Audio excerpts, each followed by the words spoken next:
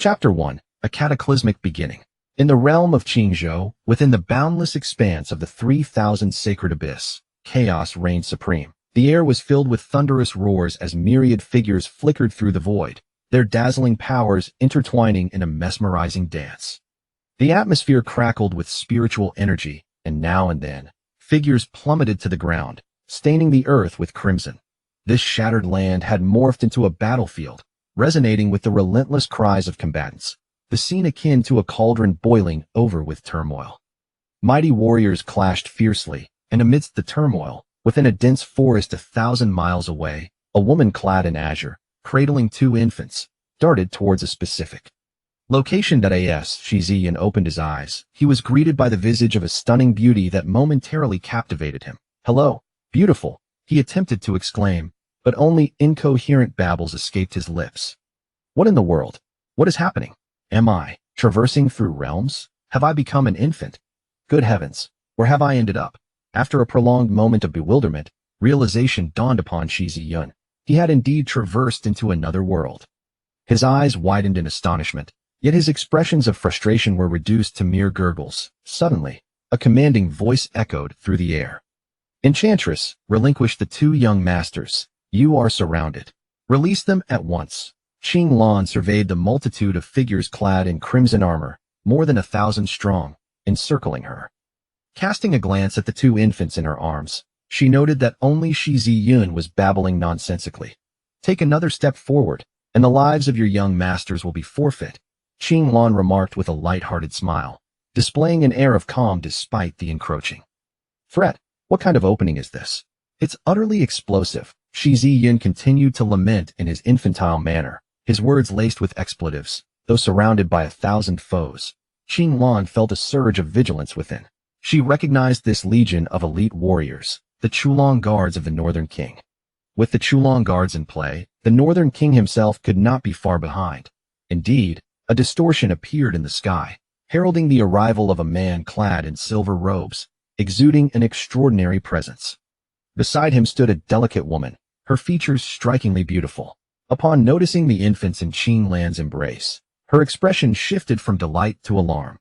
Ching Lan narrowed her eyes, her gaze fixed on the man, the Northern King, Shi Qianjun. Shi Qianjun's eyes locked onto Ching Lan, an overwhelming pressure emanating from him, as if he could crush the very ground they stood upon.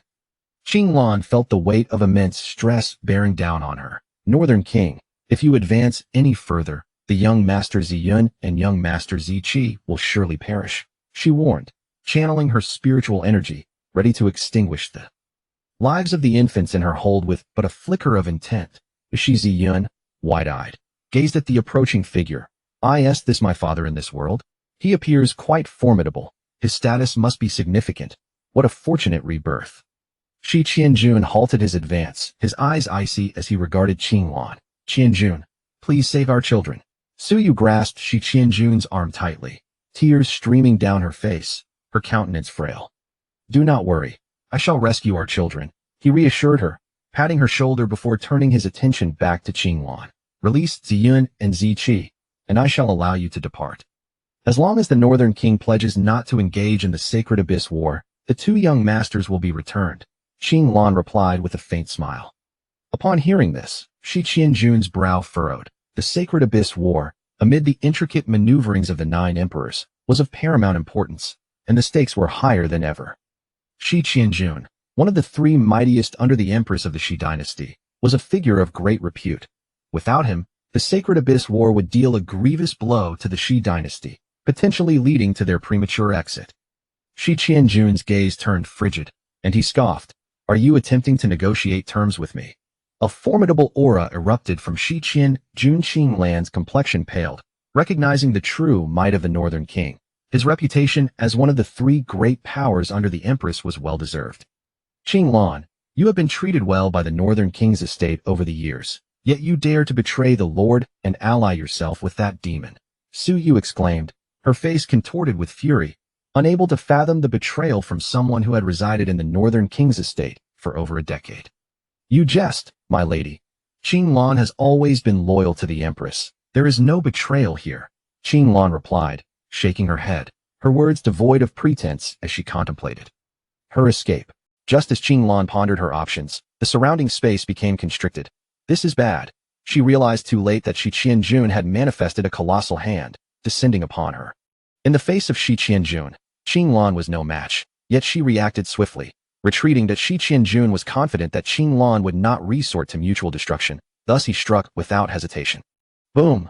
However, the energy had already locked onto Qing Lan, leaving her no room to evade. The massive hand descended, a full-force strike from Shi Yun, and should it land, Qing Lan would surely be reduced to mere pulp. At that moment, a lean elder appeared. Old Ming. Qing Lan called out to the elder, "Leave this to me." Old Ming did not hesitate, launching a punch toward the descending hand, the sound of the impact echoing through the air. The two formidable beings clashed, their spiritual energies colliding and tearing apart the surrounding environment. Old Ming the demon, it's you. Shi Yun snorted, realizing that this strike he had prepared for so long would not be easily countered, even by another sanctified realm expert. Simultaneously, Shi Yun vanished from sight, heading towards Qing Lan. With a flick of his finger, he aimed to seize the infants without causing harm to them. Truly the Northern King, your prowess is indeed profound. Old Ming shouted, countering Shi Yun's strike at this juncture. Shi Yun was nearing Qing Lan, his back turned to Old Ming. Without hesitation, Old Ming unleashed a palm strike, sending a blue imprint racing towards Shi Yun. Faced with Old Ming's palm, Shi Yun did not evade. Instead, he braced himself. Boom! Seeing Shi Yun endure the strike, even Old Ming was momentarily taken aback, realizing the tenacity of his opponent. Shi Yun was willing to endure injury to reclaim the children. Blood trickled from the corner of Shi Yun's mouth, yet he stood firm despite the impact, momentarily faltering. Yun, Su Yu's expression shifted dramatically, recognizing that she could intervene in this clash of sanctified realm experts. Chulong guards, heed my command, eliminate the demon. Shi Yun ordered to the legion of Chulong guards. The Chulong guards formed a phalanx, their energies converging, manifesting into a myriad of long swords aimed at Old Ming with lethal intent. Old Ming's expression turned grave. The combined assault of the Chulong guards could rival a sanctified realm expert, and he dared not underestimate them. Meanwhile, Shi Yun stood before Qing Lan. Underestimating his resolve, Qing Lan clenched her teeth and hurled the two infants into the air. The trajectory of the infants aligned with the center of the battle between the Chulong guards and Old Ming. Drop! Mother! Shi Yun watched helplessly as he was flung into the sky, with gleaming swords poised to strike him. In that moment, fear overwhelmed him, tears streaming down his face, yet he was utterly powerless. He was still but a child. What could he possibly do? No. Su Yu's complexion was pale as she shouted and recklessly soared towards the heart of the battlefield. Ziqianjin, quicker in his actions, was compelled to abandon his assault on Qing Lan. Shi Yun and Shi Ziqi were flung into the air above the battlefield in opposite directions. In his moment of desperation, Ziqianjin could only rescue one of them, but he swiftly caught one infant, and oh, my child. Seeing Ziqianjin reclaim one of the children, Su Yu's heart sank as the other remained in peril, with the long sword of the Chulong guard poised to strike Shi Yun. Old Ming, like a wraith, darted through the air and caught Shi Yun in the nick of time. Go. Old Ming reappeared beside Qing Lan, seizing her and vanishing into the void at an astonishing speed, leaving no room for hesitation.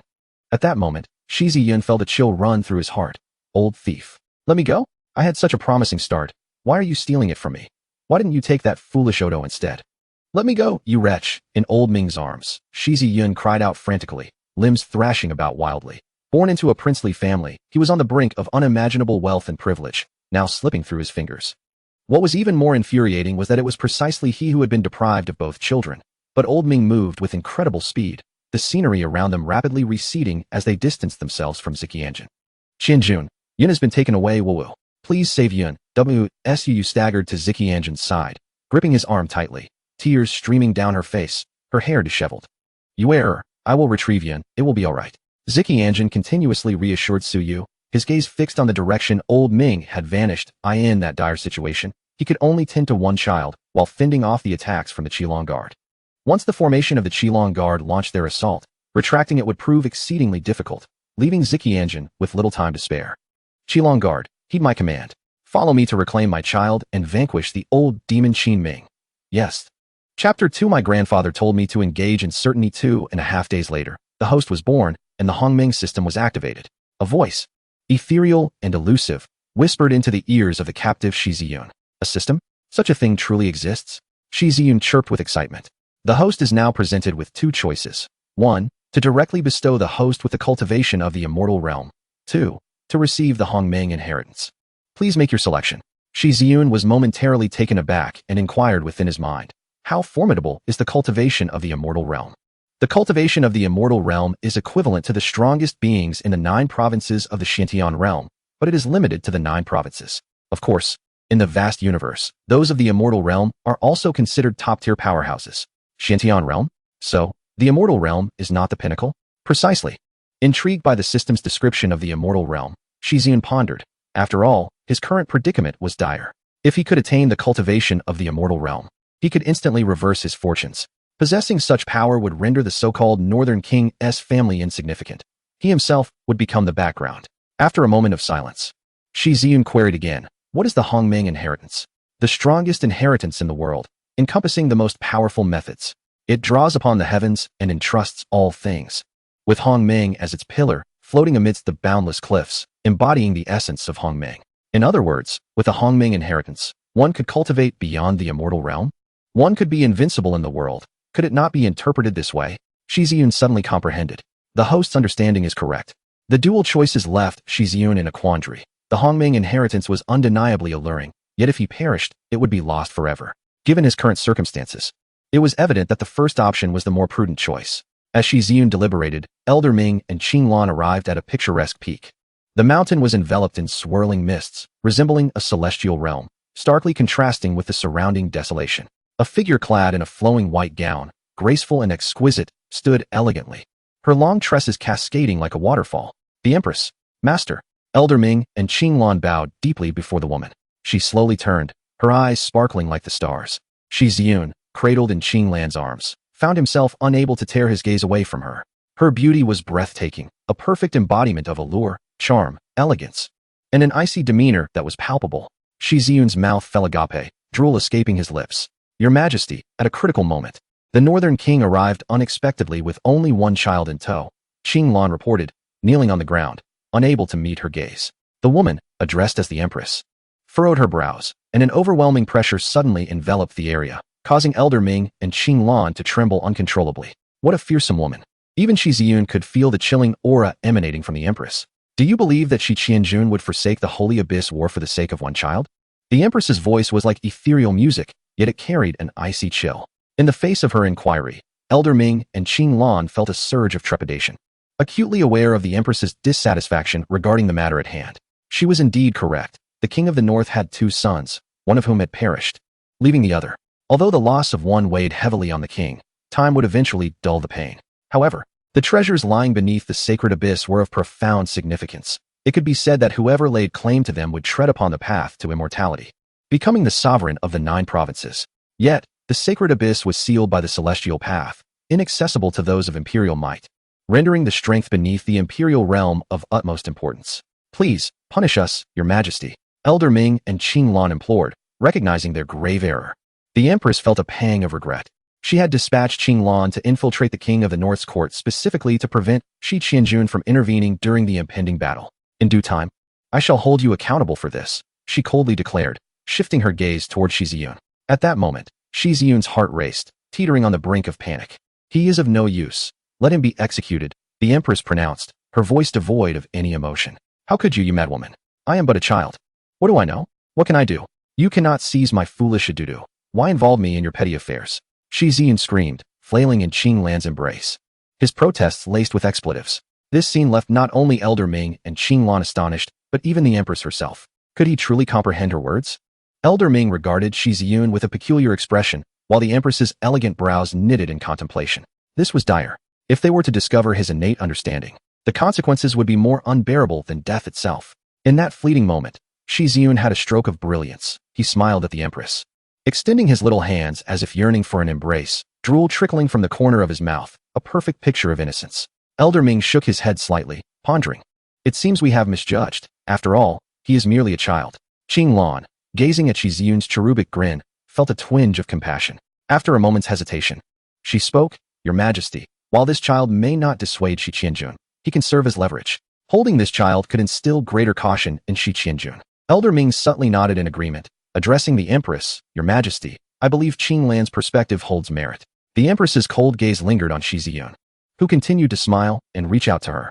She was overtaken by a strange sensation, almost believing that Shi Yun wished to leap into her arms. Turning away, she opted for silence, clearly acquiescing to the notion. Qing Lan heaved a sigh of relief. After all, she had watched over this child since his birth. Though their allegiances were at odds, the bonds of humanity were undeniable. Hearing the Empress decree the child's execution stirred an inexplicable sorrow within her. Regrettably, beneath the sacred abyss lies a seal of celestial pathways. Otherwise, there would be no need to rely on your hands. The Empress gazed at the dimly shimmering and ethereal chasm below the sea of clouds, letting out a soft sigh. The seal beneath the sacred abyss presents a weak point every 10,000 years, yet even so, it remains accessible only to those beneath the imperial realm. Should an imperial being attempt to force their way in, they would be obliterated by the celestial array. Is there truly no alternative? Qing Lan inquired softly. In truth, there exists another method. Aside from celestial warriors breaking through with sheer force, there is one more approach, Elder Ming began, stroking his beard as he spoke slowly. Upon hearing this, Qing Lan turned to him and asked, what method does Elder Ming refer to? The supreme and unparalleled primordial power, if such strength exists, could pacify a breach in the seal and allow entry, Elder Ming replied. What kind of supreme power is Elder Ming speaking of? Qing Lan pressed for further clarification. The greatest powers in the world are, firstly, Hongmeng, and secondly, chaos, Elder Ming elucidated, shaking his head in lament, but alas, such powers have long since vanished and are unattainable in this world. Listening to Elder Ming's sigh, the Empress's gaze flickered, as the demon Empress. She was well aware of this. She too had sought such supreme power, yet had found not a trace, not even the faintest hint of its existence. Hongmeng. A sudden shock coursed through Shi Yun's heart as he contemplated. If what the Empress said was true, and his father, the prince, truly neglected his fate, he would be doomed. Should he demonstrate his worth at this moment, perhaps there might be a slim chance of survival. Naturally, he had another option, directly acquiring celestial cultivation. Yet, he did not desire that. What Shi Yun sought was the inheritance of Hongmeng. However, should he choose the Hongmeng inheritance, he would lack the power to resist. Thus, it was a gamble, a wager that after aiding the Empress, she would spare his life. My grandfather always told me to engage in matters of certainty, Shi Yun reflected inwardly. I choose the inheritance of Hongmeng. Ultimately, gritting his teeth, Shi Yun made his decision. I have never heeded my grandfather's words. Chapter 3. Entering the Sacred Abyss, commencing Hongmeng inheritance. The voice of the system echoed in Shi Yun's ears. Mind Method, Hongmeng Classic. 9 Paths of Hongmeng. Divine Art of Hongmeng. Secret Arts of Hongmeng. Path of Weapons of Hongmeng. Path of Alchemy of Hongmeng. Path of Arrays of Hongmeng. Path of Artifacts of Hongmeng. Combat Techniques of Hongmeng. Transformation Techniques of Hongmeng. Path of Mending the Sky of Hongmeng. The Hongmeng body begins to awaken. Progress. 1. Complete awakening of the Hongmeng body, estimated 3 years. At that moment, a surge of primordial power emanated from Shi Yun's small frame, shrouded in a hazy mist. The entire sea of clouds began to exhibit extraordinary phenomena, resembling a scene of purple energy rising from the east. Such occurrences were astonishing. Qing Lan and Elder Ming's expressions turned to fear as they sensed an unparalleled power vibrating through the world. Even the Empress displayed surprise. Her beautiful eyes fixed intently on the Shi Yun cradled in Qing Lan's arms. Qing Lan and Elder Ming also realized that Qing Lan's hands, which held Shi Yun, were trembling. In this moment, the extraordinary manifestations surrounding Shi Yun unfolded like a celestial spectacle, with immortal figures materializing, the sea reflecting a luminous moon, stars twinkling, and the river of time flowing endlessly. Various phenomena emerged, accompanied by the great Tao. The primordial energy exuded from Shi Yun reverberated through the heavens and the earth. The entirety of the 3,000 sacred abyss resonated with an incessant humming, a thunderous sound echoing throughout. This scene was astonishing, as if the heavens were heralding the arrival of an unparalleled existence. Such commotion rippled not only through the 3,000 sacred abyss, but throughout the entire 9 provinces. Legendary figures, long hidden from the world, opened their eyes, gazing towards Ching Zhao and the 3,000 sacred abyss. Within the sacred abyss, the other 8 emperors among the 9 emperors revealed their true forms, their dharma bodies standing tall, looking towards the sacred abyss, yet unaware of its whereabouts. The sacred abyss sealed the supreme. A supreme power had manifested in the world. This phenomenon, with purple chi rising from the east, enveloped the entire sacred abyss. It was primordial. Some discerned hints from the manifestations, uncovering the essence of the supreme primordial. However, even the 9 emperors could not trace its roots, attributing it only to the seal beneath the sacred abyss. The realm of the sacred abyss began to stir, voices echoing forth, proclaiming the emergence of the primordial. Those of lower cultivation may have remained oblivious, but those of higher cultivation felt their minds shaken. The news spread swiftly, causing the entire 9 provinces to tremble in an instant, with elder powerhouses revealing the reasons behind it. Moreover, Numerous powerful individuals from various regions made their way towards the remnants of the sacred abyss in Ching Zhao. In the Cloud Sea Immortal Mountain, Qing Lan gazed at the Empress, her voice trembling. "Empress, this child." The Empress quickly regained her composure, raising her hand with supreme authority to shroud the entire Cloud Sea. She slowly approached Qing Lan, her gaze, akin to gemstones of stars, fixed upon Shi Yun. A fragrant breeze wafted by, as Shi Yun beamed with a silly grin, extending his hands towards the Empress. After a moment of hesitation, the Empress cradled Shi Yun from Qing Lan's arms. With eager anticipation, Shi Yun planted a kiss upon the Empress's flawless face. A smile blossomed upon his face, reflecting a sense of achievement. "Brothers, I have successfully reincarnated." However, the Empress remained indifferent, examining Shi Yun's physical form. Meanwhile, Shi Yun's hands roamed restlessly, a foolish grin adorning his face. The Empress furrowed her brow but dismissed it, considering that a newborn could know little. "Empress, this child?" Old Ming had begun to form a hypothesis, cautiously inquiring. The Empress cast her cool gaze upon Old Ming and Qing Lan. "Empress, I swear on my life, I shall not reveal a single word of today's events." Old Ming knelt, cold sweat beading on his forehead, as he sensed the murderous intent in the Empress's eyes. Qing Lan vowed to keep today's happening secret as well, mimicking Old Ming's actions and kneeling, not daring to raise her head. The Empress regarded the two, and the atmosphere grew exceedingly tense. "Rise." She finally spoke after a long silence. The two individuals felt as if they had been granted a reprieve, finally exhaling a sigh of relief. It appeared that the opportunity of the sacred abyss would belong to this emperor. The Empress murmured to herself, gazing below the sacred abyss, a smile gracing her lips. In her arms, Shi Yun stared at the Empress's radiant smile, momentarily entranced. It resembled the most exquisite phenomenon in the world, completely unlike the fearsome demon Empress who dominated the realm. The Empress, observing Shi Yun, had already devised plans in her mind. She had discerned Shi Yun's constitution, the legendary primal chaos body. However, it had yet to fully awaken. Once Shi Yun completely awakened this primordial physique, she would seize its source of chaos directly. In comparison to the opportunity of the sacred abyss, it paled in significance. Dispatch orders to the affiliated demon sects, the Empire, and the sacred abyss to assemble and commence action. The Empress commanded decisively. "Yes, yes." The two bowed respectfully before retreating. "Sacred abyss, I am coming." As the Empress stepped forward, the space around her twisted, and she entered with Shi Yun in her embrace. Instantly, Shi Yun felt a dizzying sensation, unable to see clearly. When they reappeared, they were already beneath the sacred abyss. Beneath the sacred abyss, there were walls of seals resembling tadpoles, behind which emanated a hazy divine light. The power seeping from the seals halted the Empress in her tracks, a grave expression crossing her face. Despite the passage of such an extensive epoch, the immortal seals remained profoundly potent. The Empress furrowed her delicate brows, murmuring to herself, "Heaven has delivered the primal chaos body to me. It is destiny." She glanced at the Shi Yun in her arms, reassuringly stating, "Fear not. This emperor shall not demand your life for the time being, yet your assistance is required." As she spoke, the Empress's slender fingers pointed towards Shi Yun's forehead. Waves of primal chaos energy began to withdraw from Shi Yun's body. In an instant, Shi Yun felt an overwhelming weakness enveloping him. "What the hell, crazy woman?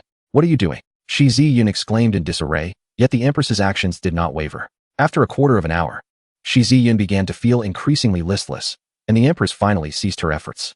On her jade-like fingers, a shimmering, ethereal light materialized. With a swift motion, the Empress directed her finger at the wall of seals.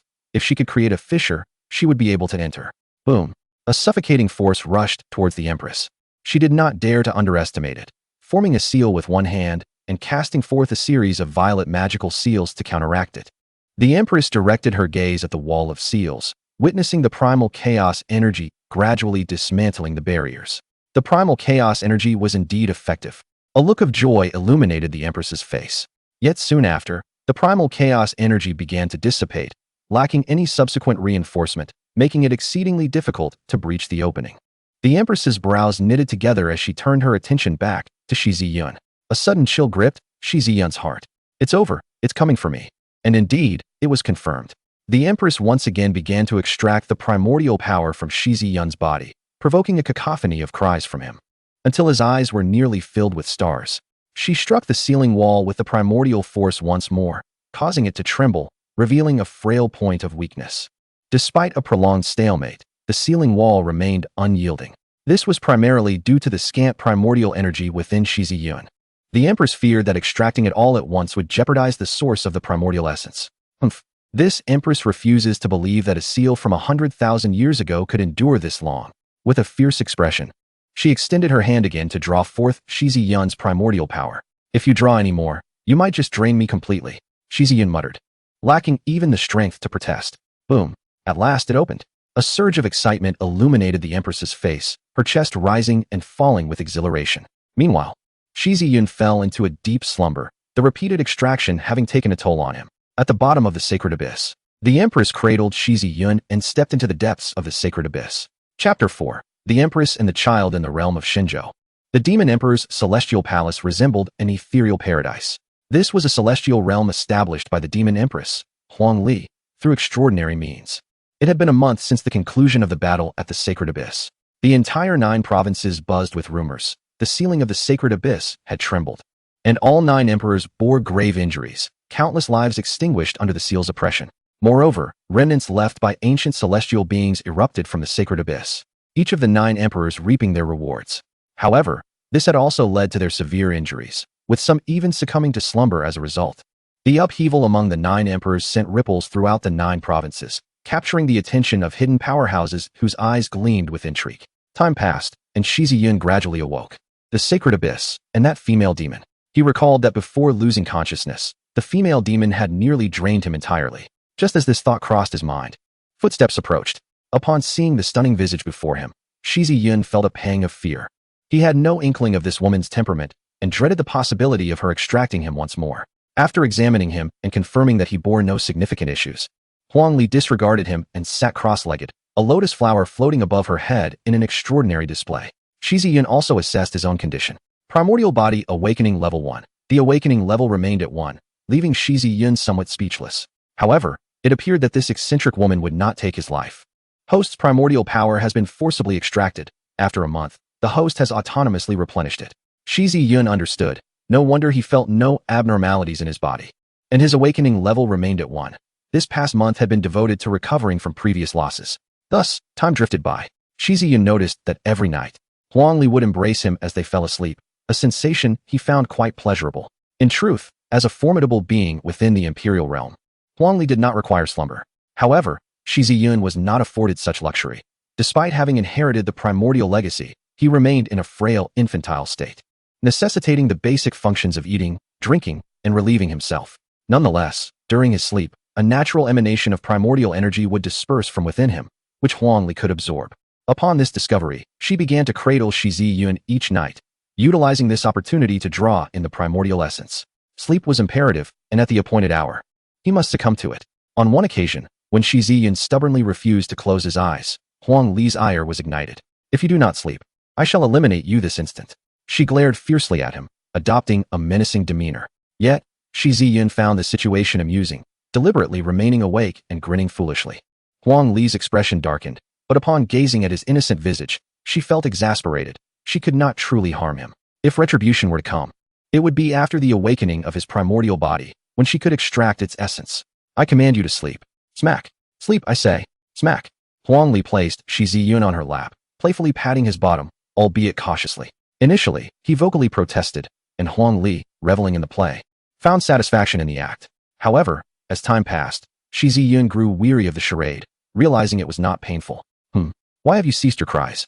Huang Li paused, worried she might have been too forceful. Upon lifting him again, she was met with his silly grin. Her frustration flared, and with a sigh, she questioned, "What must I do to induce your slumber?" Scolding and threats proved futile, as Shi Yun reveled in her exasperation, finding joy in her inability to prevail. Eventually, Huang Li summoned her maidservants to take turns in soothing him, yet he remained obstinately awake. "Begone! All of you leave!" she bellowed, her anger palpable. The maidens trembled and knelt before the wrath of the Empress, their hearts racing with anxiety. After they departed, Huang Li's gaze turned icy as she cradled Shi Yun once more. A pang of dread struck Shi Yun. He had pushed his luck too far. This was the infamous Empress of the demonic path, and he should have known to retreat while ahead. Now, he felt an acute tension. Looking into Huang Li's cold, emotionless eyes, he sensed a predatory hunger. Yet, in the next moment, she cooed, "Be good, sleep now. Your master shall sing to you." Huang Li's eyes narrowed into crescent moons, her tone soft and gentle as she rocked Shi Yun, patting, soothing, and singing. Surprisingly, Her voice was quite melodious. This scene caused the corners of Shi Yun's mouth to twitch. Who would dare believe that a fearsome empress of the demonic path could exhibit such tenderness? Moreover, it was to lull a child to slumber. If this were to be disclosed, the world would exclaim in astonishment at its madness. Ultimately, through the diligent efforts of Huang Li, Shi Yun finally succumbed to sleep. This time, Shi Yun dared not play with fire. Should this woman truly lose her wits and, in a fit of rage, take his life, he would be utterly wronged. Ah, it actually worked? Huang Li, witnessing Shi Yun finally in repose, let out a sigh of relief. Having cultivated for 3 millennia, she had never cared for a child and possessed no experience. Yet, as an empress, she found it inappropriate to consult others, for such matters were difficult to broach, and the pride of being an empress forbade it. What would the world think if they learned that the formidable empress of the demon path was tending to a child? Once Shi Yun was asleep, strands of primordial energy began to emanate from him. The empress cradled Shi Yun in her arms, greedily absorbing the primordial essence, her face displaying a look of rapture. And before she knew it, she too had drifted off on the bed. At her level of cultivation, she could easily resist the need for slumber, but to her surprise, the primordial energy proved beneficial to her soul. Indeed, it was a supreme power. Suddenly awakening, Huang Li gazed at the peacefully sleeping Shi Yun, feeling an almost irresistible urge to absorb the essence of the primordial source. Yet, she ultimately restrained herself. Time flowed gently by, and 3 years later, Shi Yun had learned to walk, achieving this milestone at just 1 year of age. By the age of 3, he was already able to articulate words and had taken Huang Li as his master. On this day, Shi Yun opened the system panel. Primordial body awakening 33. Didn't you say 3 years? Shi Yun exclaimed in frustration. The awakening of the primordial body was anticipated to take 3 years. But it neglects a crucial issue. With the host's frail physique, it is insufficient for a complete awakening and cannot endure the awakening of the primordial body. Just tell me, how much longer? 3 years. Shi Yun's face flushed crimson, yet he felt utterly helpless. Although his master had bestowed upon him the pinnacle cultivation technique of the demon path, the primordial body was his foundation. Only by awakening the primordial body could he cultivate the primordial scriptures and possess the means for self-preservation. At that moment, a gentle sound of footsteps approached. Ziyun, it is getting late. It is time for bed. Huang Li, with a warm smile and a tender voice, approached Shi Yun and ruffled his hair. After 3 years of childcare, Huang Li had come to a conclusion. During the day, she could be stern with Shi Yun, but come nightfall, she must coax him to sleep. Only then would he succumb to slumber. There was an instance when Huang Li had scolded Shi Yun, and he stubbornly stayed awake for 3 days and nights. This left Huang Li quite speechless, and since then, coaxing him to sleep had become a necessity. Master, sing the demon ancestor's lullaby today. Shi Yun looked at Huang Li, relishing the sight of his stunning master singing him to sleep. Very well. Huang Li smiled brightly. Let us sing the Ching Zhao melody. Certainly, I find Ching Zhao's song to be far more melodious. Listening to Shi Yun is akin to placing an order, thought Huang Li, gritting her teeth and taking a deep breath to calm herself. She forced a smile and said, all right, while secretly plotting that once this rascal awakens, she would have him in stitches. As for the reasons, why had you not diligently practiced the demonic arts you were taught? Why did you enter through the door with your right foot? A grave taboo in the demonic realm. Shi Yun shivered inexplicably, sensing that something ominous was about to unfold. Chapter 5. The master is inept, but the senior sister is adept indeed. The next day, as soon as Shi Yun awoke, Huang Li promptly set about scolding him. Master, I was wrong, Shi Yun implored, his large, watery eyes gazing up at Huang Li, his small face nuzzling against her fair thigh. Upon witnessing Shi Yun's pitiful demeanor, Huang Li's hand came to a halt. Though her expression remained fierce, her heart softened. Every time Huang Li intended to reprimand Shi Yun, he would feign a woeful look, a tactic that invariably proved effective. Humph. Should you dare to enter with your right foot again, I shall break your legs, Huang Li huffed, taking her seat. Come here. Knead my legs. Huang Li sprawled lazily on the chair, beckoning Shi Yun over. Shi Yun scampered over, his small hands expertly massaging Huang Li's legs. His technique was exceptional, much to Huang Li's delight. Ever since Shi Yun had given her a leg massage a year prior, Huang Li had taken to summoning him daily. Beyond cultivating, dining, and resting, kneading his master's legs had become an essential part of Shi Yun's daily routine. There was no way around it. His skill was too remarkable. In his previous life, Shi Yun had ample experience with foot techniques, which had led him to master this art. Master, is this all right? Shi Yun inquired, his face beaming with eagerness. It's acceptable. How's the pressure? A bit more on top, apply more force. Huang Li's slightly squinted eyes expressed her enjoyment. Just as she was reveling in the moment, a charming little girl, around 5 or 6 years old, dashed into the celestial palace. Upon entering, The little girl spotted Shi Yun massaging Huang Li's legs. Senior sister.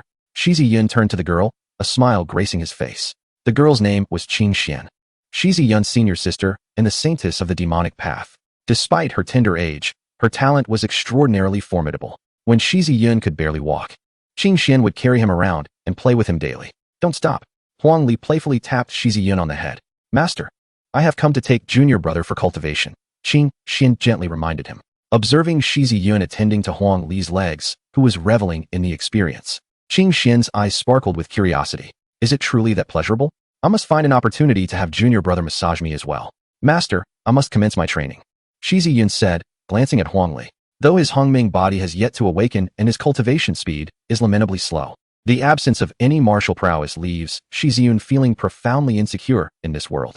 Thus, he dedicates himself to rigorous training, striving to acquire at least a modicum of power, for the system is unreliable, and self-effort is his only recourse. Since the tender age of 2, Shi Yun has embarked on the path of cultivation, and after a year, he has only reached the third realm of the earthly branches.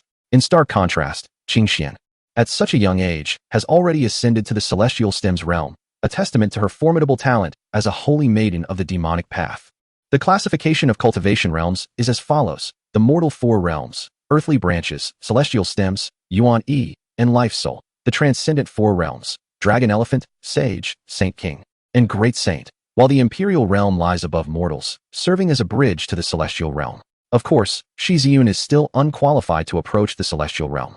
Go on, Huang Li said, waving her hand in irritation. With her permission, Ching Zhao giggled and took Shi Yun's hand, leading him towards the holy maiden's exclusive training ground.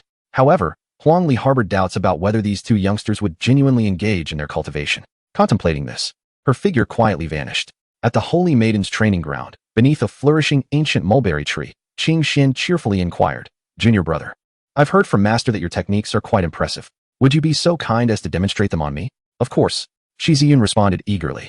Unbeknownst to them, Huang Li observed this scene with a soft snort. I knew those 2 little rascals wouldn't take their training seriously. Shi Yun began to apply his techniques, skillfully manipulating every joint. In that moment, the footpath great method was executed with exquisite precision, while Ching Zhao appeared to revel in the experience. Could you do this for me every day? Ching Zhao suddenly asked, adding, if you agree, I will gift you this Qingling fruit. Shi Yun paused momentarily, realizing that he might indeed be becoming a master of the footpath. Meanwhile, Huang Li, watching from the shadows, felt a twinge of irritation. Her prized disciple was now encroaching upon her territory. Ching Zhao gazed intently at Shi Yun. Of course, I would be delighted to. Then this Qingling fruit is yours. Shi Yun chuckled, understanding that his interest was not truly in the fruit. He saw through the child as ploy but chose not to expose it. Then it settled. After you finish with Master, you shall attend to me. Ching Zhao beamed, her joy evident, knowing that the fruit had originally been meant for Shi Yun. Being aware of her junior brother's slow progress, she was particularly attentive to him. Meanwhile, Huang Li, watching all of this unfold, felt increasingly vexed. Gritting her teeth as she muttered, rebellious disciple, you have been bought off with a single Qingling fruit. In the world of cultivation, there are countless temptresses. You must not be left with nothing. The ensuing dialogue between the 2 disciples captured Huang Li's attention. Ching Zhao and Shi Yun were engaged in conversation when it took a turn. Junior brother, what kind of lady do you wish to marry in the future? Ching Zhao gazed at Shi Yun, whose large, glistening eyes were fixed upon her. I want to marry someone beautiful, Shi Yun replied candidly. However, Ching Zhao cautioned, but beautiful women can be deceitful. Yet, Master and senior sister would never deceive, Shi Yun responded with innocent laughter, hidden in the shadows. Huang Li felt a sense of satisfaction at Shi Yun's reply, a slight smile gracing her lips. This little rascal still possesses some conscience. But then a thought struck her as inappropriate. Why include senior sister in this? After all, she had just tricked him using a Qingling fruit. With that realization, Huang Li resolved to give this rebellious disciple a thorough reprimand, for no amount of pleading or contrition would suffice. In the future, I want to marry a lady. And that must include Master and senior sister, Shi Yun unabashedly declared. Upon hearing this, Ching Zhao smiled gently, ruffling Shi Yun's hair, and said, Junior brother, you cannot marry Master. But I like Master, Shi Yun retorted. Listening to his words, Huang Li concealed her smile, feeling a wave of satisfaction, yet dismissed it as mere childishness. Ching Zhao, however, took a more serious approach, teaching, Master is an elder. You cannot marry her, as it goes against propriety. With a swift change of thought, Ching Zhao guided, it must be someone of equal standing, just like you and I. Then, I shall marry senior sister? Shi Yun eagerly climbed the metaphorical ladder, gazing intently at Ching Zhao. Satisfied with the response she sought, Ching Zhao nodded approvingly. You cannot marry master. But senior sister is permissible. Then it is settled. Senior sister shall marry me. Shi Yun exclaimed joyfully, his heart racing. Ching Zhao, despite her youth, possessed a purity that was captivating, and though she was still young, she would undoubtedly blossom into a remarkable beauty. Yet, at that moment, someone lurking in the shadows became agitated. Huang Li, filled with indignation, felt as though something precious had been taken from her. She clenched her fists in displeasure. What a clever little girl, full of schemes. Huang Li gritted her teeth, suddenly finding her eldest disciple quite bothersome. Not only had this disciple usurped her role as the cherished foot masseuse, but also cleverly led her young disciple to express her own affections. Rebellious disciple. Rebellious disciple. You've been ensnared by mere flattery after all this time I've invested in you. Huang Li seethed, her chest rising and falling with indignation. What do you mean by not allowing master but permitting senior sister? Huang Li felt as if her cherished cabbage had been taken by another. It seemed she must keep this rebellious disciple close, limiting interactions with such alluring temptations. Chapter 6. 3 years and 3 more years. Time passed slowly, 3 years drifting by. In these 3 years, Shi Yun has seldom encountered her senior sister, only managing to meet her on rare occasions. Soon to be urged by her master to focus on her cultivation. Throughout these years of training, it has been Huang Li who has personally guided her. Lost in thought during her practice, Huang Li, wielding a slender willow branch and hands on her hips, admonished Shi Yun. Master, I was wrong. I simply recalled how long it has been since I last saw my senior sister, Shi Yun said, gazing longingly at Huang Li. Observing Shi Yun's pitiable expression, Huang Li's demeanor softened, yet she quickly retorted, after all these years of cultivation, you are still in the earthly branch realm, while your senior sister is on the verge of breaking through to the primordial one realm. If you continue in such a languid manner, how can you ever be worthy of her? As she spoke, a surge of inexplicable ire welled up within Huang Li, her thoughts fixated on the senior sister. However, upon realizing that Shi Yun was merely her disciple and that no such relationship could ever transpire, Huang Li felt a twinge of guilt for her harshness. Still, she was irked. The young sprout she had nurtured with such care should not be taken for granted by another. Shi Yun, perplexed, sensed the swift change in her master's demeanor over the years. Since 3 years prior, her master seemed transformed, never allowing Shi Yun to stray from her sight and becoming increasingly stern with her. Master, I will certainly devote myself to my cultivation and catch up to my senior sister, Shi Yun declared earnestly. At this, Huang Li nodded in satisfaction before vanishing, leaving Shi Yun alone. On a certain cloud platform, Elder Ming and Qing Lan stood behind Huang Li. My lord, do you intend to reveal the child's origins to him? Elder Ming hesitated before speaking. Huang Li gazed into the distance, lost in contemplation. Initially, she had only intended to seize Shi Yun's essence once her primordial body awakened. Yet now, she questioned whether she could truly go through with it when the time came. She was the decisive and ruthless empress of the demon path, with a mountain of bones at her feet, always merciless towards her enemies. Shi Yun's father was under her arch-nemesis, and logically, she should have disposed of him after using him. Yet now, Huang Li found herself in a quandary. Empress, it is inevitable that Ziyun will discover the truth. And if he does, it may cause Qing Lan some concern as well. Having watched Shi Yun grow up, Qing Lan naturally hoped the child would not harbor hatred towards the empress upon learning of his heritage. Suddenly, a tremor in Huang Li's aura caused Elder Ming and Qing Lan to exchange worried glances, recognizing it as a sign of her impending wrath. I shall explain it to him myself. This time, Huang Li, unusually calm, merely sighed. In the celestial palace, Shi Yun sat cross-legged, gazing at her status panel. Primordial body awakening 99, her heart raced with excitement, for she was so close to awakening her primordial body. Once she achieved this, she would be able to practice the primordial scriptures and comprehend the 9 paths of primordiality on her own. At that moment, she could surpass others, her cultivation catching up to Qing Xian's. However, there remained one troubling matter, her own origins. He is aware of his own origins, yet his master remains oblivious to his knowledge. If this truth were to be revealed, how would he confront his mentor? After 6 years of companionship, his master has not only nurtured him, but also imparted the supreme techniques of the demonic path, the 3,000 demon Luo arts. It would be impossible to claim that no emotions are involved. Shi Yun is no longer concerned about whether his master might harm him. Rather, he is troubled by the thought that revealing the truth could render their relationship estranged. Time gradually slips away. Huang Li has not disclosed Shi Yun's lineage, nor has he brought it up, and the master and disciple continue as usual. Thus, 3 years passed. This year, Shi Yun turned 9, yet he was filled with anger. Did you not say 3 years? Gazing at the awakening level of 99 displayed before him, Shi Yun erupted in expletives, unable to contain his frustration. 3 years ago, it was 99, and 3 years later, it remains 99. Host, please remain calm. The primordial energy is the power of the universe's inception. Though it may seem but a single point short, it encompasses boundless paths. As the saying goes, the Tao begets one, one begets two. Enough. We clearly agreed on 3 years. 3 years later, yet another 3 years. Nearly a decade has passed, dear brother Tongzi. The more he spoke, the angrier he became. Had he known, he would have chosen to cultivate in the realm of immortals instead. This system is akin to a mirage, leaving him in wait. Just tell me plainly, how much longer must I endure? Uncertain, but it should be soon. This time, the system's response did not promise another 3 years, but offered an ambiguous time frame. Shi Yun sighed. He felt it was imperative to diligently practice the demonic arts, lest he find himself without cultivation as his lifespan drew near. In waiting, Shi Yun reached the age of 16. During this period, his master seldom held him while sleeping, yet Shi Yun was unwilling to accept this change. He had grown accustomed to the comfort of his master's presence. Ziyun, you are now grown. There must be a distinction between the sexes. You cannot sleep alongside your master. Huang Li patiently advised. Over the past decade, she had absorbed the primordial energy emanating from Shi Yun, significantly healing her injuries and enhancing her own powers. However, Huang Li felt the need to distance herself from Shi Yun. Observing Shi Yun now, resembling an ethereal being, striking and extraordinary, Huang Li felt immense satisfaction. She could sense that Shi Yun's primordial body was on the verge of awakening. At this point, Huang Li could no longer bear to seize Shi Yun's primordial essence. Although Shi Yun verbally agreed, at night, he stealthily climbed into Huang Li's bed. Regardless of her scolding and reprimands, he stubbornly remained, and ultimately, the matter was left unresolved. The primordial body is expected to fully awaken in 26 days. While Shi Yun was immersed in his cultivation, the system's voice echoed, causing him to abruptly open his eyes. Yet, he soon returned to his serene practice, having grown accustomed to the system's capriciousness. However, in recent years, his cultivation has progressed at a painfully slow pace. Although the primordial body has not yet fully awakened, it is merely a step away from doing so.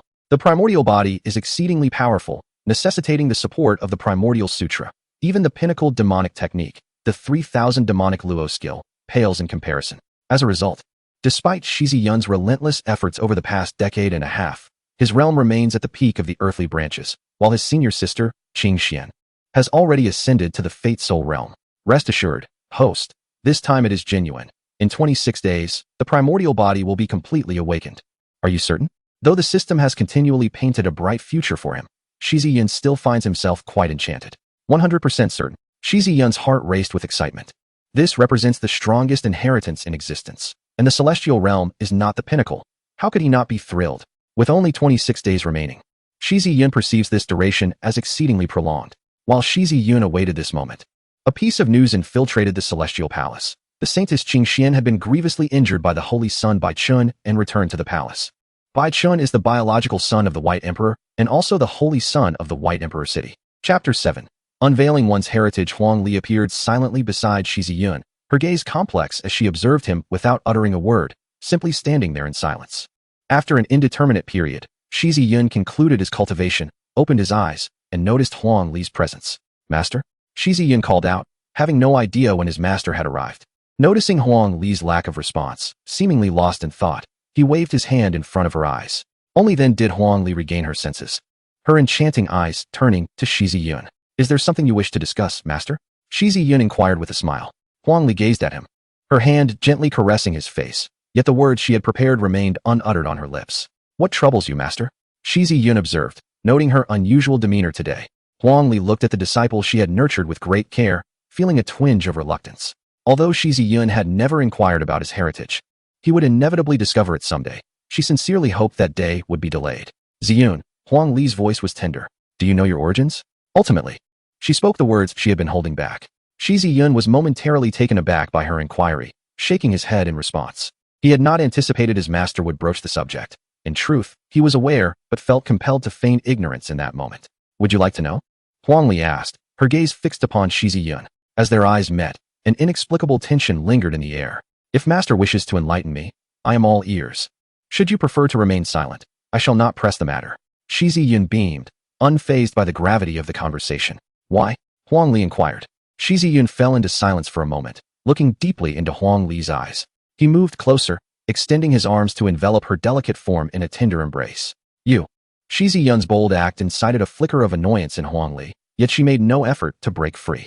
Only the voice of Shi Yun echoed in her ears. I only know that my master treats me well, and I hold deep affection for her. If I have any kin in this world, it is only my master and senior sister. Regardless of my origins, as long as my master is by my side. That is sufficient. A single statement was enough to make Huang Li's heart tremble. She understood that this was merely Shi Yun speaking without knowledge of her lineage. If she were to discover her true heritage, Huang Li wondered if Shi Yun would come to despise her, or perhaps abandon her. Suddenly, Huang Li pushed Shi Yun away, feigning indifference as she declared, Your father is the northern king of the Ching Zhao dynasty, and your mother is the direct disciple of the moon worship Holy Land. 16 years ago, during the Holy Abyss War, I was the one who abducted you. Your father served under my enemy. I only sought to use you to restrain him. I am not your master. I am your adversary. Having spoken these words in one breath, Huang Li felt as if a great weight had been lifted from her heart, yet she keenly observed Shi Yun's reaction, a sense of unease rising within her. However, Shi Yun's response was unexpectedly calm, asking a question that left Huang Li momentarily speechless. What did my master gain at the Holy Abyss? Faced with this evasion, Huang Li was momentarily taken aback, then retorted angrily, Aren't you afraid I will kill you? Huang Li recognized that Shi Yun was attempting to sidestep the matter, but having resolved to speak out, there was no turning back. In the face of Huang Li's feigned ferocity, Shi Yun's expression fell. A pang of sorrow flashed through Huang Li's heart. Indeed, upon learning of her lineage, Shi Yun began to fear her. Master, I was wrong, Shi Yun said as she clung to Huang Li's arm. Reminiscent of her childhood, when she had erred and sought forgiveness through feigned innocence. Master, I will not leave. I do not wish to depart. If they still recognize me, then I will acknowledge them too. Her voice was barely above a whisper. If there are irreconcilable conflicts between you and them, I will do my utmost to mediate. Shi Yun looked up at Huang Li, her expression earnest, her gaze unwavering. And if reconciliation proves impossible? Huang Li inquired. I will endeavor to persuade them. Shi Yun replied with a smile, continuing, Master cherishes me and loves me. I believe you will set aside your prejudices for my sake. You little rascal. Who cherishes you? I would gladly strike you down right now, Huang Li scoffed. Yet despite her words, she felt a sense of relief, the shadows within her heart dissipating. Huang Li had made up her mind. If it were truly possible to transcend the enmity between the righteous and the demonic as Shi Yun suggested, she would not hesitate to do so. Shi Yun, aware of Huang Li's stubbornness and pride, let out a soft chuckle. In the Ching Zhao dynasty, I have heard that your half-brother is to be betrothed on his birthday. With a wave of her hand, a purple orchid materialized, resonating with profound spiritual essence. Its roots entwined by 9 small purple dragons that exhaled ethereal energy, the violet glow remarkable. This purple heart 9-dragon orchid shall serve as my gift to you, Huang Li declared, presenting the exquisite bloom before Shi Yun. As Shi Yun gazed at the purple-hearted 9-dragon orchid sent by Huang Li, he understood that this was a gesture of humility from his master, a deliberate attempt to mend their relationship, all for his sake. A wave of emotion surged within him. Regarding his fellow disciple's birthday, due to Shi Yun's influence, Huang Li had paid more attention to the entire town North Wang mansion. 16 years had passed. It was time for him to return to that place and reunite with them. Huang Li sighed as she looked at her beloved disciple, feeling a deep sense of reluctance. After all, Shi Yun had never left her side. Shi Yun also felt a yearning. After all, this was a fantastical world, and he wished to behold the sights beyond. Observing the longing in Shi Yun's eyes, Huang Li could not help but scold him playfully. Indeed, one cannot raise a little rascal. Shi Yun tucked the 9-dragon orchid into his storage ring and affectionately embraced Huang Li, assuring her, Master, do not worry. This is my home, and I will return. In my eyes, home exists only where you are. Hearing Shi Yun's sweet words, Huang Li felt a great sense of satisfaction, despite knowing it was mere flattery. Women have an inherent fondness for such sentiments. As he prepared to travel to Ching Zhao, Huang Li knew someone must accompany him, as it was inconvenient for her to join. With that thought, she called out into the void, Come forth. 4 figures appeared, 3 donned black feathered iron armor, while 1 was Qing Lan. These 3 were the Mo guards, all formidable beings of the Saint Realm, ready to serve him. In unison, the Mo guards knelt and addressed Shi Yun. Young master. As for Qing Lan, she had spent many years in Ching Zhao and was quite familiar with the area. He could consult her if he had questions. Huang Li, still feeling uneasy, presented Shi Yun with a crystal resembling a sapphire, which she had fashioned into a bracelet and placed on his wrist. Ziyun, remember, this item must not leave your side. If any danger arises, shatter this crystal, Huang Li instructed earnestly.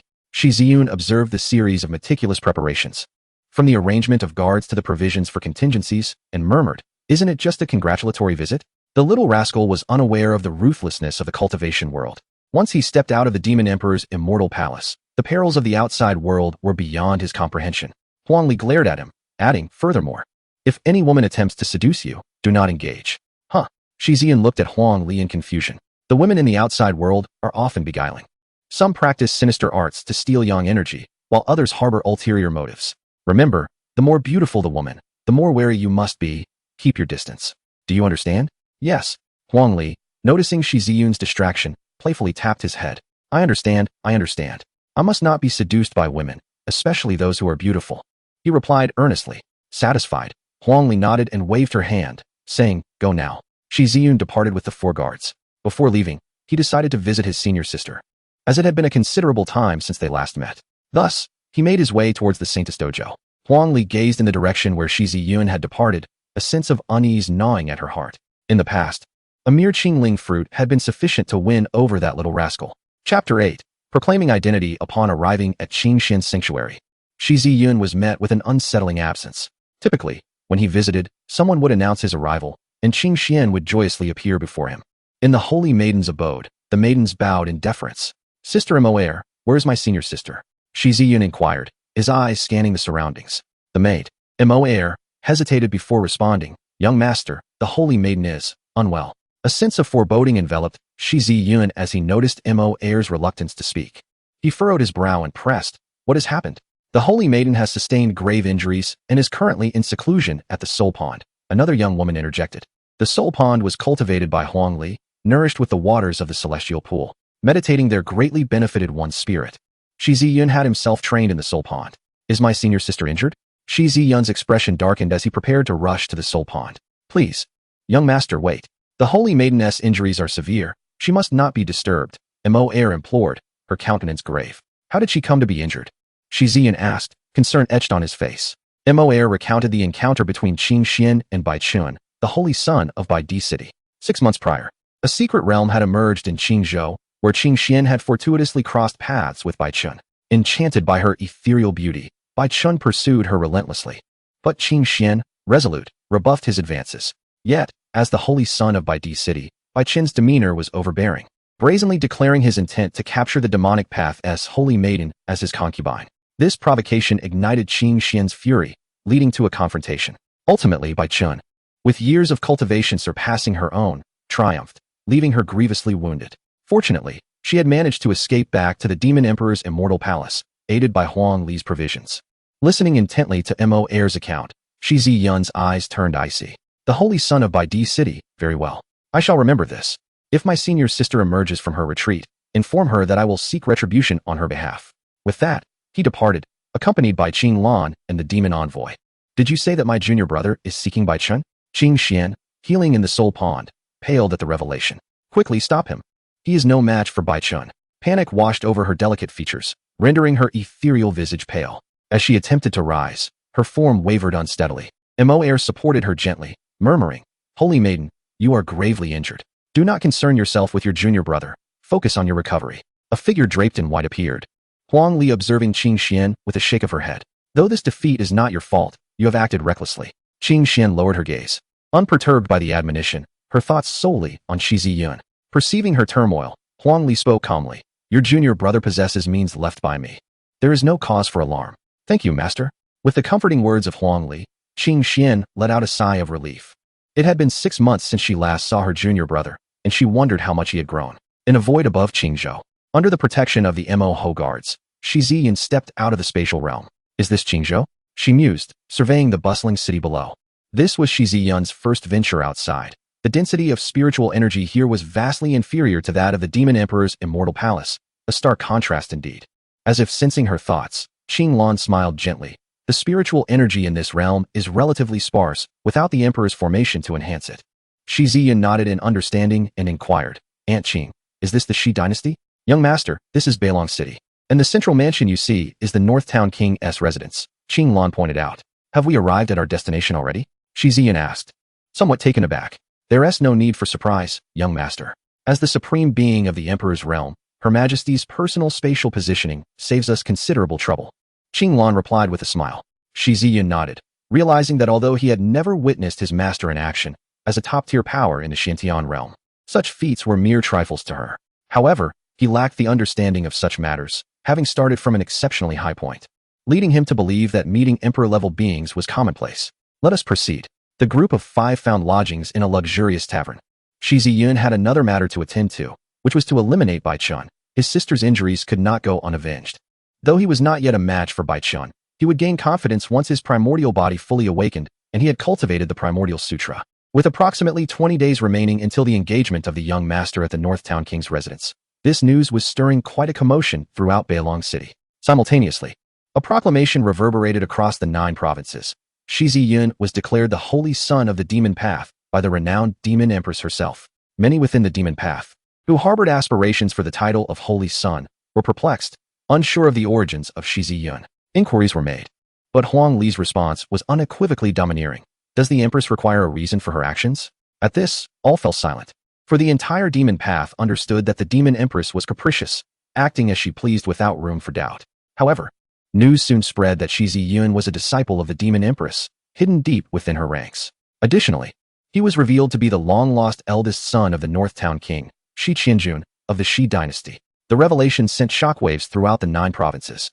Wasn't it rumored that the empress of the Shi dynasty and the demon empress were archenemies? Yet, Shi Yun was not only the disciple of the demon empress, but also the son of the Northtown King. This entangled relationship sparked much speculation. My master is indeed overly cautious, Shi Yun thought, somewhat speechless. The grand declaration was meant to convey to the world that he was not only the holy son of the demon path, but also a disciple of the empress. It serves as a reminder to the world that Shi Yun possesses an extraordinary identity, urging caution in his interactions with others. Recently, Shi Yun and Qing Lan have been leisurely wandering the streets of Bailong City, with the Mo guards discreetly watching over them. Perhaps it is due to his Hongmeng physique, but Shi Yun's appearance is strikingly handsome, exuding an ethereal charm. Even while strolling through the streets, he attracts the attention of numerous young women, much to Qing Lan's amusement. Having watched him grow up, Qing Lan feels a profound satisfaction witnessing Shi Yun's transformation from a cute and clever child into an exceptionally handsome young man. Fortunately, this world lacks social media, otherwise, he might be inundated with friend requests. Throughout their outing, Shi Yun encounters many bold women attempting to engage him, but they are gently dissuaded by Qing Lan's tender intervention. Prior to their departure, the empress had advised against allowing those women to approach Shi Yun, asserting that not everyone is worthy of him, a sentiment with which Qing Lan wholeheartedly agrees. As time passes, they arrive at the engagement day of the young master, Shi Ziki, at the residence of the Northtown King. Bailong City is particularly lively today, with numerous powerful figures arriving, some even uninvited and bearing lavish gifts. The presence of individuals from the imperial city demonstrates the Northtown King's influence. From the rooftop of an inn, Shi Yun observes powerful beings arriving, some carrying significant gifts, while others bring their young descendants. Qingani, let us make our way as well. Just then, a rift opens in the void. A luxurious carriage drawn by 3 white rainbow unicorns emerges, carrying a young man. Flanked by 2 attendants, a truly impressive sight. What a grand display. Which powerful faction does this belong to? Speculations arise among onlookers as they marvel at the scene. Shi Yun turns to Qing Lan and inquires, Qingani, do you know the origins of that young man? Qing Lan nods and replies, the carriage of the white rainbow unicorns belongs to the White Emperor City. Upon hearing the name of the White Emperor City, Shi Yun's expression suddenly turns cold. Chapter 9. White Emperor City. Chao Wushang. This individual is Chao Wushang, a disciple of Bai Chun. Young master, should Qing Lan keep an eye on Shi Yun? The answer is self-evident. Shi Yun gazes at Chao Wushang, seated majestically in the carriage, and shakes his head slightly. Now is not the time. We are here to celebrate. We shall address this matter after the festivities. Qing Lan nods in understanding. Had Shi Yun given the order, the Mo guards would have swiftly executed Chao Wushang without hesitation. Nevertheless, this does not imply that Shi Yun will let it go unaddressed. At that moment, a voice resonates in Shi Yun's mind. The Hongmeng physique has been fully awakened. Suddenly, a powerful aura erupts from within Shi Yun, as his realm breaks through to the first level of the celestial realm. At last, it has arrived. After 16 long years, he has finally awakened. Do you have any idea how I have spent these 16 years? Shi Yun's heart roared with excitement and fervor. At that moment, he experienced a profound awakening, gaining insights into the Hongmeng scripture and the 9 paths of Hongmeng. Suddenly, a multitude of revelations flooded his mind, leaving him momentarily dazed. When he regained his composure, he realized he had mastered the 9 paths of Hongmeng without the need for personal cultivation. As he channeled his spiritual energy, he felt an entirely different force, one that was immensely powerful, surpassing mere spiritual energy. This marked a qualitative leap. If spiritual energy was akin to a drop of water, the power he now commanded was akin to the vast ocean. This was the power of Hongming, completely eclipsing spiritual energy. The Hongming power, the very essence of the cosmos at its inception, stood as the source of all forces in the world, rendering spiritual energy subservient in its presence. The fully awakened Hongmeng physique was an entirely different entity compared to the unawakened, incomparable in nature. As the saying goes, a slight difference can create an insurmountable chasm. Shi Yun finally comprehended why the last stage of awakening required such an extended period. Was this the power of Hongmeng? Indeed, it was formidable. As he embraced the Hongmeng power, he was uncertain of his current strength, yet he surmised it would not be inferior to that of the Fate Soul realm. It was crucial to note that he was currently only at the Celestial Dry realm, 2 significant levels below the Fate Soul realm. Ching Yi, let us proceed, Shi Yun declared, his spirits evidently elevated. He felt confident in his ability to confront the Holy Son of Baidi City. Qing Hua nodded, having noticed the significant enhancement in his aura, clearly indicating a breakthrough. She was one of the few, alongside the Empress and Elder Ming, who knew of Shi Yun's unique physique. At this moment, within the northern Zhun King's manor, the entire estate was adorned with colorful decorations, resplendent in red banners, creating an atmosphere of celebration. Members of the Shi family welcomed guests from all quarters. The Tianyuan sword sect brought gifts to celebrate the engagement of the young lord. The Kunshan sect extends their congratulations on the engagement. The governor of Xiangzhou has come to offer his blessings. The Yi family from the imperial city has come to congratulate. Prominent figures from Qingzhou gathered to exchange pleasantries. The engagement was to be with the saintess of the Liani sacred land from Taizhou. Given the close proximity of Qingzhou and Taizhou, the alliance was formed through mutual accord, a common strategy among powerful factions. In the Grand Hall, a strikingly dignified man with a formidable presence sat at the head of the table, accompanied by a woman in her 30s. This was the northern Jin King, Shi Yun, a renowned figure in Qingzhou. To his left sat a middle-aged man, the master of the Liani sacred land, Yu Zhongtian. Oh, the union between the northern Jin manor and the Liani sacred land is indeed a cause for celebration, he remarked. Indeed, the young lord possesses extraordinary talent and demeanor. At such a tender age, he has already reached the Yuan Yi realm, marking him as a true prodigy. The Saintess Yulianxi is also exceptionally beautiful, rivaling even the disciples of the esteemed Shi Huang. A splendid pair of golden boy and jade girl, they truly complement each other. Listening to the discussions below, both Xie Qianjun and Suyu revealed faint smiles. Suyu was particularly elated, ever since the tragic loss of her son. She had devoted all her affection to her son, Xie Ziki. Recently, the news regarding the demon path Saint Sun had stirred both Suyu and Xie Qianjun deeply. Xie Qianjun suspected that the demon empress had intentionally leaked this information, harboring some hidden agenda. Nevertheless, their attention was currently focused on Xie Ziki's engagement. Below, Xie Ziki, basking in the praises of the crowd, felt a sense of satisfaction as he glanced toward the enchanting Yulianxi, a look of admiration and possessiveness gracing his countenance. The thought that Yulianxi would soon become his own sent a thrill through him, though he maintained a composed demeanor, smiling gently. At the Baidi city, a voice rang out, "Young Master Chao Wushang has arrived." The entire hall fell silent. A youth clad in azure, holding a folding fan, sauntered in gracefully. "I have come to extend my congratulations for the engagement of young Master Qi," Chao Wushang said, bowing respectfully to Xie Qianjun. Chao Wushang, the prodigy second only to Bai Chun in Baidi city. It was known that Chao Wushang was also a disciple of the Bai Emperor, deeply versed in his teachings. His prowess among the younger generation inscrutable.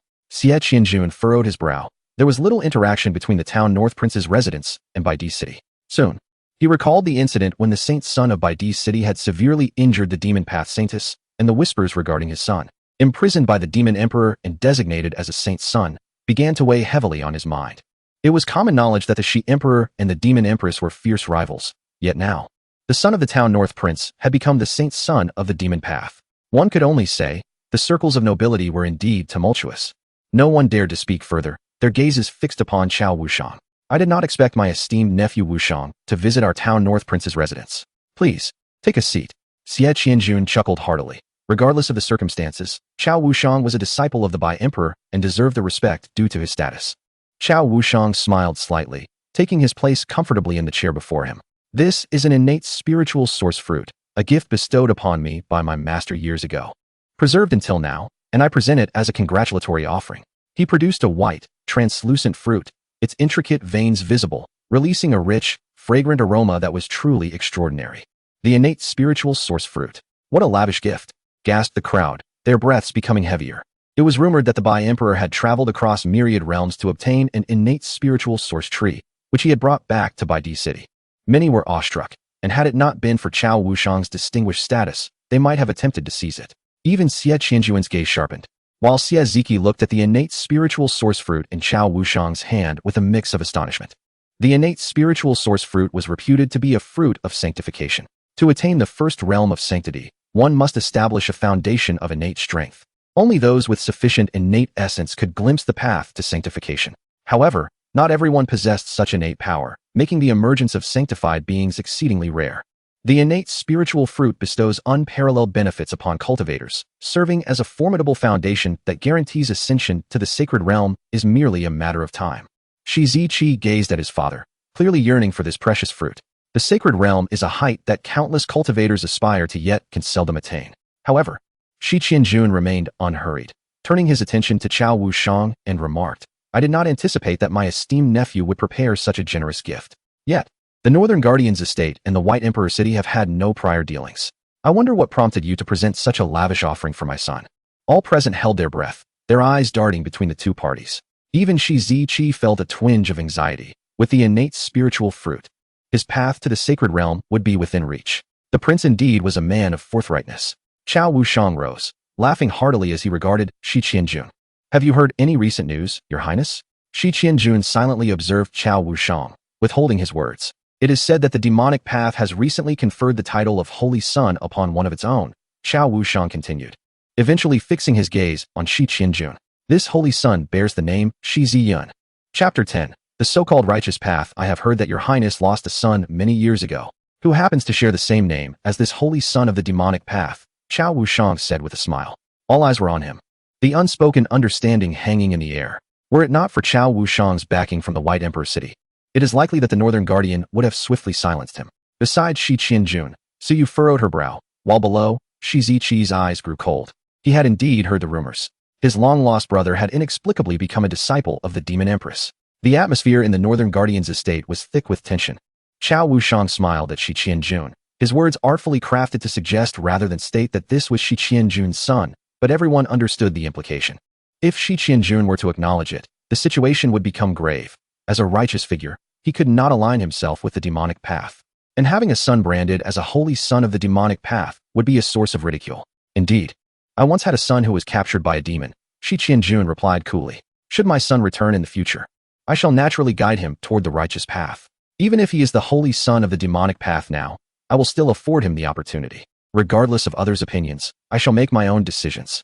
Shi Qianjun's words carried a commanding presence, affirming the reality of the situation while implicitly signaling to Chao Wushang that it was not his place to meddle in his affairs. Clap, clap, clap. Chao Wushang's expression faltered momentarily as he applauded, bowing to Shi Qianjun. Your Highness is truly a paragon of the righteous path. In that case, I shall present this innate spiritual fruit on behalf of the White Emperor City to the young master. The innate spiritual fruit was promptly offered by a maidservant standing behind Chao Wushang. He smiled, eager to continue speaking, for his objectives had yet to be fully realized.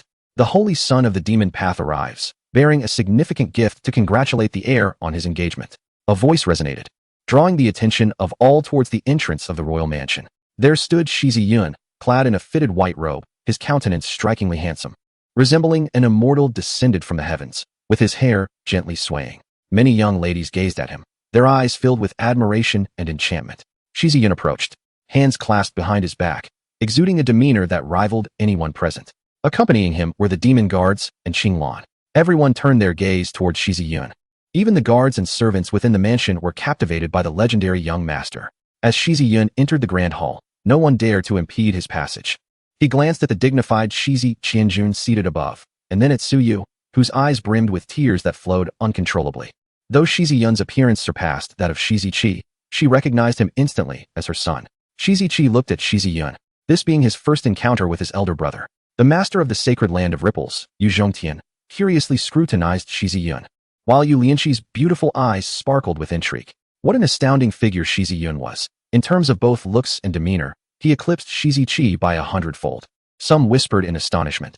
Despite being brothers, their appearances differed greatly, with only a hint of resemblance discernible. Alas, the primordial body was too perfect, even enhancing their looks. Having met the prince and princess, Shi Yun offered a slight bow with a smile. The titles of prince and princess, instead of referring to them as his parents, startled Shi Yun, who, though he tried to maintain his composure due to their status and relationship, felt a frown crease his brow and sighed inwardly. Shi huffed in discontent. Irritated by Shi Yun's perceived disrespect, Su Yu's voice trembled as she addressed him. Ziyun. The way Shi Yun referred to her caused her heart to ache profoundly. Shi Yun felt a slight tremor within but quickly regained his composure, waving his hand gently. Behind him, Qing Lan presented the Purple Heart 9 Dragon Orchid. On the orders of my master, I present the Purple Heart 9 Dragon Orchid to celebrate the heir's engagement. Shi Yun bowed once more. What? The Purple Heart 9 Dragon Orchid. The Demon Empress was willing to part with such a treasure. Unlike the innate spiritual source previously granted by Chao Wushang, Shi Qianjun was astounded this time. Chao Wushang's gaze snapped toward the Purple Heart 9 Dragon Orchid in Qinglan's hands, his heart racing. The atmosphere thickened with anticipation as greed flickered in everyone's eyes. The Purple Heart 9 Dragon Orchid, aside from its other benefits, was renowned throughout the 9 provinces. It was said that one of the 9 emperors, the Azure Emperor, ascended to the imperial realm by harnessing the power of the Purple Heart 9 Dragon Orchid, ultimately becoming one of the 9 emperors. Shi Yun smiled at Shi Qianjun, fully aware of the orchid's rarity. However, his master had gifted it to him to foster goodwill with Shi Qianjun. Rain-drenched and with enchanting eyes, she gazed at Shi Yun, astonished by the formidable prowess of this son of the demonic path, which surpassed even that of Chao Wushang. She found herself momentarily entranced. Shi Ziqi, consumed by jealousy, yearned for such resources, casting a furtive glance at his betrothed, who was scrutinizing Shi Yun, igniting a fire within his eyes. With a deep breath, Shi Qianjun spoke. You have devoted yourself to the demonic path, and these years have been unjust to you. Ziyun, my child. At last, Su Yu could no longer contain herself. She approached Shi Yun directly and embraced him. Congratulations, young Master Ziyun, on your return. You have finally freed yourself from the demonic path and attained liberation. Chao Wushang regarded Shi Yun with a courteous smile and clasped his hands. Shi Yun cast a sidelong glance at Chao Wushang, but offered no reply. The smile on Chao Wushang's face faltered, a cold chuckle echoing in his mind. For the real drama was yet to unfold. Indeed, Shi Qianjun turned his gaze to Shi Yun, stating, I have heard that you have become a disciple of that demon. Su Yu looked at Shi Yun, hoping to hear him deny this claim. Yet her hopes were dashed.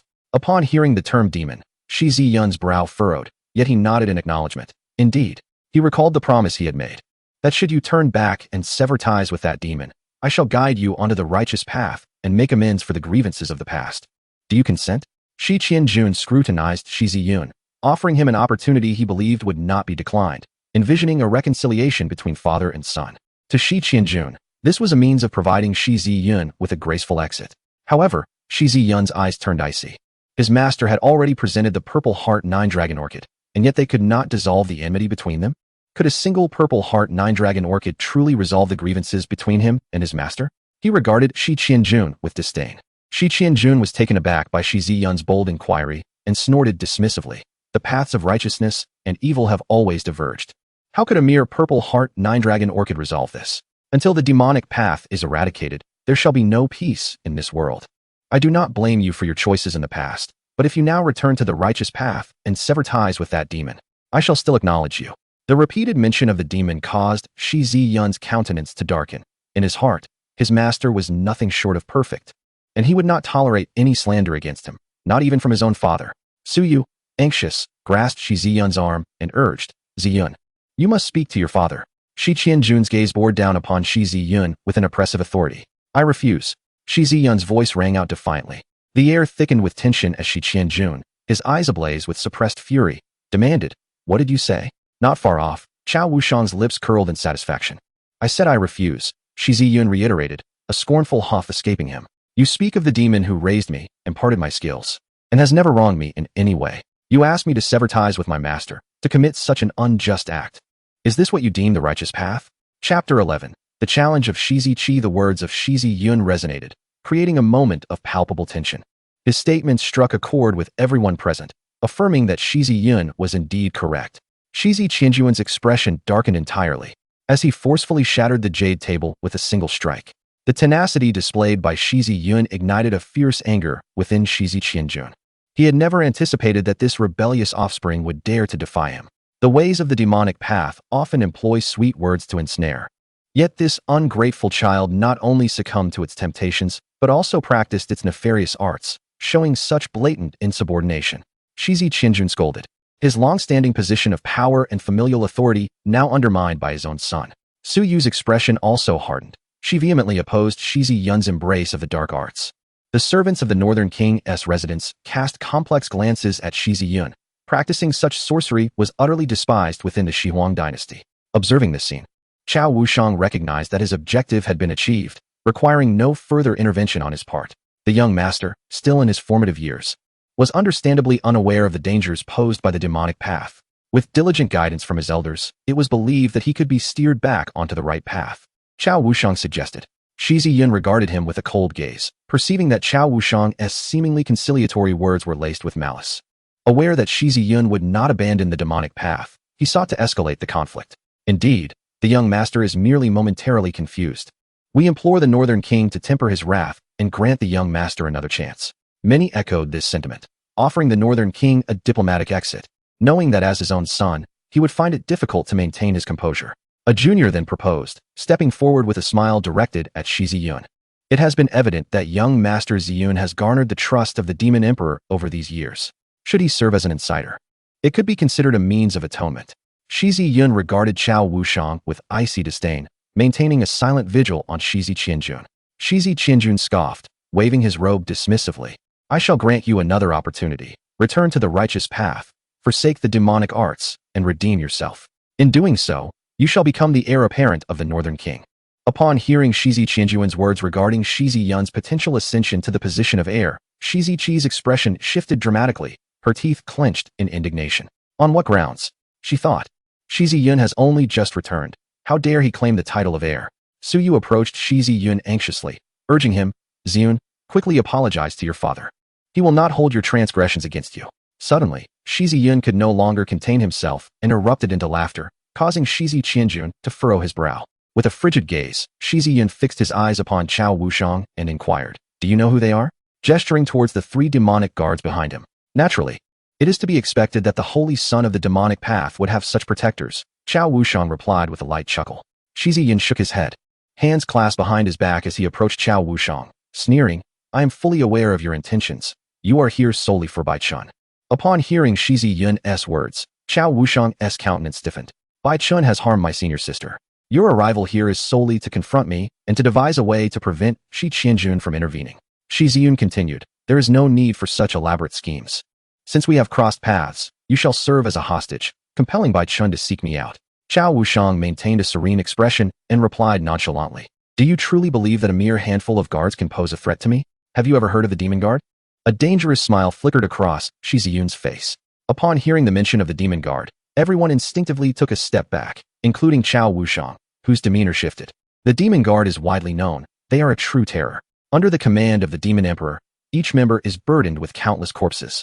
Legends abound in the 9 provinces that when the Demon Guard is unleashed, it heralds the slaughter of myriad souls and the creation of mountains of corpses and seas of blood. This illustrates their dreadfulness. Even Shi Qianjun regarded the 3 individuals behind Shi Yun with a grave expression.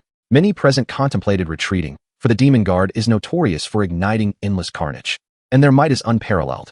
It was unexpected that the Demon Emperor would place such trust in Shi Yun, dispatching 3 Demon Guards to accompany him. Even the King of the North would find facing 3 Demon Guards a formidable challenge. At this moment, Cao Wushang's earlier nonchalance was nowhere to be found. He wished to flee but felt paralyzed by fear, for he sensed that the Demon Guard had already locked onto his presence. He harbored no doubts that should he dare to escape, the Demon Guard would be swift to end his life. Beside him, Shi Ziki bore a troubled expression, grappling with the inexplicable reality of why Shi Yun commanded the loyalty of such powerful figures. Even within the realm of demonic arts, Shi Yun, as a revered saint, was beyond the reach of the King of the North's son. Disregarding Cao Wushang, Shi Yun turned his gaze once more to Shi Qianjun and spoke coolly, as the Emperor. You have chosen to set aside your biases for my sake, even bestowing upon me the Purple Heart 9-Dragon Orchid. Yet, not only do you fail to appreciate this, but you also accuse me of plotting against you. A cold laugh escaped Shi Yun's lips. What a noble path you tread. Unfilial son. Unfilial son. Shi Qianjun seethed with fury at Shi Yun's words. What? Do you still feel aggrieved? Shi Yun retorted with a scoff. During the battle of the sacred abyss, you saved Shiziki, not me. He is your true son. What right do you have to condemn me? Shi Yun's words were sharp, unyielding as he locked eyes with Shi Qianjun. Su Yu's face reflected anguish. She longed for Shi Yun to return, tears brimming in her eyes as she shook her head. Ziyun, at that time, your father could save only one. You cannot blame him. Shi Qianjuan's face flushed with anger as he exclaimed, during the battle of the sacred abyss. I had no choice. I could only choose one of you two, and I knew that whichever choice I made would lead to regret. Shi Yun interrupted Shi Qianjun, coldly sneering. Are you suggesting that your weapon was unloaded back then? Since you made your choice, do not lament it. From the moment we met, you have never inquired about how I have fared these 16 years. All I have received are endless accusations. As she spoke, Xie Yun pointed at Su Yu and the people of the Wang family, her voice cold. When you learned of my practice of demonic arts, all I received were looks of disdain and disgust. That's not true. That's not true. Su Yu's eyes brimmed with tears as she shook her head, reaching out to grasp Xie Yun's arm. With a swift motion, Xie Yun shook her arm off. Xie Ziki, how dare you disrespect your mother? Xie Ziki stepped forward, pointing an accusatory finger at Xie Yun, having finally found his opportunity. What are you to raise your voice at this holy son? Xie Yun cast a casual glance at Xie Ziki. You, Xie Ziki shouted, Xie Yun. You take advantage of the fact that mother would not strike you and act so recklessly. Do you have the courage to duel with me one-on-one? He pointed at Xie Yun, not believing she could surpass him in cultivation. Mother, if I cannot avenge you today, I am unworthy to be your son, Xie Ziki declared. What? As the holy son of the demonic path, do you rely solely on the might of the demon guardian to assert your authority? Xie Ziki sneered. The bystanders turned their gazes towards Xie Yun, eager to witness the prowess of this young disciple of the demon emperor. Yu Zhongtian glanced at Xie Qianjun beside him, who made no attempt to intervene, clearly acquiescing. Yu Lianqi also watched Xie Yun with curiosity in her beautiful eyes. In contrast, Xie Ziki's flustered and angry demeanor paled in comparison to Xie Yun's poise. Facing Xie Ziki's challenge, Xie Yun shook her head, her expression laden with disdain. Is that all you have? A single slap could incapacitate you. You are unworthy. Chapter 12. Severed fingers and fate. I knew you would not dare. Lacking any real ability, you only rely on others to assert your dominance. Truly a beast that recognizes thieves as masters. Xie Ziki's words dripped with contempt. Xie Qianjun opened his mouth as if to say something, but ultimately refrained. Ziki, he is your brother. How can you speak of him in such a manner? Su Yu's face flushed with anger as she admonished Xie Ziki. Xie Ziki's expression darkened profoundly. His mother had never scolded him throughout his life, and today, she reprimanded him for Xie Yun. Su Yu's rebuke only deepened Xie Ziki's animosity towards Xie Yun. With a slight narrowing of her eyes, Xie Yun considered Xie Ziki's words. While she might overlook his insults, the derogation of her beloved master struck a nerve within her. Very well, I accept your challenge. Xie Yun stepped forth, unleashing the aura of the first level of the celestial realm. As Xie Yun's energy manifested, all present regarded her with astonishment. As a disciple of the demon emperor, how could she possess only the cultivation of the celestial realm? Yu Lianqi, standing beside Yu Zhongtian, furrowed her brow, questioning whether she had indeed overestimated Xie Yun. Just as Su Yu was about to intervene, recognizing that Xie Yun could not possibly be Xie Ziki's match, Xie Qianjun halted her, directing his gaze at Xie Ziki. Keep it within limits. He also wished to teach this rebellious son a lesson, seizing the opportunity to make him understand that even with the backing of the demon emperor, he could not go far. Su Yu's eyes were filled with concern.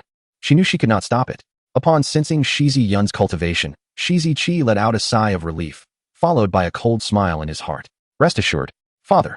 Shi Ziqi slowly approached Shi Yun, sneering disdainfully. It appears you can only put on a show while being utterly useless. Have you finished speaking? Shi Yun gazed at Shi Ziqi with eyes devoid of emotion. Humph. Shi Ziqi scoffed, striking towards Shi Yun with a palm, unleashing the aura of a peak Yuan One realm. A violent gust of spiritual energy surged forth. Facing this palm, Shi Yun showed no intention of evasion. Boom. This is bad. Su Yu's expression changed, and Xie Qianjun was also taken aback. They witnessed Shi Ziqi's palm land solidly on Shi Yun. This is disastrous.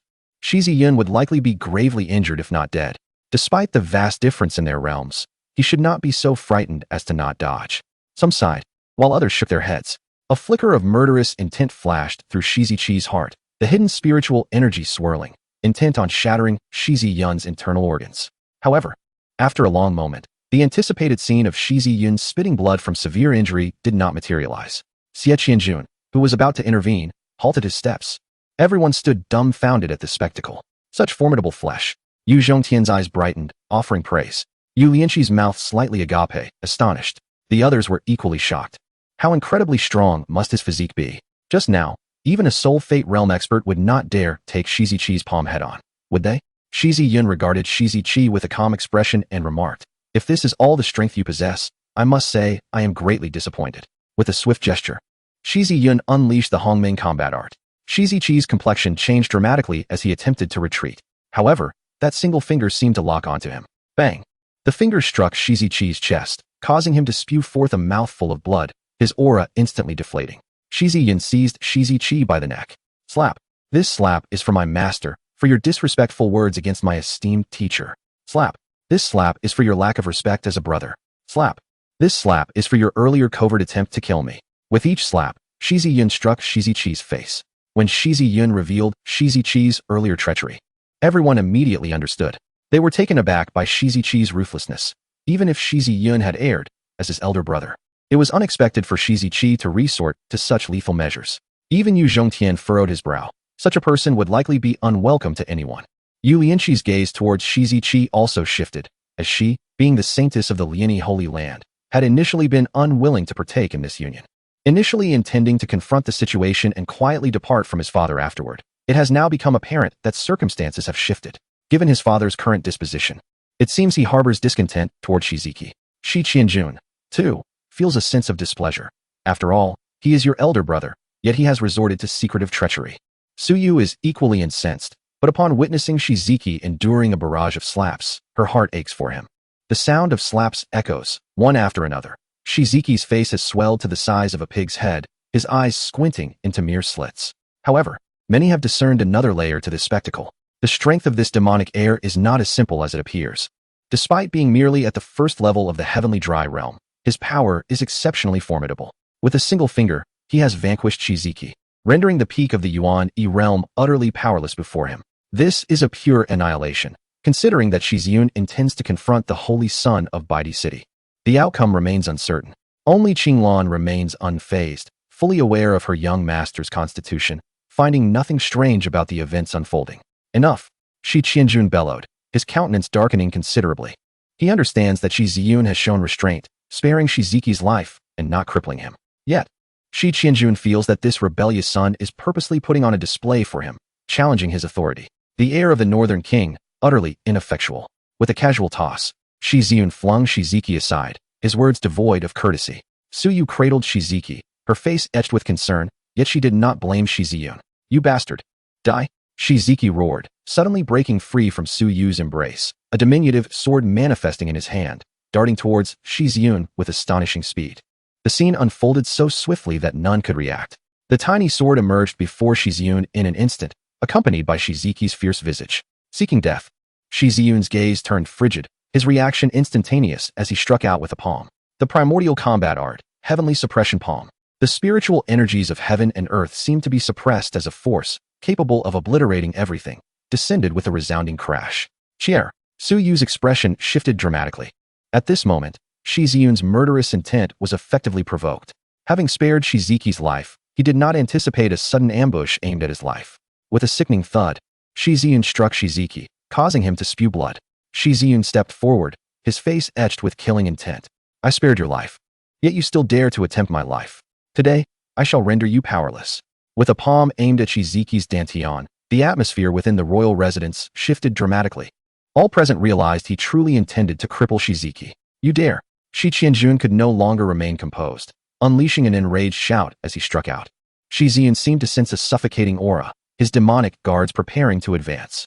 "Step back." Without looking back, Shi Yun steadfastly observed the palm aimed at him. The demon guardian halted his steps. Although Xie Qianjun did not continue his assault, he nonetheless struck down with a palm, just to be cautious. Boom.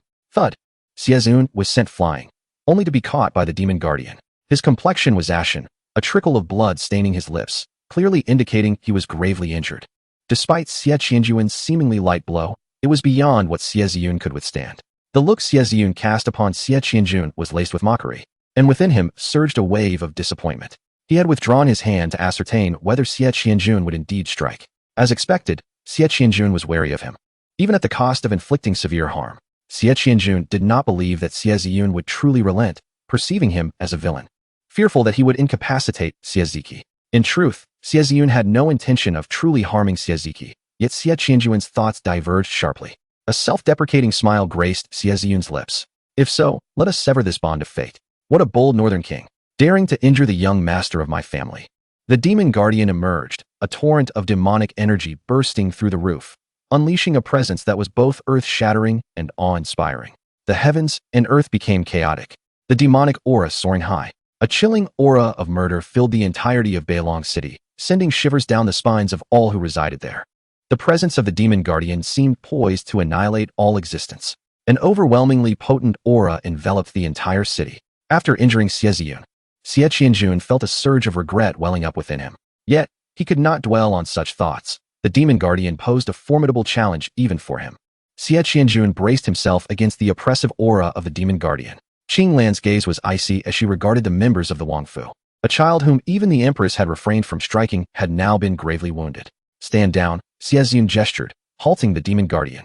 After a moment's hesitation, the guardian withdrew his aura and stepped back behind Xie Yun, yet this time remained vigilant against any further actions from Xie Jun. Xie Yun fixed his gaze upon Xie Jun, a sharp blade materializing in his hand. What was he about to do? Was he truly going to attack Xie Jun? Su Yu's face contorted in anguish as she positioned herself in front of Xie Jun, shaking her head. Ziyun, he is your father. With a swift motion, the blade gleamed. To everyone's astonishment, Xie Yun severed one of his own fingers. Young master, Qing Lan's expression changed drastically, her heart aching terribly. Born without nurturing. A severed finger can suffice as reparation. Born and nurtured, a severed head can repay the debt. Blood gushed forth from his hand, yet Xie Yun paid it no heed. Without birth and nurturing, there is no means of repayment. His words echoed in the stillness of the Wangfu, as if addressing Xie Jun, yet resonating with all present. Chapter 13. The ruins of the blood immortal sect. Silence enveloped the Wangfu. No one could have anticipated Xie Yun's resoluteness.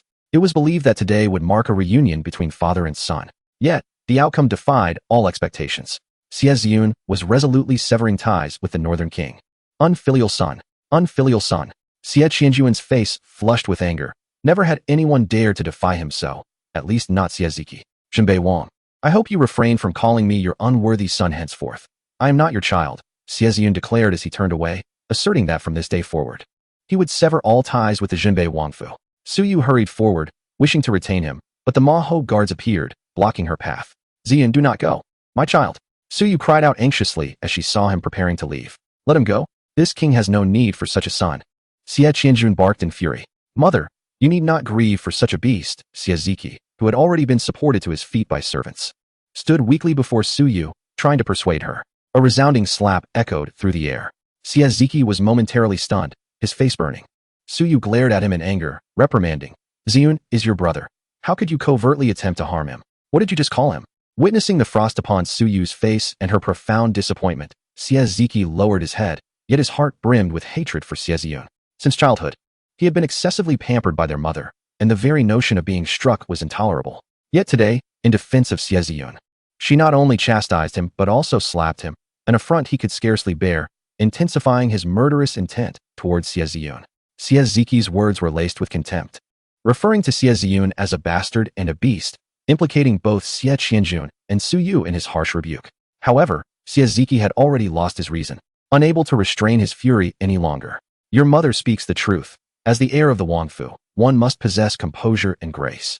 Your actions today have greatly disappointed me. Xie Jun's voice was filled with discontent as his expression returned to its former severity. Clenching his teeth, Xie's heart roared with indignation. It's all Xie Yun's fault. It's all because of him. If you chose to leave, why return? At that moment, Xie Yun had yet to depart. Observing Su Yu reprimanding Xie, he felt no stirrings within. Take him away, he commanded the Maho guards. Casting a glance at Chao Wushang. Xie Yun, I am of Baidi City. Even if you are the holy son of the demon path, you cannot act so presumptuously. Chao Wushang's expression darkened, uncertain of what fate awaited him should he fall into the hands of the demon path. With a swift motion, Xie Yun delivered a resounding slap to Chao Wushang's face, catching him completely off guard. You! Chao Wushang glared at Xie Yun. The mark of the slap glaringly visible on his face, his hair disheveled, yet he dared not retaliate. Is Baidi City truly so formidable? If not for the purpose of luring Baichan, do you think he would still be alive? Xie Yun's icy gaze swept over Chao Wushang. This time, Chao Wushang had indeed kicked a hard rock. Chao Wushang had come to the Jinbei Wangfu to test the Wang stance, and given the current situation, it was evident that even without Jinbei Wang, Xie Yun had no fear of Baidi City. The older generation recognized Chao Wushang's intentions. Subsequently, The demon lord detained Chao Wushang as Xie Yun departed. After Xie Yun's exit, a wave of uproar swept through the Wang residence. I recalled that there were still matters to attend to within, and thus it was inconvenient to linger today. I seek the Lord's understanding. My concubine is nearing her time, and I must take my leave. My third uncle is recently seeking a new marriage. I hope for your pardon. Various individuals bowed in farewell. With the incident that had just transpired, it was unseemly for them to remain any longer. My lord, with this matter concluded, I too must return to the sacred land. Yu Zhongtian, smiling in the rain, cupped his hands to Xie Qianjun, omitting any mention of other matters. Xie Qianjun nodded, offering no insistence. The entire Wang residence had become a subject of ridicule. The esteemed northern town king had, astonishingly, severed ties with his own son. News spread rapidly. All of Ching Zhao was aware, and Xie Yun's identity became a topic of fervent discussion. The son of the demon path, a direct disciple of the demon emperor, had easily defeated Xie Ziki with a mere gesture. It was also said in the outside world that this son of the demon path not only stood out among his youthful peers, but also possessed an otherworldly grace akin to an immortal. Some sneered, claiming such tales were mere exaggerations, crafted to bolster the reputation of this son of the demon path. Others dismissed the notion, confident in their ability to easily subdue Xie Yun. After Xie Yun's departure, the atmosphere within the northern town king's residence became intensely strained, permeated with oppression. Yu Zhongtian was on his way back with Yu Lianqi, who remained silent, lost in thought. Lianqi, what is your perspective on this matter? Yu Zhongtian inquired. Yu Lianqi lifted her gaze, pondered briefly, and replied, though the northern town king possesses immense strength, his mindset is excessively antiquated. Oh, Yu Zhongtian raised an eyebrow, intrigued. Xie Yun, being a disciple of the demon emperor, possesses exceptional talent and strength. If he could set aside the biases of righteous and demonic paths, the northern town king's power would likely ascend several levels in the future. At this point, Yu Lianqi shook her head. Unfortunately, he has forcibly driven away Xie Yun. Yu Zhongtian nodded in agreement with Yu Lianqi's assessment, scoffing. The dichotomy of righteous and demonic paths is merely a self-imposed shackle. Yet you seem quite optimistic about Xie Yun, he observed, a smile gracing his face as he regarded his daughter. Yu Lianqi did not shy away, affirming, Xie Yun's ascension to the status of son is a testament to his extraordinary qualities. His single finger's defeat of Xie Ziki may only be the tip of his capabilities. Though he treads the demonic path, he is a person who values loyalty and possesses an indomitable spirit. In comparison, Xie Ziki falls woefully short. Yu Lianqi candidly evaluated the two, her beautiful eyes fixed on Yu Zhongtian's expression. Yu Zhongtian gently shook his head, aware that his daughter harbored no desire to marry into the northern town king's residence. However, this engagement was arranged by the previous generation, and even he could not take it upon himself to alter it. Yet, in light of the current events, he might be able to advocate for a reconsideration. Perhaps the old-timers in the sacred land would change their minds. 3 days passed in their entirety. During this period, Shi Yun's injuries astonishingly healed on their own. Even his severed fingers regrew. Remarkably, he had not resorted to any healing elixirs. The formidable power of the Hongming body was perfectly manifested at this moment. Shi Yun did not return to the demon emperor's immortal palace, but instead ventured to the north of Ching Zhao. This was the intended destination, for he had learned from Chao Wushang that Bai Chun was still within that secret realm, which was said to have been left behind by an immortal. In ancient times, Ching Zhao boasted a colossal entity known as the Blood Immortal Gate. This gate had a supreme ruler, revered as the Blood Immortal. When the Blood Immortal was alive, he commanded Ching Zhao, and the Blood Immortal Gate thrived in its heyday. However, with the fall of the Blood Immortal, the gate crumbled to dust, leaving behind only ruins. Yet, these ruins had long been divided among the various forces of Ching Zhao, reduced to mere remnants of bricks and tiles. Remarkably, 6 months ago, a powerful spatial fluctuation emanated from these ruins, soon attracting several strong individuals who dared to enter. To their astonishment, beyond the ruins lay a newly opened realm, seemingly containing the Blood Immortal's legacy, which drew countless covetous gazes. This news reverberated throughout the entire 9 provinces.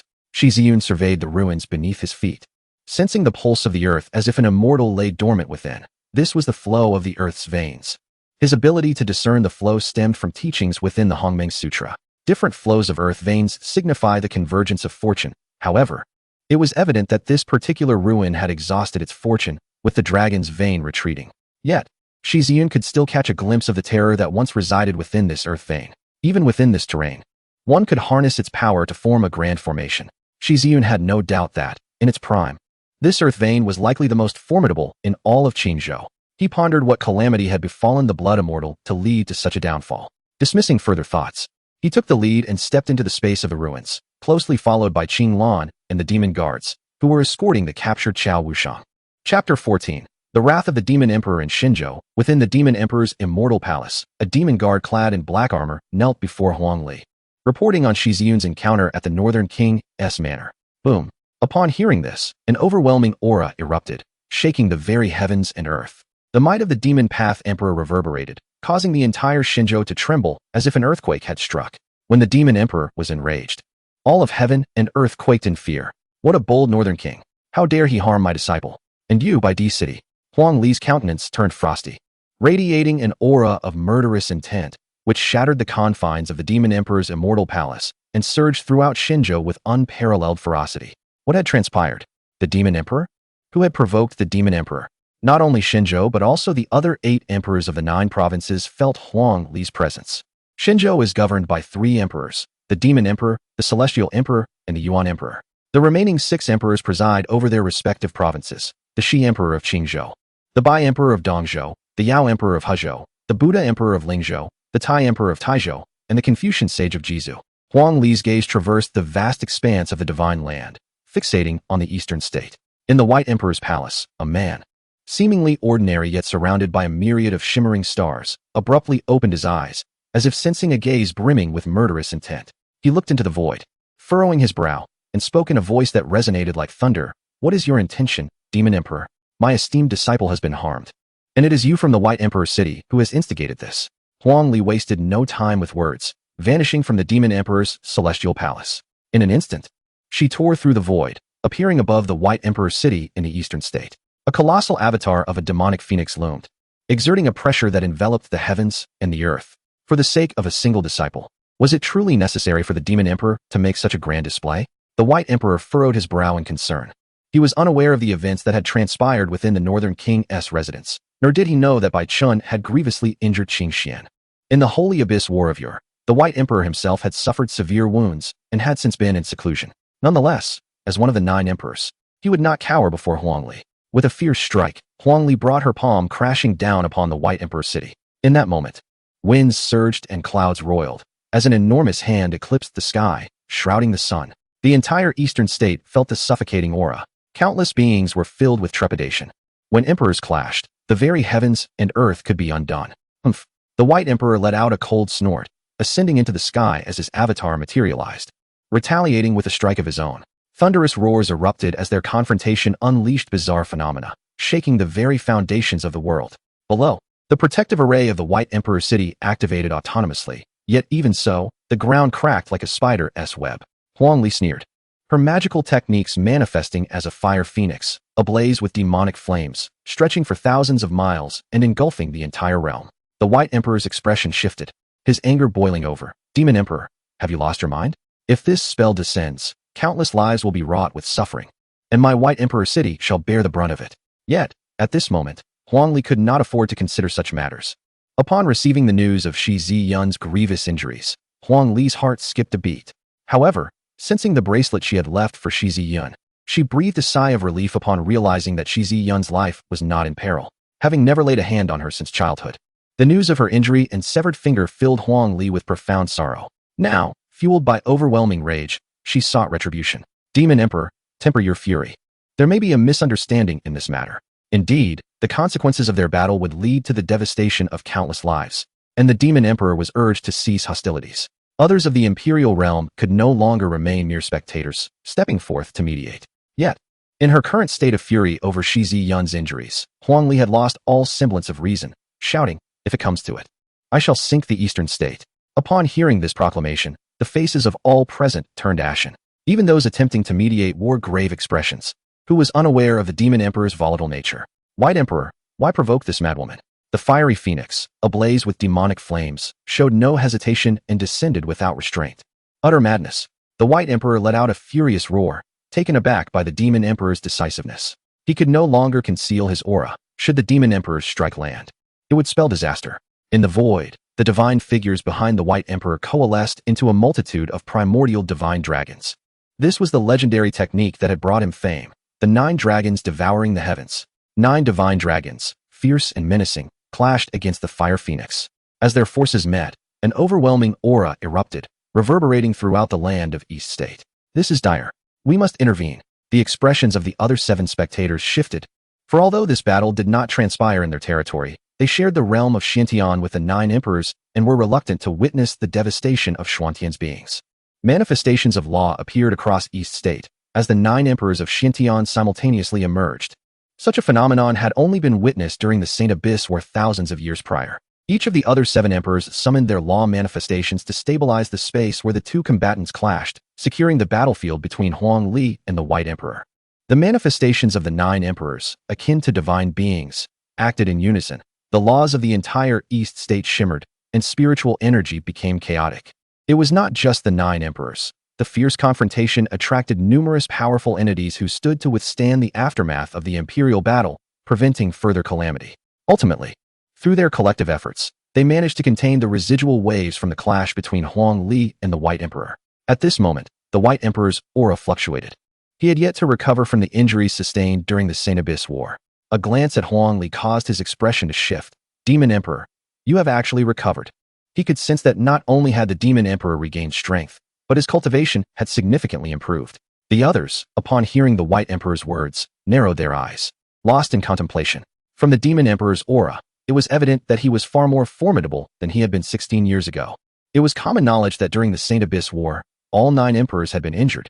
How could the Demon Emperor recover and even enhance himself in such a brief span of time? It seemed the Demon Emperor had indeed reaped substantial benefits during his time in the Saint Abyss. A murmur of astonishment arose among the onlookers. Huang Li's expression remained cold. She was aware that suspicions were brewing. She then turned her gaze toward Ching Zhao, her eyes glinting with a murderous intent, directed straight at Beilong City. In the Northern Guardian King's manor, Shi Qianjun's countenance changed as he felt the imperial might. It was aimed directly at his manor. Huang Li, as the Demon Emperor, do you truly intend to lower your status to strike against the Holy Realm? A melodious voice resonated. As a graceful figure enveloped in the laws of the imperial realm stepped forward, blocking Huang Li's gaze. Shi Huang, today is the day of reckoning. Huang Li's aura surged. Shi Huang, shrouded in the laws of the imperial realm, was indistinguishable. An imperial battle in Xintian is detrimental to living beings, Shi Huang spoke calmly. Should you persist in this course, let it be a battle beyond the heavens. With that, Shi Huang set forth toward the outer realms. Huang Li scoffed. She too wished to gauge how much her old adversary had progressed over the years. The other 7, including the White Emperor, followed suit. In the realm of Xintian, beyond the heavens, Huang Li showed no hesitation as she simultaneously struck against Shi Huang and the White Emperor. The aura of the imperial path was unleashed without reservation, tearing apart the infinite void and shaking the vast universe. Countless beings in the Xintian realm looked up in awe. The world was tumultuous, and the 10 wastelands quaked. Yet, all of this was unknown to Shi Yun, who found himself in the blood-immortal secret realm. Gazing at the land before him, he beheld towering mountains and a river that traversed the endless ranges. However, what met his eyes was a surreal panorama of red and white, the White Mountains and the Red River. Shi Yun's expression grew grave. This was the mountain of corpses and sea of blood. Chapter 15. Come, slay me. Shi Yun surveyed the scene before him. This was indeed the legendary blood-immortal secret realm. The entire mountain was strewn with eerie white bones, which, despite the passage of countless years, had not eroded. Numerous cultivators had already set foot here, exchanging wary glances before retreating to a safe distance. The Blood Immortal had once been a formidable figure in the celestial path. Had Bai Chun not departed, he would surely have sought the Blood Immortal's legacy. Qing Lan regarded the mountain of corpses and sea of blood with a serious demeanor. The Manhwa guards also began to grow vigilant, for no one knew what means the Blood Immortal had left behind. After all, he was a celestial being. Shi Yun nodded and suddenly turned to Chao Wushang, his eyes shimmering with a mystical violet light as an overwhelmingly powerful mental force surged into Chao Wushang's mind, unstoppable. The primordial secret method of soul captivation. Chao Wushang had no time to react before his consciousness was overwhelmed in an instant. After a few breaths, Shi Yun ceased the secret technique, and Chao Wushang's face turned ashen. He was unaware of what method Shi Yun had employed. Yet, even as a formidable being of the Fate Soul realm, he could not withstand it. Chao Wushang had been subjected to soul-searching, and forcibly at that. On the mountain of corpses stood a palace of blood spirits, where Bai Chun had ventured. Through Chao Wushang's memories, Shi Yun gleaned all that had transpired. Raising his gaze to the desolate, ravaged land before him, Bai Chun had not yet departed. Uncle Mo Xing, please guard the entrance here. Yes. One of the Manhwa guards nodded, clasping his fists. The 3 Manhwa guards were named Mo Yuan, Mo Zhun, and Mo Xing, all bearing the surname Mo. Let us proceed. With a wave of his hand, Shi Yun was swiftly carried by Mo Yuan up the mountain of corpses. Although Shi Yun possessed formidable strength, his realm was still too low, and his speed too slow. It was far more convenient with Mo Yuan's assistance. Upon the mountain of corpses stood a palace intricately carved from gold and jade, presenting a stark contrast to the surrounding desolation. In the void, Shi Yun surveyed the entire geography of the mountain of corpses. What grand designs the blood immortal had! Shi Yun exclaimed with a sigh. What troubles you, young master? Qing Lan inquired. Shi Yun pointed below, his expression somber. The blood immortal has intricately laid out the Resetsu terrain beneath. It was for this very reason that these bones had endured through the passage of time. Even Mo Yuan and Mo Zhan, beings of the sacred realm, gasped in astonishment. The terrain of the Rakshasa realm is a forbidden domain, necessitating the perfect alignment of celestial timing, geographic advantage, and harmonious human endeavor. It requires the fortune of an entire province as a cauldron, complemented by the geographical features to channel the ley lines. Over countless years of evolution, the Rakshasa terrain has been formed, and many souls have found their eternal rest within its confines. Qing Lan suddenly realized, exclaiming, the blood immortal seeks to nurture souls. Shi Yun nodded in agreement, solemnly stating, the blood immortal harnesses the power of time to cultivate souls. In the future, the blood immortal will be reborn through this process. Even Chao Wushang felt a shiver run down his spine, his lips trembling slightly. However, the ley lines have weakened compared to the past. As if the Rakshasa terrain has been severed, Shi Yun glanced at Chao Wushang, knowing that none who tread here would emerge alive otherwise. There was an unspoken thought lingering in Shi Yun's mind. This terrain, though seemingly severed, harbored a hidden vitality that he discerned through the principles of the primordial restoration. Yet, the source of this vitality remained elusive. In other words, the rebirth of the blood immortal persists.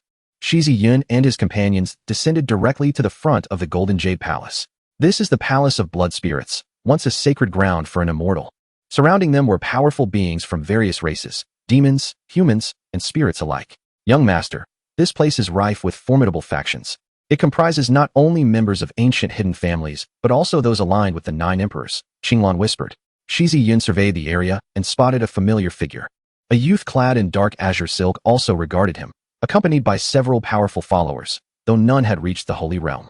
The youth approached and, with a respectful gesture, addressed Shi Yun. Yuan Su greets young Master Ziyun. Shi Yun nodded in return, acknowledging the greeting. This individual was the prince of a demonic dynasty. At the tender age of 10, he had accompanied the demon sovereign to pay respects to his master, and Shi Yun had been present at that time. The demon flame prince referred to him as young master. What could be the origins of this individual? Yuan Su glanced at the demon Yuan and demon Zhen behind Shi Yun, his heart jolting. Although they concealed their black armor, he recognized them, demon guard. As for Shi Yun's ascension as the son of the demon path, he remained unaware, having been entrenched in the blood immortal's secret realm. Why do you not enter this palace? Shi Yun inquired of Yuan Su. Yuan Su shook his head, offering a wry smile. The palace of blood spirits has been usurped. Usurped? Shi Yun's brow furrowed. He gazed toward the front of the palace of blood spirits, where an elder sat in quiet meditation. He could not discern the elder's cultivation level. Could he be a holy realm expert? Initially, it was the younger generation that vied for supremacy, but Bai Chun shattered the rules. Directly bringing 2 holy ones from Bai Di City, Yuan Su explained. Bai Chun acted tyrannically, forbidding others from sharing in the fortune, commanding this elder to guard the palace of blood spirits, with death awaiting any who dared approach. Yuan Su looked at the elder, upon Shi Yun's arrival. The elder merely cast a fleeting glance, showing little interest. This statement is, in fact, directed towards Shi Yun, with the presence of the Mo Ho guards. Let us see who dares to impede. Yen Su let out a cold chuckle within. Shi Yun nodded and stepped forward. Young master, do not act impulsively. This elder is a formidable figure of the holy realm, having already slain 2 individuals prior. There is no need for direct confrontation. All we must do is await the arrival of the powerful allies behind us, advised a charming and alluring woman. She hails from the demon clan, likely from Hezhou. Qing Lan conveyed through secretive whispers. Thank you, my lady. I genuinely desire a direct clash with the inhabitants of Baidi City. Shi Yun replied with a smile. Baili glanced at the guards behind Shi Yun and ceased her persuasion. For one to be regarded as a young master by Yen Su, their lineage must be extraordinary. Her warning was merely to gauge the confidence of this individual. Shi Yun slowly advanced, and at that moment, the elder opened his eyes. An overwhelming aura of the holy realm enveloped the surroundings. The elder refrained from making a move, suspecting that this individual was not of ordinary origin. Step forward, and you shall perish. The elder's indifferent voice resonated. Although he could not ascertain the opponent's background, as a powerful figure from Baidi City, he feared nothing. Outside the Blood Spirit Palace, various factions observed Shi Yun and the Elder intently.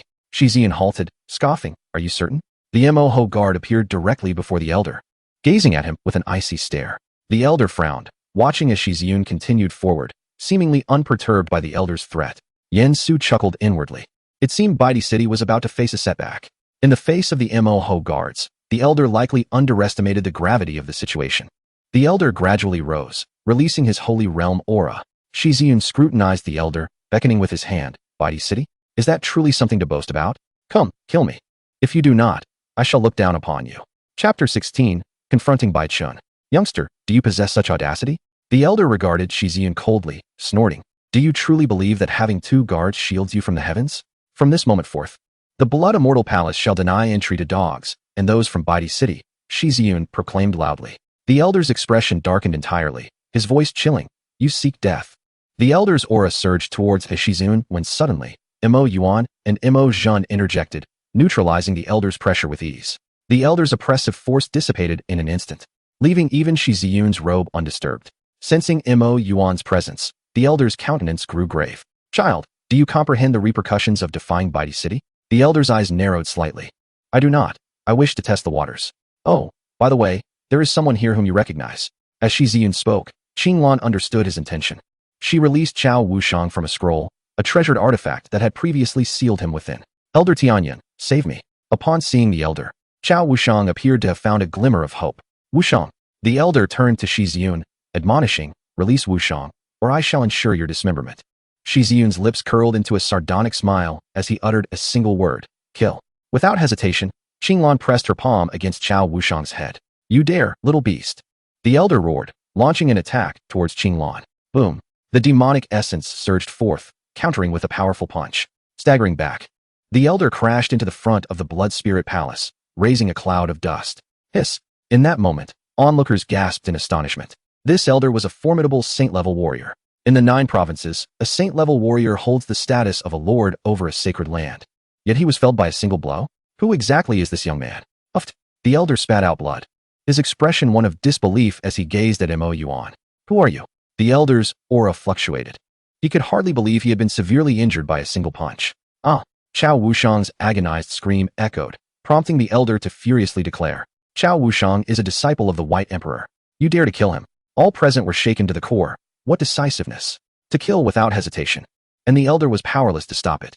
Bai Li's beautiful eyes narrowed. She had been probing this person's background. But now it seemed his origins were far more significant than she had anticipated.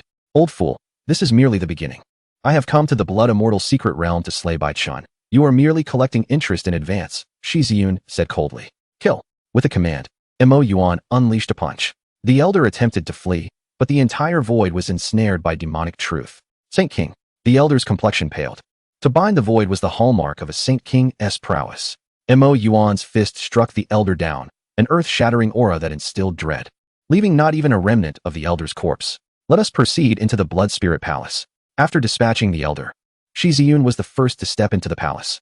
The other factions exchanged glances, while Yen Su followed closely behind Shi Yun. A glance from Shi Yun indicated his tacit approval.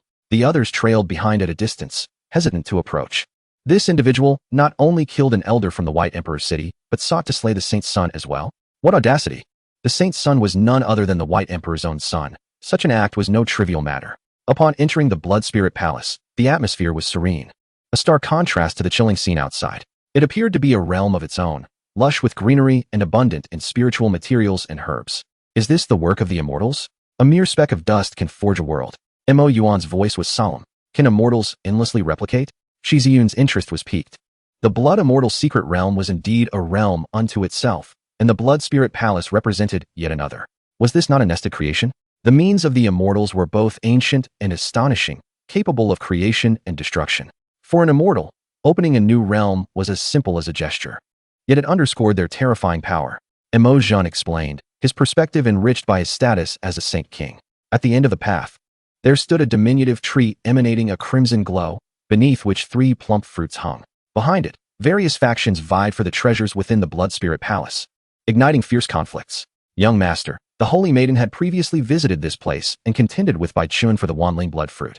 Yen Su approached and informed Shi Yun. Shi Yun nodded, gazing toward the end where a young man clad in a golden brocade robe sat cross-legged, guarded by a middle-aged man.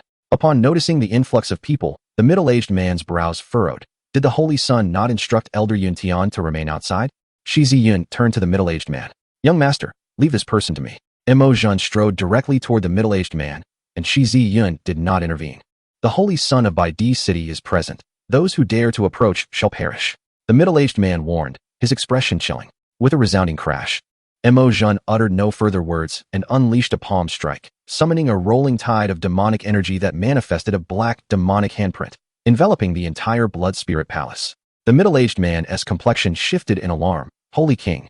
With a swift motion, the colossal hand descended, utterly unstoppable, crushing him with ease.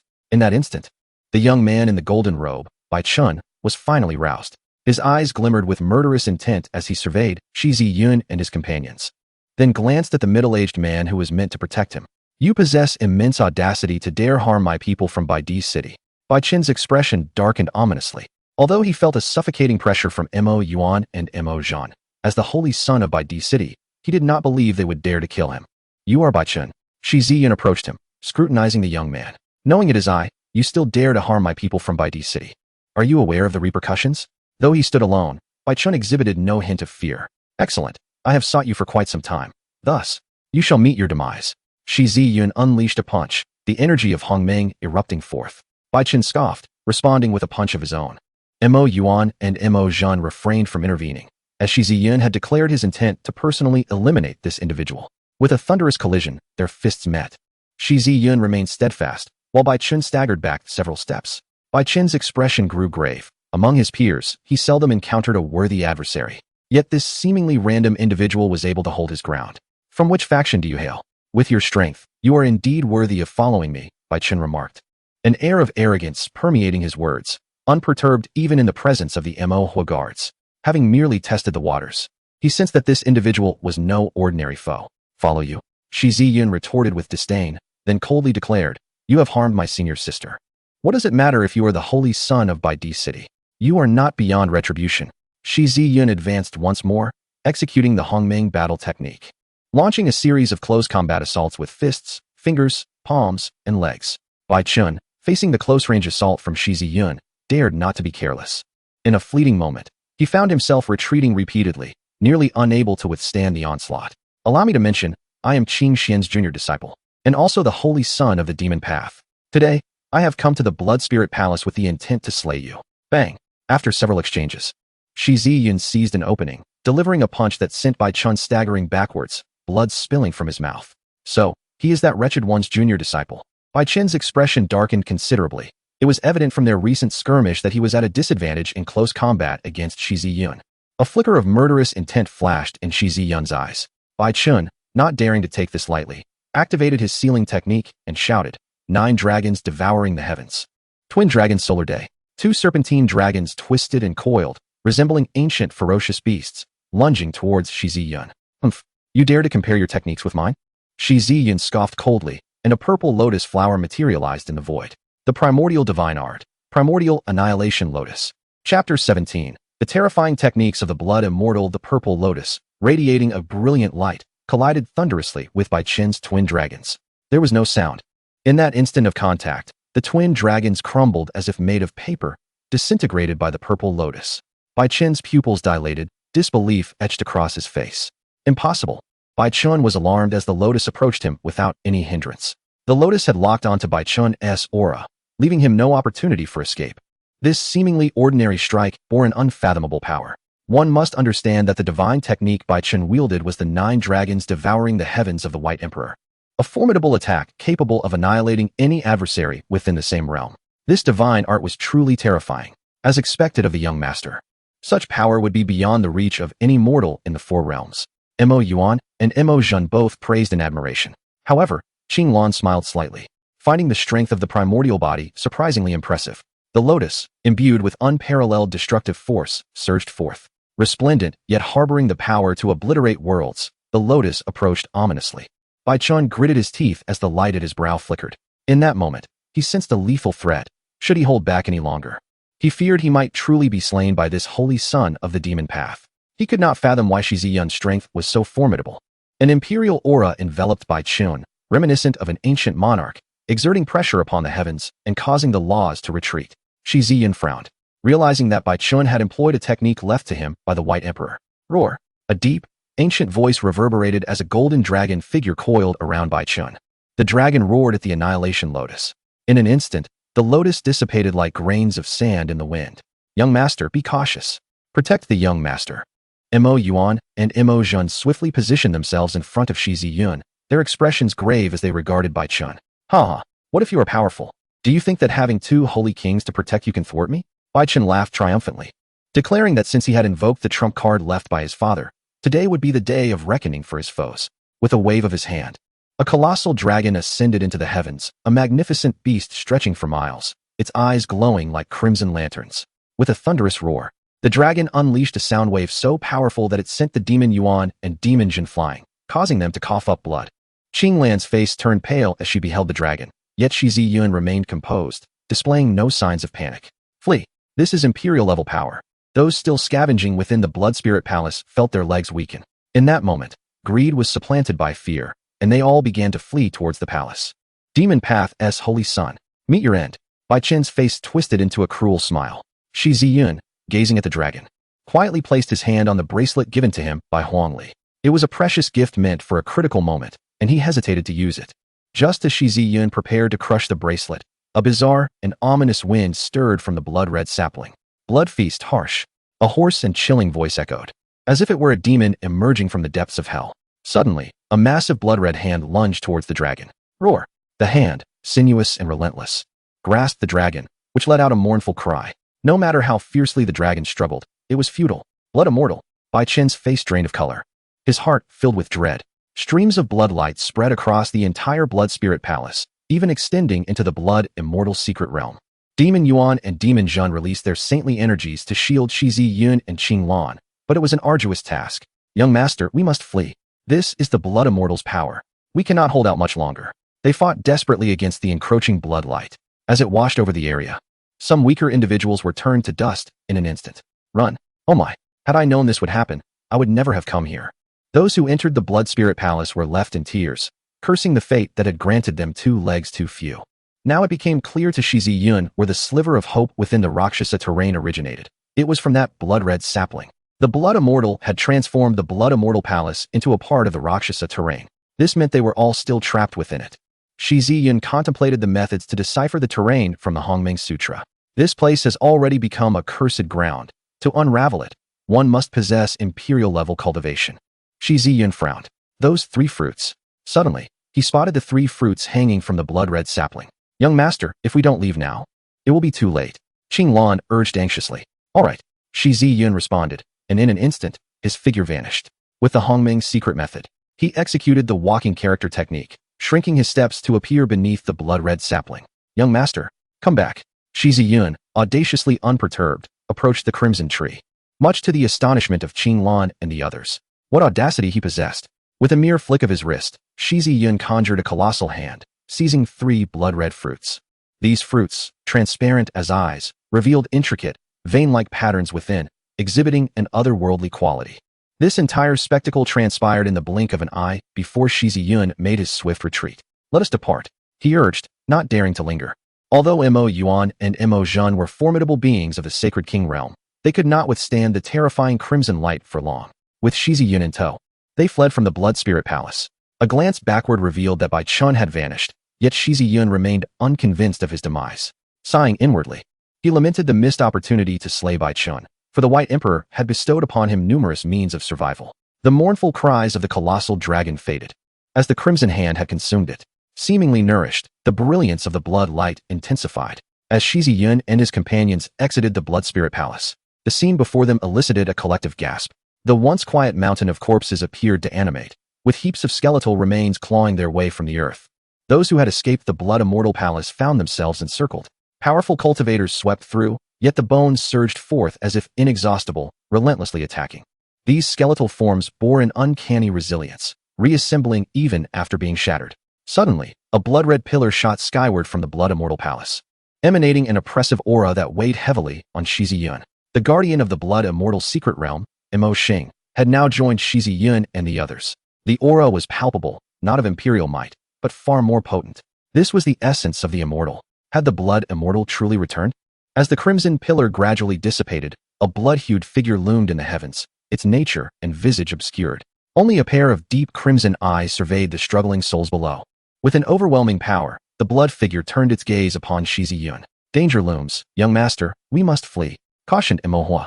Attempting to rend the void in front of Shi Yun, yet the fabric of reality felt immovably rigid. The blood immortal had resurrected. Pale-faced, Ching Zhao murmured.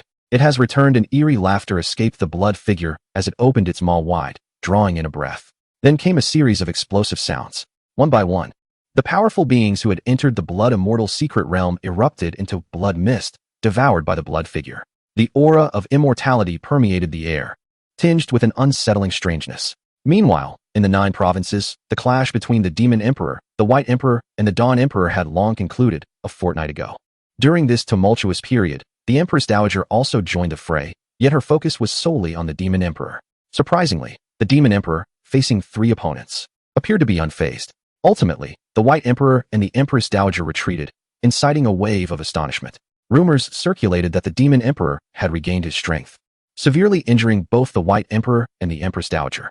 As for the final outcome, the battle between the Demon Emperor and the Dawn Emperor raged for 7 days and nights, with their imperial clash causing stars to fall beyond the Shintian realm, shattering the boundless void.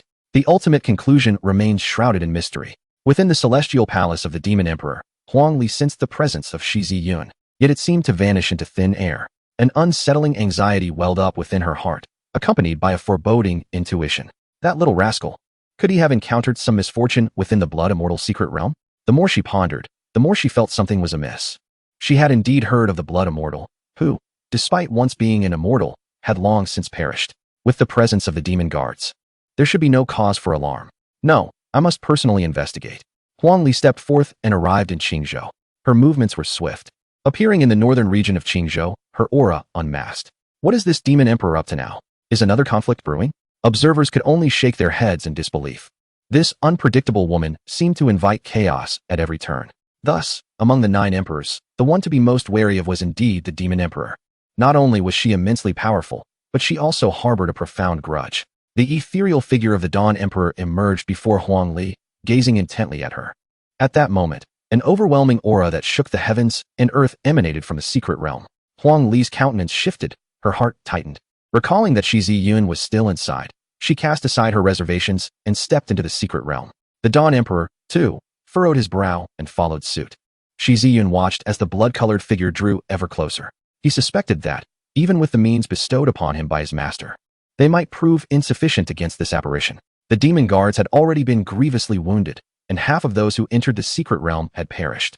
The survivors, a remnant of ancient factions, likely owed their escape to protective measures left by former imperial powerhouses. Among them was Bai Li from Hezhou, safeguarded by the abilities granted by the Demon Emperor. A phantom of a Qilin shielded Bai Li, yet its protection would not endure for long. Bai Chun had not escaped the secret realm either, having discovered that its spatial confines had been sealed. Clutching a golden bracelet, he felt its imperial might emanate, bestowing him with a form of protection. Supreme power. Ha! Hongmeng. The blood-colored figure lunged at Shi Yun, its hoarse and eerie voice brimming with excitement. Terrified, Shi Yun activated the Xingzi secret. Yet he did not retreat. Instead, he pressed forward. This was not Shi Yun's intent, but rather the overwhelming power wielded by the blood-colored figure. Even the Xingzi secret could not escape its grasp. Just as the blood-colored hand was about to seize Shi Yun, a furious voice rang out. Wraiths and phantoms, dare you lay a hand on my disciple? The ethereal figure of Huang Li appeared before Shi Yun, offering her protection. Master, Shi Yun exclaimed joyfully, gazing at Huang Li's silhouette. Huang Li slowly turned, relieved to see Shi Yun unharmed, secretly exhaling a sigh of relief. However, despite this, her chest heaved with anger, mixed with a hint of gratitude for having come to check on him. Upon this realization, Huang Li fixed Shi Yun with an indignant glare. You little rascal, how audacious you are to dare enter the blood immortal secret realm. Faced with the furious wrath of his master, Shi Yun immediately knelt down, his movements remarkably practiced. Master, I was wrong. Stealing a glance at Huang Li, noticing her expression had not yet softened, Shi Yun instinctively clung to her leg. He had learned from experience that when his master was angry, it was best to appease her. Huang Li promptly lifted him up, her face solemn as she gazed at the crimson figure. Blood immortal? The blood-colored figure, witnessing Shi Yun being intercepted, unleashed a torrent of bloodlight. Yet it was thwarted by imperial might. The Emperor of Dawn had also arrived, observing the crimson figure and the scene below. The rascal terrain. The Blood Immortal is truly a master strategist, he remarked coolly. However, to use the blood of myriad beings to aid one's resurrection is indeed to tarnish the name of an immortal. The blood-colored figure cackled. The Imperial realm, is it? A great supplement. Below, the rascal terrain began to shift, emitting waves of nauseating energy, suffused with the stench of death. The sea of blood surged backward. Streams of bloodlight converging towards the crimson figure. Its aura steadily intensified, becoming increasingly uncontrollable as it surged towards the outside world. Ching Zhao, such a potent presence. Have they begun to battle within? Shi Yun cursed. It has barely been a few days, and they are at it again? Quick, we must stop them. The 9 emperors hurriedly arrived in Ching Zhao, stepping into the blood immortal secret realm. Initially believing it to be a clash between the demon emperor and the Emperor of Dawn, they were taken aback by the scene before them. Stop him, Huang Li shouted, waving her hand to forcibly shatter the spatial blockade, instructing Shi Yun, Ziyun. You must leave this place at once. But what about you, master? Shi Yun looked at Huang Li, wanting her to escape with him. You little rascal. I am of the Imperial realm. Even if the blood immortal resurrects, he is not at his peak. Huang Li patted the back of Shi Yun's head, urging him to leave quickly as a great battle was imminent. All right, master, please take care. Shi Yun nodded, contemplating for a moment, his pupils shimmering with divine light as he gazed at Huang Li. Sensing Shi Yun's spirit intruding upon her, Huang Li made no effort to resist. Master, this is the primordial method to mend the heavens. There exists a way to unravel this terrain, Shi Yun declared. Without hesitation, he stepped through the spatial portal, followed closely by Manhwa Wei and Qing Lan. Meanwhile, among the 9 emperors, some had already engaged the crimson figure in combat. The White Emperor turned to Bai Chun, sending him out of the secret realm. The Demon Emperor also dispatched Bai Li and others, while the Emperor of Dawn opened a spatial portal, facilitating everyone's escape. Everything here has taken everyone by surprise. The resurrection of an immortal can only be confronted by an existence of the 9 emperors. Those who escaped the blood immortal secret realm are filled with trepidation and dare not linger, hastily departing from this domain. Many entered the blood immortal secret realm. Yet fewer than 1 in 10 emerged alive, the rest lie buried within. Shi Yun has appeared in the outside world. Yet neither Manhwa Wei nor Qing Lan is in sight.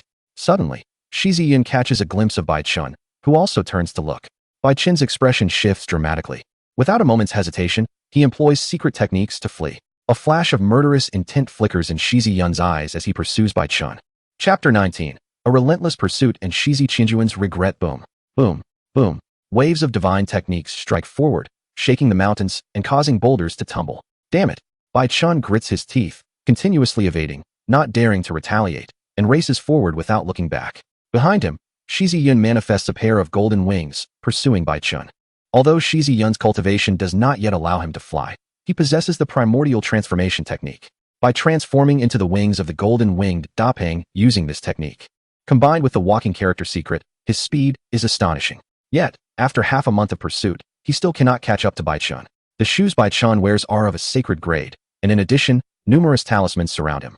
Thus, despite Shi Yun's relentless chase, he remains ever elusive. Had he known, Shi Yun would have asked his master for some sacred artifacts before setting out. He feels somewhat helpless. Bai Chun possesses an abundance of treasures. Primarily, Shi Yun had Manhwa Wei by his side at the time and did not contemplate these matters deeply. However, Shi Yun harbors a question. How did they end up separated when they entered the spatial passage together with Manhwa Wei? And so, one pursued while the other fled, soon entering the territory of the Shi Huang dynasty.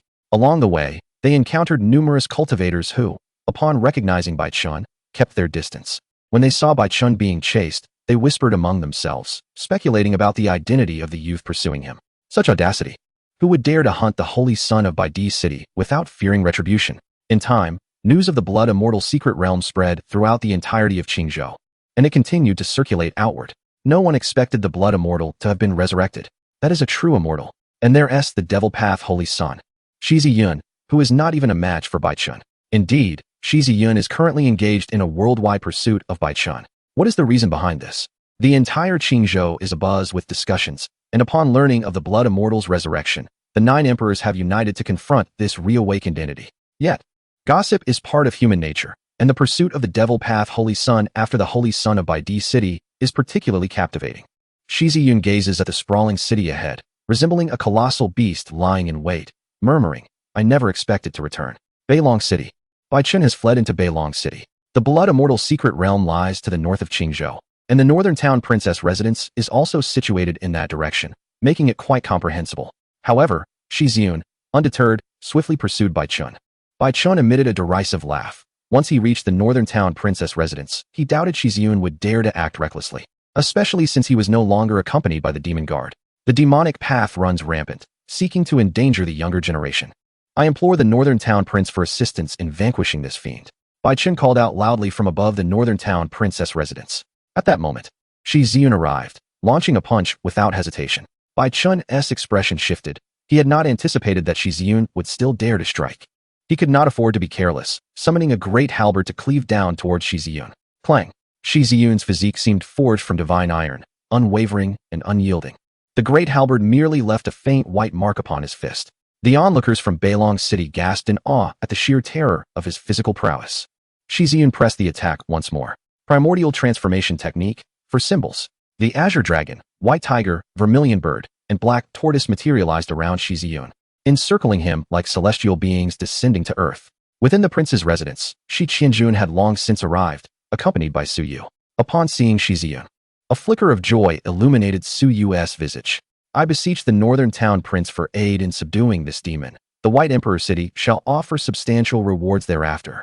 Bai Chen shouted towards Shi Qianjun upon his appearance. The entirety of the northern town prince's residence heard his pronouncement, and the sound traveled far and wide. Expressions of disbelief crossed every face. He was requesting Shi Qianjun to assist in slaying his own son? Although their relationship had soured, he remained Shi Qianjun's own flesh and blood. Bai Chen's audacity was truly remarkable. A glimmer of murderous intent flickered across Su Yu's face, not aimed at Shi Yun, but directed at Bai Chen. Shi Qianjun merely cast a casual glance at Bai Chen, his previous dissatisfaction stemming from Chao Wushang's attitude at the northern town prince's residence lingering in his mind. The arrogance of one who hails from the White Emperor City, believing that even the northern town prince must treat him with utmost courtesy, was palpable. Now, hunted and seeking his aid, did he truly think the northern town prince could be so easily persuaded?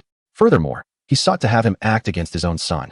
Such an act was utterly inconceivable. Even if one were to consider the most remote possibility of him intervening today, the entire divine continent would likely point fingers at him, accusing him of disregarding familial ties to assist an outsider in dealing with his own child, or of seeking favor with the White Emperor City at the expense of his bloodline, among other slanderous whispers. In recent days, Su Yu had grown cold towards him, a consequence of his earlier actions against Shi Yun within the northern town princess residence, which had left her unwilling to speak to him since. Rest assured, Bai Chen is no match for Ziyun. Shi Qianjun intercepted Su Yu. Although he could not assist Bai Chen, he could not aid Shi Yun either. Otherwise, he would incur enmity with the White Emperor City, which would be detrimental to the northern town princess residence. Moreover, given the current circumstances, Bai Chen was evidently being overwhelmed by Shi Yun, proving himself to be no contender. Su Yu hesitated for a moment, then nodded and paused to observe. As long as Shi Yun showed signs of defeat, she would take action without hesitation. Shi Ziki was also present, directing his gaze at Shi Yun battling Bai Chen, a shadow of gloom flashing in his eyes. He was astonished that Shi Yun could contend with someone of Bai Chen's caliber, and even more so that Bai Chen was not his match. The more exceptional Shi Yun became, the deeper the hatred brewed within Shi Ziki's heart. He fervently wished for his father to intervene and eliminate Shi Yun, yet understanding Shi Qianjun's stance, he knew this was an impossibility. Shi Yun, of course, noticed Shi Qianjun but chose to disregard him.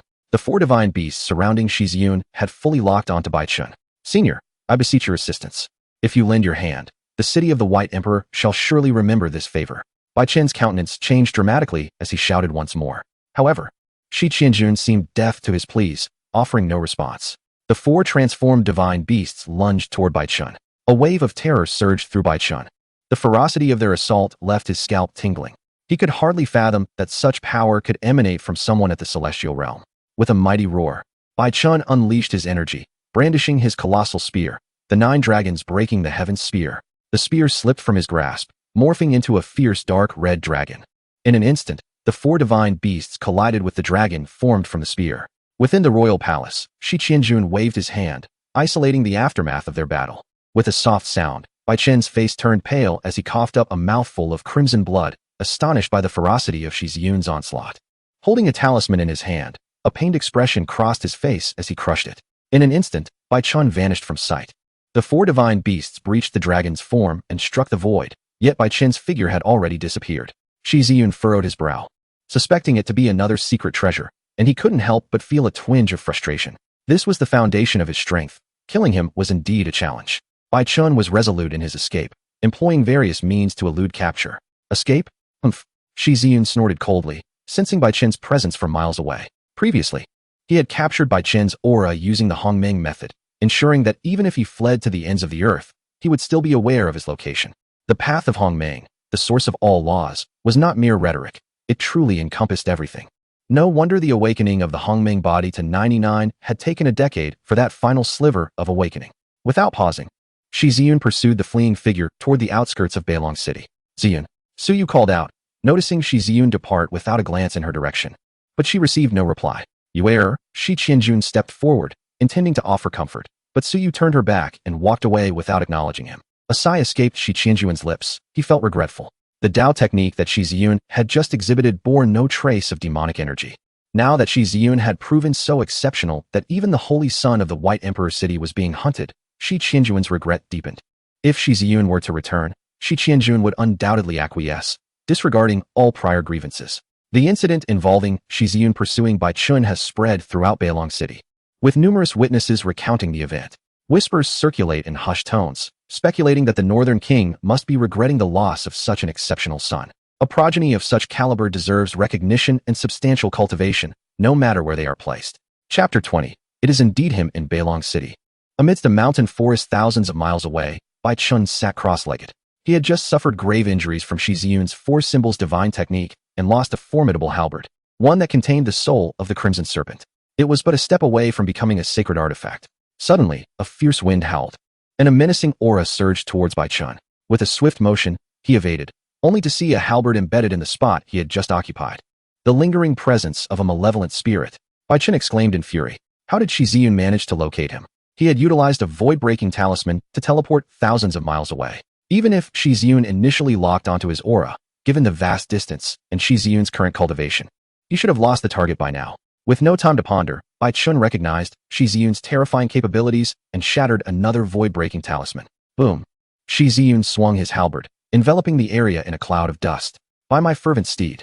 Shi Yun roared in frustration, for he realized that Bai Chen's aura had vanished once more, only to reappear miles away. He refused to relent. Today, he vowed to kill Bai Chun and avenge his sister's deaths. As Shi Yun once again detected Bai Chun, the latter vanished yet again. Shi Yun pursued relentlessly, and upon his next arrival, Bai Chun glared at him with a pallid visage. Gritting his teeth, he declared, Shi Yun, I concede. Whatever compensation you seek, I shall fulfill. Shi Yun scoffed, truly?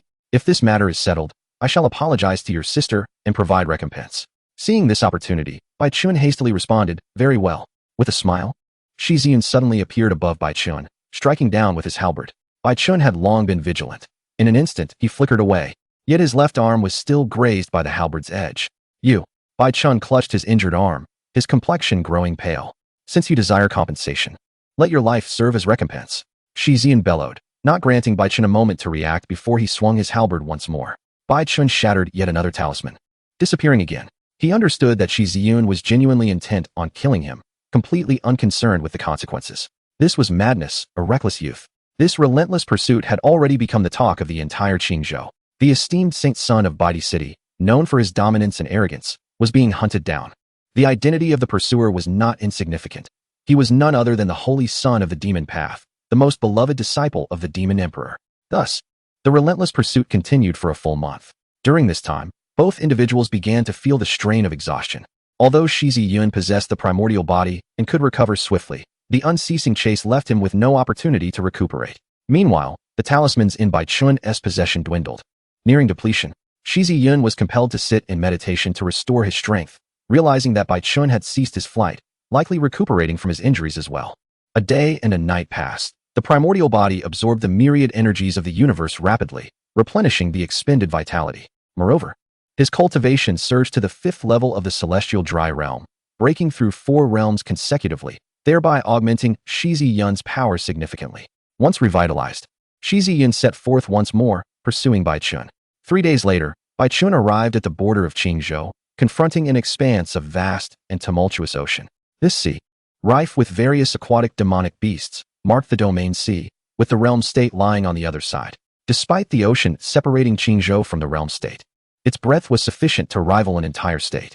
Humph, let us see how you pursue me this time, Bai Chen thought, entering the nearest city within the domain C, established by the Shi dynasty, which housed a cross-state teleportation array. This city was named Ching Zhao City, after the state itself, for any powerful beings from other states.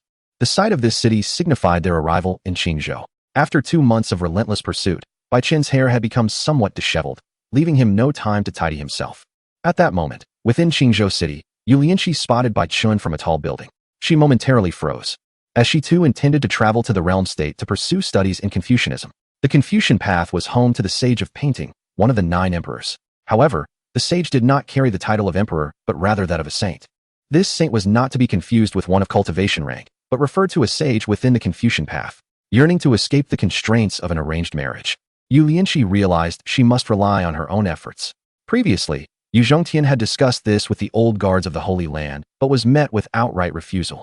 In desperation, Yu Lianqi resolved to seek knowledge in the realm state's Confucian path, a venture tacitly approved by Yu Zhongtian, who hoped for his daughter to carve her own path free from confinement. At the cross-state teleportation array, which was under the governance of the Ching Zhao inspector appointed by the Shi Emperor, preparations for activation were underway. Bai Chen barged in, and upon revealing his identity, was personally received by the Ching Zhao inspector. Someone has dared to assassinate this holy son. I implore you, esteemed elder, to activate the cross-state teleportation array at once to assist my departure. The city of the White Emperor shall offer great rewards thereafter. Bai Chen had learned prudence this time, tempering his words with courtesy. The Ching Zhao inspector, Lu Hong, was taken aback, inquiring, which faction possesses such audacity to attempt the life of a holy son? There is no time for explanations. I beseech you to activate the teleportation array immediately to facilitate my escape. Bai Chen beseeched Lu Hong with a respectful gesture. The esteemed holy son of the city of the White Emperor displaying such courtesy left Lu Hong feeling honored. Very well, holy son, please wait. Lu Hong nodded and personally activated the teleportation array. Rescuing the holy son of Baidi City was indeed a tremendous favor, and the allure of Baidi City's gratitude was irresistible. With benefits that were unparalleled, it could even propel him into the realm of the Holy King, a status that would render him a formidable figure throughout the 9 provinces. With this thought in mind, Lu Hong hastened his actions. The teleportation array gradually came to life, while Bai Chen occasionally cast his gaze into the distance. Yu Lianqi's shimmering eyes sparkled, reflecting the turmoil caused by the relentless pursuit of the holy son of Baidi City. In an instant, a name flashed through Yu Lianqi's mind. Could it be him? Suddenly, a fierce and murderous aura surged towards the teleportation array. Senior, hurry! That demon is coming. Bai Chen's expression changed. Sensing the presence of Shi Yun, this scoundrel had indeed followed him. Bai Chen had no faith that the mere Lu Hong would dare to obstruct Shi Yun, a disciple of the demon emperor, whose status was comparable to his own. Lu Hong moved swiftly, the teleportation array radiating brilliant light. Bai Chen stepped into it without hesitation. Lu Hong gazed into the distance, equally curious about the identity of the pursuer. Bai Chen, come forth. Shi Yun's voice echoed. However, the teleportation array had already activated, and Bai Chen revealed a cold smirk as he waved to Shi Yun. Boom. With a single strike, Bai Chen vanished. Lu Hong, caught off guard, erupted in fury. Impudence. This place is a crucial cross-regional teleportation site in Ching Zhao City, and you dare to act recklessly here. Upon seeing Shi Yun, Yu Lianqi felt a jolt within her heart. It truly was him. Chapter 21. Yu Lianqi's understanding Ching Zhao City lay on the outskirts of Ching Zhao, a considerable distance away. The news of Shi Yun's pursuit of Bai Chen had not yet reached this location. Junior, from which faction do you hail? Daring to act here at the cross-regional teleportation array, Lu Hong's eyes sparkled with dangerous intent. If he could capture this individual, it would compel Bai Chen to owe him another favor. But first, he needed to ascertain the other party's origins. Witnessing Bai Chen escape right under his nose, Shi Yun's agitation grew. You allowed Bai Chen to flee? Shi Yun directed his gaze at Lu Hong. Lu Hong snorted coldly. And if so? Regardless of your origins, this is Ching Zhao City. To act so brazenly here, Lu Hong unleashed his holy realm aura, intending to suppress Shi Yun. At that moment, Yu Lianqi gracefully approached. She stood before Shi Yun, slightly bowing, her delicate features softening. I am honored to meet you, holy son Ziyun. Lu Hong's words were interrupted, and upon hearing Yu Lianqi address Shi Yun as holy son, a tremor coursed through him. Lu Hong's expression shifted as he looked at Shi Yun, suddenly becoming rigid. A holy son from a sacred ground. If it were an ordinary sacred ground, it would be manageable. Even if there were ageless beings claiming to be immortal, at most, they would be a holy king. Lu Hong was not intimidated by such figures, for he was the appointed governor of Ching Zhao City by the Shi Emperor. However, if it pertains to a prestigious sacred ground, it possesses genuine depth. And even Lu Hong would hesitate to provoke it. Who are you? Shi Yun inquired, directing his gaze at Yu Lianqi, a woman he had previously encountered at the northern prince's residence, though he had not paid her much heed at the time and was unaware of her identity. I am Yu Lianqi from the Liani sacred ground, she replied. Yu Lianqi? Shi Yun cast a peculiar glance her way, realizing she was none other than Shi Ziqi's fiancée. Noticing Shi Yun's scrutiny, Yu Lianqi remained unfazed. Shi Yun merely nodded lightly. He held no particular fondness for individuals associated with the northern prince's residence. Lianqi Saintus, he is. Lu Hong finally could not restrain himself any longer. Has Governor Lu not heard of him? He is the demon path's holy son, Shi Yun. Yu Lianqi stated, her gaze subtly flickering toward Shi Yun, who appeared indifferent. The demon path's holy son, Shi Yun. Lu Hong suddenly felt his legs weaken. He initially thought he was facing a formidable figure, only to find himself in the presence of a living legend. Even Lu Hong, who resided far away in Ching Zhao city, had heard of this holy son. This very holy son had suffered a grievous defeat at the northern prince's residence, provoking the demon emperor's wrath, which led to an attack on Baidi city. That battle had stirred countless souls across the 9 provinces, with the demon emperor confronting 3 foes single-handedly, even sinking Dongzhou without a second thought, all for the sake of his little disciple. Activate the inter-province teleportation array, Shi Yun stated, glancing at Lu Hong.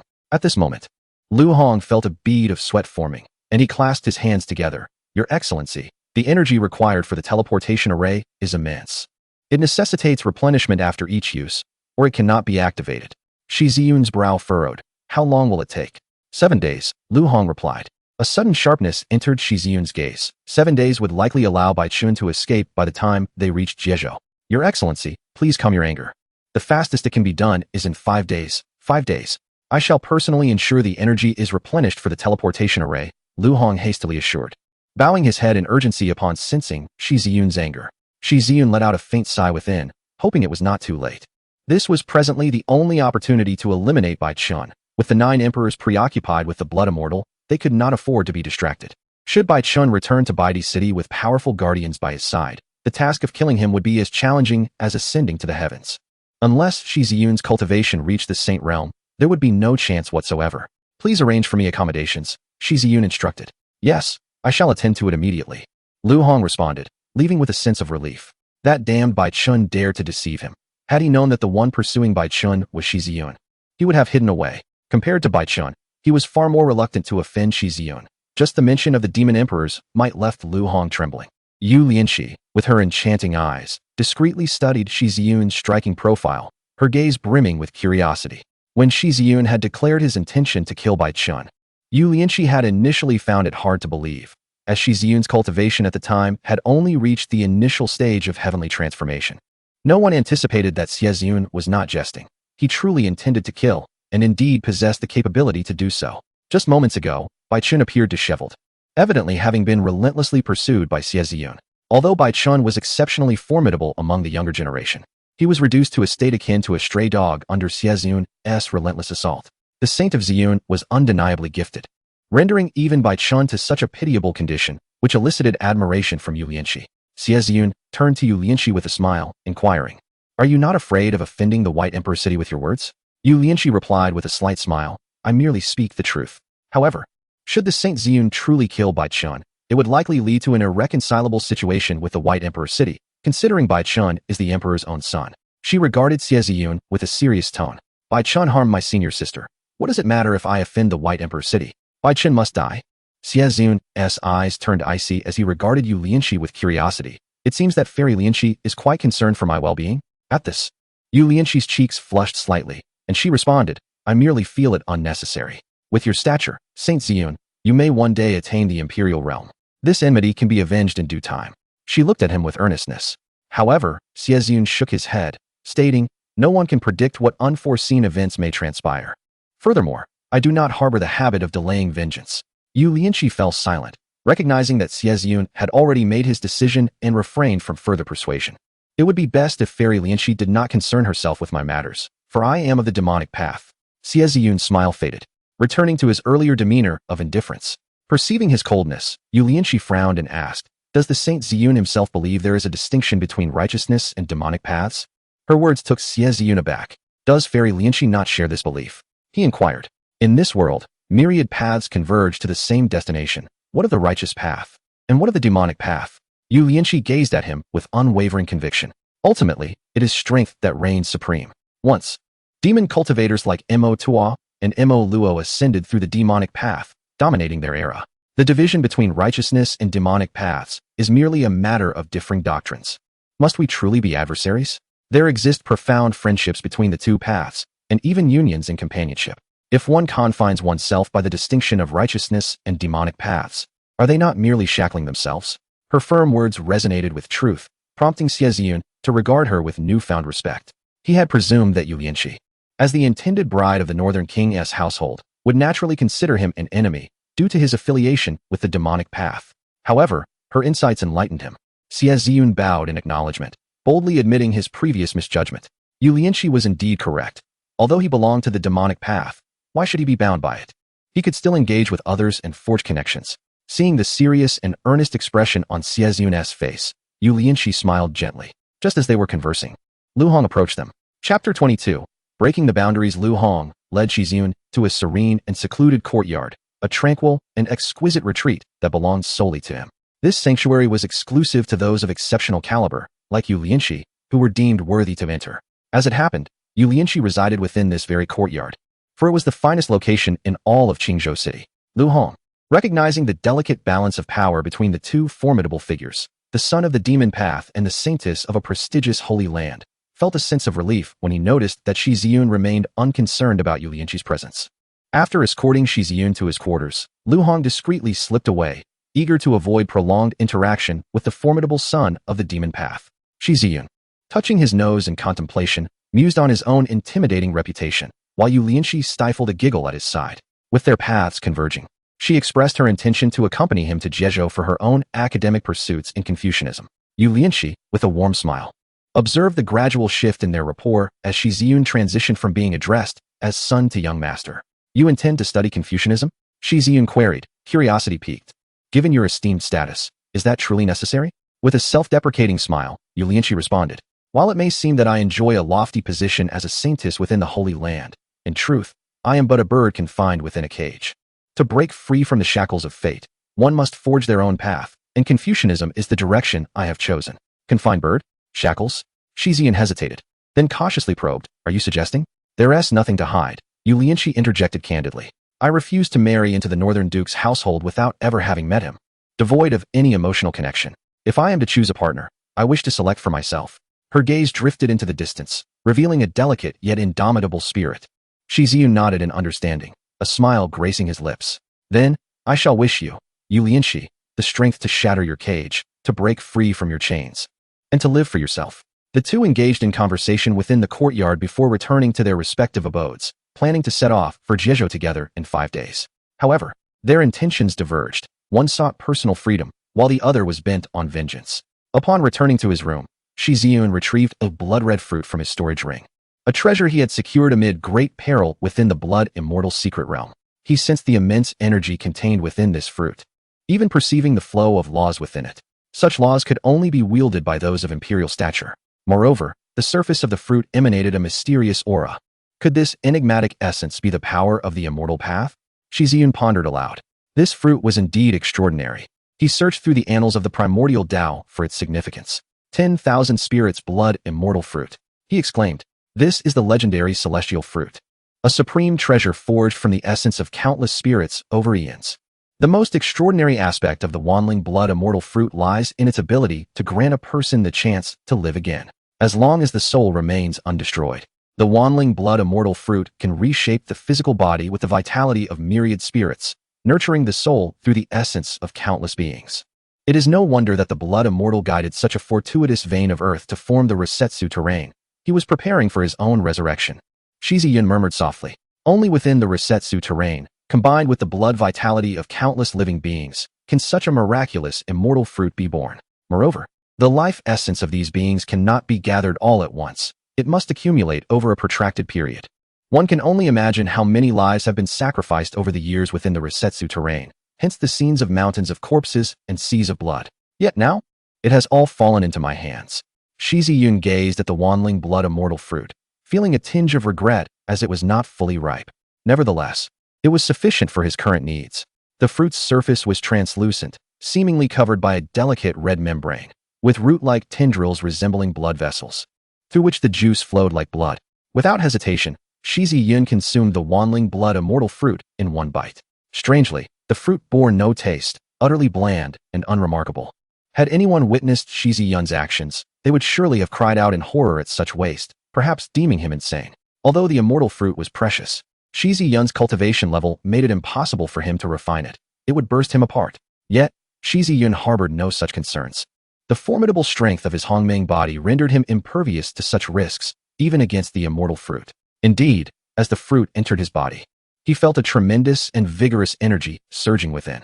The Hongmeng body radiated a hazy glow, greedily absorbing the energy of the fruit. Boom! In an instant, Shi Yun's aura intensified. He had broken through. He reached the 6th level of the Tiangong realm. 2 hours later, he broke through once more, now at the 7th level of the Tiangong realm. The energy required for cultivating the Hongmeng body was astonishingly immense, yet even so, he showed no signs of halting. Truly, the immortal fruit, forged over eons, contained boundless energy. At this juncture, less than a tenth of the energy from the wanling blood immortal fruit had been consumed, illustrating its vastness.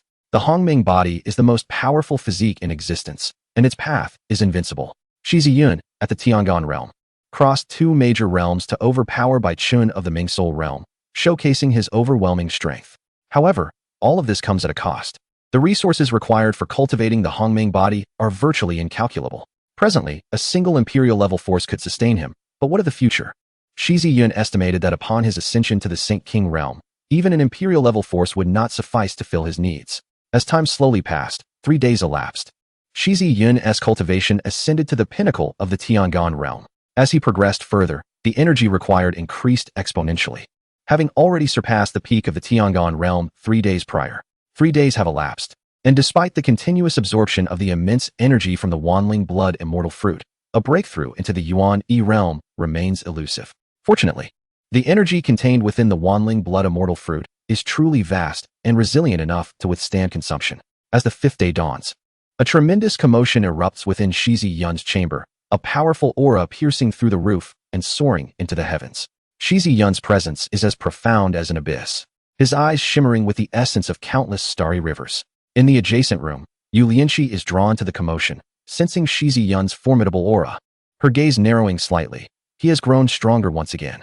The Yuan E realm signifies the unification of myriad laws. It represents a significant elevation in Taoist practice and is a crucial step for any cultivator. The earthly branches and heavenly stems serve as the foundation for a practitioner. Only with a robust foundation can one achieve the unification of Tao, thereby attaining a qualitative enhancement. In essence, reaching the Yuan E realm grants one the true capability to wield divine abilities. Of course, Shi Yun is an exception, even in the heavenly stem realm.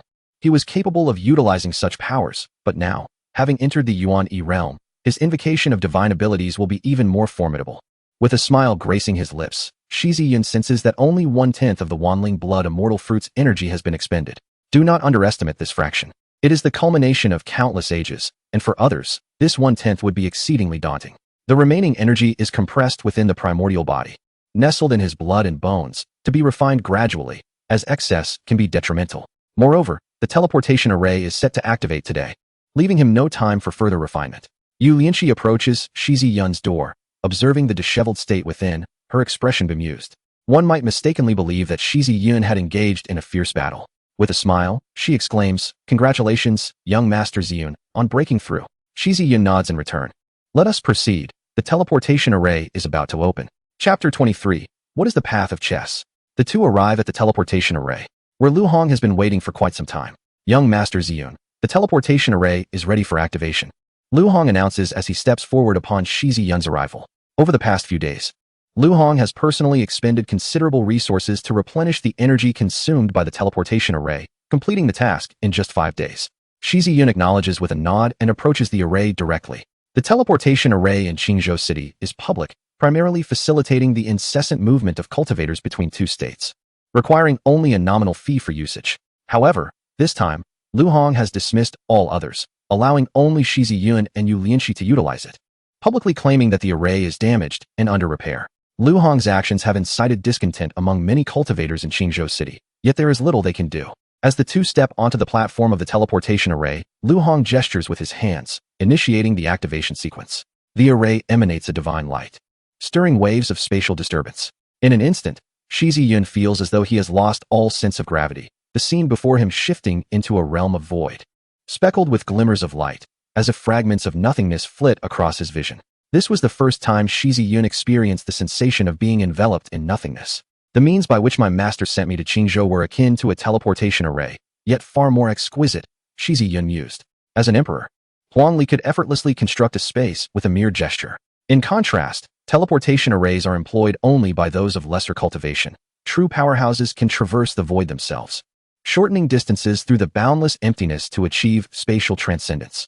I wonder how my master is faring now. Shi Yun lowered his head, contemplating the resurrected blood immortal within the blood immortal's secret realm. Although his master dismissed the blood immortal with disdain, he was, after all, a being of immortal status. Is there something on your mind, young Master Ziyun? The gentle voice of Yu Lianqi broke the tranquility of the space, her eyes, resembling black jewels, gazing intently at Shi Yun. Regaining his composure, Shi Yun revealed a radiant smile, concealing his thoughts. Yu Lianqi understood that Shi Yun remained somewhat guarded around strangers. Given their brief acquaintance, she brushed a strand of hair behind her ear and smiled softly. Jiezhou is a sacred land of Confucianism and Taoism. Every inhabitant possesses a measure of literary talent. Oh, intrigued, Shi Yun inquired. Might I ask what path you pursue in your studies at Jiezhou, Lady Lianqi? Today, Yu Lianqi donned a robe of celestial hues, resembling a heavenly goddess, which compelled Shi Yun to steal a few extra glances. In the sacred mountain of Confucianism in Jiezhou, there are masters of painting, literature, and chess, with the latter being the current head of the mountain. Yu Lianqi's eyes shimmered with yearning.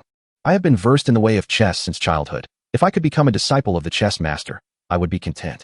The figures she mentioned, painting sage, literary master, and chess master, were the three great achievers of Confucianism in the sacred mountain, with the painting sage holding the highest esteem, having attained the name of Confucianism through the art of painting. I did not expect you, Miss Lianqi, to have an understanding of the way of chess, Shi Yun remarked, somewhat surprised. Few women delve into the chess path, as most pursue the arts of music and painting. Does young Master Ziyun also have some acquaintance with the way of chess? Yu Lianqi's sparkling eyes regarded him as if recognizing a kindred spirit, not claiming exceptional prowess. He modestly admitted to having a slight understanding. In truth, Shi Yun was not familiar with the chess path. However, he was well-versed in the way of arrays. The way of arrays is one of the 9 paths of primordial chaos, encompassing the chess path as well. This inclusion arises from the fact that arrays can be formed using chess. To use chess as an array, one must first understand chess itself. Chess formations such as the life and death chess, heavenly gang chess, earthly fiend chess, and star moon chess are all contingent upon a foundation in the way of chess. Yet, these formations are among the most challenging in the array arts. Yu Lianqi's eyes sparkled with curiosity as she asked, what defines the way of chess? Please, young master, enlighten me. Shi Yun regarded Yu Lianqi with a slight smirk, aware that she was testing him to ascertain whether he truly understood the intricacies of the chess path. Yu Lianqi did not urge, but rather patiently awaited Zizion's response. The strategist employs cunning, to utilize while feigning disuse, to appear distant when near, and to seem near when far. One lures with advantage, takes amidst chaos, prepares with substance, evades with strength, provokes with ire, and entices with humility. One exhausts the leisurely and distances the close. To strike when unprepared and to act unexpectedly. This is the victory of the military. Zizian spoke to himself, revealing the essence of the game. Meanwhile, Yu Lianqi savored Zizion's insights on the art of strategy, her beautiful eyes sparkling with admiration as she gazed upon him. What Zizian articulated not only encapsulated the essence, but also pointed directly to the nature of the game. Yu Lianxi's enchanting gaze lingered upon Zizion's face for a prolonged moment. In this world of prodigies, none could rival Zizian. Finally, Yu Lianxi expressed her heartfelt sentiment. Ha ha ha, it is merely a discussion of strategy, not so profound, Zizian chuckled in response. Yu Lianxi chose not to elaborate further. Her earlier admiration stemmed from genuine appreciation. Despite her years of learning and understanding the game, she had not encountered insights as profound as those of Zizian. Subsequently, Yu Lianxi seated herself cross-legged, and with a wave of her hand, a chessboard materialized. May I invite you to a match, my lord? Yu Lianxi inquired. Certainly, Zizian agreed, taking his seat opposite her. Even though the cross-dimensional teleportation array would take several days to reach the boundary state, engaging in a game of chess was a delightful diversion. Thus, the two commenced a series of matches. As they played, Yu Lianxi found her brows increasingly furrowed. Every move by Zizian seemed meticulously orchestrated. A seemingly ordinary piece revealed its crucial significance at pivotal moments, while some moves that appeared vital served as mere bait, leaving Yuliangxi unable to discern reality from artifice. Sipping tea leisurely, Zizian remained unhurried. I concede, Yuliangxi sighed softly, unable to perceive a single opportunity for breakthrough. You are far too modest, Master Ziyun.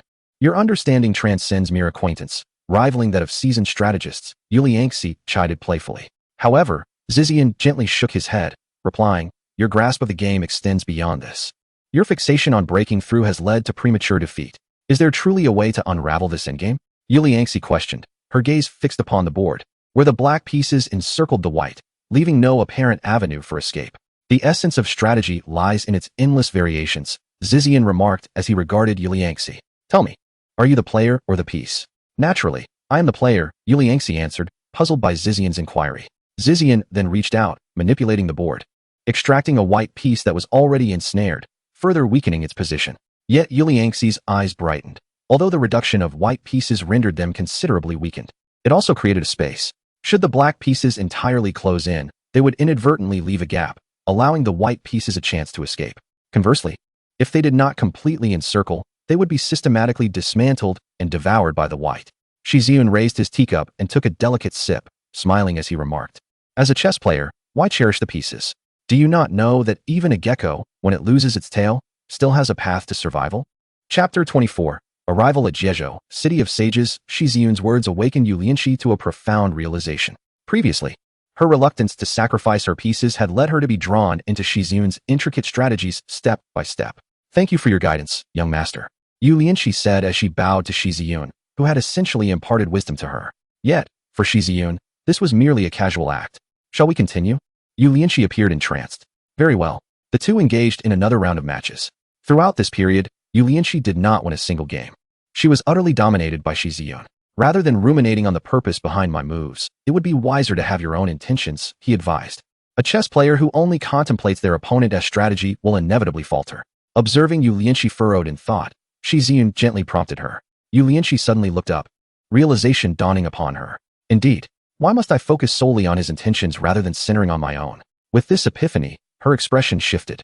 She shed her hesitance and began to make her move. After a while, however, Yuliangxi found herself defeated once again. Throughout her life, among her peers, she had never encountered a rival in the realm of chess, yet now she was thoroughly crushed. Nevertheless, Yuliangxi was resilient and initiated another round against Shi Yun. Look, if you place your piece here. Shi Yun could no longer restrain himself, offering guidance as he played, feeling as though Yuliangxi was akin to a novice. Ah, I see. Yuliangxi promptly reclaimed a piece she had already placed. Shi Yun shook his head, a bemused smile creeping onto his face. No. Though you have temporarily blocked me with that piece, you have also isolated it from the main force. You have picked up a sesame seed but lost a watermelon. Shi Yun continued to offer his insights, and Yuliangxi listened intently. As the games progressed, only Yuliangxi's voice could be heard. No. I wish to redo this move. It seems I've made a mistake. It should be placed here. I played incorrectly. That move does not count. Eventually, Yuliangxi began to openly retract her moves. In the past, such behavior would have been unthinkable, as in chess, one must never regret a move. Doing so is deemed unbecoming. Yet, in this instance, with no one else around, she felt no reservations. In that moment, Yuliangxi resembled a playful little girl. Shi Yun indulged her, for he could not bring himself to argue with a woman. 3 days passed slowly. During this time, Shi Yun elucidated the principles of chess to Yuliangxi: attack, defense, strategy, and disruption, enabling her to gain immense insights. It was only when the teleportation array began to cease that Yuliangxi reluctantly rose. Your teachings over these 3 days have surpassed a decade of my previous training.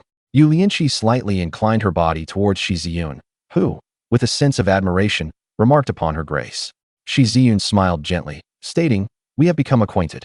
And your insights into the paths of righteousness and malevolence have broadened my understanding. In truth, you have aided me as well. Let us not engage in excessive gratitude. A blush crept across Yuliangxi's fair face as she gazed into Shi Yun's enchanting eyes, and upon hearing his final words, she could not contain a soft laugh. Suddenly, the space began to stabilize, and their focus returned. We have arrived at Jiezhou. Let us proceed, Shi Yun announced, looking towards the exit of the teleportation array. Indeed, Yuliangxi replied, following him out.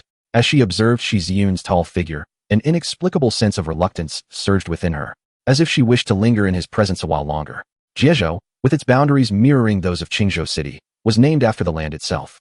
Breathing in the crisp, fragrant air beneath the clear sky, Shi Yun could not help but inhale deeply, feeling the oppressive atmosphere of the teleportation array lift. Nevertheless, he had not lost sight of his purpose in Jiezhou. Through the understanding gained from the Hongming's restoration of the heavens, he discovered that Bai Chun was still present in Jiezhou. "Where is that direction, Fairy Lianqi?" Shi Yun inquired, pointing towards a specific area. "That place is the Confucian Dao Sacred Mountain, located at the heart of Jiezhou," Yu Lianqi replied, following his gaze. "The Confucian Dao Sacred Mountain?" Shi Yun's brow furrowed. If Bai Chun had sought assistance from the Sacred Mountain, it could spell trouble. After all, without the presence of the Mohu guards, he might not stand a chance against a formidable opponent. "What troubles you?" Yu Lianqi asked. "It is nothing. Now that we are in Jiezhou, a visit to the Confucian Dao Sacred Mountain would be enlightening," Shi Yun responded, shaking his head with a smile. Upon hearing this, Yu Lianqi felt a surge of unexpected joy and said, "The Confucian Dao Sacred Mountain is indeed a revered place. I could serve as your guide." "Very well," Shi Yun agreed, smiling. In Jiezhou City, there existed a teleportation array that could lead directly to the Confucian Dao Sacred Mountain. The two of them paid the requisite spirit stones and stepped into the array. A day later, they found themselves in an immense city spanning millions of miles. Shi Yun marveled at the vastness, surrounded by elegantly dressed scholars. At the very center of the holy sage city stood a colossal peak reaching towards the heavens, seemingly a pillar supporting the sky itself. Without needing Yu Lianqi to elaborate, Shi Yun recognized it as the legendary Confucian Dao Sacred Mountain. "This is Holy Sage City," Yu Lianqi explained. "It is said that this city is filled with sages." Shi Yun chuckled. "Pray tell, does a lesser sage village also exist?" "You have heard of the lesser sage village, Master Xian?" Yu Lianqi glanced at him curiously. "Is it real?" Shi Yun was taken aback, having merely posed a casual question. Yet seeing Yu Lianqi's reaction suggested he had inadvertently spoken the truth. Yu Lianqi nodded and said, "I have come to Jiezhou with the intention of visiting the Xiaosheng Xiancuang." "Is Xiaosheng Xiancuang located on the Confucian Dao Sacred Mountain?" Shi Yun inquired. "Xiaosheng Xiancuang is not situated on the Confucian Dao Sacred Mountain. Rather, it resides within the city of Shangxian." Yu Lianqi gestured towards the towering peak at the heart of the city, explaining that Xiaosheng Xiancuang lies at the foot of the sacred mountain. This establishment was founded in ancient times by the Confucian ancestor, who proclaimed that his grand aspiration was to cultivate a place filled with sages, thus granting entry to those of remarkable achievement in the Confucian path. Yu Lianqi elaborated on this for Shi Yun. Within Xiaosheng Xiancuang, there exist trials set forth by esteemed Confucian masters of past generations, alongside challenges devised by the contemporary trio of Confucian luminaries. Those who succeed in overcoming these trials may have the opportunity to engage in discourse with these masters, or even to become their disciples. At this point, a glimmer of hope sparkled in Yu Lianqi's eyes. This was her sole chance to break free from the shackles of destiny. Regardless of the outcome, she felt compelled to attempt it. "Have you previously attempted the trials?" Shi Yun asked. Yu Lianqi nodded, her delicate brows furrowing slightly as she sighed. "The trials at Xiaosheng Xiancuang are exceedingly arduous. I made an attempt 3 years ago. However, the complex endgame left by the chess master dissuaded countless individuals, myself included." As she spoke, Yu Lianqi suddenly looked up at Shi Yun, a flicker of excitement washing over her. "If it were you, perhaps it could truly be possible." Yet Shi Yun shook his head with a wry smile, revealing that his purpose in Jiezhou was not to partake in any trials, but rather to pursue a darker ambition. Observing Shi Yun's refusal, Yu Lianqi lowered her head in disappointment. Nevertheless, since she was already here, she resolved to challenge the endgame he had mentioned. Shi Yun's voice resonated once more. "However, before we proceed, you must make some preparations." "Preparations?" Yu Lianqi asked, puzzled. Shi Yun chuckled with a hint of exasperation. "While your chess skills are commendable, you have yet to truly delve into the essence of the game. What you practice can only be deemed as chess skills, not the path of chess." Although his words lacked gentleness, Yu Lianqi found herself in agreement. Nodding thoughtfully, she hesitantly inquired, "What preparations should I undertake?" Observing a beautifully adorned inn nearby, Shi Yun began to walk forward. Yu Lianqi followed suit, her steps quickening. "You have mentioned that the chess master is among the 3 great figures of the Confucian Tao, and his chess philosophy is unparalleled across the 9 realms." Shi Yun continued, lost in thought. "The endgame I devised is certainly extraordinary. I shall teach you several strategies for navigating endgames, which should suffice for your needs." Upon hearing that Shi Yun intended to instruct her in the ways of endgames, a spark of joy illuminated Yu Lianqi's beautiful eyes. She held great admiration for Shi Yun's chess philosophy. Were it not for his youth, she might have suspected he could rival the chess master in skill. After paying a substantial fee in spiritual stones, the two made their way directly to a room within the inn. Seated opposite each other, a chessboard lay between them. Shi Yun consistently placed his pieces, while Yu Lianqi fixated on him, not missing a single move. This was the star chess, a challenging endgame where the critical breakthrough points were elusive. Shi Yun pointed at the endgame on the board, commencing his explanation to Yu Lianxi. A day later, under Shi Yun's guidance, Yu Lianxi began to grasp the intricacies of star chess and ventured to seek a solution. After another 3 days, Yu Lianxi even attempted to resolve the endgame without Shi Yun's assistance. With a natural talent for the game, bolstered by Shi Yun's teachings, Yu Lianxi's understanding deepened significantly. During this time, Shi Yun sensed that Bai Chen's presence still lingered in Shangxian City, perplexing him. It had nearly been 10 days. If Bai Chen intended to flee back to Bai Di City, given his capabilities, he should have already done so. Now, Shi Yun began to suspect that Bai Chen was deliberately waiting for him. Suddenly, as Shi Yun's thoughts wandered, he felt a shift in the atmosphere. Yu Lianxi's aura trembled, escalating in intensity. Had she broken through? Shi Yun observed Yu Lianxi, who seemed lost in thought. In this state of enlightenment, which many cultivators yearn for, understanding the Tao became significantly easier. After a while, Yu Lianxi finally unraveled the endgame on the board. Rising, she bowed to Shi Yun, expressing her gratitude. Thank you for imparting your wisdom. Your enlightenment is a product of your own fortune, coupled with your considerable talent in the game. I am merely a facilitator, Shi Yun replied with a smile, gesturing dismissively as he disrupted the pieces on the board to set up a new game. With each piece he placed, a fresh endgame emerged, the game of life and death. Pointing to the new configuration, he explained, in the game of life and death, paths that appear to lead to safety are fraught with peril, while seemingly hopeless situations may harbor a glimmer of rebirth. Yu Lianxi nodded thoughtfully, attentively absorbing Shi Yun's insights. Within the inn, the two engaged in an unceasing discourse on the art of chess. Beyond unraveling endgames, Shi Yun shared numerous strategies and formations. Thus, half a month passed, with Yu Lianxi reaping substantial rewards from her studies, while Shi Yun generously imparted his knowledge without reservation. Furthermore, Shi Yun's own realm had ascended a notch, his meridians continuously absorbing the essence of the myriad spirit blood fairy fruit, naturally facilitating his breakthrough. Meanwhile, Bai Chen remained, further confirming Shi Yun's belief that Bai Chen was indeed waiting for him. If Bai Chen dared to await his arrival, it indicated he possessed confidence in confronting Shi Yun. Now that Shi Yun had attained the first realm of Yuan, he felt unafraid even when facing a sage. He mused inwardly. The two departed the inn, heading towards the direction of the lesser Shangxian village. Shi Yun had intended to ascend the sacred mountain directly. As the son of the demon path, he would be met with deference wherever he went. Yet, under the hopeful gaze of Yu Lianxi, Shi Yun accompanied her to the little sage manor, observing the trials set by the chess players. As for Bai Chen, he remained on the sacred mountain, where a teleportation array was naturally available. Since Bai Chen was awaiting him and had not utilized the array to return to the city of the White Emperor, Shi Yun felt no urgency. Upon reaching the foot of the sacred mountain, which loomed like a pillar supporting the heavens, Shi Yun could not help but marvel at its grandeur. The little sage manor, situated at the base of the sacred mountain, was personally constructed by the founding Confucian ancestor. Every brick and tile was meticulously assembled by his own hands, without the aid of his cultivation, each step taken with utmost seriousness. Gazing at the tranquil and quaint little sage manor, Shi Yun expressed a sense of admiration, reflecting on the vastness of the ancestor's spirit, who, despite his exalted status, undertook such labor himself. The Confucian ancestor, the progenitor of Confucianism, commanded such reverence that even celestial beings bowed before him during his lifetime, a testament to his unparalleled status and formidable cultivation. As individuals continuously entered the little sage manor, Shi Yun observed many leaving with disappointed shakes of their heads. It seemed the trials within had proven challenging for numerous participants. He murmured to himself. The trials of the little sage manor are undoubtedly arduous. Let us enter as well, young Master Ziyun, Yu Lianxi suggested with a smile. Very well, Shi Yun replied, stepping forward, only to be halted by a scholar guarding the entrance. Those who wish to enter the little sage manor must be practitioners of Confucianism. You, not being of the Confucian path, are not permitted entry. The scholar's voice was soft, yet it drew curious glances from onlookers, who regarded Shi Yun with peculiar expressions. Shi Yun offered a wry smile, realizing that Yu Lianxi had not informed him of this regulation. Nevertheless, he refrained from forcing his way in, understanding the importance of adhering to established rules. Yu Lianxi furrowed her brow and stepped forward, stating, Young Master Ziyun is the holy son of the demon path. He is merely accompanying me. The scholar looked at Yu Lianxi and suddenly broke into a smile. I did not expect it to be the Saintess Lianxi. Clearly, the scholar recognized her, given her renowned talent in the art of chess.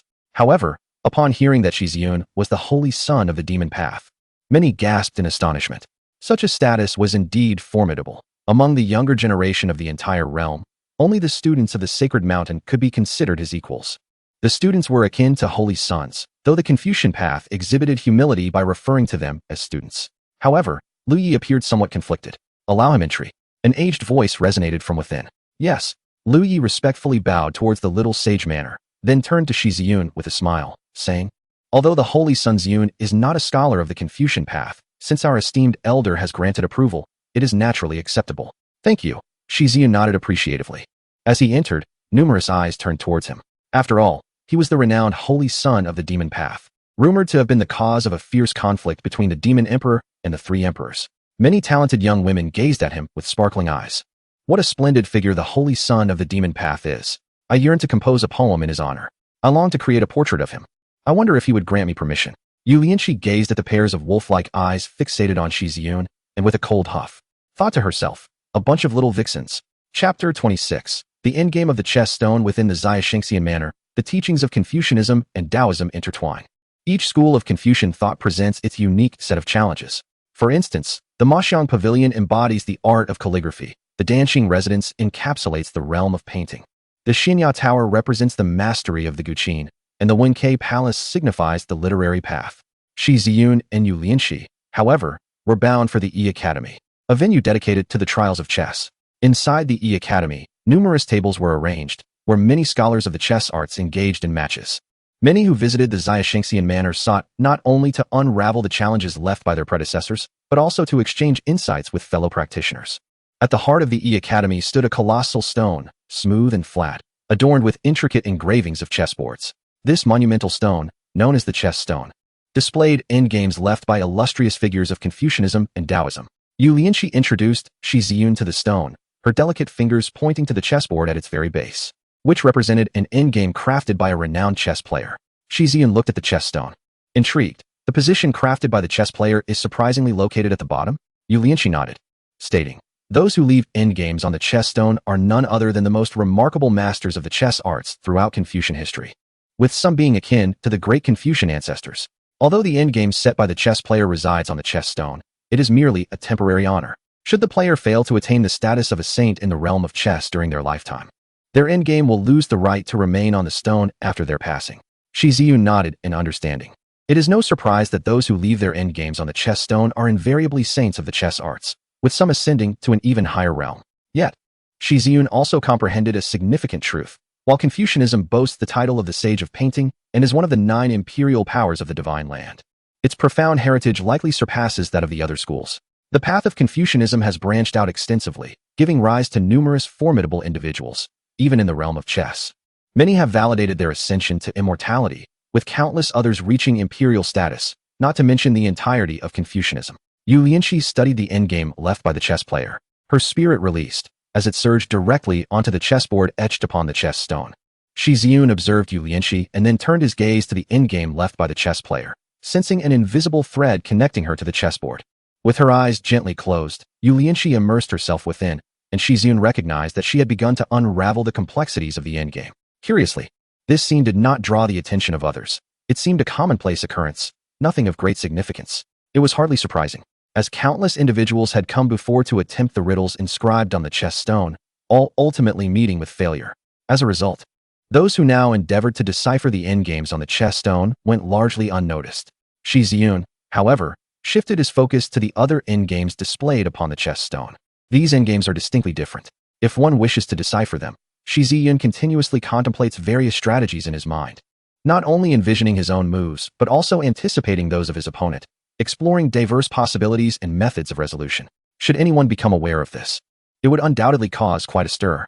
To successfully unravel even one of these puzzles would demonstrate an extraordinary talent, let alone the ability to predict an opponent's moves or to consider various strategies.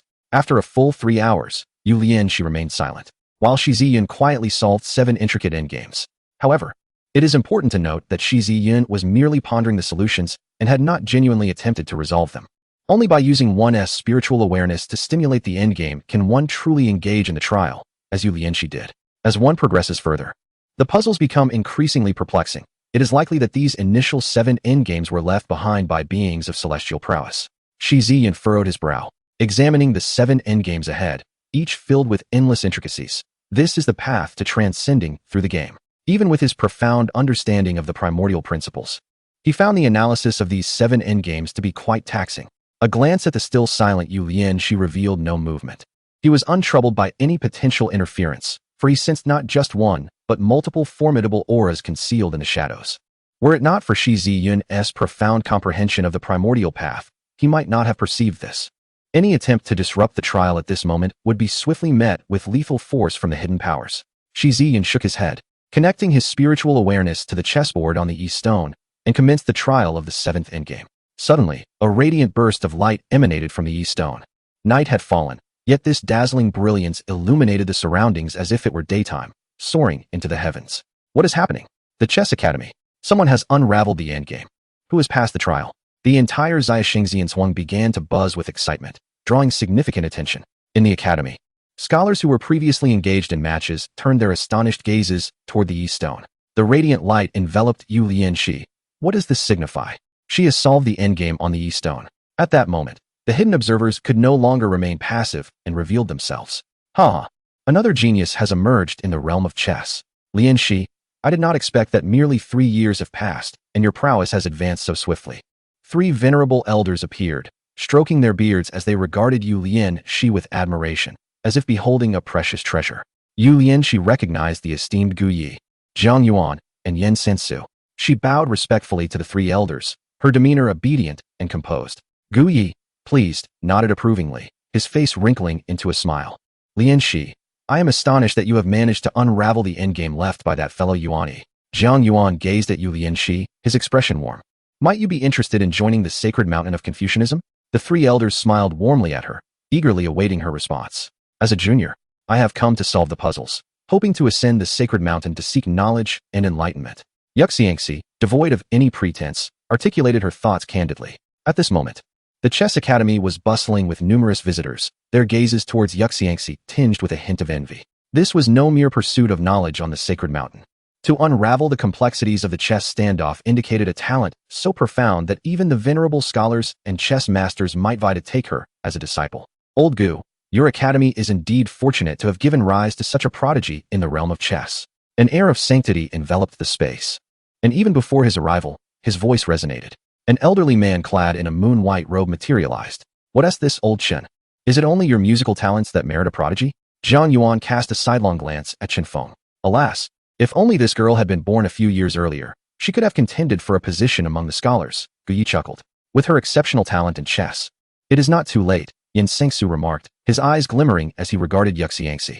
Upon hearing this, old Chen appeared somewhat displeased, just as several ethereal elders arrived. These elders were the representatives from the Mo Xiang Pavilion, Danxing Residence, and the Wenkei Palace. They all turned their attention towards Yuxiangxi, recalling that the last individual to pass the examination of the Minor Sage Academy had done so a decade prior. A prodigy in the art of music, none other than the contemporary scholar Gu Changfeng. It seems a great era is upon us. The Minor Sage Academy has produced 2 unparalleled geniuses in the span of a mere decade, one elder intoned gravely. What great era! It is time for our Confucian Tao to reclaim the glory it held 1,000,000 years ago. The fortunes of the Confucian Tao are on the rise. It shall flourish once more. Some echoed in agreement, while others expressed differing views. Yuxiangxi observed the bickering elders with a subtle shake of her head, her beautiful eyes shifting to the still figure of Shi Yun. At this moment, Shi Yun was engaged in a similar endeavor as Yuxiangxi, attempting to solve a complex chess problem. Yuxiangxi glanced at the predicament Shi Yun was tackling and softly gasped, The 7th Ancestor. Chapter 27. Breaking the 7th Ancestor's Stalemate. The chess player arrives. Shi Yun was presently locked in a battle against the 7th Ancestor's intricate stalemate. It must be said, the complexity of this position had even caused Shi Yun to break a sweat. His consciousness had been drawn into the chessboard, and as he surveyed the board, what appeared to be a mere stalemate had inexplicably transformed into a grand new game. The individual who left behind this stalemate must have had a life shrouded in darkness. Shi Yun mused. Despite the presence of the primordial chess theory, Shi Yun's experience was still limited, causing him to narrowly escape several traps set by his opponent. Outside of his consciousness, Gu Yi and others had also taken note of Shi Yun's efforts. To endure this long against the 7th Ancestor's stalemate suggests that this saint of the demonic path possesses remarkable chess skills. Old Chen stroked his beard and remarked, Remarkable does not suffice. Even Yuan Yi did not persist this long at his age, Gu Yi replied solemnly. Upon hearing this, the expressions of the gathered crowd grew serious. The Yuan Yi referenced by Gu Yi was one of the three eminent figures in the Confucian Tao, renowned across the 9 provinces, a chess master. Not only had the elders of the Minor Sage Academy taken notice, but many others had also begun to gather around. To one's astonishment, this esteemed disciple of the demonic path possesses an unexpected mastery of Confucian scholarship. Judging by the depth of his understanding, it is indeed remarkable. Not only is he formidable in strength, but his profound insights into Confucianism are equally impressive. How could Bai Chun have provoked such a figure? Some marveled, while others lamented Bai Chun's fate. The news of Bai Chun being relentlessly pursued by Shi Yun had already reached Jiezhou, and his reputation had been thoroughly obliterated by Shi Yun's actions. With a demeanor akin to a monk in deep meditation, Shi Yun remained undisturbed for 3 full hours. During this period, quiet whispers circulated among the onlookers, yet no one dared to urge him. 3 hours had elapsed, and even the legendary Yuan Yi, when faced with the 7th ancestor's intricate game, had succumbed in the span of a mere incense stick. Gu Yi's voice resonated with gravity, and the others ceased their merriment, patiently awaiting the outcome. Suddenly, the colossal game stone erupted with a dazzling radiance. Boom! The brilliance reverberated through the heavens and earth, illuminating the entirety of Shengxian City. He has unraveled the 7th ancestor's game. Gu Yi's finger trembled as he pointed at Shi Yun, his astonishment beyond words. The 7th ancestor's game has indeed been broken. Good heavens, how has he achieved this? Could it be that this is truly his first attempt at the 7th ancestor's game? A wave of astonishment swept through the entire Shao Shengxian Zhuang as Shi Yun's resolution of the 7th ancestor's game left the crowd in awe. The 7th ancestor's game has been broken, Yu Lianqi muttered, momentarily dazed. The radiant light surged skyward, as if piercing through the very fabric of existence. In the sacred mountains, a refined middle-aged scholar abruptly raised his head, his eyes wide with disbelief, whispering, "Someone has unraveled the Confucian ancestor's challenge." In an instant, the scholar vanished from sight. In a courtyard upon the sacred mountain, Bai Chun gazed at the radiant light, his expression grave.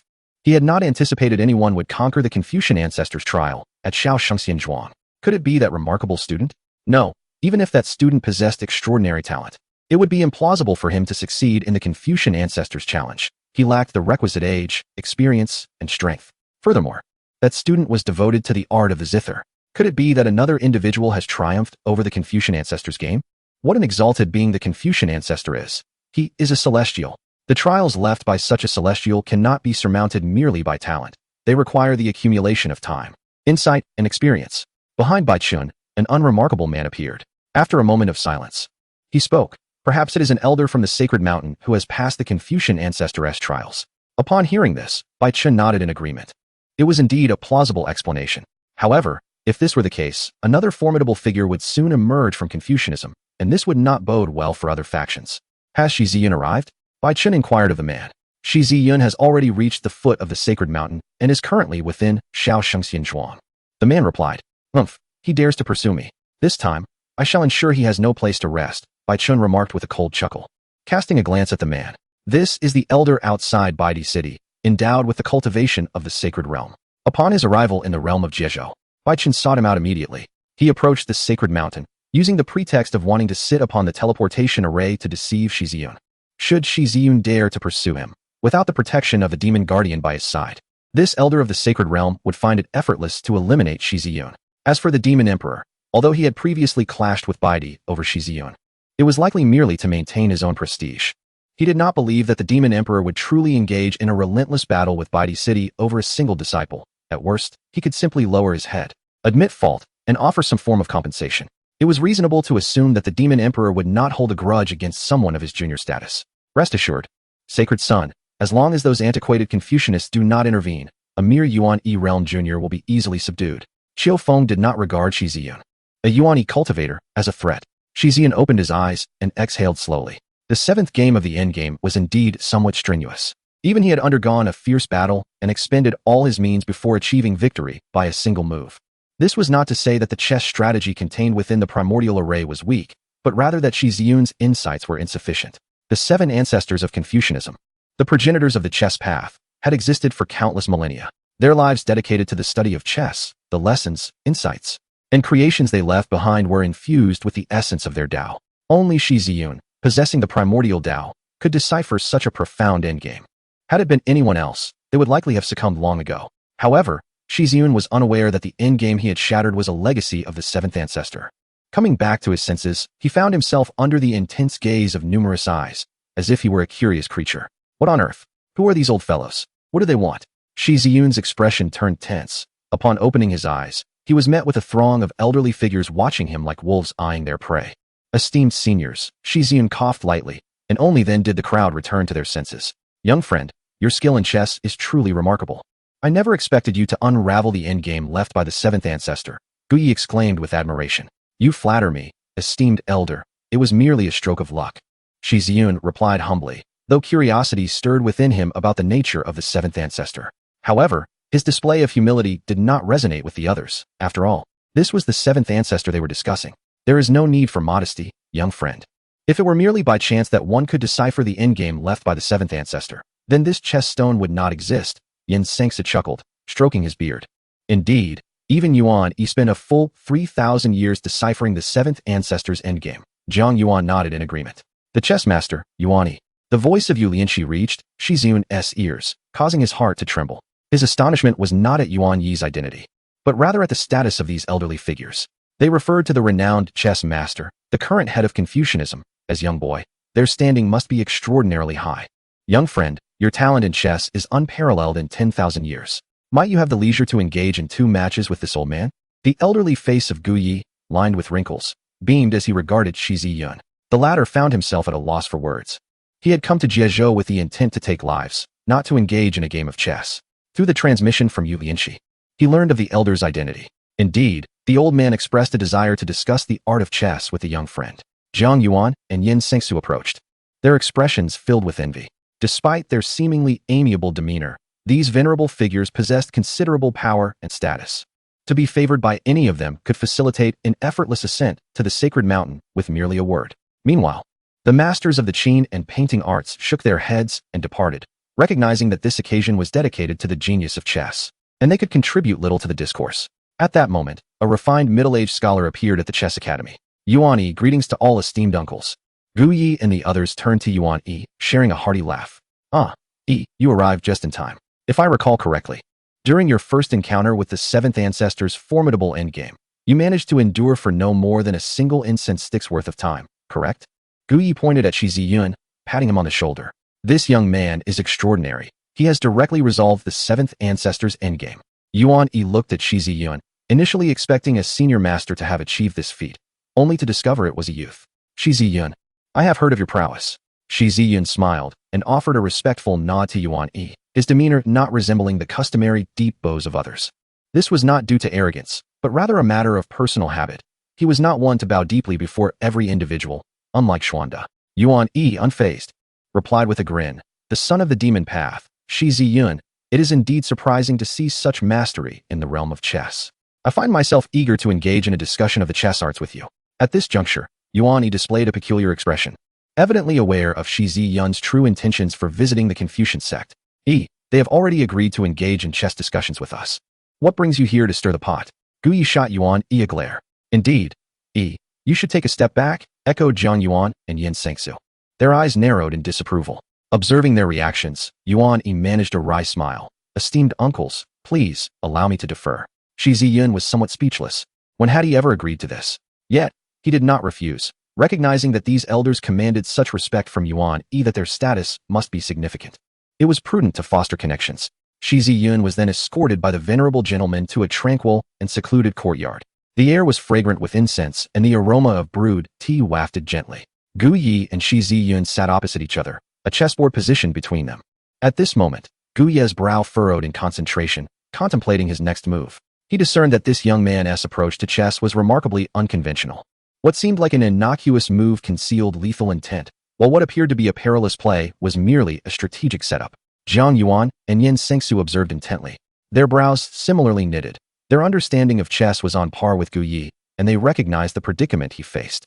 Yuan Yi and Yu Lianqi were also present, with a grave expression adorning Yuan Yi's face as he contemplated the next move of Shi Yun. Finally, Gu Yi sighed and respectfully clasped his hands in front of Shi Yun, saying, "Young friend, your prowess in the art of Go is nothing short of celestial.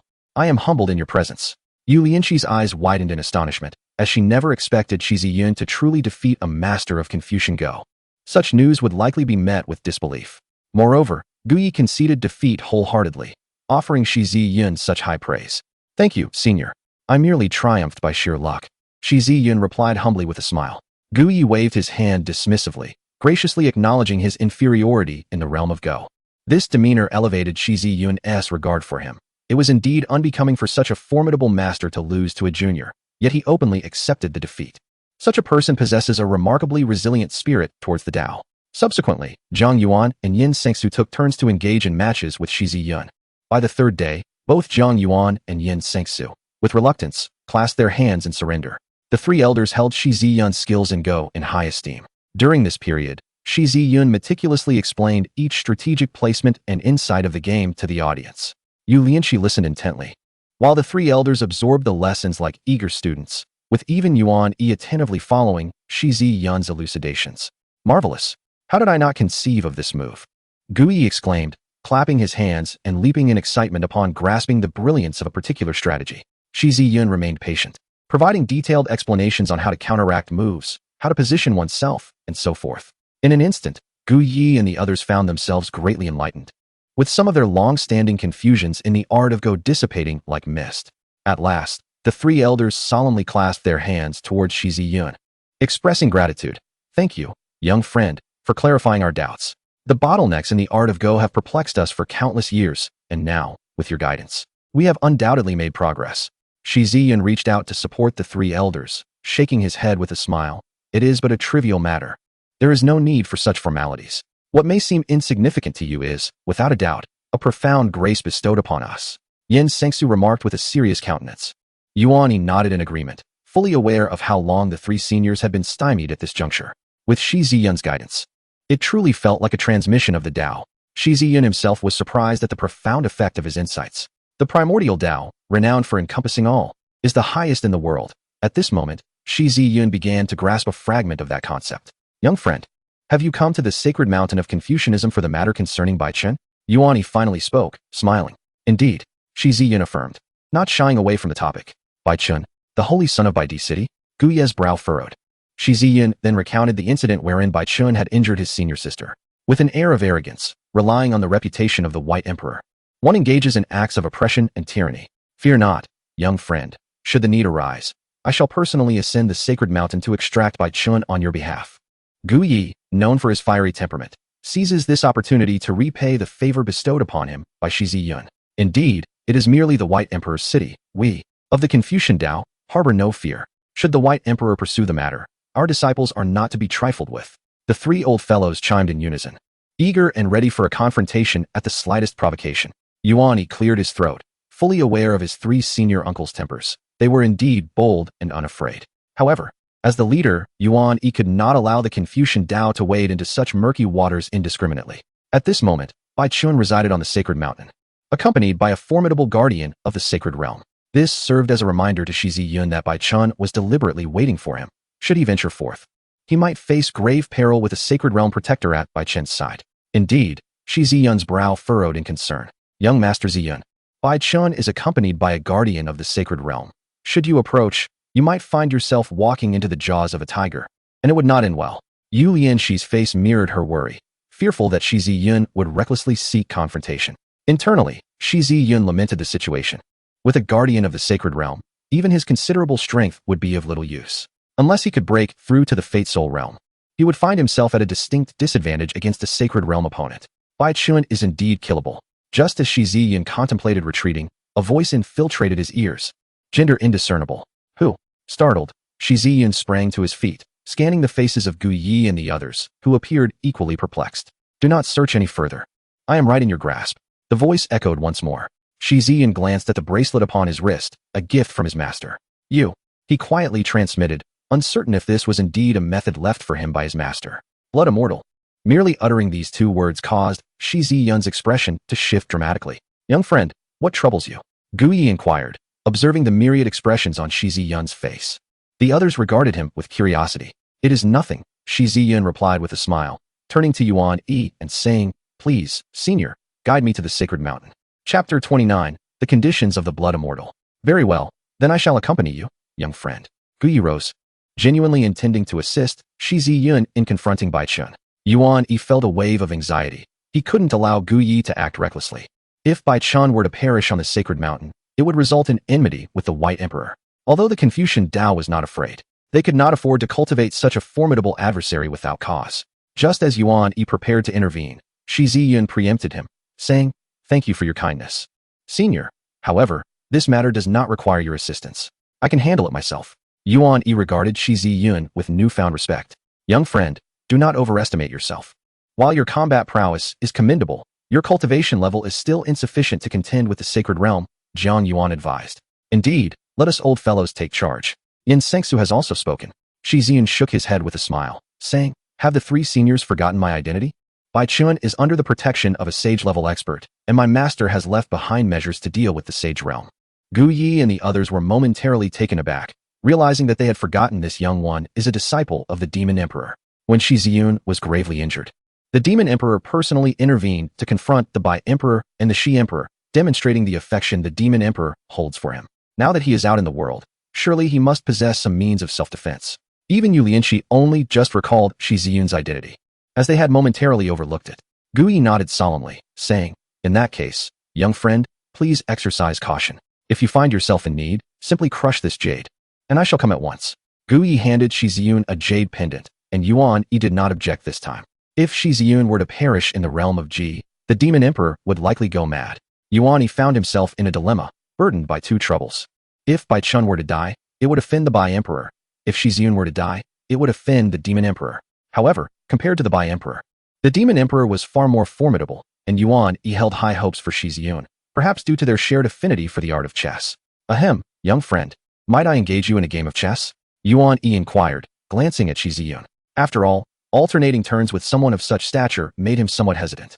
Yu Lianqi's eyes sparkled with anticipation. To play against a renowned chess master was a dream many harbored. Shi Yun hesitated for a moment. Bai Chun awaited him on the sacred mountain and would not leave anytime soon. Thus, he decided to indulge Yuan Yi. "Very well." Upon receiving Shi Yun's response, Yuan Yi smiled slightly and gestured, "Please, young friend." They took turns to determine who would go first, and Yuan Yi won the advantage without hesitation. The chess style displayed by Shi Yun left no room for Yuan Yi to be courteous. Had it been anyone else, Yuan Yi would have gladly ceded the first move. As Gu Yi and the others watched, they noted that Yuan Yi's chess prowess surpassed theirs. According to the teachings of Confucianism, it was said that Yuan Yi would inevitably attain the status of a sage in chess, a testament to his innate talent. The pieces clattered down on the board with relentless precision, as if every move had been meticulously preordained. Only Gu Yi and the others understood the underlying dangers, while Yu Lianqi struggled to keep pace.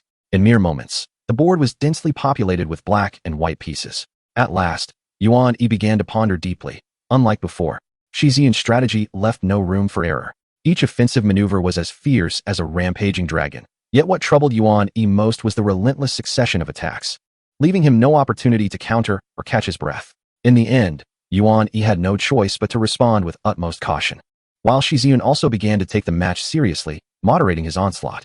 From an initial fierce assault, the game evolved into a battle of wits and counter-strategies. The match lasted a full 3 days and nights, uninterrupted by any external interference.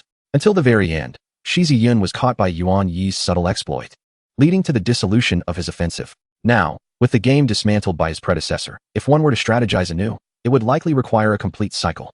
"How about we call this match a draw?" Shi Yun chuckled softly as he gathered his pieces.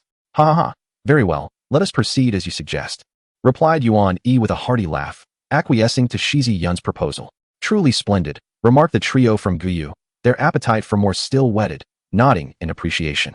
"Senior, Miss Lianqi's talent in the art of chess may well be the legacy of the Confucian school. Should she be granted the opportunity to practice at the sacred mountain, I firmly believe that a new chess sage will emerge in the near future."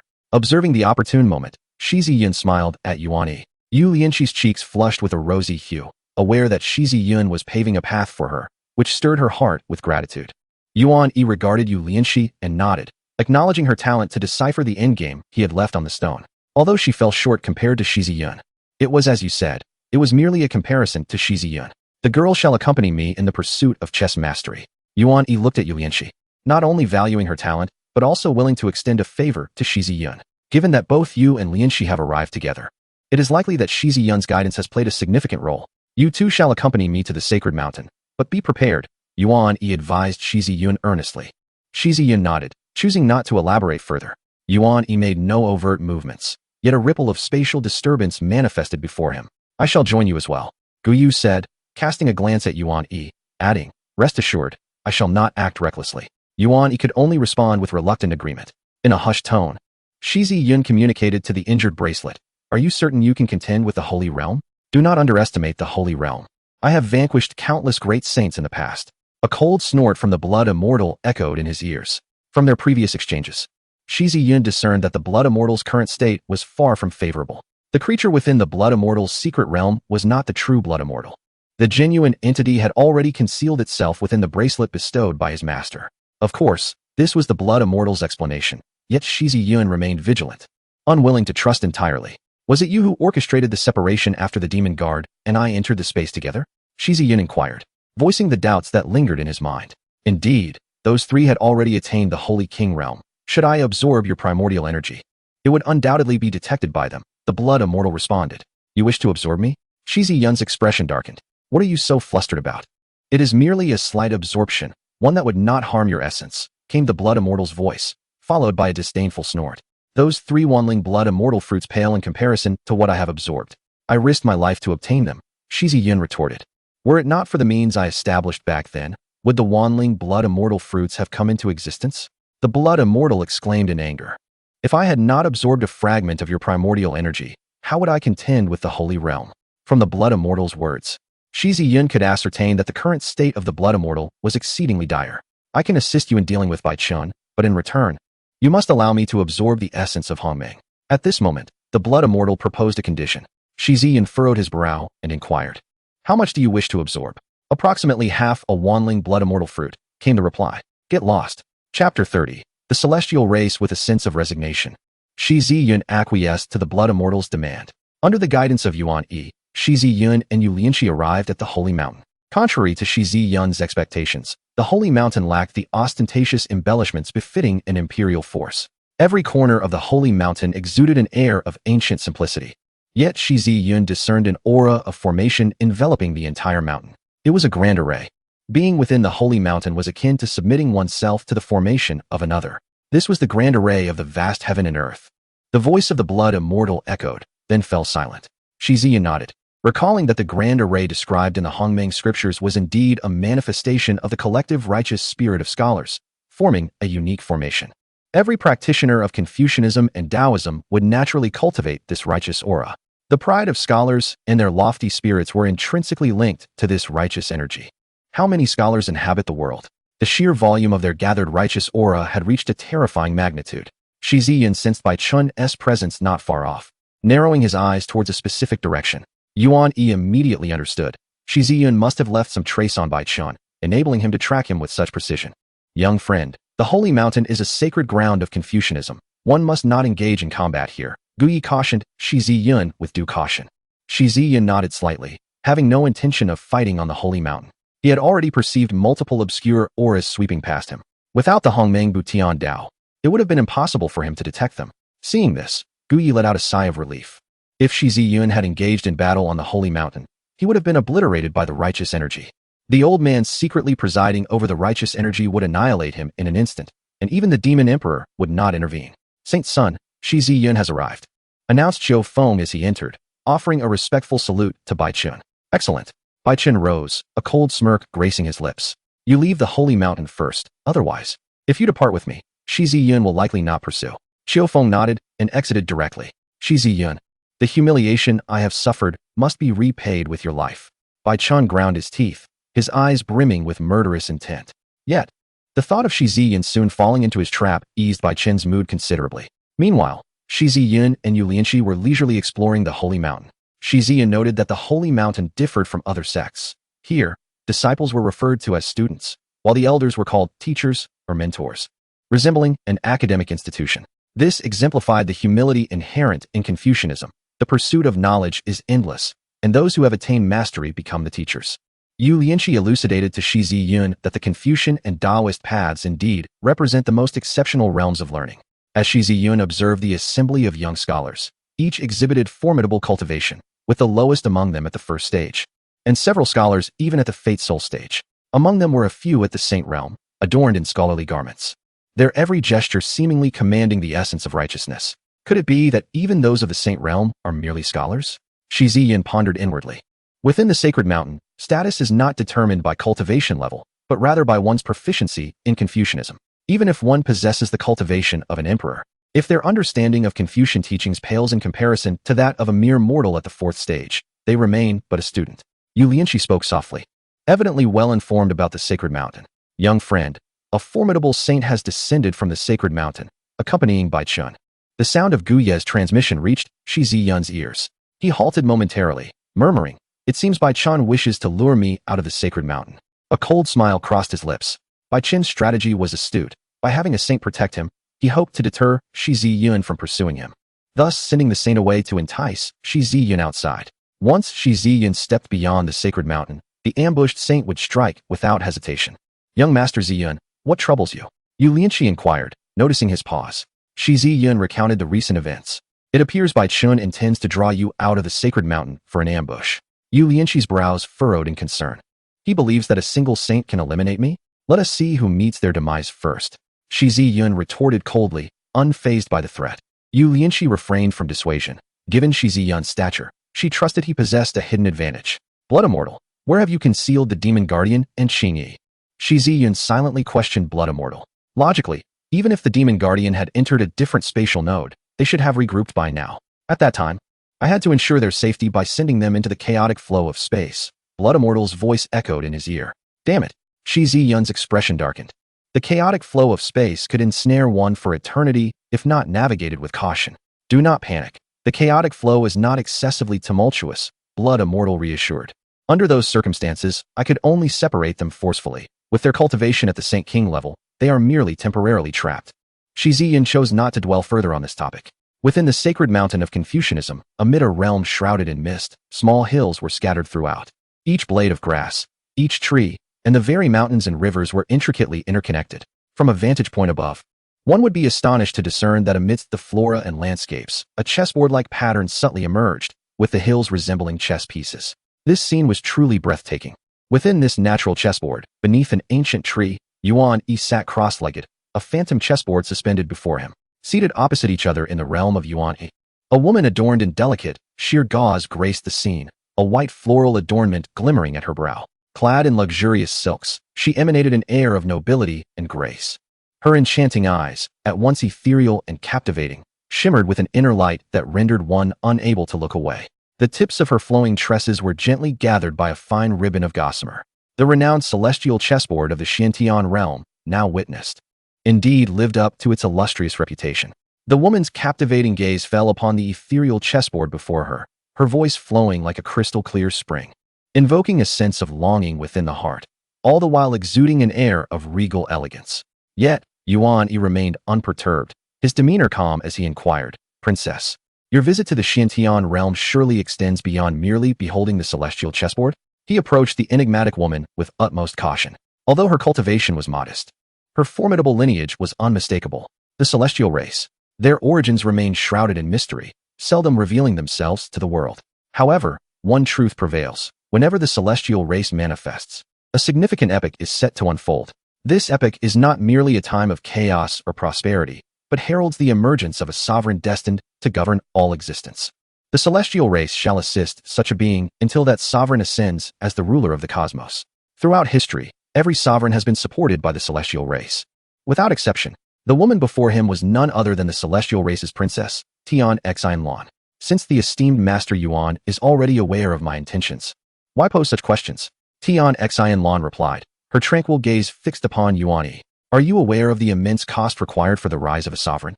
Yuan Yi furrowed his brow, sighing softly. The Xiantian realm could scarcely endure further turmoil.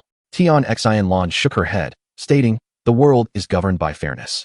With every gain comes a corresponding loss.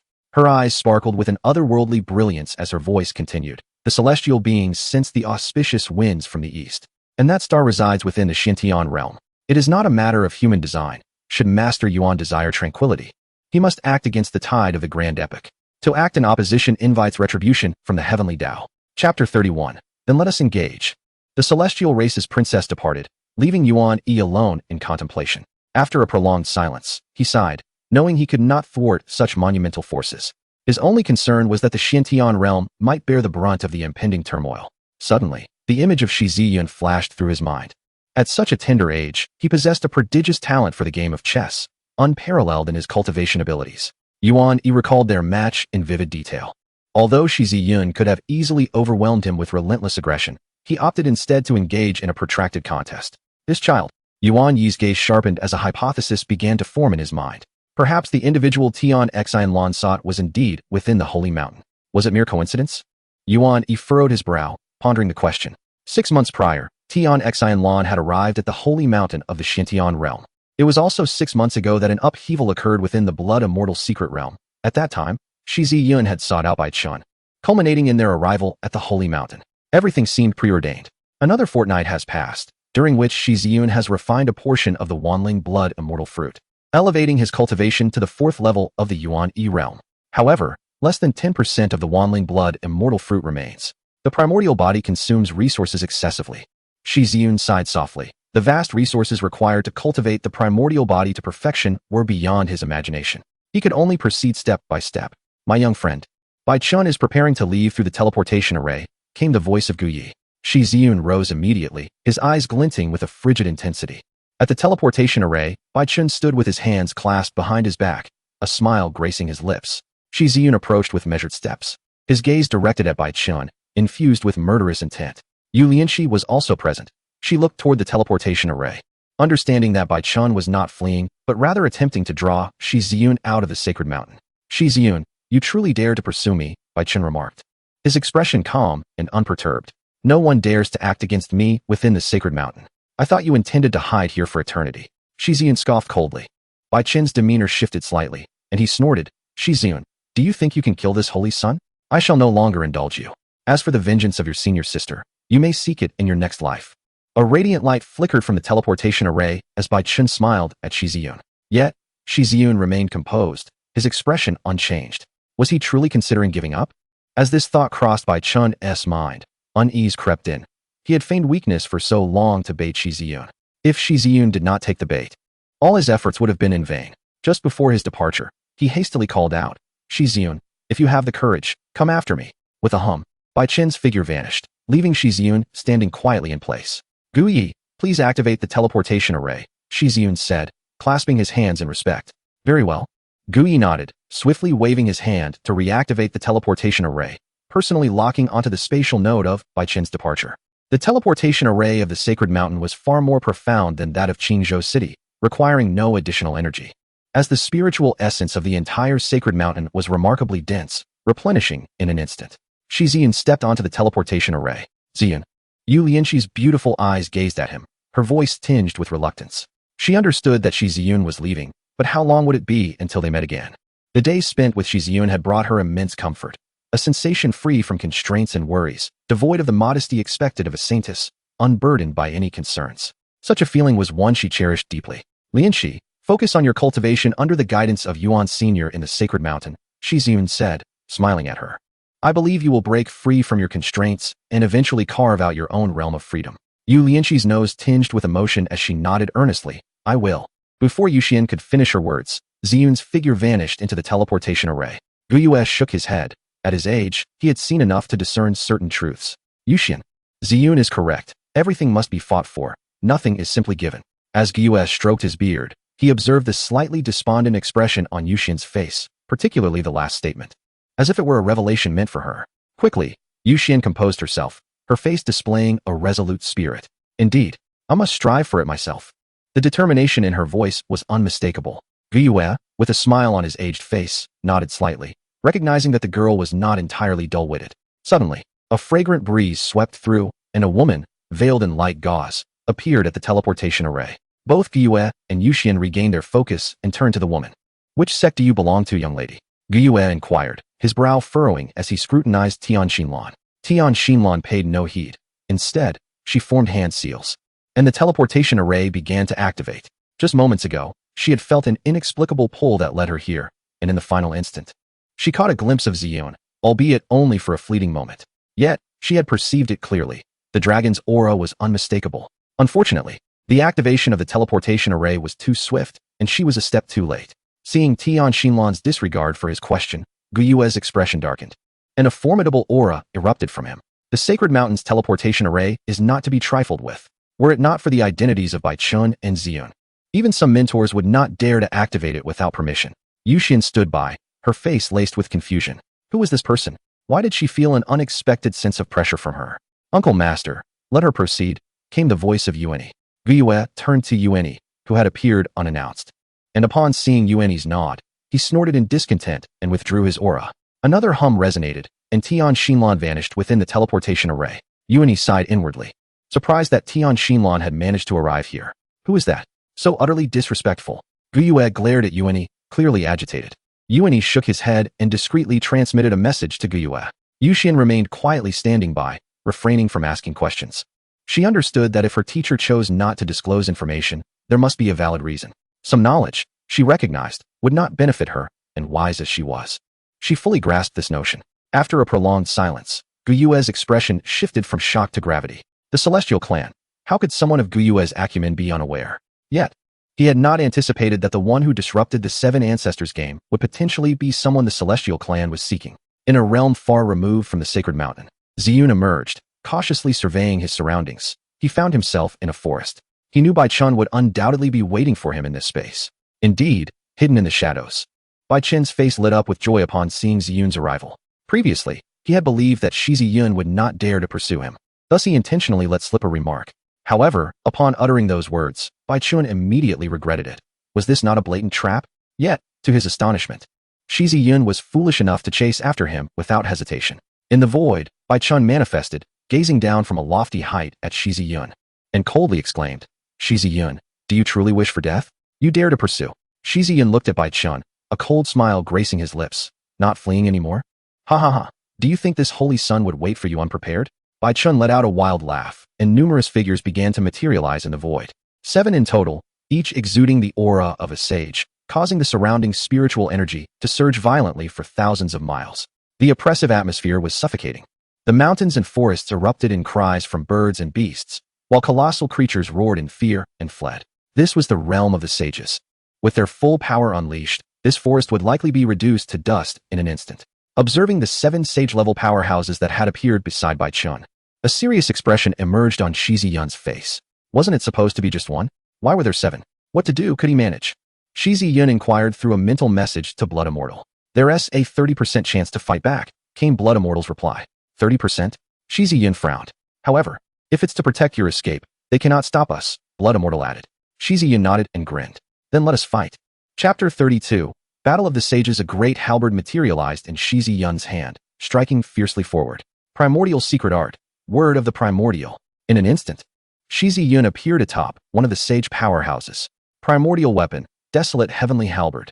The halberd erupted with a profound primordial energy, akin to a galaxy inverted. A tremendous roar echoed as the sage was forced back by the strike. You young fool, seeking death. At this moment, some reacted, astonished that a mere Yuan E Realm Jr. would dare to launch an offensive. Bai Chen's expression darkened as he beheld the halberd in Shi Yun's grasp, for that very weapon belonged to him. 2 sage powerhouses approached from either side, preparing to flank Shi Yun, not daring to underestimate them. Shi Yun formed a seal with his hands. Primordial transformation technique, Sea of Primordial. Suddenly, waves surged throughout the heavens and the earth, birthed from the primordial force. The waves obstructed the 2 sage powerhouses. Changing his seal, Shi Yun urged the Sea of Primordial once more. Raging sea and stormy waves. The Sea of Primordial churned violently, intent on engulfing the 2 sage powerhouses within its depths. Humph! A cold snort resounded as the previously repelled sage reappeared above Shi Yun. You young one, do you think you can succeed with a sneak attack against a sage? A hand descended towards Shi Yun, akin to a great mountain pressing down. Shi Yun instantly felt an overwhelming pressure. To think that even at full strength, he could not injure him. So this is the might of a sage? Shi Yun's expression turned grave as he faced the imminent threat of a colossal hand. With a swift motion, he raised his hand to counter. The primordial combat technique. The opening hand. The opening hand, forged from the essence of the primordial force, could dissipate the opponent's attack into nothingness. Boom. As their palms met, Shi Yun found himself overpowered, his lower realm unable to neutralize the assault of a saint-level expert, and he was hurled into the forest, stirring up a cloud of dust. Coughing, As the dust settled, Shi Yun's figure emerged, his attire somewhat disheveled. The impact left his blood surging. What a terrifying physique. The four who had yet to engage narrowed their eyes, and one spoke urgently. We must dispatch him swiftly. This young man is formidable, and delay may spell disaster. Agreed. The others nodded in unison and advanced towards Shi Yun. Facing 7 saint-level experts, Shi Yun's expression grew exceptionally grave. The primordial secret art, the all-character secret. Taking a deep breath, he felt his spirit and energy surge, as if the primordial force within him had awakened. The all-character secret could forcibly elevate one's realm, and moreover, under its influence, one could maintain an optimal state. In an instant, Shi Yun's cultivation at the 4th level of the Yuan 1 realm surged by 3 minor tiers. His thoughts became remarkably clear and composed. His hands swiftly formed seals. The primordial divine technique, the great expansion sword art. The primordial divine technique, the primordial annihilation lotus. Illusory long swords materialized, slicing towards the 7 saint-level experts. Additionally, a resplendent lotus began to coalesce. Quickly stop him. Bai Chen's expression shifted as he shouted. He had witnessed the power of the primordial annihilation lotus before. Despite the presence of 7 saint-level experts, he could not dismiss the threat it posed. Uft. Before they could react, the illusory long sword struck the 7 individuals. Strangely, the swords penetrated their bodies without leaving a mark. This is bad. It's a soul attack technique. A wave of excruciating pain surged in Qiu Feng's mind as he warned. The others, caught off guard, did not realize that their inability to counter was due to the unexpected nature of this soul attack technique. In that fleeting moment of distraction, the resplendent lotus rushed towards them. Boom! Shi Yun barked. Crack! A thunderous explosion reverberated, shaking the heavens and earth. The power radiated outward, threatening to obliterate everything in its path, creating a scene reminiscent of apocalyptic devastation. Shi Yun's gaze remained fixed on the sky, wondering if the might of the primordial annihilation lotus would suffice to vanquish these foes. The center of the explosion was engulfed in dazzling divine light. When the brilliance faded, 8 figures materialized. This strike failed to eliminate them? Shi Yun murmured solemnly. A series of assaults commenced, beginning with a soul attack that rendered the opponent momentarily dazed and unable to defend. The violent onslaught of the Hongming annihilation lotus swiftly followed. Yet, despite this ferocity, the powerful being from the sacred realm remained unharmed. Although the 7 adversaries were not slain, they were nonetheless in a dire state. Some bore wounds with blood trickling from their lips, while others had suffered injuries to their arms. The explosion of the annihilation lotus was successfully intercepted by the 7, leaving Bai Chun unscathed. Having exhausted all his tactics against the 7 elders, Bai Chun issued a decisive command: eliminate him. His fear of Shi Yun was palpable. Even at the initial stage of the Yuan 1 realm, Shi Yun was able to contend with sacred realm warriors to such an extent. Bai Chun could scarcely fathom the threat posed should Shi Yun's cultivation rise further. Child, should you lack further means, this place shall become your grave. With a sudden motion, Qiu Feng vanished, reappearing before Shi Yun. A punch was unleashed, forcing Shi Yun to hastily defend, sending him staggering back several hundred meters, pain radiating through his arm. The situation escalated as the others no longer underestimated Shi Yun. The aura of the sacred realm enveloped them entirely. Shi Yun invoked the Hongming combat art, engaging in close-quarters combat. Bang, bang, bang. Alone, Shi Yun faced 7 opponents without a hint of retreat. In merely 10 exchanges, he was left gasping, having been driven into the ground. Finish him! Bai Chun shouted in desperation upon witnessing Shi Yun falter against the 7. His desire for Shi Yun's demise was intense. Given Shi Yun's vengeful nature, allowing him to escape would spell nightmares for Bai Chun in the future. Unless Shi Yun remained forever within the confines of the White Emperor City, he would need to be perpetually wary of impending retribution. It is over. Qiu Feng commanded as his technique manifested, summoning a massive cauldron that descended upon the spot where Shi Yun had fallen. The cauldron, imbued with thick sacred energy, loomed over the entire forest. With a thunderous crash, it descended without hesitation, obliterating all trees and any creatures that had not yet fled. The might of a sacred realm warrior's technique descended like divine judgment, crushing all in its path. As the cauldron struck the ground, a resounding roar echoed, and a ripple of sacred energy radiated outward, reducing an expanse of several thousand miles to nothingness. The clash of sacred realm forces drew the attention of powerful figures from all around. Many sought to peer in with their souls, intrigued by the sight of 7 sacred realm beings confronting a mere junior, employing sacred techniques no less. The unexpected endurance of this youth against such formidable opponents raised questions about his origins. What a pity, some lamented in the shadows, while others speculated about his background. Is it over? Bai Chun pondered, gazing at the massive cauldron that had created a vast pit below. Fear not, holy son, once the sacred realm's techniques are unleashed, all beneath it are but ants.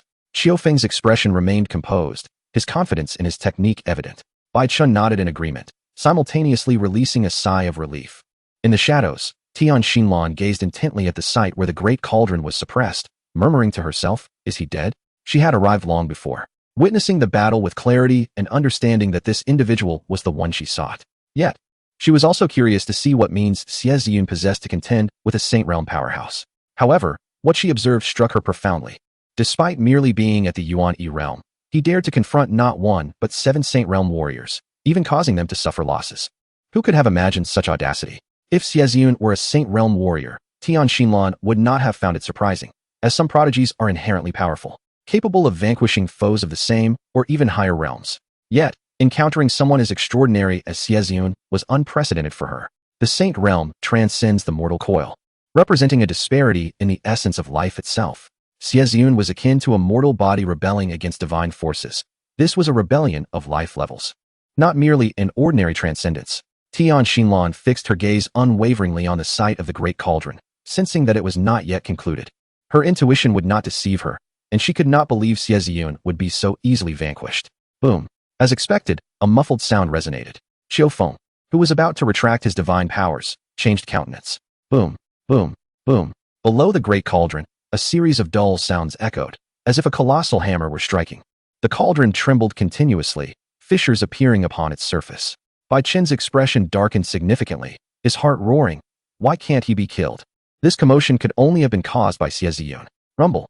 A thunderous sound reverberated through the heavens and earth, a piercing blood-red light blossoming. The great cauldron shattered, its fragments gradually dissipating. Uft. Qiufeng's magical powers were broken, suffering a backlash, and he spat forth a mouthful of crimson blood. The others looked below, feeling an oppressive aura surging towards them like an ancient beast. Chapter 33. Slaying by Chun. Shi Yun's figure ascended into the sky, transforming into a streak of blood. At this moment, his long crimson hair danced wildly. Sensing the power he now commanded, Shi Yun clenched his fists, casting a glance at Bai Chun. A smile gracing his lips. Bai Chun felt a chill in his heart, his legs trembling. He could not comprehend why Shi Yun's aura had suddenly become so formidable, rivaling that of a Saint Realm warrior. The 7 Saint Realm powerhouses braced themselves, watching Shi Yun with vigilance. He was employing a secret technique that could not last long. If he prolonged the battle, he would suffer its repercussions. Someone spoke up, and others nodded in agreement, acknowledging that all secret techniques bear side effects, and enduring their duration was key. Prolong? Shi Yun scoffed. The bloodline had already channeled power to him, but it would not last long. The young one.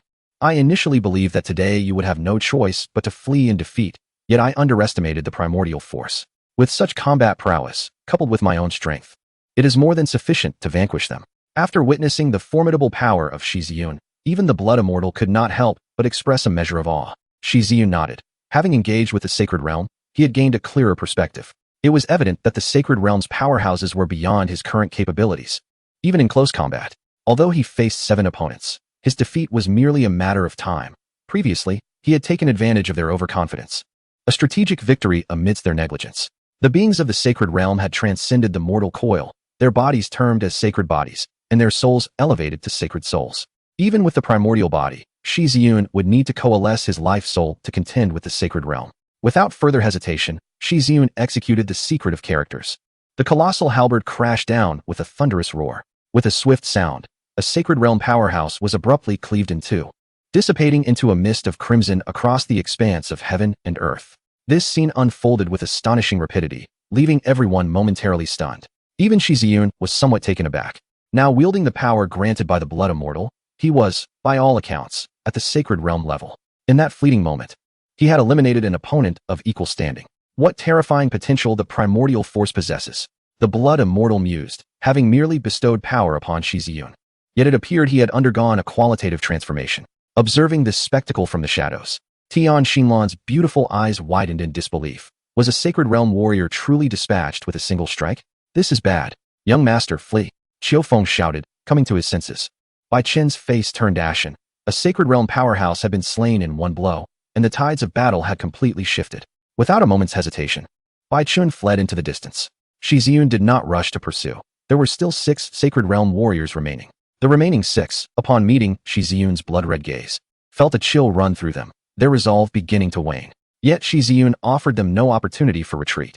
His form vanished once more, and with a pointed finger, he struck as if guided by the heavens themselves.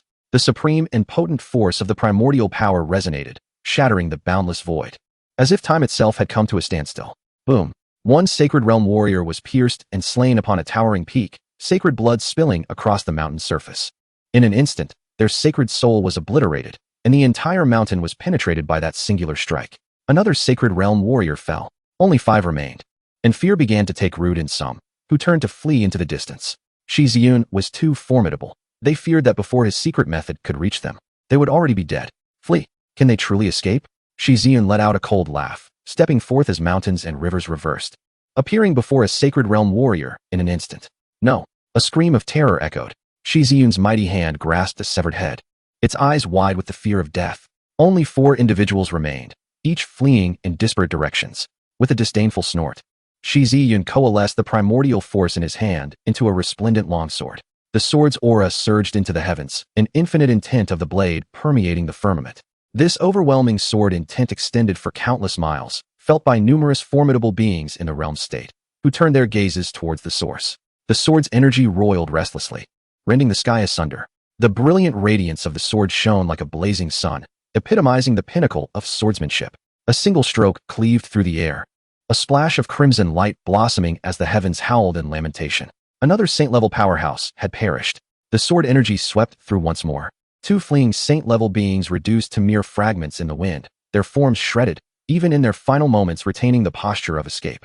Such a terrifying sword intent. Surely, even those of the Saint King realm would regard this with utmost seriousness. Could this young man be a reclusive Saint King powerhouse? This formidable swordsmanship astonished many, even drawing the attention of powerful cultivators hurrying towards the scene. We must conclude this battle swiftly. Strong forces are approaching, Blood Immortal cautioned Shi Yun, nodding in agreement. Shi Yun understood that anyone capable of prompting such a warning from Blood Immortal must have attained the Saint King realm. Shi Yun turned his attention once more to the fleeing Qiu Feng, who suddenly felt the weight of Shi Yun's gaze, hastening his retreat even further. A flash of sword light flickered, and Qiu Feng froze in place. His body seemed to stiffen as he slowly lowered his gaze, witnessing the dissolution of his lower half. Ah! Qiu Feng roared, but his cry was abruptly silenced as the sword energy completely engulfed him. Shi Yun paid no further heed to Qiu Feng and pursued the direction in which Bai Chun had fled. 1,000 miles away, Bai Chun was fleeing at breakneck speed, as though pursued by some unspeakable terror. The talismans upon him had long been exhausted. He too had glimpsed the sword energy piercing the clouds behind him, yet dared not look back. Boom! Bai Chun felt an overwhelming force slam him to the ground. He slowly raised his head, revealing a strikingly handsome visage looming before him, filled with murderous intent. Shi Yun. Bai Chun's lips trembled, his legs betraying him. In an instant, Shi Yun stood before him, a hand extending to grasp Bai Chun's throat. No, please, do not kill me. Bai Chun's complexion turned ashen, fear flooding his eyes as he sensed the approach of death. Did you consider this day while pursuing my senior sister? Shi Yun's voice was frigid. If you kill me, Bai Di City will not let you go. My father is the Bai Di. Do you wish to make an enemy of an emperor? Bai Chun's voice was hoarse, his face reddening under Shi Yun's grip. Bai Di City? Do you believe the Bai Di can contend with my master? I await you at the Demon Emperor's immortal palace. Let Bai Di City dare to seek vengeance. The primordial force materialized in Shi Yun's hand, poised to strike down Bai Chun. Stop. Release the Holy Sun. A formidable aura, exponentially more powerful than that of Qiu Feng and his companions, suddenly descended. 2 elders, clad in black and white robes, wore the majestic insignia of the White Emperor City upon their garments. Shi Yun lifted his gaze, narrowing his eyes as he inquired. Saint King? He felt an aura emanating from these 2 elders that rivaled even that of the Devil's Guardian. Elders, save me! Bai Chun exclaimed, his eyes gleaming with hope, as if he had spotted a lifeline, and he cried out desperately. Release the Holy Sun, commanded the elder in black, his expression fierce as he glared at Shi Yun. What are you really? Bai Chun is destined to die today. Shi Yun retorted with a cold scoff. Think carefully. If you take his life, the White Emperor will pursue you relentlessly. Elder Yin threatened. You dare to threaten me? Shi Yun's eyes turned icy. What of the White Emperor? Reduced to a mere hound by my master. Let him come to the Devil's immortal palace if he dares. With a surge of primordial power, Shi Yun demonstrated his might. No. Bai Chun screamed in agony. You dare. The 2 elders simultaneously struck at Shi Yun. The Saint King's aura was unleashed without reservation, shaking the heavens and earth. creating multiple phenomena. Humph. Shi Yun sneered, drawing his sword, which blazed across the sky like a brilliant meteor. Clang. The sound of the sword rang out. And sensing the sword's sharpness, Zhuoqiu and Yin Sha's expressions shifted as they sealed the void. Mystical inscriptions began to materialize in the air, the sword energy reverberating and tearing through the fabric of reality. Boom. A thunderous roar echoed as the inscriptions barely withstood Shi Yun's strike. However, blood dripped from Zhuoqiu and Yin Sha's arms, their faces growing increasingly grim. Impossible. How could his cultivation rise so swiftly? Zhuoqiu gazed at Shi Yun once more, only to see him casually toss Bai Chun aside like a lifeless dog. Yin Sha caught Bai Chun, assessed his condition, and his expression soured entirely as he seethed. You dare to kill Bai Chun? Shi Yun, looking down with overwhelming authority, coldly replied, I have killed him. What of it? Shall the White Emperor declare war? If you have the courage, come seek your revenge. Those who witnessed the scene in secret gasped in shock. The saint of the devil's path was indeed tyrannical, executing Bai Chun without a moment's hesitation. After all, he was the son of the White Emperor, and this act would surely forge an unbreakable enmity with the emperor himself. Chapter 34. The end of war. Bai Chun is dead. Those observing in the shadows were filled with dread. This was a grave matter indeed. If it were anyone else, it might be manageable, but this was the son of the White Emperor. Shi Yun was utterly audacious. You killed the holy son of my White Emperor's city. Boy, prepare to die. Zhuoqiu bellowed, flipping his palm to unleash a colossal seal towards Shi Yun. The heaven-toppling seal, faced with the assault of a saint king. Shi Yun did not dare to underestimate it. The primordial transformation technique conjured a towering mountain that collided fiercely with the heaven-toppling seal. Bang! A tremendous roar erupted, and the void cracked with dark fissures, the sacred energy permeating the air. Shi Yun remained steadfast, impervious to the assaults of the Holy King.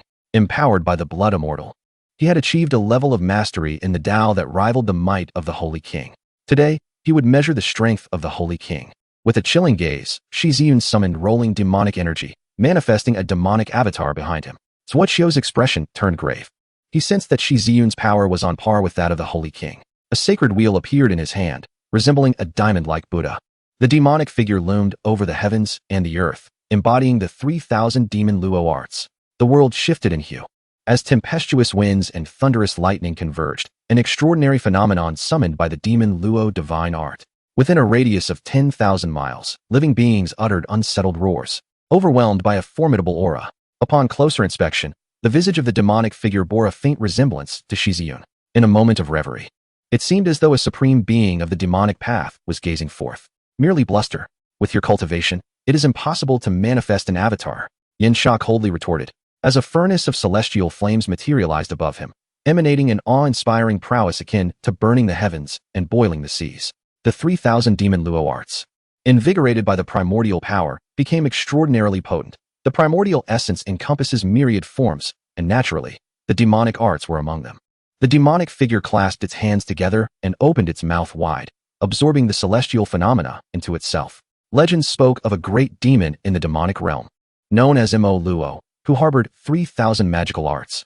Zhuoqiu recognized the demonic figure summoned by Shi Yun. It appears the demon emperor truly values you, having imparted the 3,000 demon Luo arts to you, Yin Sha remarked. Both men remained vigilant. Zhuoqiu wielded the sacred wheel, unleashing a surge of pure metal energy. This energy crystallized into a celestial rock, its wings unfurling to obscure the sun. This was a divine art employed by the Holy King, possessing the power to obliterate the heavens and the earth. With a resounding cry, the celestial rock dove towards the demonic figure. The furnace of celestial flames above Yin Sha painted the skies crimson, filling the atmosphere with searing heat. A fire Qilin roared, akin to a celestial deity descending. Unfazed by the formidable spells of the two holy kings, Shi Yun's countenance remained unchanged as the demonic figure opened its mouth. Boom! The earth trembled, and the 10 wastelands quaked. An overwhelmingly potent demonic energy, infused with bolts of thunder, surged towards the celestial rock and the fire Qilin. The clash of these holy king-level powerhouses caused a cataclysmic ripple, erasing everything within a 10,000-mile radius in an instant. The reverberations echoed through the cosmos, alerting all powerful beings within the realm. The assault of the demonic figure clashed with the celestial rock and the fire Qilin, their divine arts still locked in confrontation. The residual energies cascading further afield. A refined middle-aged man appeared a distance of 10,000 miles away. Observing the two sides in combat, he sighed softly, before placing a chess piece into the skies. In that fleeting moment, it seemed as if space had solidified, time frozen in that instant. The divine arts unleashed by Shi Yun and the two elders, Zhua and Yin, gradually dissipated. This scene was eerily terrifying. This was the divine art of a holy king, effortlessly unraveled. A tremor coursed through Shi Yun's heart. Although he was well aware of Yuan Yi's formidable cultivation, witnessing it firsthand surpassed his expectations by a considerable margin. Yuan Yi gracefully stepped onto the battlefield, exuding an air of tranquility as if unperturbed by the surrounding chaos. He was the master of Confucianism and Taoism. It was unexpected that even he had been stirred. Some recognized him, and among the onlookers, many had encountered Yuan Yi before. The three engaged in fierce combat in the realm of Jiezhou, leaving devastation in their wake. Yuan Yi regarded the trio with indifference before uttering two words, "It's over." His arrival instilled a sense of trepidation in Yan Sha and Zhuo. Be cautious, this master of Confucianism and Taoism is a formidable sage, blood immortal conveyed discreetly. A sage? Shi Yun felt a jolt of surprise. In the 9 provinces, sages ranked just beneath the 9 emperors. The master of Confucianism and Taoism wielded a faint aura of imperial law, suggesting he was on the verge of reaching the imperial realm. On the verge of the imperial realm? Shi Yun fixed his gaze upon Yuan Yi, realizing that if granted a bit more time, the 9 provinces would witness the emergence of a 10th figure in the imperial realm. Master Yuan, this youth has slain the holy son of Baidi City. This is a private matter between Baidi City and him, Zhuo acknowledged, bowing respectfully to Yuan Yi, mindful of his formidable presence. Your private matter has caused untold suffering to the beings of this realm. Such is unacceptable, Yuan Yi replied, shaking his head as he looked toward Shi Yun, surprised by the latter's hidden trump card. He also sensed a faint yet potent aura lingering in the air. Blood Immortal fell silent, ceasing his communication, even his presence dissipating entirely. The holy son of Baidi City cannot die in vain, Yan Sha interjected, then turned to Yuan Yi, recounting how the holy son had met his demise shortly after departing the sacred mountain. I implore Master Yuan to apprehend this individual and deliver him to Baidi City. We shall offer substantial rewards. Yan Sha bowed deeply, lowering his stance. Yuan Yi furrowed his brow, observing Yan Sha, who seemed to sense an invisible pressure weighing upon him. Shi Yun couldn't help but chuckle in frustration.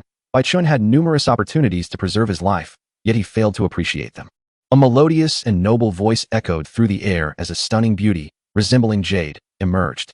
Yan Sha and Zhuo turned their gaze towards Tian Xian Lan, coldly inquiring, "Who are you to meddle in the affairs of Baidi City? Is Baidi City truly so formidable? The holy son has already been slain. What will you do now?" Shi Yun retorted. Though he was unaware of the identity of the mysterious woman, it was clear she was supporting him. Yan Sha and Zhuo glared at Shi Yun with icy murderous intent, yet with Yuan Yi present, they dared not act rashly. Bai Chen's demise is a matter between the two of you. Your previous words merely sought to implicate Confucianism and Taoism, using Master Yuan to deal with him. Tian Xian Lan directed her attention toward Yan Sha, continuing her discourse. Bai Chun could have utilized the teleportation array to leave the sacred mountain. Yet he foolishly chose to ambush Shi Yun, only to be met with his own demise. In truth, Confucianism and Taoism did assist him, but he simply failed to seize the opportunity. Tian Xinlan spoke with a gentle tone, yet her words were piercingly sharp, causing Yan Sha and Zhuo to flush with a mix of anger and embarrassment. So, you imply that I am to blame for Bai Chen's demise? Yuan Yi glanced at Yan Sha and Zhuo. Though his expression remained calm, it concealed a silent fury. Bai Chun came to the holy mountain under your protection.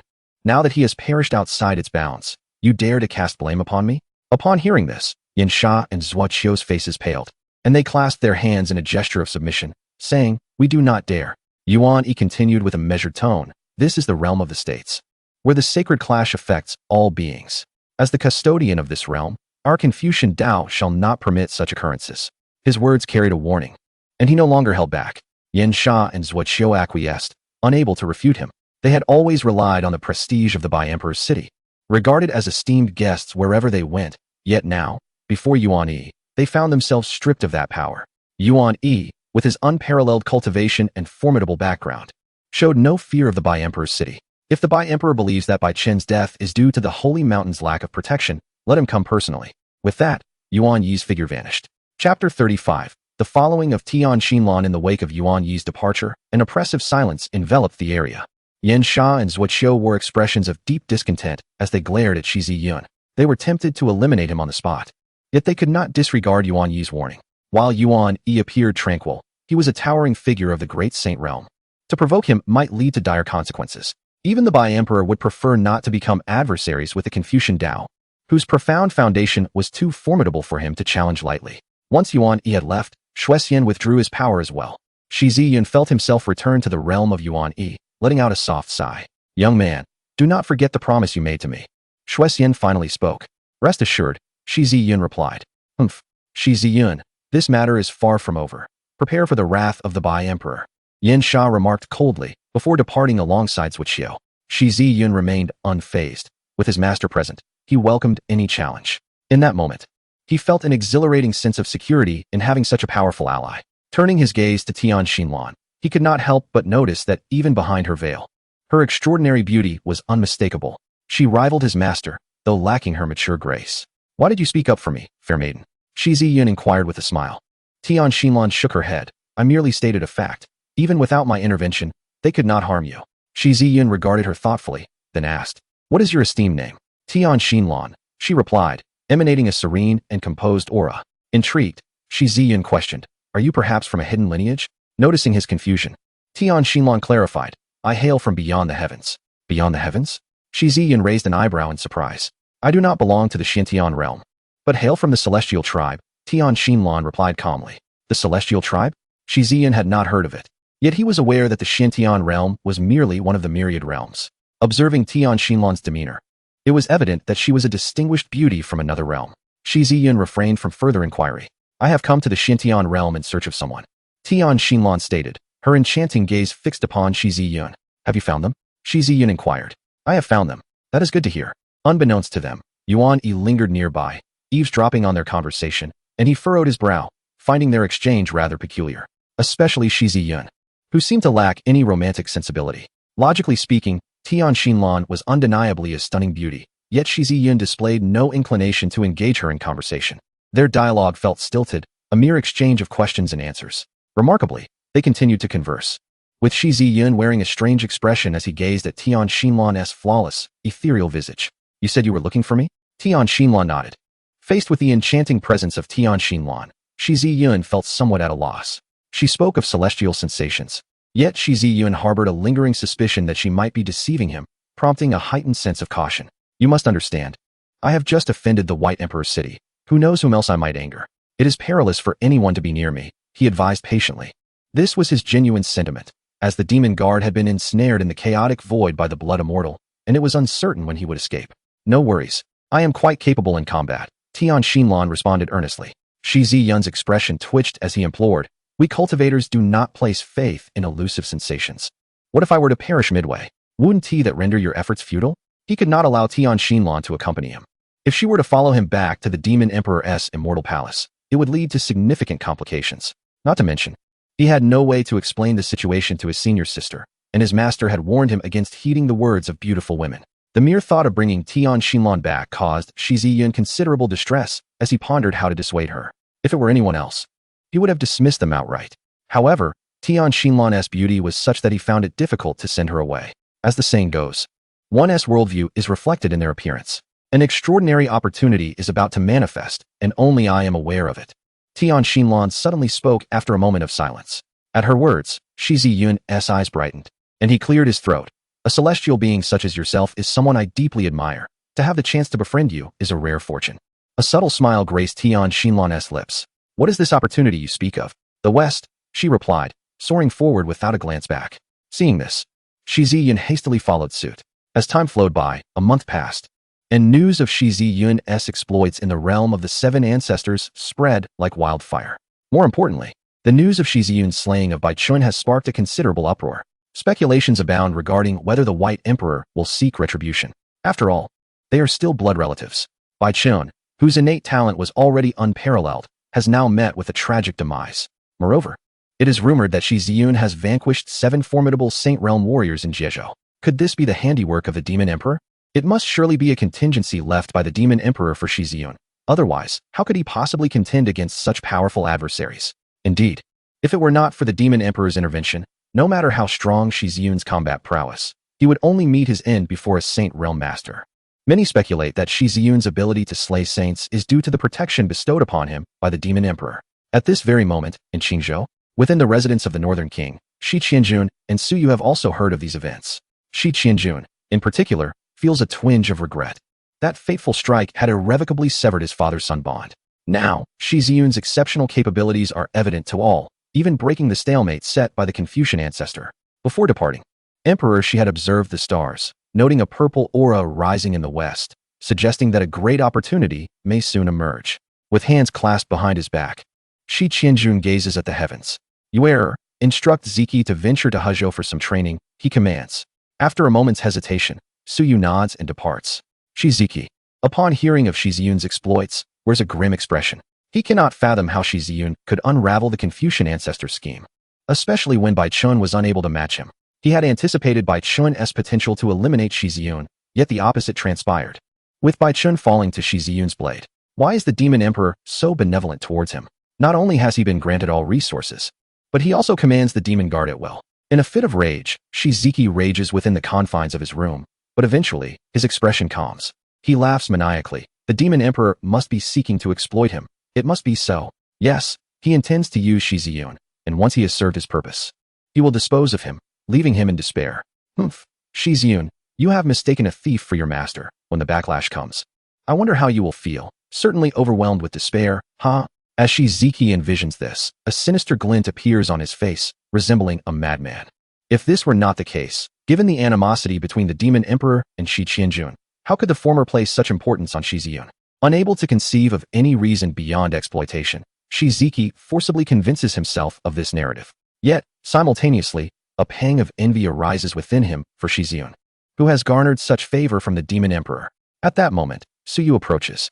Having overheard Shi Ziki's words, her perceptive nature, as a dragon elephant realm practitioner, allows her to sense the turmoil. Furrowing her brow in sorrow, she reflects on the tragic fate that forces kin to turn against one another.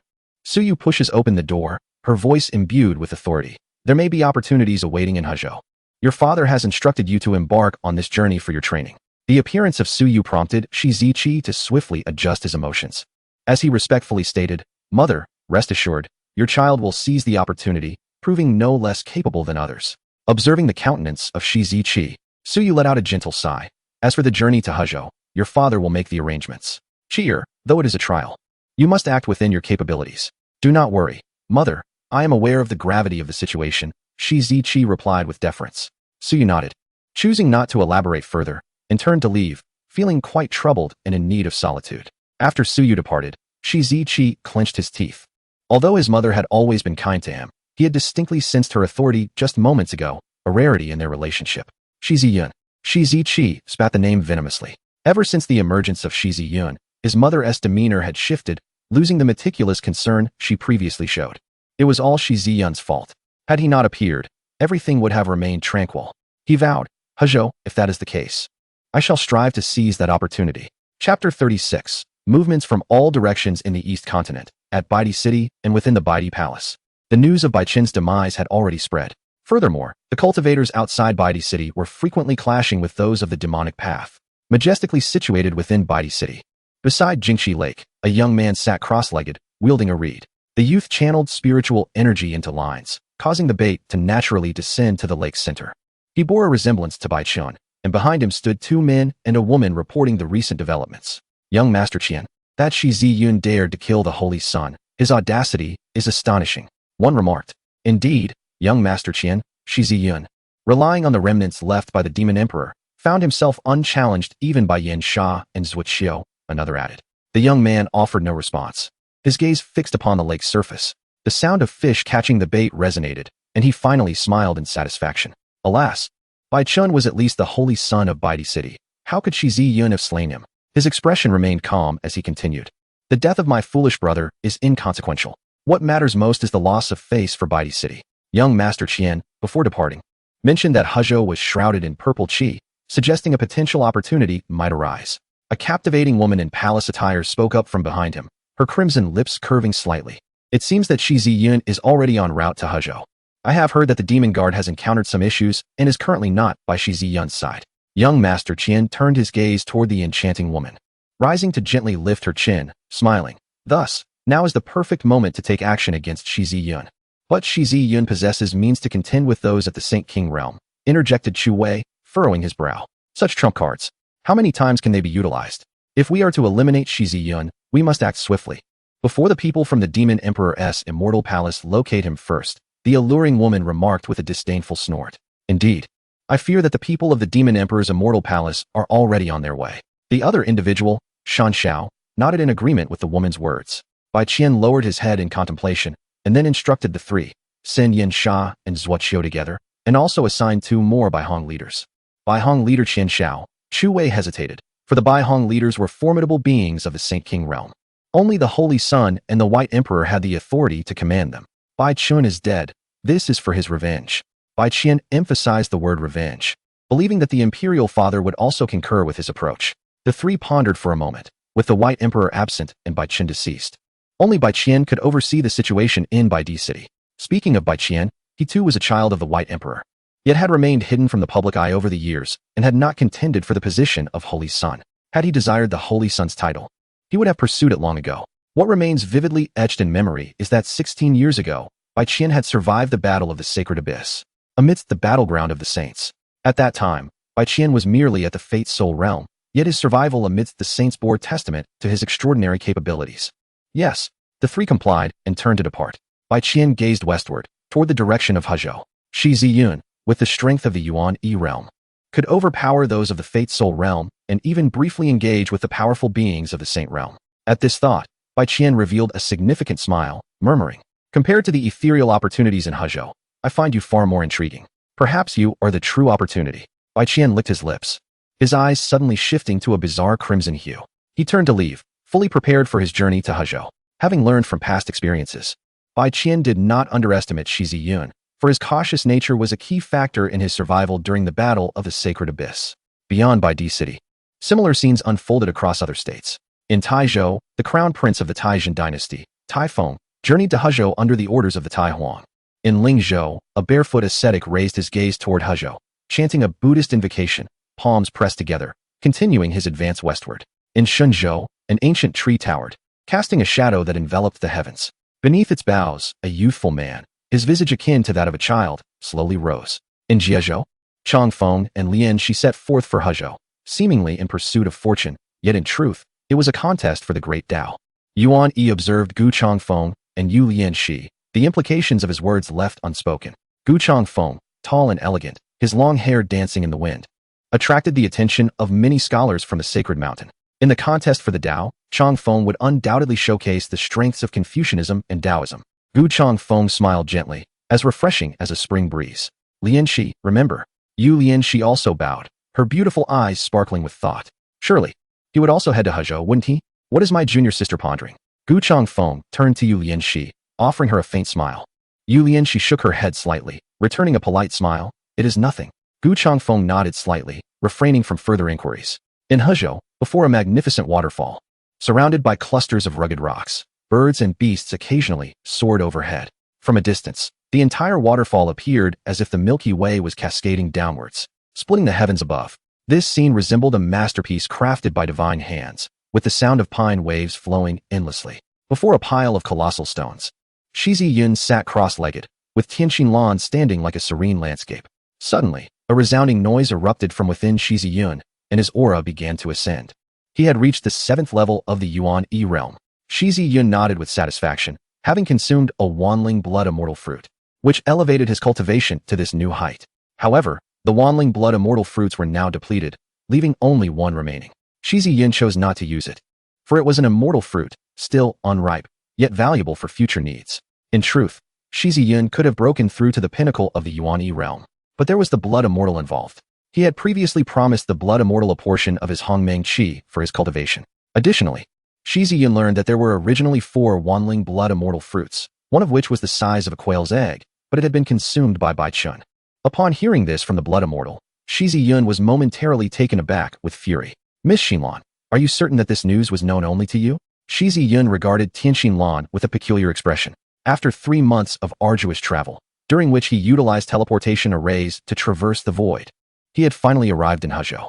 During this journey, Shi Yun encountered numerous individuals from powerful factions, many hailing from other states. Tianxin Lan nodded seriously and replied, before this. Indeed, only I was aware of it. Shi Yun felt somewhat speechless. Before, I could have made wild guesses.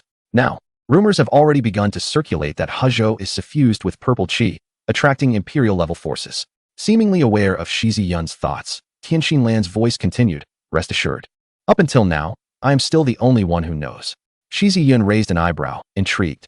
"Oh, how so?" Tianxin Lan gazed at him with an impassive expression before turning to leave. "I want to tell you."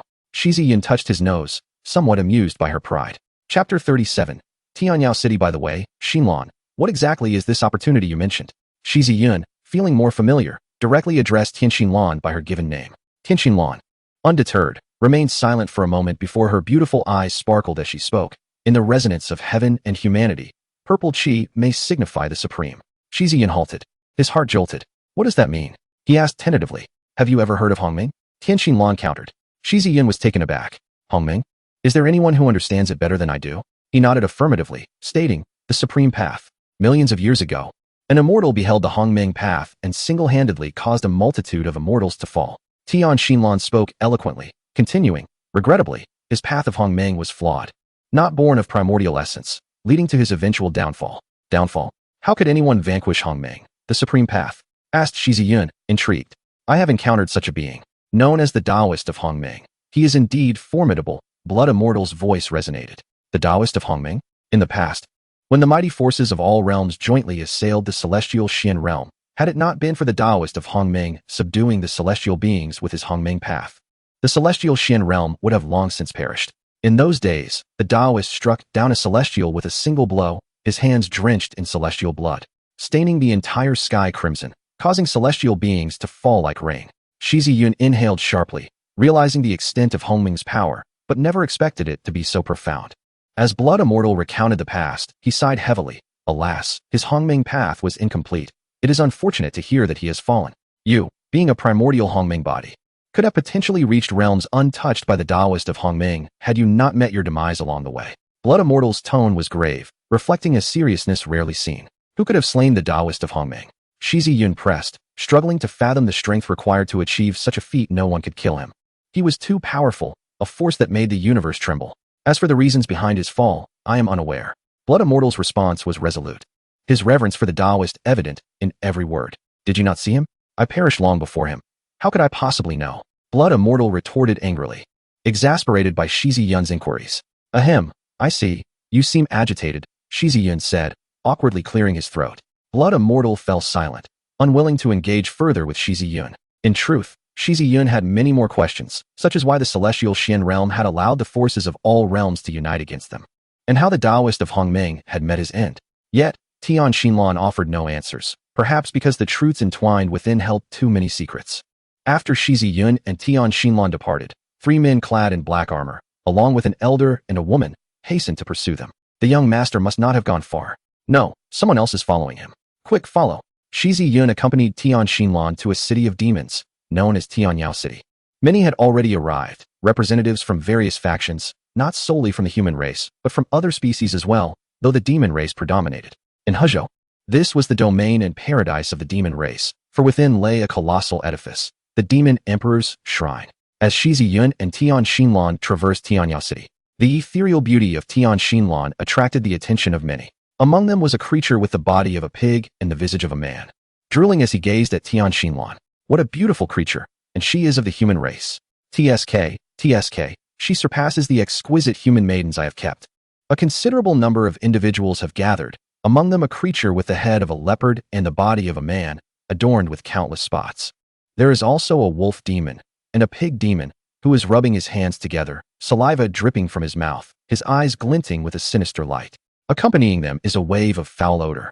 The stench assaults Shi Yun, who can no longer contain his disgust. A glance at the pig demon's grotesque visage, with its fat head and drooping ears, sends waves of nausea through him. "Pretty lady, your pig brother has taken a liking to you," the pig demon cackles, extending a filthy hand toward Tianxin Lan. Cold light flashes in her beautiful eyes. With a resounding thud, the pig demon's head erupts with blood, as Shi Yun wields a large halberd, striking down mercilessly upon the creature's skull. He continues to be rated. "You foul swine, stinking pig. Your wretched odor is enough to make one wretch. How dare you venture out without bathing and expect to charm a lady?" Thud, thud, thud. What have I done to deserve this? I arrive only to be met with disgust. Onlookers can only stare in astonishment at Shi Yun's furious outburst. After a long moment, he exhales deeply, rubbing his wrist as he retracts the halberd. It is only then that the wolf and leopard demons react. Their faces twisted in fury as they glare at Shi Yun. The pig demon lies before them, its head a gruesome mess, clearly lifeless. You possess great audacity. A mere human dares to act in Tianyao City. The wolf demon bellows. Previously, they had underestimated Shi Yun's youth, assuming him to be an easy target. While their focus remained on Tian Xinlan, they had not anticipated this young man's boldness in committing such a brazen act of violence. A piercing cry echoes as a majestic beast, reminiscent of a golden rock, circles overhead, radiating golden light, transforming into a man clad in golden armor. His hair shimmering with the same hue. He appears before Shi Yun, his eyes glimmering with golden flecks, emanating a subtle aura of lethality as he gazes down upon Shi Yun. Commander Jin Zhao. The leopard and wolf demon's legs weaken at the name. Shi Yun regards Jin Zhao, a demon saint, yet remains unfazed, exuding an air of nonchalance. Jin Zhao furrows his brow, taken aback by the young man's apparent lack of fear in his presence. However, this is Tianyao City, where all, irrespective of their origins, are expected to behave. Commander Jin Zhao, this individual has acted recklessly in Tianyao City. I implore you to. I am Shi Yun, the much-discussed saint of the demon path. He interjects before the wolf demon can finish. Shi Yun, the saint of the demon path. Jin Zhao is taken aback, shifting from an imposing figure to one caught in a dilemma. The man before him has slain even Bai Chun, causing quite a stir. What is there that he would not dare to do? Unexpectedly, the young man standing before me is none other than the recently renowned saint of the demon path. They sought to provoke my friend, and I was reluctantly compelled to take action. Shi Yun spoke softly, gazing at Jin Zhao. Having just arrived in the demon city, he wished to avoid conflict, offering Jin Zhao a way out, awaiting his response. You are talking nonsense. It was you who struck us first. Leopard, visibly agitated, shouted at Shi Yun. They can all attest to that. He pointed to those around him, yet they all averted their gazes, unwilling to involve themselves. Moreover, the reputations of the pig demon and leopard demon were far from commendable. They were notorious in the demon city for preying on the weak, earning scorn even from their fellow demon beasts. Jin Zhao glanced at the leopard demon and the wolf demon, gesturing with his hand. In an instant, the wolf demon and leopard demon vanished, leaving behind only a cloud of blood mist. The onlookers, startled, quickly dispersed. The wrath of a Saint Realm expert is no trifling matter. Jin Zhao looked at Shi Yun and nodded, stating, the truth is clear. I hope the saint does not continue to stir trouble in the demon city. After all, as the ruler of a city, it is not wise to create discord. As the saint of the demon path, Shi Yun was someone Jin Zhao preferred not to offend. Shi Yun nodded slightly. As long as others did not provoke him, he would likewise refrain from instigating trouble. In a tavern, Bai Qian swirled his wine cup, observing Shi Yun below, a smile gracing his lips. He has finally arrived. Young Master Qian, he is alone with a woman. Should we apprehend him? Chu Wei, standing behind Bai Qian, inquired respectfully. Have Yin Sha and Zhuqiu detain those 3 demon kings within the city. Inform the 2 white rainbow leaders to act directly. Bai Qian issued his commands decisively, for he was a man of action. Though such a move might belittle the demon city, Bai Qian felt the urgency of the moment overshadowed all else. The opportunity must be seized. Chapter 38. The arrival of the strong from the Demon Emperor's celestial palace, Shi Yun and Tian Xinlan traversed the streets of the demon city. Be cautious, there are 2 Saint King experts approaching you. The voice of the blood immortal resonated in his ears. Instantly alert, Shi Yun also warned Tian Xinlan. Yet, as he surveyed the area, he saw no one approaching. Nonetheless, he understood that the Saint King experts were concealed somewhere in the void, ready to strike in an instant. Suddenly, a formidable aura enveloped the entire demon city. The presence of a Saint King pressed down upon the heavens and the earth. A Saint King. The departing Jin Zhao's expression shifted as he looked towards the direction where Shi Yun had been. It was not just Jin Zhao who sensed it.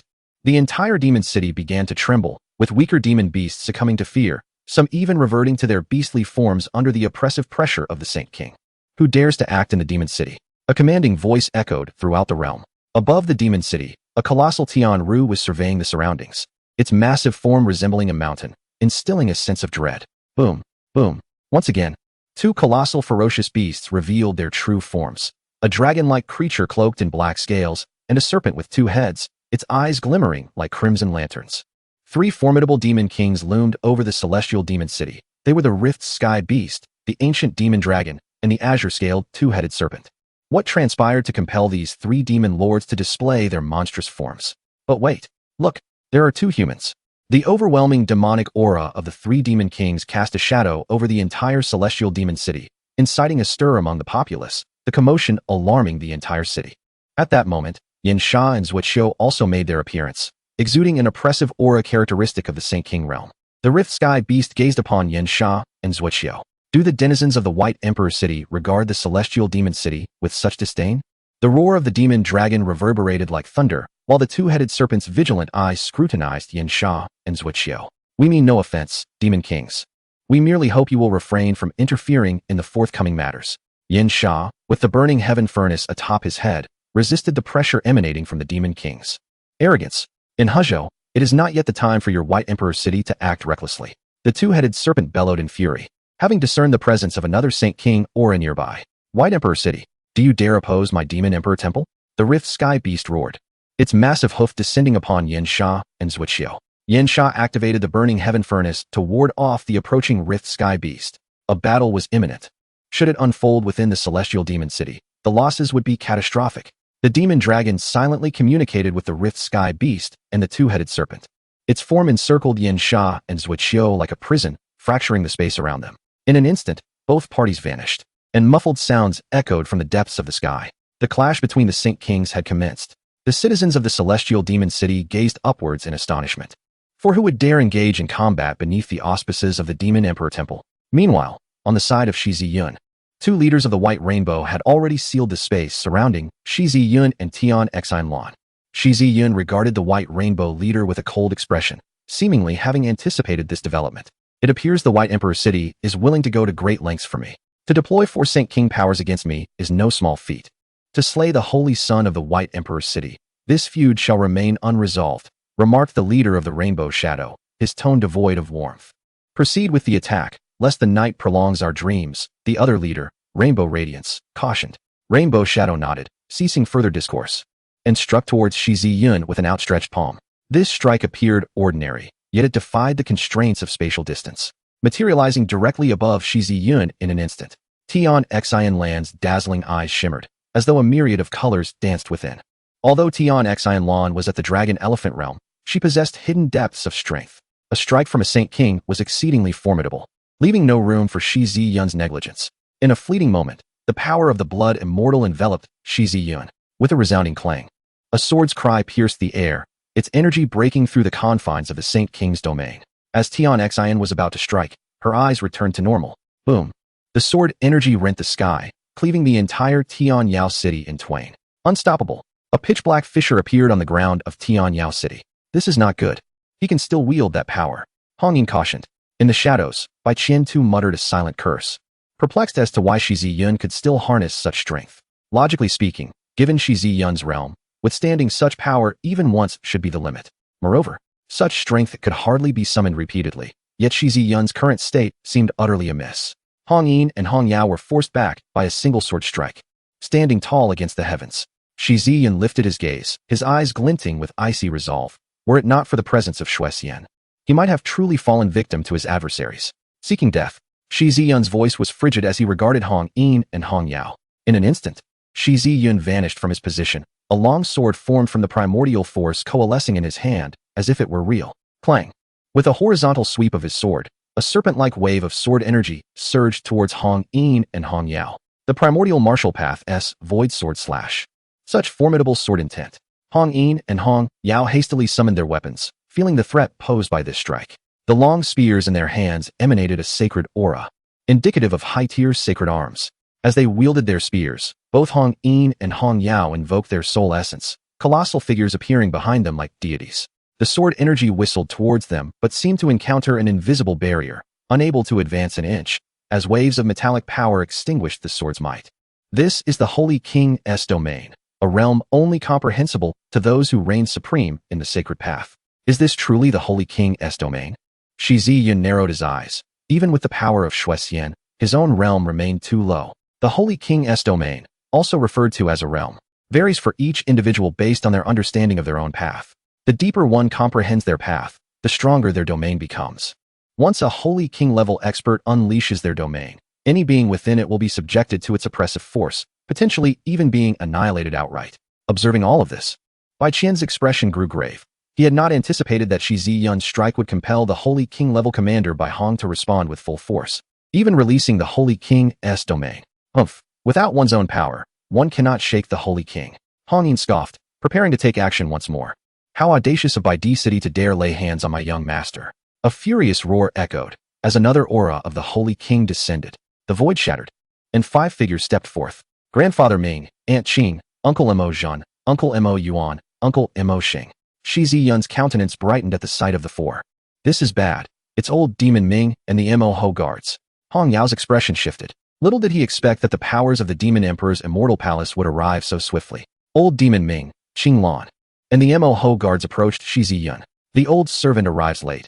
Please forgive me, holy son. Elder Ming bowed respectfully before Shi Yun, and upon confirming her safety, he inwardly exhaled a sigh of relief. Should any misfortune befall this young sovereign, the Demon Emperor would surely descend into madness upon his return. How audacious of the White Emperor City to attempt an ambush on our young master. Elder Ming's voice brimmed with murderous intent.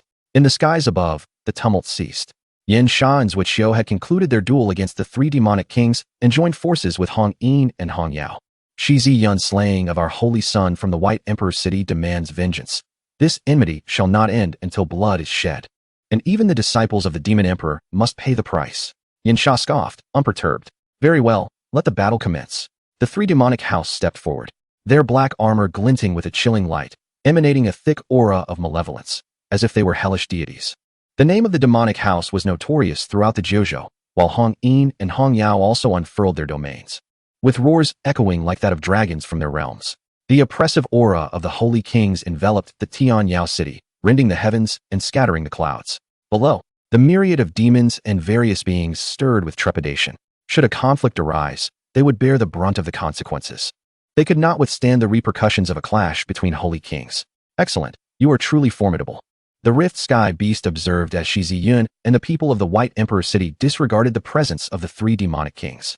Roar! The Rift Sky Beast unleashed a furious bellow that reverberated for countless miles. This is bad. It is signaling the powerful beings of the Demon Emperor's temple. Chapter 39. The might of the demon sovereign with the Rift Sky Beast's roar, both parties came to an abrupt halt. A celestial palace materialized above, faintly visible. With true dragons coiling, celestial phoenixes soaring, and Qilins heralding their presence, a cacophony of extraordinary sounds filling the air. The Demon Emperor's temple. Elder Ming gazed at the resplendent palace above. Is this truly the Demon Emperor's temple? Shi Yun turned her gaze towards the ethereal structure, resembling something beyond the mortal realm. Though it appeared within reach, it was, in truth, a projection from a secluded dimension, the manifestation of the Demon Emperor's temple. A resonant cry pierced the air, as all the powerful beings in Huzhou turned towards the direction of the Demon Emperor's temple. A golden-winged rock soared forth, its wings unfurling, plunging the world into sudden darkness. In an instant, the majestic rock burst forth from the small realm, appearing above Tianyao City. Its golden eyes fixed upon the Rift Sky Beast, the Demon Serpent, and the 2-headed Serpent Kings. Those piercing golden orbs radiated authority. All the myriad demons in Huzhou prostrated themselves on the ground, trembling in fear. We pay homage to the golden-winged rock sovereign. Salutations, sovereign. The 3 kings of the Rift Sky Beast bowed their heads in deference to the golden-winged rock. The myriad demons of Tianyao City followed suit, lowering their heads in reverence, a testament to their awe of the sovereign. Rift Sky Beast, what brings you to summon me? The profound voice of the golden-winged rock resonated. Sovereign, the White Emperor City and the Demon Emperor's celestial palace, disregarding all counsel, insist on striking within Tianyao City. The Rift Sky Beast directly articulated the cause. We are powerless to impede. We implore the demon sovereign to cleanse the external foes and restore tranquility to Tianyao City. The words of the demon dragon were laced with indifference. The golden-winged rock cast its golden gaze over the assembly in Baidi City, including Shi Yun and others. An intangible pressure enveloped the crowd, rendering them immobile. Shi Yun too felt the weight of this force, such formidable cultivation he had previously sensed from Yuan Yi. The golden-winged rock was a great sage. The title of great sage is synonymous with demon sovereign, Baidi City, and the Demon Emperor's immortal palace. You have been granted an opportunity to explain. The voice of the golden-winged rock bore no trace of emotion, dismissing both parties with disdain, for it possessed the authority to do so. The demon dragon and the 2-headed serpent exchanged cold smirks. Before the demon sovereign, even those of imperial stature must bow their heads. Currently, with the 9 emperors occupied in the blood-immortal secret realm, the mightiest in Jiuzhou is indeed the great sage. Upon the arrival of the golden-winged rock, Bai Qian could no longer remain seated and approached the assembly in Baidi City. Bai Qian raised his head and clasped his hands before the golden-winged rock, saying, Senior, please temper your wrath. for it is not the younger generation who instigated this conflict. Rather, Baidi City acted recklessly against Tianyao City, and we were left with no choice but to retaliate. Shi Yun interjected. The three elder demon kings also observed this exchange. Shi Yun turned to the three demon kings, including Lai Tianxi, and added, "Ah, indeed, Senior Lai Tianxi attempted to dissuade them. But Baidi City refused to heed the counsel." Finally, Shi Yun shrugged and sighed. Alas, they relied on their numbers, rendering persuasion futile. Shi Yun spoke with conviction, and Lai Tianxi was momentarily taken aback. Upon reflection, it indeed seemed to hold true. What a sharp-tongued young man. Yin Sha gritted his teeth, while Bai Qian cast a glance at Shi Yun, offering a faint smile. The holy son of the demon path indeed lives up to his reputation. The golden-winged rock turned its gaze towards Lai Tianxi. Indeed, after pondering for a while, Lai Tianxi found no fault in the assertion and could only nod in agreement. Given these circumstances, let the people of Baidi City meet their demise. The words of the golden-winged rock were delivered with an unsettling calmness, as if pronouncing a sentence. Then it turned its attention to Bai Qian. You are the child of the White Emperor. For the sake of the White Emperor, I shall spare your life. The golden-winged rock extended a sharp claw, descending upon Yin Sha and the others. The claw locked onto the boundless void, rendering Yin Sha and the other holy kings exceedingly insignificant. They were ensnared within the palm of this cosmic hand. The great sage's power was all-encompassing. Senior, please wait. Bai Qian called out. What? Do you wish for me to spare you on account of Baidi City? The golden-winged rock's tone was apathetic. I dare not. This matter is indeed my fault. Bai Qian waved his hand, casting a storage ring toward the golden-winged rock. I am willing to offer compensation, hoping this incident may be laid to rest. The golden-winged rock's golden pupils flicked over the ring. Bai Qian maintained an air of calm, exuding confidence. This Bai Qian is quite self-assured, Shi Yun mused inwardly. Indeed. The golden-winged rock fell into a moment of silence, turning his gaze towards Shi Yun. Although this matter originated from Baidi City, it is your vendetta. To act in Tianyao City is a transgression. Today, I shall slay 2 of your sacred kings as a warning. The golden-winged rock spoke with unreserved candor. Regardless of the nature of your grievances, they have been brought to Tianyao City, nearly endangering countless demons. If this is allowed to pass, other factions will likewise lose their respect for the Demon Emperor's divine hall. Yet, Shi Yun could not permit such an occurrence. Blood Immortal, how confident are you in escaping from this demon lord? However, this time, the Blood Immortal remained silent. In that moment, Shi Yun's heart sank to the depths, gazing at the golden-winged rock. Before him stood a great sage, and they were no match. Yin Sha, Zhuqiu, and others looked on with scorn at Shi Yun, uncertain of what price young master Bai Qian had paid to preserve their lives. But now, it was Shi Yun's turn. Should the demon lord slay 2 sacred kings, the combat strength of Shi Yun's side would be significantly diminished. Beneath Tianyao City, hidden forces watched with cold indifference. It seemed that the Demon Emperor's immortal palace would have to concede this time. The crown prince of the Taizhen dynasty observed the unfolding events with great interest. Elsewhere, a youthful figure with a gentle countenance merely cast a fleeting glance, seemingly uninterested. Ba, a wandering monk murmured, bowing his head in prayer, hands clasped together. Elder Guyi. From a nearby pavilion, Yulianshi looked towards Guyi, seeking his assistance for Shi Yun. Guyi sighed softly. After all, the golden-winged rock was a great sage. And this time, the young man had posed him a difficult dilemma. Very well, I shall attempt to persuade him. Guyi stood, but soon sat back down, a faint smile gracing his lips. It seems my intervention is unnecessary. In the sky, Tian Xinlan gracefully approached the golden-winged rock, her eyes sparkling with intrigue as she glided forward. Xinlan, Shi Yun called out. Yet Tian Xinlan appeared oblivious, directly standing before the head of the golden-winged rock. Strangely, the rock did not strike, instead locking eyes with her, as if engaged in a silent exchange. This scene was remarkably peculiar, leaving those below bewildered as to what transpired. Bai Qian observed Tian Xinlan in silence, deep in thought. From the moment she appeared, he sensed an aura of mystery surrounding her. What is happening? The 2 heads of the double-headed serpent flicked their tongues in confusion. The Rift Sky Beast and the Demon Flood Dragon also found themselves at a loss. After all, it was a demon lord, yet curiously, he seemed to be in communion with a mysterious woman. Not only the opposing parties, but also the powerful figures beneath Tianyao City regarded Tian Xinlan and the golden-winged rock with curiosity. After a lengthy pause, the golden-winged rock retracted his demonic form, vanishing from sight. This matter ends here. Should further conflict arise, I shall annihilate all. The voice of the golden-winged rock echoed throughout Tianyao City, serving as a stark warning. Tian Xinlan returned to the side of Shi Yun, who did not inquire further, aware that some matters were best left unspoken within these confines. The son of the demonic path truly possesses remarkable cunning, Bai Qian mused. a faint smile gracing his lips. Bai Qian, the eldest son of the White Emperor of Baidi City, echoed the voice of the venerable Ming in Shi Yun's ears. It seems you were somewhat reluctant? Shi Yun's expression remained impassive, as he remarked that the White Emperor, if deemed unfavorable, could very well lead to extinction. Yin Sha and the others glared in anger. Shi Yun's words bore no trace of reverence for the White Emperor, even bordering on insult.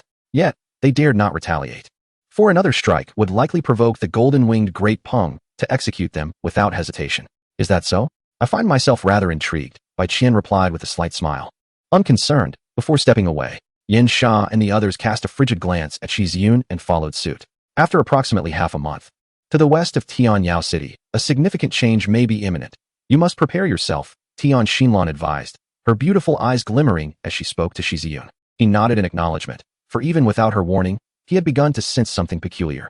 It was as if an unseen force was drawing him in, causing his primordial essence to stir with unease. Shi Yun gazed toward the west and murmured, "It seems that direction leads to the scorched earth."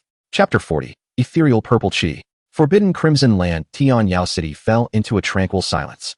Within an inn, Shi Yun and his companions gathered closely. Qing Lan discreetly observed Tian Xinlan. And it must be said, in terms of beauty, Tian Xinlan was not at all inferior to the Empress. However, Qing Lan remained wary, for the Empress had previously instructed her not to allow unfamiliar women near Shi Yun. With Tian Xinlan's sudden appearance, Qing Lan hesitated to expel her, especially since Tian Xinlan had aided them before. Moreover, with Shi Yun present, she could not overstep her bounds. At that moment, Yu Lianqi arrived, accompanied by Gu Yi, Yin Sengsu, and Jiang Yuan, the three elders from the time at the lesser sage abode. Lianqi? Gu Lao, Yin Lao, Jiang Lao, Shi Yun exclaimed upon seeing familiar faces. His mood evidently uplifted. Young friend, how have you fared? Gu Yi chuckled, stroking his beard. Beside Gu Yi stood a young man with his hair tied in a crown, his demeanor gentle. Upon noticing Shi Yun's gaze, the young man smiled and introduced himself. Confucianism and the Qin, Gu Changfeng. Scholar Gu Changfeng. Shi Yun regarded him with interest, though it came as no surprise, considering the prominent youth from various factions had gathered. Gu Changfeng, naturally, would be among them. However, he had not encountered this individual during his last visit to the Sacred Mountain. Shi Brothers' renowned name reached my ears even during my time at the Sacred Mountain. Now that we meet, it is indeed as the rumors have suggested, Gu Changfeng remarked with a warm smile. Gu Yi then turned his attention to the elders. I did not expect Taoist Qin Ming to be here as well. Ming Lao nodded in response, stating, I have accompanied my young master to assist him in seizing opportunities. The meaning was clear. Should anyone contest Shi Yun for fortune, they would be regarded as adversaries. Gu Yi, with an innate ability to discern the subtleties of unspoken words, merely smiled without elaborating further. Had it been anyone else, his temperament would have compelled him to roll up his sleeves and engage in a confrontation. However, out of respect for Shi Yun, he chose to refrain from such actions. Shi Yun shook his head, fully aware of the nature of Elder Ming. Numerous factions had already established themselves in Tianyao City, with more expected to arrive in due course.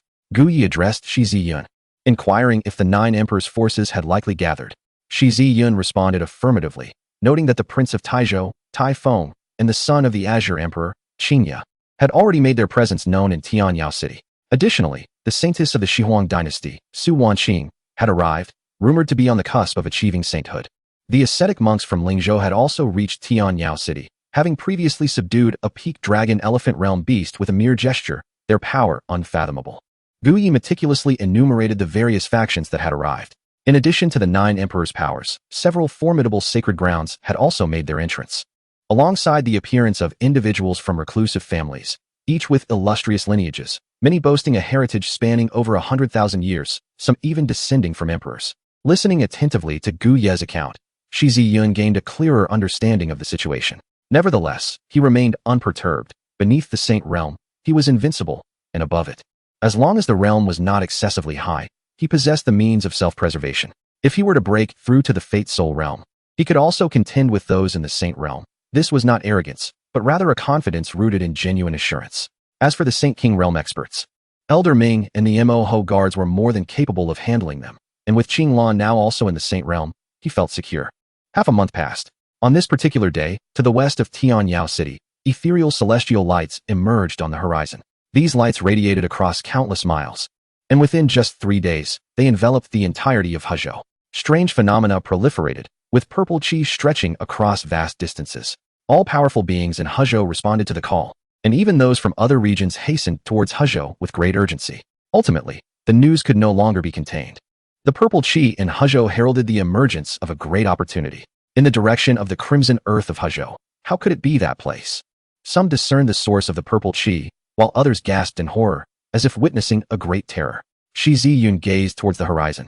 Where the purple qi shimmered and the celestial lights flickered, the stirrings within him intensifying. It appeared that Tian Xian Lan had spoken true. It indeed heralded the primordial chaos. Shi Yun mused inwardly. Turning to Gu Yi with curiosity, he inquired, "Elder, do you know if there are any concealed great saints within Tianyao City?" "The crimson earth of Hezhou forbids the entry of great saints," Gu Yi replied, shaking his head. "Why is that?" "The crimson earth is one of the 3 great forbidden zones of the 9 provinces, harboring taboos. Should a great saint enter the crimson earth, it would provoke the emergence of those taboos, a fact well known throughout the 9 provinces." Gu Changfeng stepped forward to respond, casting a peculiar glance at Shi Yun. The others also regarded Shi Yun, leaving him feeling somewhat embarrassed. Yin Lianxi narrowed her eyes into crescent shapes, astonished that someone like Shi Yun was unaware of the taboos surrounding the Scarlet Earth. "Aha, so it is." Shi Yun felt a tinge of embarrassment. Indeed, the ancients were not misleading when they said that one should read extensively and travel widely. In his youth, his master had insisted he delve into various texts. Yet Shi Yun had paid little heed. Now, his lack of understanding regarding the realms of Jiuzhou was glaringly evident. He quietly resolved to remedy his ignorance of Jiuzhou's common knowledge in the future. Beyond Hezhou, for thousands of miles lay a desolate expanse known as the Scarlet Earth, a barren land where nothing thrived, its vast, red sands resembling an ocean of sand. No one knew how the Scarlet Earth came to be. It had existed for millions of years. The spiritual energy there was scarce, rendering it inhospitable, and no living being dared to tread upon this land. Moreover, deep within the Scarlet Earth lurked great horrors. Legend has it that a supreme existence from the imperial realm ventured into its depths 100,000 years ago. And a month later, the laws of the imperial path emanated from that abyss, only to gradually dissipate. Ultimately, the imperial laws completely unraveled. This astonishing event sent shockwaves throughout Jiuzhou. What could possibly compel a being of imperial stature to disperse their path? Various speculations arose. Some conjectured that the imperial figure was nearing the end of their lifespan and sought a place to attain tranquility. Others suggested that profound terrors lay hidden within the depths of the Scarlet Earth. During this time, several brave souls ventured into the Scarlet Earth to investigate, but returned empty-handed. Strangely, every individual who journeyed into its depths failed to emerge, further solidifying the belief in the lurking terrors. It was said that a great power could divine the secrets of heaven, proclaiming that the depths of the Scarlet Earth were the resting place of the gods, and those who recklessly intruded would incur divine wrath and suffer punishment. From that point onward, the world regarded the Scarlet Earth with reverence, and no one dared to delve into its depths. The most perplexing aspect was that in such a barren wasteland, devoid of life, yet fraught with terror, what purpose could one have in approaching it? However, at this moment, a haze of ethereal brilliance appeared on the horizon of the Scarlet Earth, reminiscent of celestial energy descending. The primordial aura. Shi Yun gazed at the descending celestial energy, feeling an inexplicable pull on his primordial body, instantly recognizing it for what it was. Primordial aura. "Young master, if we proceed further, we shall draw near to the depths of the Scarlet Earth," Elder Ming cautioned. Shi Yun turned to Tian Xinlan, who nodded in affirmation and softly said, "There is no calamity in this journey. We may proceed." Upon hearing this, Shi Yun hesitated no longer and continued toward the source of the primordial aura. "Ancient, could that truly be primordial?" Gu Changfeng inquired, looking at Gu Yi with curiosity. Gu Ye's expression turned grave as he nodded, stating, "Such power causes my internal spiritual energy to tremble. If nothing unexpected occurs, it is indeed the supreme primordial. I wonder what kind of upheaval this will provoke," Yin Sengsu remarked solemnly. Aside from Shi Yun and his companions, many from various factions had already arrived. Yet they maintained a wary distance from one another, exchanging glances before parting ways. Chapter 41. The Jealousy of Shi Ziqi Hezhou, the Crimson Land. Shi Yun and the multitude of onlookers traversed the scarlet terrain, where the earth exuded a fiery hue, filling the atmosphere with an intense warmth. The cosmic mist at the horizon imbued the realm with an extraordinary palette. At last, a colossal altar emerged abruptly before the assembly, with a grand pathway, paved with primordial energy, stretching forth. This avenue appeared shrouded in layers of mist, impenetrable even to the most discerning souls. The primordial path seemed to possess an invisible barrier, preventing the masses from advancing. Ha ha ha, this is the legendary primordial. Supreme primordial. If one can comprehend the essence of primordial energy, there may yet be a chance to ascend to the celestial realm. A voice boomed with laughter, eyes gleaming with greed and yearning. A considerable throng had already gathered here, hailing from various factions. The aura of primordial energy enveloped the entire altar, and those with keen insight instantly recognized its essence. At this moment, countless individuals converged, seemingly oblivious to the prohibitions of this place. Shi Yun fervently absorbed the wandering primordial energy in the atmosphere. While others could not directly assimilate it, he could, as it resonated with his very essence. However, the primordial energy here bore an overwhelming majesty that commanded the heavens. Unlike Shi Yun, whose primordial essence was under his own dominion, the energy here remained untamed, its supreme power unrestrained over the years. Silently, Shi Yun drew in the primordial energy, his cultivation gradually advancing unnoticed. He was simultaneously attuned to the incoming forces. Each direction was staked by the prominent powers. The 9 imperial factions claimed the central region, where none dared to approach. There were also reclusive ancient clans hidden amidst the throng, while the various sacred lands maintained their distances. In the direction of the Ripple's sacred land, Yu Lianxi and Yu Zhongtian stood side by side. The sovereign of Ripple's sacred land, Yu Zhongtian, had personally arrived. Yu Lianxi was quietly conversing with him, and Yu Zhongtian glanced toward Shi Yun. Shi Yun made no effort to greet him, merely casting a casual glance. Were it not for Yu Lianxi, Yu Zhongtian would have had no means to connect with him. This illustrated the profound leverage of his background. Before outsiders, he stood as the illustrious saint of the demonic path. Nevertheless, Yu Zhongtian found no peculiarity in this. Instead, he offered a friendly nod towards Shi Yun, perhaps as a greeting or an expression of gratitude for Shi Yun's prior assistance to Yu Lianxi. Moreover, Shi Yun noticed Shi Ziqi, who was accompanied by 2 elder figures clad in robes. Shi Ziqi also cast his gaze over, his eyes darkened with malice. Given the opportunity, he would surely seek to bring about Shi Yun's demise. Yet, Shi Yun merely regarded him with indifference, perceiving him as an inconsequential presence. Shi Ziqi clenched his teeth, his gaze suddenly captivated by a striking spectacle. Beside Shi Yun stood a woman of ethereal beauty, as if she had descended from the heavens. Although her face was veiled by delicate gauze, a glimpse of her enchanting visage, capable of dimming the very essence of the world, could still be discerned. Her demeanor exuded a celestial grace, tranquil and exquisite, unlike anything of this earthly realm. Shi Ziqi's heart raced uncontrollably, and it took him a while to regain his composure. Deep within, jealousy ignited, as he silently raged. Why? Why must such a stunning beauty be by Shi Yun's side, and not his? Was it merely because he was the disciple of the demon emperor, the holy son of the demon path? Yet, Shi Yun paid him no heed, nor did anyone else.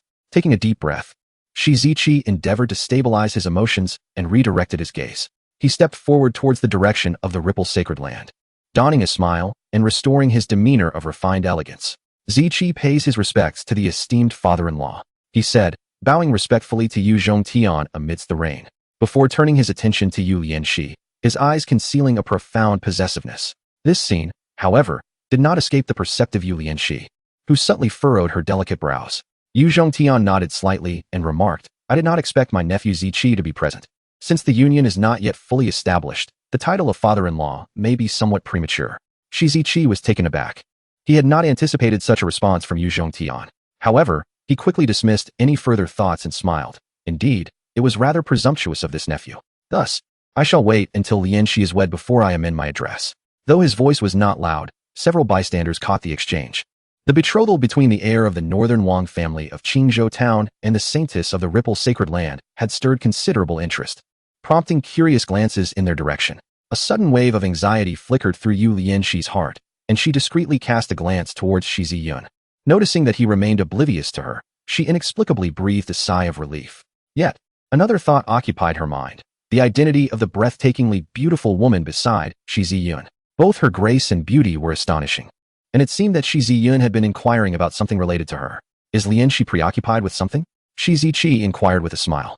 The familiarity of his address caused Yu Lianxi to frown slightly, and she replied coolly, no. Her indifferent demeanor stirred a flicker of anger within Shi Ziqi, though he concealed it well. You wretched girl, pretending to be aloof now, but just wait until you are within my grasp. I shall show you no mercy. Meanwhile, Shi Yun surveyed the approaching powers. He noticed a monk accompanied by an elderly monk, both with hands clasped together, gazing intently at the altar before the primordial path. From the direction of the Shi Empire, a woman of unblemished purity stood gracefully, her figure elegant and luminous as the moonlight, devoid of cosmetics, yet possessing an unparalleled beauty.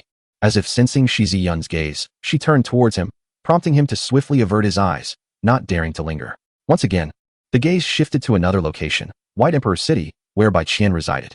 The crown prince of the Taishan dynasty, son of the Azure Sky Emperor, alongside a disciple of the Yuan Emperor. Nearby stood Bai Li, whom Shi Yun had encountered previously in the Blood Immortal secret realm. Before him was a young man with purple hair and golden eyes, his visage strikingly handsome, the son of the Demon Emperor, a descendant of the Qilin. Accompanying them were various factions, many boasting 2 or more sovereign kings in attendance. If Shi Yun's conjecture proved correct, these were the forces of the reclusive ancient clan. As Shi Yun surveyed the multitude of powers gathered, a cacophony of excitement erupted. Look, the primordial path has opened. It has finally opened. The highest realm of the primordial, an opportunity to reverse fate, was about to materialize. With a sudden widening of the path connected to the altar, the invisible barrier ahead vanished. Charge forth. The supreme primordial is within reach. In the ensuing frenzy, someone could no longer contain their enthusiasm and dashed toward the primordial path. Boom. Thud. Upon stepping onto the path, the individual seemed to be met with a backlash, forcefully expelled from the pathway, their body tracing a graceful arc in the air, blood spurting from their mouth. What transpired? What had happened? It felt as though they had been cast out. The onlookers, filled with confusion, hesitated to make any rash movements. Deep within the crimson earth, a pair of eyes opened, devoid of emotion, cold and unfeeling, as if they had extinguished all desires. An unparalleled existence had awakened. The eyes gleamed with an intensity that severed earthly attachments, as if they had witnessed eons of time, fixating on the altar's direction. A presence, seemingly capable of collapsing the universe, began to stir. Enough, a voice, ancient and devoid of warmth, echoed with an authority that compelled all beings to bow in submission. After a prolonged moment, the overwhelming aura that made the world tremble gradually receded. The crimson earth returned to its former desolation, silent once more, enveloped in profound stillness. Chapter 42. Each displays their powers before the altar. Someone finally made an attempt. It was a powerful being from the sacred realm, and all held their breath as this individual stepped onto the primordial path. Taking a deep breath, without hesitation, they advanced onto the path. Boom. Bang. An immense pressure surged forth, forcing the sacred realm expert to bend their knees. As if crushed by countless weights, they fell heavily to the ground. While they did not experience the violent expulsion like the previous individual, their condition was far from favorable. Gritting their teeth, despite having prepared thoroughly, upon truly stepping onto this path, they found themselves suppressed by the primordial. They sensed their inner spiritual energy rapidly depleting, strands of sacred essence emanating from them in a desperate attempt to resist the primordial's force. At this sight, Shi Yun's heart sank. Indeed, a more terrifying pressure loomed, causing the sacred realm expert's expression to shift. Thud. A crimson spray erupted, landing directly upon the ground. He was undeniably subdued. Save me. This scene left the onlookers in shock, none daring to step forward to offer assistance. Indeed, the Tao of Hongmeng proved to be both formidable and enigmatic. Alas, should he fail to withdraw from the Hongmeng path, he may very well be crushed into oblivion by its might. Amitba, a voice sighed, while the majority merely observed with indifference. A piercing scream echoed. The Saint Realm expert was finally unable to withstand the pressure, his body beginning to fracture under Hongmeng's oppression. Saint Lord. At last, the members of his faction could no longer remain passive, rushing forward in an attempt to extricate him from the Hongmeng path. Yet, a figure moved even more swiftly, without leaving a trace behind.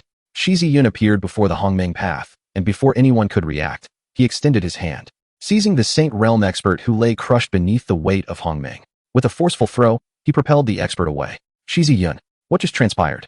How could he remain unscathed in the face of such overwhelming pressure that even a Saint Realm expert could not endure? Just moments ago, Shi Yun had stepped into the Hongmeng path, rescued the individual, and emerged unscathed, leaving all in a state of bewilderment. Among the 9 imperial factions, some gazed at Shi Yun with a mixture of wariness and scorn, yet none dared to underestimate him. Truly, Shi possesses profound connections with the Tao, murmured a monk, hands clasped in reverence. How intriguing, chuckled Tai Feng from the direction of the Taishan dynasty, arms crossed.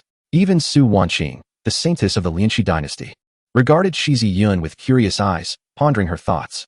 Yulian, with her enchanting gaze, looked towards Shi Yun, displaying no surprise. Perhaps she had grown accustomed to such occurrences. Only Shi Qi wore a cold expression, a glimmer of malice flickering in his eyes. Thank you, Saint Sun, for your timely rescue. Yin Yao of the Demon Cloud sect bowed respectfully to Shi Yun. Shi Yun nodded slightly, instructing, step back. Be cautious, Saint Sun. Within the Hongmeng path resides the essence of Hongmeng itself. The higher one's realm, the stronger the oppressive force one experiences, particularly for those who have entered the Saint Realm. Their saint body and saint soul will provoke a frenzied suppression from the Hongmeng power, Yun Yao cautioned, sharing the experience he had just endured. Shi Yun remained unfazed, while the expressions of others turned grim. The essence of Hongmeng enveloping the path was akin to a pot of boiling oil. For those of lower realms, they would be but droplets, creating mere splashes. However, for those of higher realms, it was as if they were a basin of cold water. Upon entering the Hongmeng path, the essence would erupt violently, like boiling oil. Shi Yun gazed ahead towards the Hongmeng path, sensing the stirring of the Hongmeng source within him, as if it had long yearned for fulfillment. Tian Xinlan approached Shi Yun's side, advising, Hongmeng is the supreme power. There is no need to rush in. While my connection with the celestial beings assures me of safety during this journey, it is Hongmeng. One cannot afford to be careless. Rest assured, should the situation turn dire, do not force yourself. Shi Yun, seemingly indifferent, regarded the primordial essence of the Hongmeng Dao as a nourishment for his being. Are you planning to enter the Hongmeng Dao, Brother Shi? Gu Changfeng approached, casting a glance at Shi Yun, and proposed with a smile, shall we go together? Shi Yun inclined his head slightly in response. Unbeknownst to him, Yu Lianqi had also arrived at his side, eager to experience the legendary supreme power. With a gentle smile illuminating her face, she addressed him, Senior Brother. Gu Changfeng returned her gaze with a warm smile, acknowledging her presence. However, this left Shi Qi utterly bewildered. What was this situation? His fiancée stood beside Shi Yun, appearing to share an intimate familiarity with him. Not only that, but she also referred to Gu Changfeng as Senior Brother? In that moment, Shi Qi was engulfed in confusion, unable to untangle the web of relationships before him. One was the saintess of the Lianqi sacred land, another a Confucian disciple, and Shi Yun was a practitioner of the demonic path. It seemed improbable that these three could converge in any meaningful way. Peering at Yu Lianqi, who was engaged in light-hearted conversation with Shi Yun, Shi Qi felt a flush of anger rise within him, his expression darkening. Yu Zhongtian, noticing Shi Qi's distress, chose to look ahead, feigning ignorance of the unfolding situation. Before the Hongmeng Dao, Shi Yun shook his head with a wry smile, fully aware that Yu Lianqi was likely acting with intent. Yet, he remained unconcerned. How Shi Qi perceived the situation was of no consequence to him. Do not overexert yourself. If you find it unbearable, withdraw at once, he advised, stepping onto the Hongmeng Dao. Tian Xinlan, Gu Changfeng, and Yu Lianqi nodded, their expressions turning solemn. Although they had yet to attain sainthood, they were not foolish enough to underestimate the challenge ahead. The altar was abuzz with onlookers from various factions, all fixated on Shi Yun and his companions, with no one daring to interfere. It was indeed ideal for someone to test the waters. As Shi Yun stepped into the Hongmeng Dao, a thunderous roar erupted. In an instant, his Hongmeng body reacted, voraciously absorbing the abundant primordial essence that permeated the air. The concentration of primordial essence within the Hongmeng Dao was astonishing. Shi Yun marveled inwardly, his heart swelling with joy. His Hongmeng body consumed the essence with a fervor akin to a whale devouring the sea. With a deep breath, Shi Yun reveled in an unparalleled sense of euphoria. It was an exhilarating experience. The notion of being suppressed by the primordial essence was utterly inconceivable. If the primordial essence were likened to an ocean, then Shi Yun was a fish thriving within its depths. He strode forward with unwavering determination, as if nothing could impede his path. Meanwhile, Gu Changfeng and the others found themselves halted after merely taking a few steps. They were grappling with the weight of the primordial essence, striving to withstand its pressure. For only by enduring and gradually acclimatizing could they hope to advance. Why was Shi Yun unimpeded? What was amiss? Even Gu Changfeng had come to a standstill. While Shi Yun continued to forge ahead, some could no longer remain seated. For instance, Tai Zhun from the Tai Feng dynasty leaped forth. Arriving at the entrance of the Hongmeng Avenue, the resonant chant of Amitabha echoed as the ascetic, with hands clasped in prayer, advanced as well. Su Wanxin glided gracefully forward, enveloped in a fragrant breeze, joining the others at the Hongmeng Avenue. In this moment, the younger generation from various formidable factions found themselves unable to stay still, all stepping forth in unison. Not only were there prominent sons and daughters of saints, but also exceptional youths from various clans. Alongside the heirs of hidden ancient lineages who made their appearances, Tai Feng hesitated no longer and stepped decisively onto the Hongmeng Avenue. Observing this, others followed suit. What an awe-inspiring aura of Hongmeng. A young man with blue hair and golden eyes manifested layers of scales upon his body, warding off the oppressive force of the Hongmeng energy as he continued to stride forward. A youthful figure with a delicate visage, accompanied by the ethereal silhouette of an ancient tree, also advanced. The ascetic, with hands still joined, emanated a golden Buddhist radiance, resembling a living Buddha. Su Wanqing's steps were deliberate and bare, with each footfall giving rise to a blossoming lotus, an extraordinary phenomenon. Bai Qian was enveloped by a coiling azure dragon, equally formidable as the others. In addition to the prodigies of the 9 imperial powers, there emerged several outstanding figures from sacred lands, each demonstrating their unique prowess. Some even rivaled these top-tier geniuses.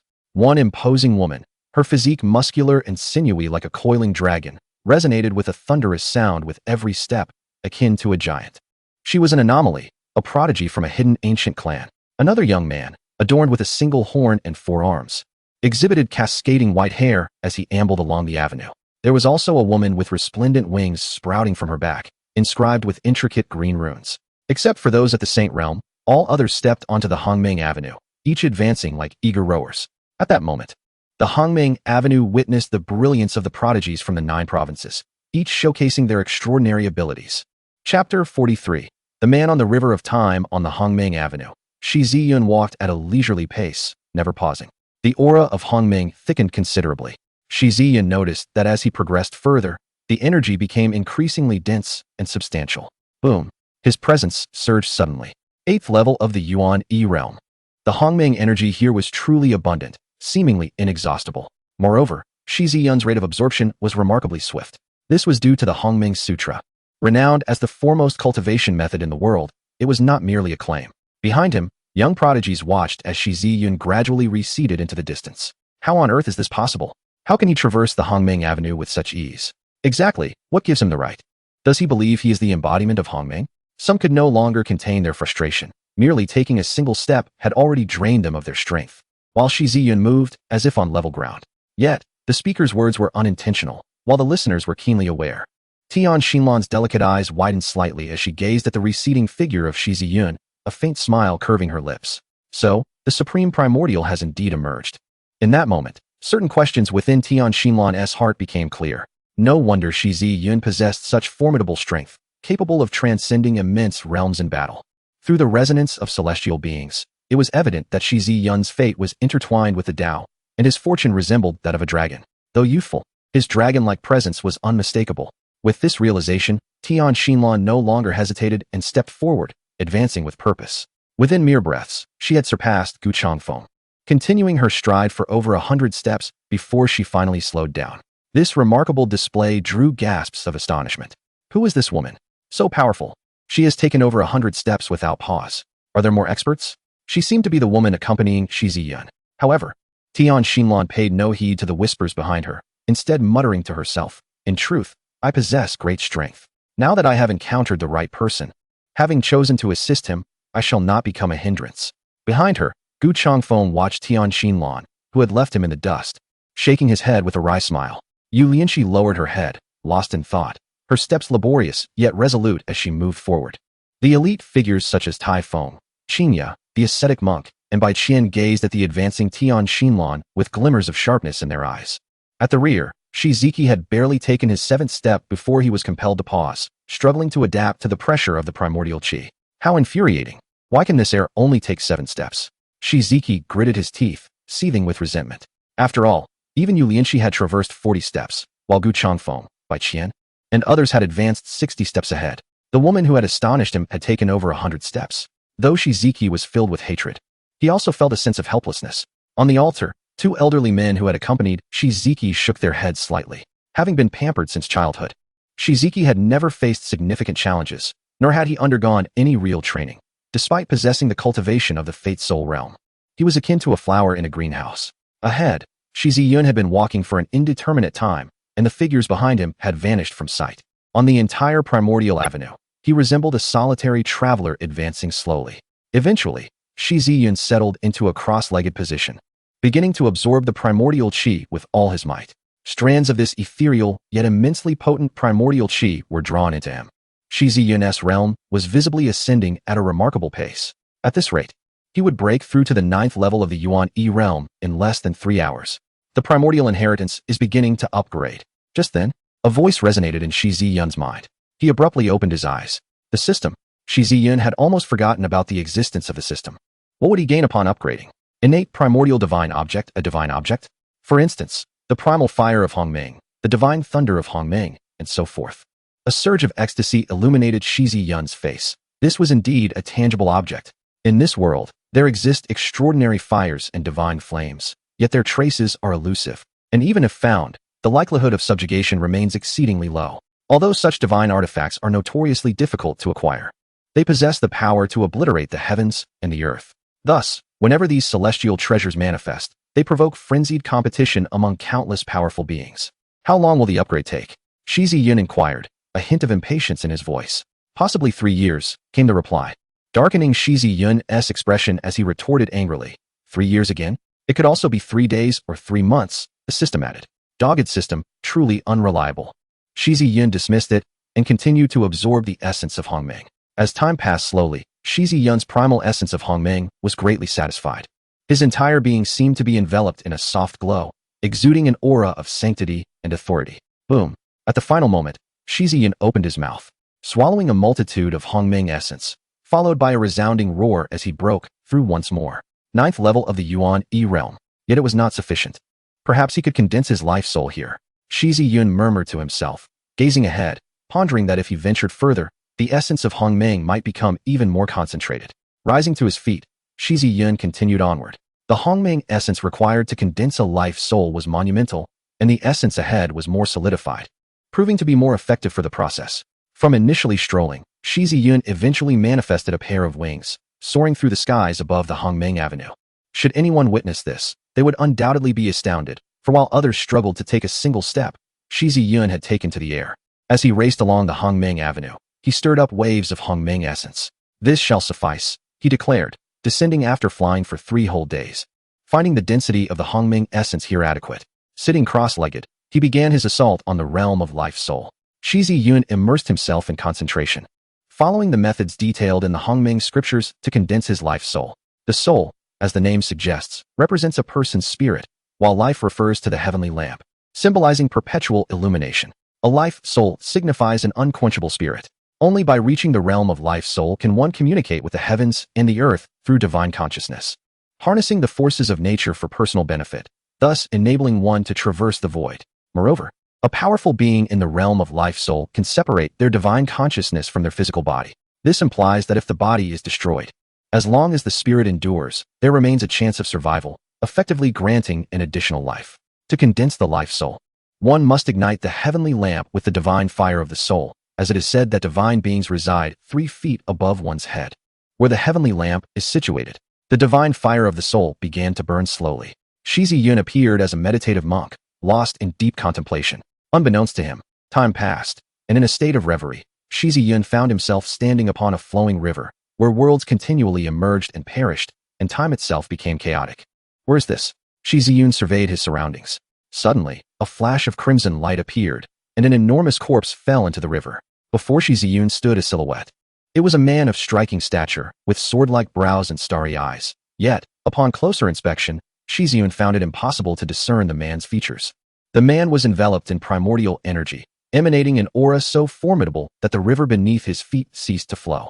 His hair shimmered brilliantly, each strand seemingly capable of collapsing countless stars. What a powerful being he was. The man stood with a sword in hand, gazing toward the expanse above the river. Kill! Kill! The echoes of battle cries reverberated, shaking the ancient cosmos and stirring the entire river, leading to the obliteration of innumerable great worlds. In the face of such terrifying cries for blood, the man ascended against the current of the river, yet this step appeared to transcend endless time and space. Above, figures stood tall, overlooking the ages. They were the titans of antiquity. Shi Yun's heart trembled as he murmured, "Are they immortals? Is this the river of time?" Fragments of time flickered beneath his feet. He glanced again at the man wielding the sword, moving upstream against the river of time, confronting incomprehensibly fearsome foes. More than one. With a raised hand, the man swung his sword, as if severing the very fabric of ancient epics. The great battle commenced. Yet Shi Yun's eyes were shrouded in a mist, rendering the scene unclear. All he could hear were the resounding clangs of swords, accompanied by endless roars and howls. When the chaos subsided, countless corpses fell. Only that man remained, sword in hand, standing above the long river, while beneath him lay the fallen immortals. Their white garments stained with blood, yet they stood unwavering, their brilliant eyes fixed upon the river of time. He continued to press forward. Where was he headed? How far back in time must he traverse? None could say. Shi Yun's consciousness followed the man as he ascended against the river of time. An immortal charged once more at the man, his features obscured, yet with each strike, worlds crumbled, and the seas of stars surged. A piercing clang resonated, slicing through the river of time. The immortal fell, his celestial blood staining the river red. With one sword stroke, he vanquished the immortals. Chapter 44, Crushing Typhoon. Shi Yun's consciousness accompanied the mysterious man as he traversed countless epochs. Numerous powerful beings emerged from the river of time to confront him, yet their efforts proved futile. Unable to impede his advance, he was too powerful. Throughout the ages, empires crumbled, and even immortals could not stand in his way. Could he be the primordial Taoist? Shi Yun speculated on his identity. The man resembled a deity or a demon, his might shaking the ages, causing the river of time to halt. Where was he headed? Questions brewed in Shi Yun's heart. The man ascended against the river of time, aiming to strike into the past. Whom did he seek to kill? The time fragments upon the river reflected the past. Shi Yun witnessed his own arrival in this world, as well as the visage of his former master. In contemporary times, the demon emperor, once a paragon of excellence, vanquished countless foes, leaving behind a multitude of corpses. Ultimately, he ascended to the pinnacle of the imperial realm, becoming the preeminent figure in the demonic path. Shi Yun recalled an encounter with a woman clad in a vivid crimson robe. She had intervened, not against a man, but against the terrifying entities of the river of time. In the end, she perished, sent back to her own temporal domain by the man. For reasons unknown, the woman in the blood-stained attire evoked a sense of familiarity within Shi Yun. Time seemed to stretch infinitely, as if he had traversed through countless eras. Yet it also felt as though only a fleeting moment had passed. At this juncture, the concept of time had ceased to exist. From a flourishing world, he had returned to a time when the stars dimmed, to an epoch when the universe lay in its desolate infancy. Had he reached the end? Shi Yun gazed into the void of the cosmos, where only a river of time flowed. Deep within the universe, a being emerged, shrouded in an intangible chaos. Shi Yun's heart quaked. This was supreme power. This was chaos. Like the primordial essence, it belonged to the highest order of might. The chaotic being appeared at the terminus of the river of time, surveying the man below. Its form was indistinguishable, yet its eyes radiated a cold, merciless gaze. A grave expression finally crossed the man's face as he turned his attention to the chaotic entity, refraining from immediate action. The newcomer had indeed allowed you to reach this temporal realm. The chaotic being spoke, its voice frigid and devoid of compassion. No, there is also him. The gaze of the chaotic being shifted towards Shi Yun. That single glance seemed capable of tearing Shi Yun apart, instilling a profound terror within him. The power of the primordial essence surged forth, and Shi Yun regained his composure, realizing that the man had shielded him from that piercing gaze. Shi Yun looked at the man, who had evidently been aware of his consciousness all along. The man strode towards the chaotic being. As the river of time began to swell with turbulence, Shi Yun's vision became blurred, a signal that he was to be returned to his own temporal realm. In the climactic finale, the man and the chaotic being engaged in a fierce battle. The river of time shattered amidst their conflict, seemingly severing the threads of the future. With a resounding crash, Shi Yun's consciousness surged back, his spirit now immensely powerful, though he had not yet transcended to the realm of the soul. Yet, at that moment, he was too preoccupied to dwell on such matters. He was consumed with thoughts of the extraordinary events that had just transpired. He remained upon the primordial path.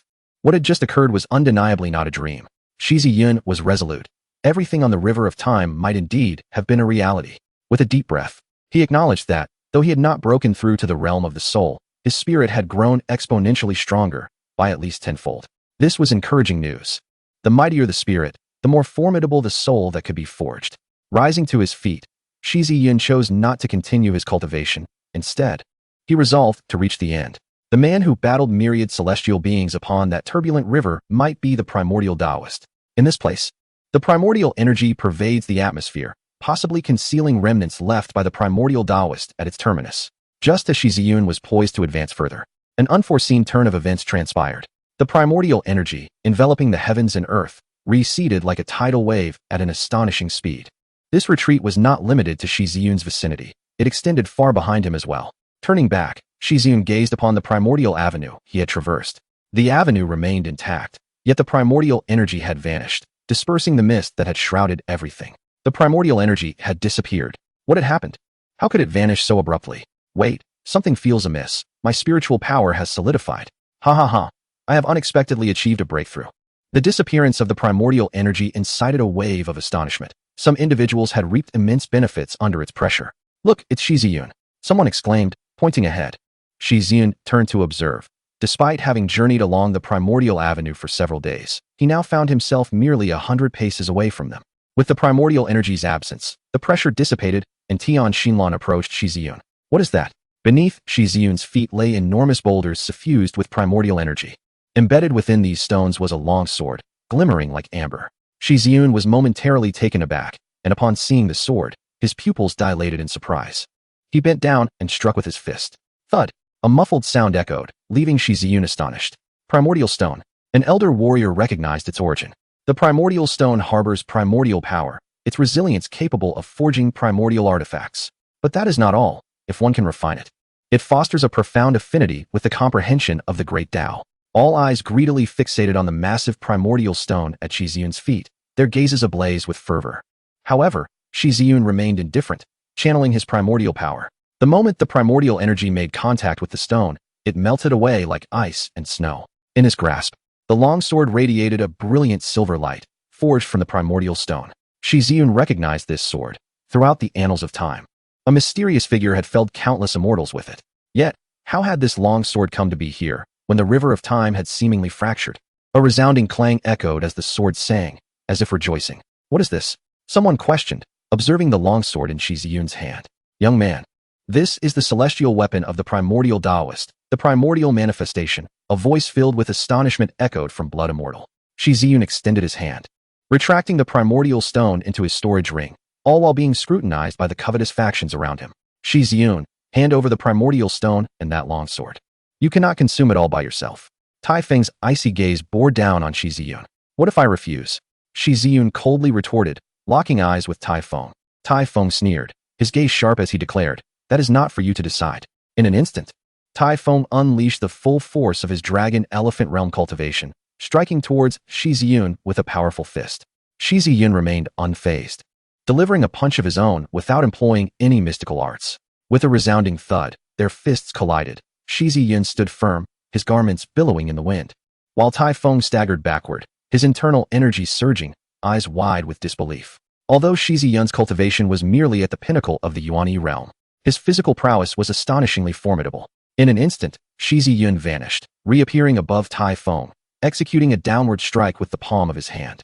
Tai Feng's countenance changed drastically as he unleashed the true imperial energy. The Tai Wang Zhuntian seal manifested, a radiant jade seal hurtling towards Shi Yun. With a cold snort, Shi Yun countered with the Hongming Dozhan F-phase shaking heaven palm. The impact shattered the seal into fragments, the force unabated as it continued towards Tai Feng.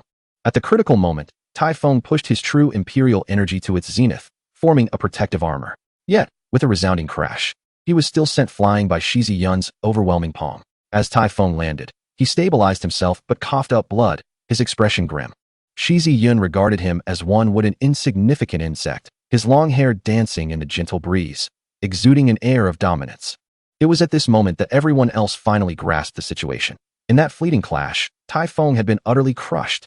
Chapter 45. All of you, attack together. 3 formidable holy kings from the Taishan dynasty arrived. Elder Ming and the Mo guards also gathered around Shi Yun to protect him. The opportunity of the Hongming was one that all present could share. Bai Qian stepped forward, proclaiming loudly, those who witness the Hongming stone shall partake in its fortune. Shi Yun, do you intend to monopolize this opportunity? Indeed, we have come here, and even if you are the son of the demonic path, such tyranny is unwarranted. We, the descendants, tread the Hongming path, and only then does the Hongming stone reveal itself. Are you expecting us to be your embellishment? Bai Qian's words positioned Shi Yun in stark opposition to everyone else. Ba, donor, your greed has clouded your wisdom, the old monk from Lingzhou said, joining his palms and stepping forward. Shi Yun regarded the old monk, recognizing him as a holy king, yet sensed the formidable nature of his Buddhist teachings. Emotion, Shi Yun called, directing his attention towards him. Yes, Emotion stepped towards the old monk, each footfall echoing with a metallic clang as he gradually formed into shape.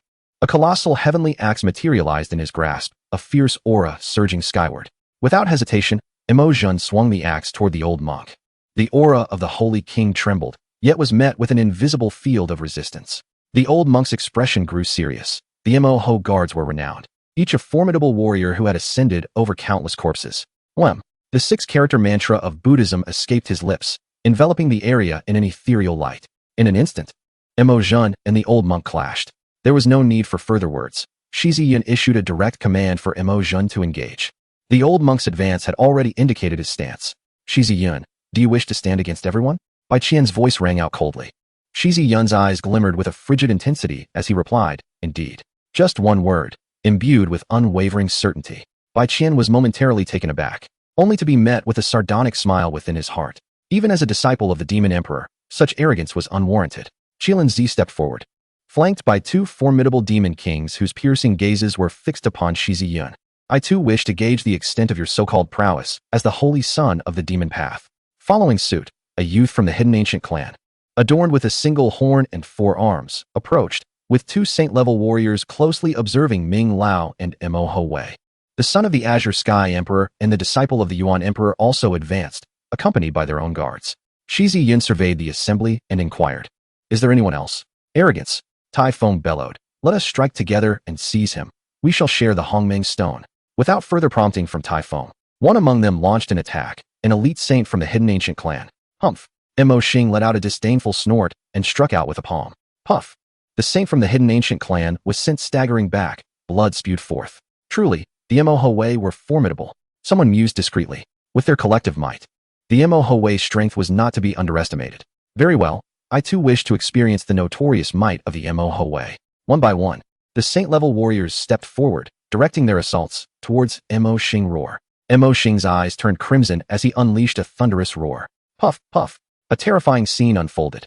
2 saint-level warriors found their forms cracking, their souls shattered by the force of his bellow. Even Shi Yun felt a jolt.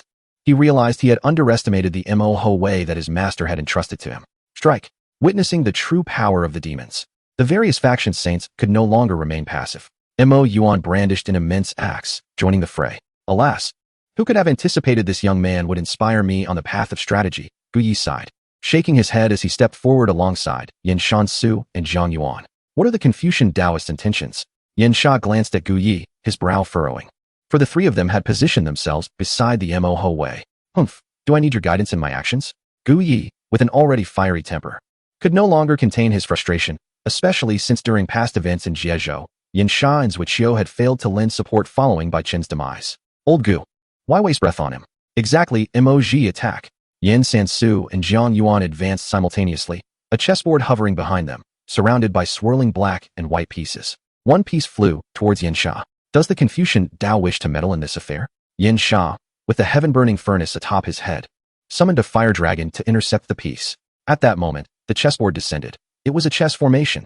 The 2 leaders of the White Rainbow, and Zhuqiu, sensed the peril and unleashed their magical prowess. The chess formation enveloped the powerful figures of Baidi City, drawing them into a battlefield of formation. In the direction of the Shi dynasty, a beautifully attired lady in palace garments gazed at Su Wanqing and addressed her as Saintess. Su Wanqing gently shook her head and replied softly, "There is no need for haste." Shi Yun's countenance remained composed. Perhaps he possessed some hidden strategy.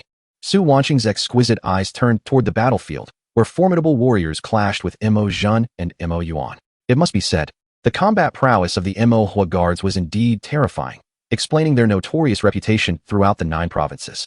Currently, the duo faced off against a dozen Saint Kings, yet appeared undeterred. However, soon after, additional powerful figures entered the fray to confront Mo Zhen and Mo Yuan. Contemplating, Su Wanqing pondered the nature of Shi Yun's hidden tactics. Even if the Mo Hua guards were strong, engaging so many formidable opponents for an extended duration was clearly unwise. Suddenly, she noticed that some individuals remained uninvolved in the battle. It dawned on her. Mo Zhen and Mo Yuan were beginning to sustain injuries amidst such overwhelming strength. At that moment, a Saint King-level warrior struck with a sword at a hidden ancient clan Saint King from behind. With a gasp, the ancient clan Saint King, caught off guard, had his physical form destroyed, leaving only his spirit to escape. The Mo Yin dynasty. The enraged ancient clan's Saint King bellowed. This shocking turn of events captured everyone's attention. You dare to besiege my Mo Dao's Saint Son, truly believing there are no champions among us. The warriors of the Mo Yin dynasty unleashed torrents of demonic flames. Indeed, our Saint Son of Mo Dao is not to be trifled with. Another strong figure emerged, still from the Mo Dao forces. To overwhelm us with numbers, when did you learn our methods? A cackling voice echoed as a skeletal elder brandished a ghostly staff, materializing in midair. With a flurry of movements, strong combatants ascended into the sky, and at that moment, all practitioners of demonic cultivation stood united with Shi Yun. Among them was the former leader of Mo Yun's sect, Yun Yao, who sought out his opponent and engaged in combat. Shi Yun committed each of their identities to memory. There is no need for concern, Saint Son. Our master is the pinnacle of power. Regardless of the diverse sects, all practitioners of demonic cultivation, wherever they may be, pay him homage, Elder Ming interjected, his words laden with immense pride.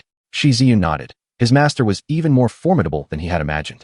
Fortunately, he had been taken by his master shortly after birth. Such a lineage and background were far from ordinary. Shi Yun, do you dare to battle? Kalinzi inquired, his golden eyes shimmering with an enchanting light. The elders have their battlegrounds. Naturally, we young ones have our adversaries as well. Unfazed, Shi Yun stepped forward. You are insufficient, he declared, his gaze sweeping across Bai Qian, Tai Feng, and the younger generations of various factions, his voice imbued with authority and sharpness. Come at me together. Chapter 46. Overwhelming the talented ones with both hands. Humph. Many responded with cold snorts, as they were all prodigies from their respective factions and had never been so underestimated. The haughty words of Shi Yun enraged the crowd. I shall put your worth to the test. With that, Qilinzi leaped into the void, his foot descending, conjuring a violet phantom of a Qilin that aimed to trample Shi Yun beneath its feet. Qilinzi unleashed a lethal strike, showing no sign of underestimating Shi Yun. Earlier, Shi Yun had dominated Tai Feng with overwhelming force, making it clear that he was a formidable opponent. In the face of Qilinzi's immense power, Shi Yun maintained a calm demeanor, his fingers gliding over his longsword.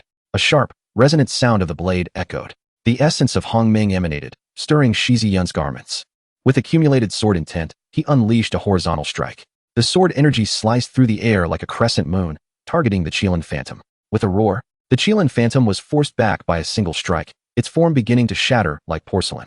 Qilinzi's expression changed. With just one sword, his innate abilities had been disrupted. Yet, this was not the end. Like a swimming dragon, Shi Yun vanished in an instant. The secret technique of Hongming unfolded at its pinnacle. Suddenly, Qilinzi crashed into the crimson earth, raising clouds of dust. Shi Yun opened his palm, clutching a broken Qilin horn. Gasps of disbelief echoed. Shi Yun had knocked Qilinzi down with a single blow and even severed one of his horns. Everyone, attack together, Bai Qian shouted. The others exchanged glances and surged toward Shi Yun. Though it was difficult to accept, they had to acknowledge that in one-on-one combat, none could match Shi Yun. Even the likes of Tai Feng and Qilinzi could not withstand his prowess for long. From the hidden ancient clan, a youth with a single horn and 4 arms soared into the air. For weapons, sword, dagger, hammer, and hook materialized on his limbs. A divine light emanated from his forehead, and the 4 weapons were hurled toward Shi Yun, each settling in a cardinal direction. All 4 were of sacred grade. This youth hailed from the ancient clan of the Qizhu, 4 realms of annihilation. Qi Wu, with his 4 arms, formed different seals. The 4 sacred weapons unleashed their attacks. A symphony of blades and hammers striking, resonating with the soul, as the hooks pierced through the air with lethal precision. Shi Yun's spirit, remarkably powerful, comprehended the situation in an instant. This was a secret technique, employing the 4 sacred weapons to bind his physical form and lock his soul. Umph. Shi Yun stamped his foot. Suddenly, a tempest arose in the crimson earth, swirling yellow sands engulfing the area. This was indeed the Crimson Land, and Shi Yun had sensed the terrain from the very beginning. Though his cultivation was still low, he could manipulate the surrounding geography to his advantage, albeit not in its entirety, but it was sufficient. Qi Wu, retreat quickly, Bai Qian bellowed, producing a bag in his hand. Bai Qian, with a flick of his wrist, summoned a half-saint-level dragon horse. He leaped onto the steed, brandishing a coiling dragon spear, upon which ethereal dragon phantoms coiled. Boom. The ground trembled as the seals of 4 sacred artifacts were shattered by Shi Yun, causing Qi Wu's expression to change dramatically. Like a wild dragon, Shi Yun charged forward with a long sword aimed at Qi Wu. 9 dragons shatter the void. Bai Qian surged forth, his spear resembling a dragon, viciously lunging towards Shi Yun. Crack! A black line appeared in the void, this strike piercing through the fabric of reality itself. Shi Yun turned, raising his sword above his head. The blade emanated waves of primordial energy. Primordial sword of the void. In that instant, the sword's brilliance dazzled, its intent soaring to the heavens. The clouds of the firmament were shattered. The sword energy cascaded downward, colliding with Bai Qian's spear. Boom! As the sword cleaved down, Bai Qian's formidable techniques crumbled like tofu beneath its might. Danger! Bai Qian's countenance shifted as he sensed a grave peril. The sword energy descended with thunderous force. Umitba! A resonant chant echoed as a swastika seal spun into place, shielding Bai Qian. Seizing the moment, he deftly evaded to the rear. Boom! The sword energy broke through the swastika seal, crashing into the ground and tearing a massive chasm. That was close. Bai Qian glanced towards the ascetic monk, expressing his gratitude. Thank you, master. Umitba, the monk replied, palms clasped, radiating golden light. exuding a sacred and solemn aura. Ha ha, come at me all at once. I, Shi Yun. Fear no one. Shi Yun laughed heartily, his long hair swirling wildly, resembling a demonic deity. This youth is truly remarkable. Merely at the pinnacle of the Yuan-E realm, yet he dominates several peak talents of the Dragon Elephant realm. Should he break through to the Fate Soul realm? Could he not challenge the saints as a mere mortal? Some perceive the gravity of the situation, their eyes filled with a fierce killing intent. Ha ha. The demonic path shall rise. The so-called righteous path is nothing before the holy son of my demonic sect. The demon path warriors cackled, their attacks intensifying. Elder Ming, keep watch over that Tiger King, Shi Yun transmitted secretly. Not far away, a dark tiger demon king cast a predatory gaze upon Shi Yun. Rest assured. Holy son, with this old servant here, he shall not lay a hand on you, Elder Ming assured, his aura already locking onto the Tiger King. The dark tiger, though eager to strike down Shi Yun, felt the pressure of Elder Ming's presence. Any move would invite the fiercest of retaliations. In the face of Elder Ming, the dark tiger lacked confidence. The battle between the Saint Realm warriors maintained a considerable distance, leaving the confrontation to the younger generation. Among the reclusive ancient tribes, a statuesque woman had already engaged Shi Yun in combat. A punch landed squarely on Shi Yun, who did not flinch but countered with an equally powerful blow. Boom, boom, boom. The clash between the two combatants resonated like thunder, reminiscent of two formidable warriors colliding, their vitality surging and stirring up a tempest. Such a powerful physique. The towering woman from the hidden ancient clan exclaimed, her eyes glimmering with fervor. With a resounding thud, Shi Yun delivered a punch that sent her staggering back. It must be acknowledged that her physical prowess was indeed remarkable. After exchanging blows for over a dozen rounds, Shi Yun managed to force her back. Beneath the sacred realm, she was perhaps the strongest corporeal being aside from himself. Come again, the robust woman bellowed. Shi Yun swung his fists in combat. Ding! A radiant golden palm imprint descended upon him. The ascetic had joined the fray. With one hand defending against the woman's punch, Shi Yun raised the other, countering with a palm imprint of his own. The primordial combat technique, shattering heaven palm. The golden imprint shattered, but another assault swiftly followed. Four sacred artifacts surged towards Shi Yun from all directions. With a flick of his fingers, he unleashed a beam of sword light that repelled the artifacts, scattering them and leaving gaping voids in their wake. Embrace death, Typhon roared, as a jade seal plummeted towards Shi Yun. He doubted that Shi Yun could withstand such a relentless onslaught. Just then, a melodious sound of a zither filled the air, and the jade seal was halted mid-flight. Gu Changfeng. Typhon turned to see Gu Changfeng seated in the void. At this critical moment, he had intervened. Gu Changfeng sat cross-legged, his scholarly robes billowing without wind, his fingers deftly plucking the strings of the zither. Waves of enchanting melodies spread forth, captivating the hearts and souls of those lacking in strength, causing many to crumble to the ground. Umph! The ascetic uttered a 6-character mantra, disrupting the zither's resonance. Gu Changfeng glanced at the ascetic, a faint smile gracing his lips. I have long heard of the Buddhist 6-character mantra, and now I shall engage it with the melodies of Confucianism and Taoism. His fingers danced upon the strings, this time not targeting everyone, but rather focusing intently on the ascetic. Shi Yun looked at Gu Changfeng, nodding in acknowledgement without uttering a word, as he continued his fierce battle against the other prodigies. One hand countered the robust woman's close combat, while the other deflected the attacks from the surrounding elites. On that day, Shi Yun appeared as both a deity and a demon, his hands sweeping aside the throng of prodigies. Chapter 47. A terrifying existence standing firm upon the barren ground. Shi Yun remained as immovable as a mountain amidst the onslaught of the elite. The towering woman from the hidden ancient clan hailed from an ancient family renowned for physical cultivation, the Shan clan, esteemed for their corporeal prowess. The Shan clan boasted ancestors who had ascended to empire through their physical forms, rendering them one of the most formidable forces in all of Zhuzhou. However, as Shi Yun unleashed punch after punch, Shan Jiao began to falter under the relentless barrage. Break for me! Shan Jiao cried out in fury, her blood surging skyward. Her muscles coiled tightly, vitality boiling forth in a cataclysmic explosion. This was her most potent strike. Bang! A slight crackling echoed through the space, indicative of pushing the limits of her physical form. Thud! A powerful strike landed upon Shi Yun's corporeal form, yet he did not evade. He merely took a slight step back. How could this not have harmed you? Shan Jiao inquired. It is over, Shi Yun declared, his fingers converging and striking forth, the tips akin to blades, piercing through Shan Jiao's palm as effortlessly as slicing through tofu.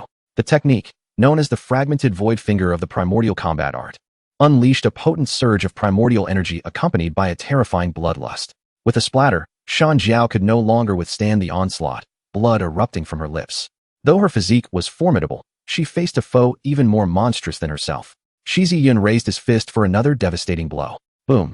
His fist struck heavily against Shan Jiao's iron-like body, penetrating it in an instant and leaving behind a glaring blood hole.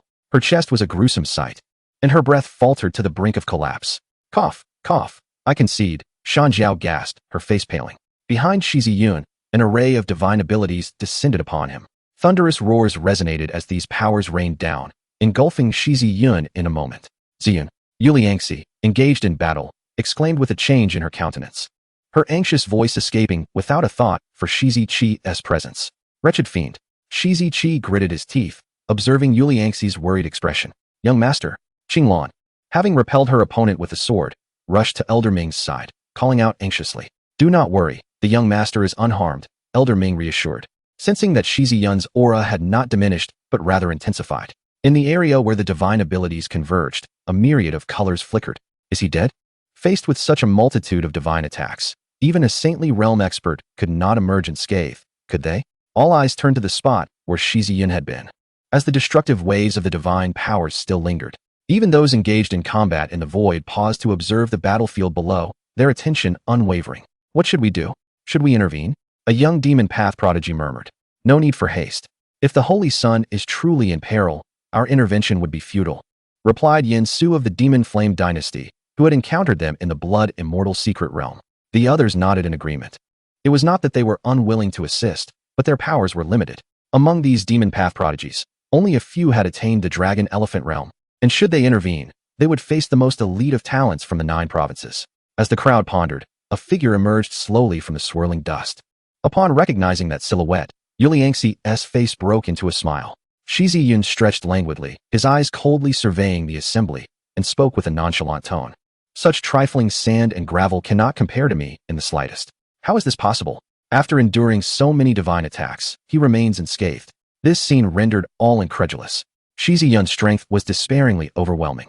Bai Qian felt a twinge of horror within, regretting his entanglement with Shi Yun and reflecting on the death of Bai Chun. He realized it was indeed no injustice. Next, it is my turn. Shi Yun slowly ascended into the air, enveloped by an endless aura of sword intent. Sword, come forth. With a light shout, Shi Yun grasped the Hongmeng long sword. Swish, swish, swish. One sword after another materialized, transforming into a torrential rain of blades. This was the manifestation of Shi Yun's Hongmeng sword intent, exuding a power capable of cleaving the heavens and rending the earth. Waves of sword light engulfed the entire battlefield. Each sword bore an intense aura of slaughter, aimed directly at the talented individuals below. What is he planning? He has gone mad, truly mad, Tai Feng murmured, his face pale. Even Gu Changfeng felt a jolt in his heart. He could sense the terrifying nature of the sword technique being unleashed by Shi Yun. He harbored no doubt that should these swords descend, none among them would survive. If that were to occur, it would surely escalate into a catastrophic incident. The individuals present were all of remarkable lineage, hailing from the sacred grounds of the 9 provinces, ancient hidden clans, and even the 9 imperial powers. If they all perished here, it would likely trigger a seismic upheaval across the entire 9 provinces. Shi Yun extended his hand, summoning waves of sword chi that howled through the air. This sword technique is known as Zhu Xian. Shi Yun gazed downward, his voice laden with boundless killing intent. You dare, shouted a powerful sage from the Tai Feng dynasty. If you truly kill them, there will be no place for you in the entire 9 provinces. Yet, he was entangled by a demon path sage and could not extricate himself. Ming Laoma, if you allow him to act wantonly, consider the consequences. Another person exclaimed anxiously, looking towards Ming Laoma. The young master's decisions do not require my intervention, Ming Laoma replied coolly. Shi Yun paid no heed, issuing a light command, fall. A dazzling array of sword light descended toward the ground. At that moment, countless hearts turned cold. He truly dares to kill. Yu Lianxi opened her mouth, wishing to dissuade him, but ultimately remained silent. I'm out. I withdraw. I no longer want the Hongmeng stone. Elders, save me. Sword Chi held downwards, as some shouted and others pleaded for salvation. Just then, a massive hand emerged, accompanied by a voice that commanded respect at such a tender age. Your heart is steeped in murderous intent. It seems you cannot be spared. An elder appeared, blocking the rain of swords. Shi Yun furrowed his brows as he regarded the elder. The elder cast a casual glance at Shi Yun, yet in that fleeting moment, Shi Yun felt a profound threat. Secretly summoning the blood immortal, he was puzzled as to why it did not appear. Young man, a formidable presence is about to awaken, You must leave at once. This elder is likely to perish here today. The blood immortal finally spoke after a prolonged silence. What? Could it be from the depths of the Red Earth? Shi Yun turned to the 3 demon guards, simultaneously transmitting a message to Ming Laoma and the others. Hurry and leave. A great change is about to occur in the Red Earth. Shi Yun's transmission was tinged with urgency. Great uncle, Tai Feng exclaimed joyfully upon seeing the elder. He is the monarch of the Taishan dynasty, the Grand Sage of Taishan. What? The Grand Sage of Taishan. He has actually arrived in the Crimson Land. Wasn't it said that the sage cannot enter? Some looked at the elder with reverence, while the other powerful entities regarded him with trepidation. After all, this is a Grand Sage. If he were to take action, the combined strength of everyone present would be utterly insufficient. Lao Xin nodded slightly at Tai Feng, then turned his gaze to Shi Yun and spoke in a hoarse voice. More astonishing than the demon emperor of yore. Even if the demon emperor seeks retribution, he cannot keep you. Old dog, your demise is imminent, yet you remain oblivious. Shi Yun retorted boldly. His address caused Taishuan's eyes to narrow slightly, and in a rasping tone, he replied, Must you flaunt your tongue even at the brink of death? Very well. Today I shall ensure you meet your end with clarity.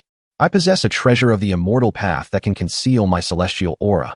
Even the supreme beings of the Crimson Land would be unable to detect me. Shi Yun's expression grew solemn, but the voice of blood immortal interjected. Stop your nonsense. Hurry and flee. The being slumbering deep within the Crimson Land is about to awaken. The urgency in blood immortal's tone was palpable. Meanwhile, deep within the Crimson Land, a pair of icy eyes opened, gazing towards the altar. Humph, do you think we do not exist? A voice, devoid of emotion, resonated with a chilling finality. Another voice, indifferent to the plight of mortals, followed. Disregarding our warnings, you shall pay the price. Chapter 48. The Trap of Tai Feng. Uncle Tai, kill him. Tai Feng shouted towards Taishan. Taishan nodded and replied, Do not worry, he cannot escape. His presence lacked the aura of a grand sage, yet bore an oppressive weight that was suffocating. The Saint King realm experts present felt this pressure acutely, for only they understood the terrifying nature of this realm when facing a grand sage. Taishan slowly strode through the void. With each step, the space shattered like a spider's web. Shi Yun watched warily as Taishan approached, aware that his aura was locked onto him, and at present, he was no match for Taishan. Blood immortal, lend me your strength. Shi Yun called out telepathically. However, there was no response from blood immortal, causing a chill to seep into his heart. As for the bracelet bestowed by his master, the energy within had long been devoured by blood immortal. Tian Xianlong had arrived beside Shi Yun, her eyes sparkling like a constellation. At that moment, the sky suddenly darkened. Taishan furrowed his brow, gazing into the heavens. It has come. A jolt of alarm struck Shi Yun's heart. Disregarding everything else, he shouted towards the battling demons. Run. What is happening? Why has the sky suddenly darkened? Some were puzzled, while others looked up in bewilderment. An aura that could shatter the cosmos descended suddenly. An immortal. Shi Yun's heart trembled. He was all too familiar with such an aura, having sensed it countless times along the river of time. He could scarcely believe that deep within the Crimson Land, there was indeed an immortal. In the dim expanse of the heavens, a pair of cold, unfeeling eyes emerged. These eyes swept across the altar, ultimately fixing their gaze upon Taishan. He felt the weight of that stare, trembling uncontrollably, unable to comprehend how an entity from the depths of the Crimson Earth could perceive him. Suddenly, an invisible force descended, as the eyes above blinked. A piercing scream erupted from Taishan, who had just moments ago exuded an air of confidence and tranquility. Before the assembled crowd, his form began to fracture and fade. It was so abrupt that there was no visible attack. The eyes merely observed, and his body inexplicably vanished. Taishan's corporeal form dissipated swiftly, while a sacred soul fled into the distance. This was Taishan's sacred soul. The terrifying scene instilled dread in all present. The body of a grand sage was thus obliterated, leaving only the sacred soul to escape. However, an uncanny development unfolded. No matter how hard Taishan's sacred soul tried to flee, it could not break free from this territory. The vast expanse of the Crimson Earth, which would normally be traversed in mere breaths by a grand sage, now felt like a maze of insurmountable barriers. It was the domain of the Crimson Earth. Shi Yun narrowed his eyes, realizing that the entire area was enveloped by an unseen realm. In that moment, they were akin to trapped birds, helpless and at the mercy of their captor. A roar echoed, and from the direction of Taishan's fleeing sacred soul, a colossal hand materialized out of thin air. This hand loomed over the sky, like the grasp of the heavens. Taishan's sacred soul was ensnared within this divine hand, unable to break free. Tendrils of black flame licked at the sacred soul, eliciting agonizing cries. A grand sage, reduced to this fate? The terror of the crimson depths had manifested. Run. There is great horror in the depths of the Crimson Earth. In that instant, people recalled that they were indeed in the Crimson Earth, one of the 3 great forbidden zones of the 9 provinces. Panic ensued as they scattered like birds, fleeing towards the periphery of the Crimson Earth. Shi Yun gazed up at the heavens, where the cold, unfeeling eyes remained fixed upon the altar. The sound of screams echoed as those attempting to escape were obliterated into clouds of blood, vanishing from existence. Shi Yun surveyed his surroundings and suddenly shouted, "Do not flee. The altar is safe. Leaving it will lead to annihilation by the Crimson Earth's realm." His words proved effective, as those who had not yet fled returned towards the altar. But in the next instant, a soft sound echoed. In their hasty return, they vanished in a heartbeat. The crowd watched in horror at the eyes above, too terrified to step away from the altar. Shi Yun's warning was aimed at the practitioners of the demonic path. As for the others, he held no concern. "Typhon, you wretched fool," someone shouted, directing their ire at Typhon. "If you had not disregarded the taboos of the Crimson Earth and summoned a grand sage, how would this calamity have arisen?" All eyes turned to Typhon, their voices filled with accusations. "I did not summon him. It was not I who called him here," Typhon exclaimed in anger. Indeed, Tai Xian's arrival was not orchestrated by Typhon. Although it initially took Typhon by surprise and filled him with joy, it ultimately brought forth great terror. As the prince of the Taishan dynasty, if it was not your summons, then whose could it be? Were we the ones who called for him? "Ba," someone retorted, inciting Typhon's ire. He had already incurred the wrath of the crowd, and despite his noble status, he dared not confront them. Unlike Shi Yun, he lacked the support of a formidable force from the demonic realm. Typhon fell silent. At this moment, any words he uttered would be futile, for no one would believe him. His cold gaze fixated on the altar, then landed on the sword held by Shi Yun. Forget it, that person's path still exists. To act again would surely provoke a backlash from the primordial chaos, which is not worth the risk. A chilling voice echoed, yet none in the Crimson Land heard it. Shi Yun turned to Typhon and proclaimed, "This person has summoned the great sage, provoking a terrifying presence. Only by surrendering the people of the Taishan dynasty can we possibly quell the fury deep within the Crimson Land." Shi Yun. Typhon's expression turned furious. At such a critical moment, Shi Yun's words were nothing short of a dagger to his heart. The 3 sovereigns of the Taishan dynasty shielded Typhon. Realizing that someone had stealthily stepped forward, Tai Xian is dead. Even if I surrender, it would be useless. If that terrifying being truly wished to quell their anger, it would have been resolved upon Tai Xian's demise. Typhon attempted to explain, fearing to gamble on whether these individuals would take action. In the face of life and death, no one would regard his status. "You, as the source of the Taishan dynasty, if you were to be handed over, it would at least demonstrate our stance, and perhaps we might have a glimmer of hope." Shi Yun continued to manipulate the crowd. Shi Yun. Though Typhon possessed great composure, he could no longer restrain himself and erupted in curses. Even Tian Xian Lan, hidden beneath her veil, couldn't help but curl her lips in surprise at Shi Yun's dark-heartedness. "Indeed, the Taishan dynasty, this matter was instigated by you. Do you intend to implicate us as well?" A sovereign from the ancient hidden clans spoke up. "Precisely, members of the Taishan dynasty. One must bear the consequences of their own actions. Since you have summoned forth this great terror, it is your responsibility to resolve it." Another powerful figure from the ancient hidden clans stepped forth. "People of the Taishan dynasty, you must step forward. Indeed, the members of the Taishan dynasty should exit. Get out of the Taishan dynasty. I do not wish to die. Do not force us to take action." Someone took the lead, and others began to echo their sentiments. Shi Yun successfully placed Typhon in opposition to the crowd. Chapter 49. Bai Qian, are you happy? Typhon's countenance darkened. Shi Yun's words had incited the crowd, placing him in a predicament. At this rate, even before the great terror from the depths of the Crimson Land could strike, they would already be besieged to death by these individuals. At this moment, Bai Qian stepped forward and declared, "Esteemed guests, even if we surrender the people of the Taishan dynasty, it is likely to be of no avail. In the depths of the Crimson Earth, we exist as mere ants. Today, the altar instills a sense of dread within the Crimson Realm. Rather than engage in futile infighting, it is wiser to contemplate an escape from this desolate place." Bai Qian's words, grounded in reason, elicited nods of agreement from many. Indeed, in the face of such formidable beings, they are but insignificant insects. Even if they were to surrender the individuals of the Typhon dynasty, would that ensure their safety? Observing Bai Qian sway the crowd, Typhon discreetly conveyed his gratitude. "Thank you, brother Bai Qian." Bai Qian smiled faintly in response. "No need for such formality, brother Typhon. The enemy of my enemy is my friend." Typhon nodded. The enemy Bai Qian referred to as naturally Shi Yun. Suddenly, the encompassing darkness receded, and those ominous eyes vanished. The terrifying presence within the crimson depths had withdrawn. We must flee the Crimson Earth. If that dreadful existence changes its mind, it will be too late. The crowd seemed to be reborn as they rushed towards freedom beyond the crimson expanse. Shi Yun turned his gaze upon Bai Qian, coldly stating, "You seem to take pleasure in provoking me." With a long sword in hand, he moved swiftly. "Block him," commanded a powerful figure from Bai Di City. Stepping forward. However, the Mo Wei was swifter, launching an attack on the warrior from Bai Di City. In an instant, Shi Yun appeared before Bai Qian, striking down with his sword. Bai Qian's countenance paled. He had witnessed Shi Yun's prowess and could not deny that in a one-on-one confrontation, he was outmatched. He raised his panlong spear to parry Shi Yun's formidable strike. Bang! Blood spewed from Bai Qian's mouth as he sustained numerous wounds from the sword's energy. He glanced at Tai Feng, only to see him retreating in the opposite direction without a backward glance. "You coward!" Bai Qian growled through clenched teeth, glaring at Shi Yun. "Do you not fear provoking the great terror of the Crimson Depths by fighting here?" Yet, Shi Yun remained silent, responding only with his blade. With a sickening sound, another spurt of blood escaped Bai Qian, his complexion turning ashen. Shi Yun was intent on a fight to the bitter end, relentlessly beating Bai Qian from the sky to the ground and back again, leaving a trail of sword marks on his body. Gritting his teeth, Bai Qian revealed a cloth bag.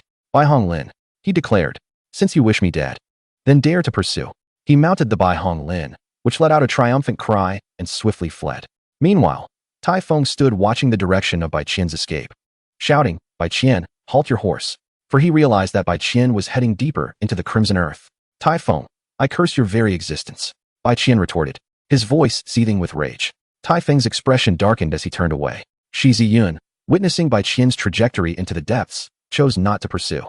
The Mo Wei and Elder Ming soon joined Shi Yun. "Young master, we must depart swiftly. Delay could spell disaster," Elder Ming urged.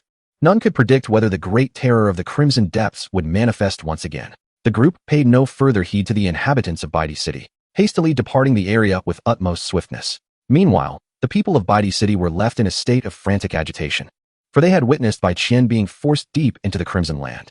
Now, they dared not venture into the depths of the Crimson Land to search for him.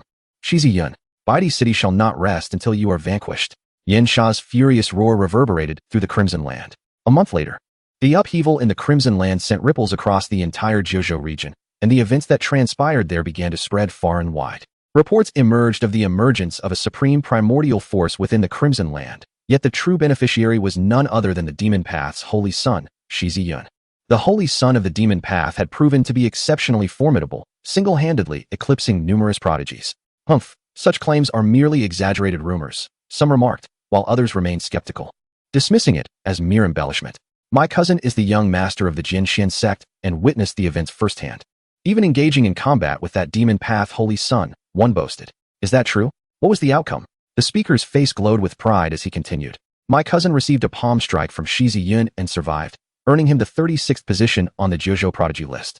The Jiuzhou Prodigy List, compiled by the Tiangong Pavilion a month prior, featured all prodigies under the age of 100 across Jiuzhou, with Shi Yun rightfully claiming the top spot.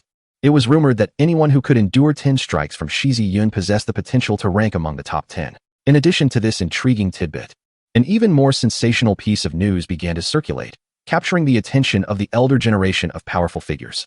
A great terror had emerged from the depths of the Crimson Land. Furthermore, even the Grand Sage of the Taishan dynasty had fallen within the Crimson Land, slain by a terrifying entity lurking in its depths. Alas, a Grand Sage has perished just like that.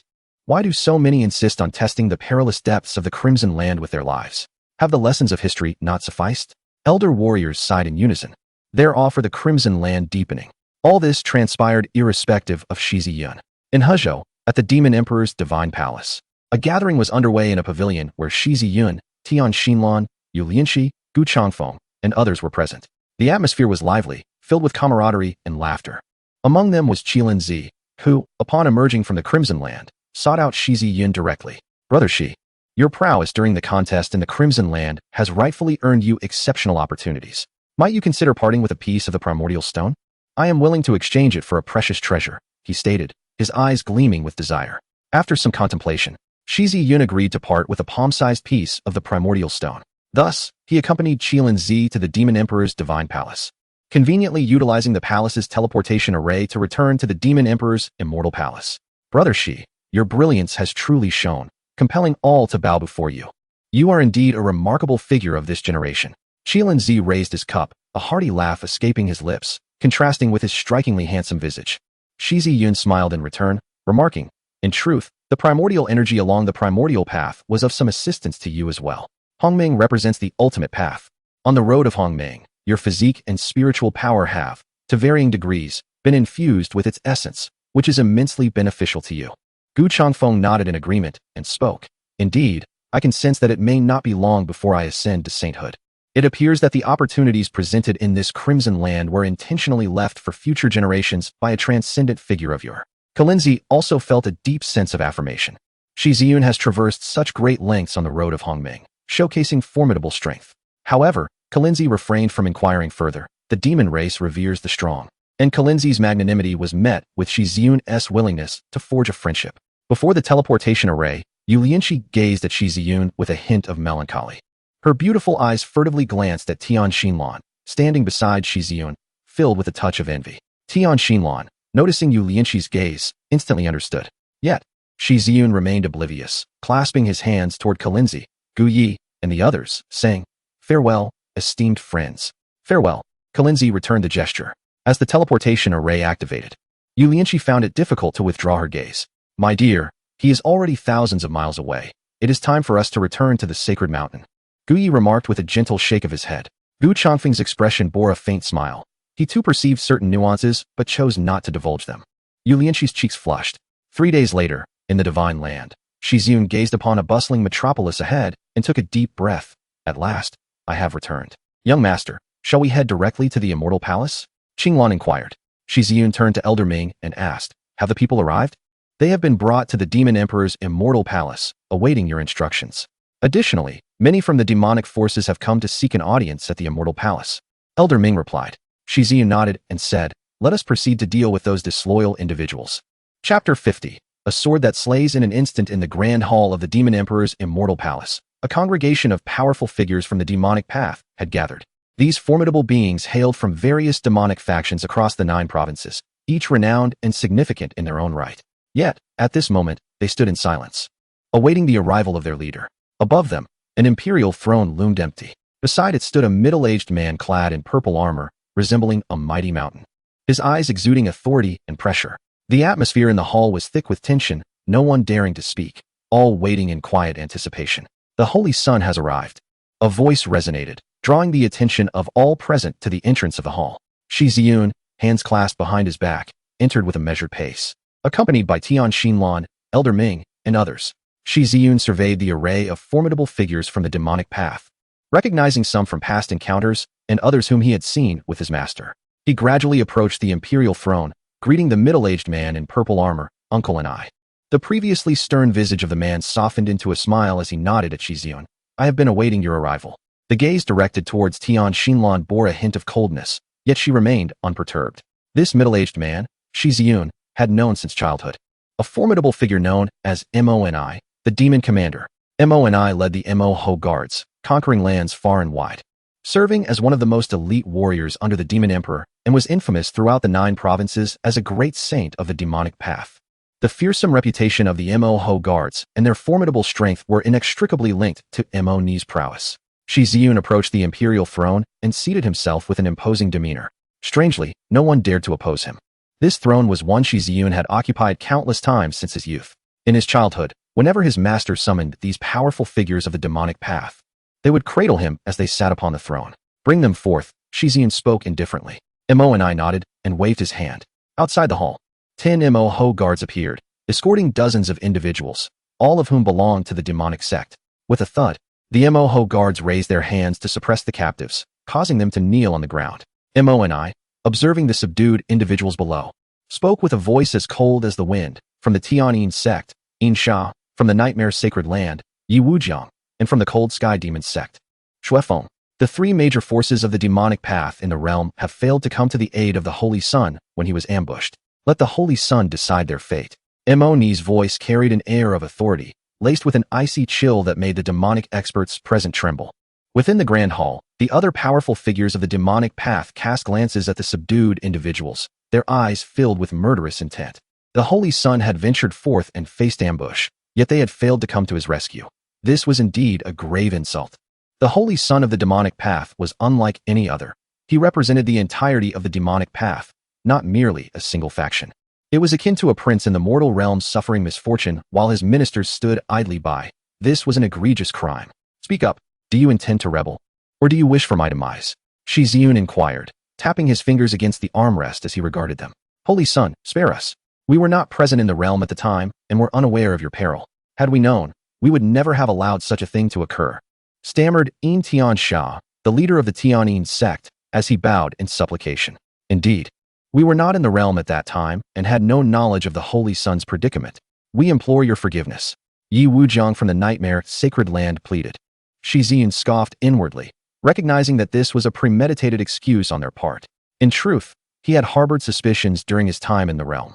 News of his presence had spread, yet no powerful figures from the demonic path had come to his aid.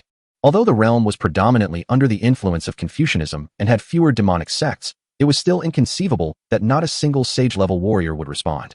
It was only when the elders from Hezhou found him and elucidated the reasons behind their absence that Shi Yun finally grasped the situation. There were those who coveted his position as Holy Sun and wished to see him perish. Rising to his feet, he gazed down at Yin Tian Sha and the others, a mocking smile gracing his lips. Is that so? I happen to be well acquainted with the Grandmaster of the Confucian path.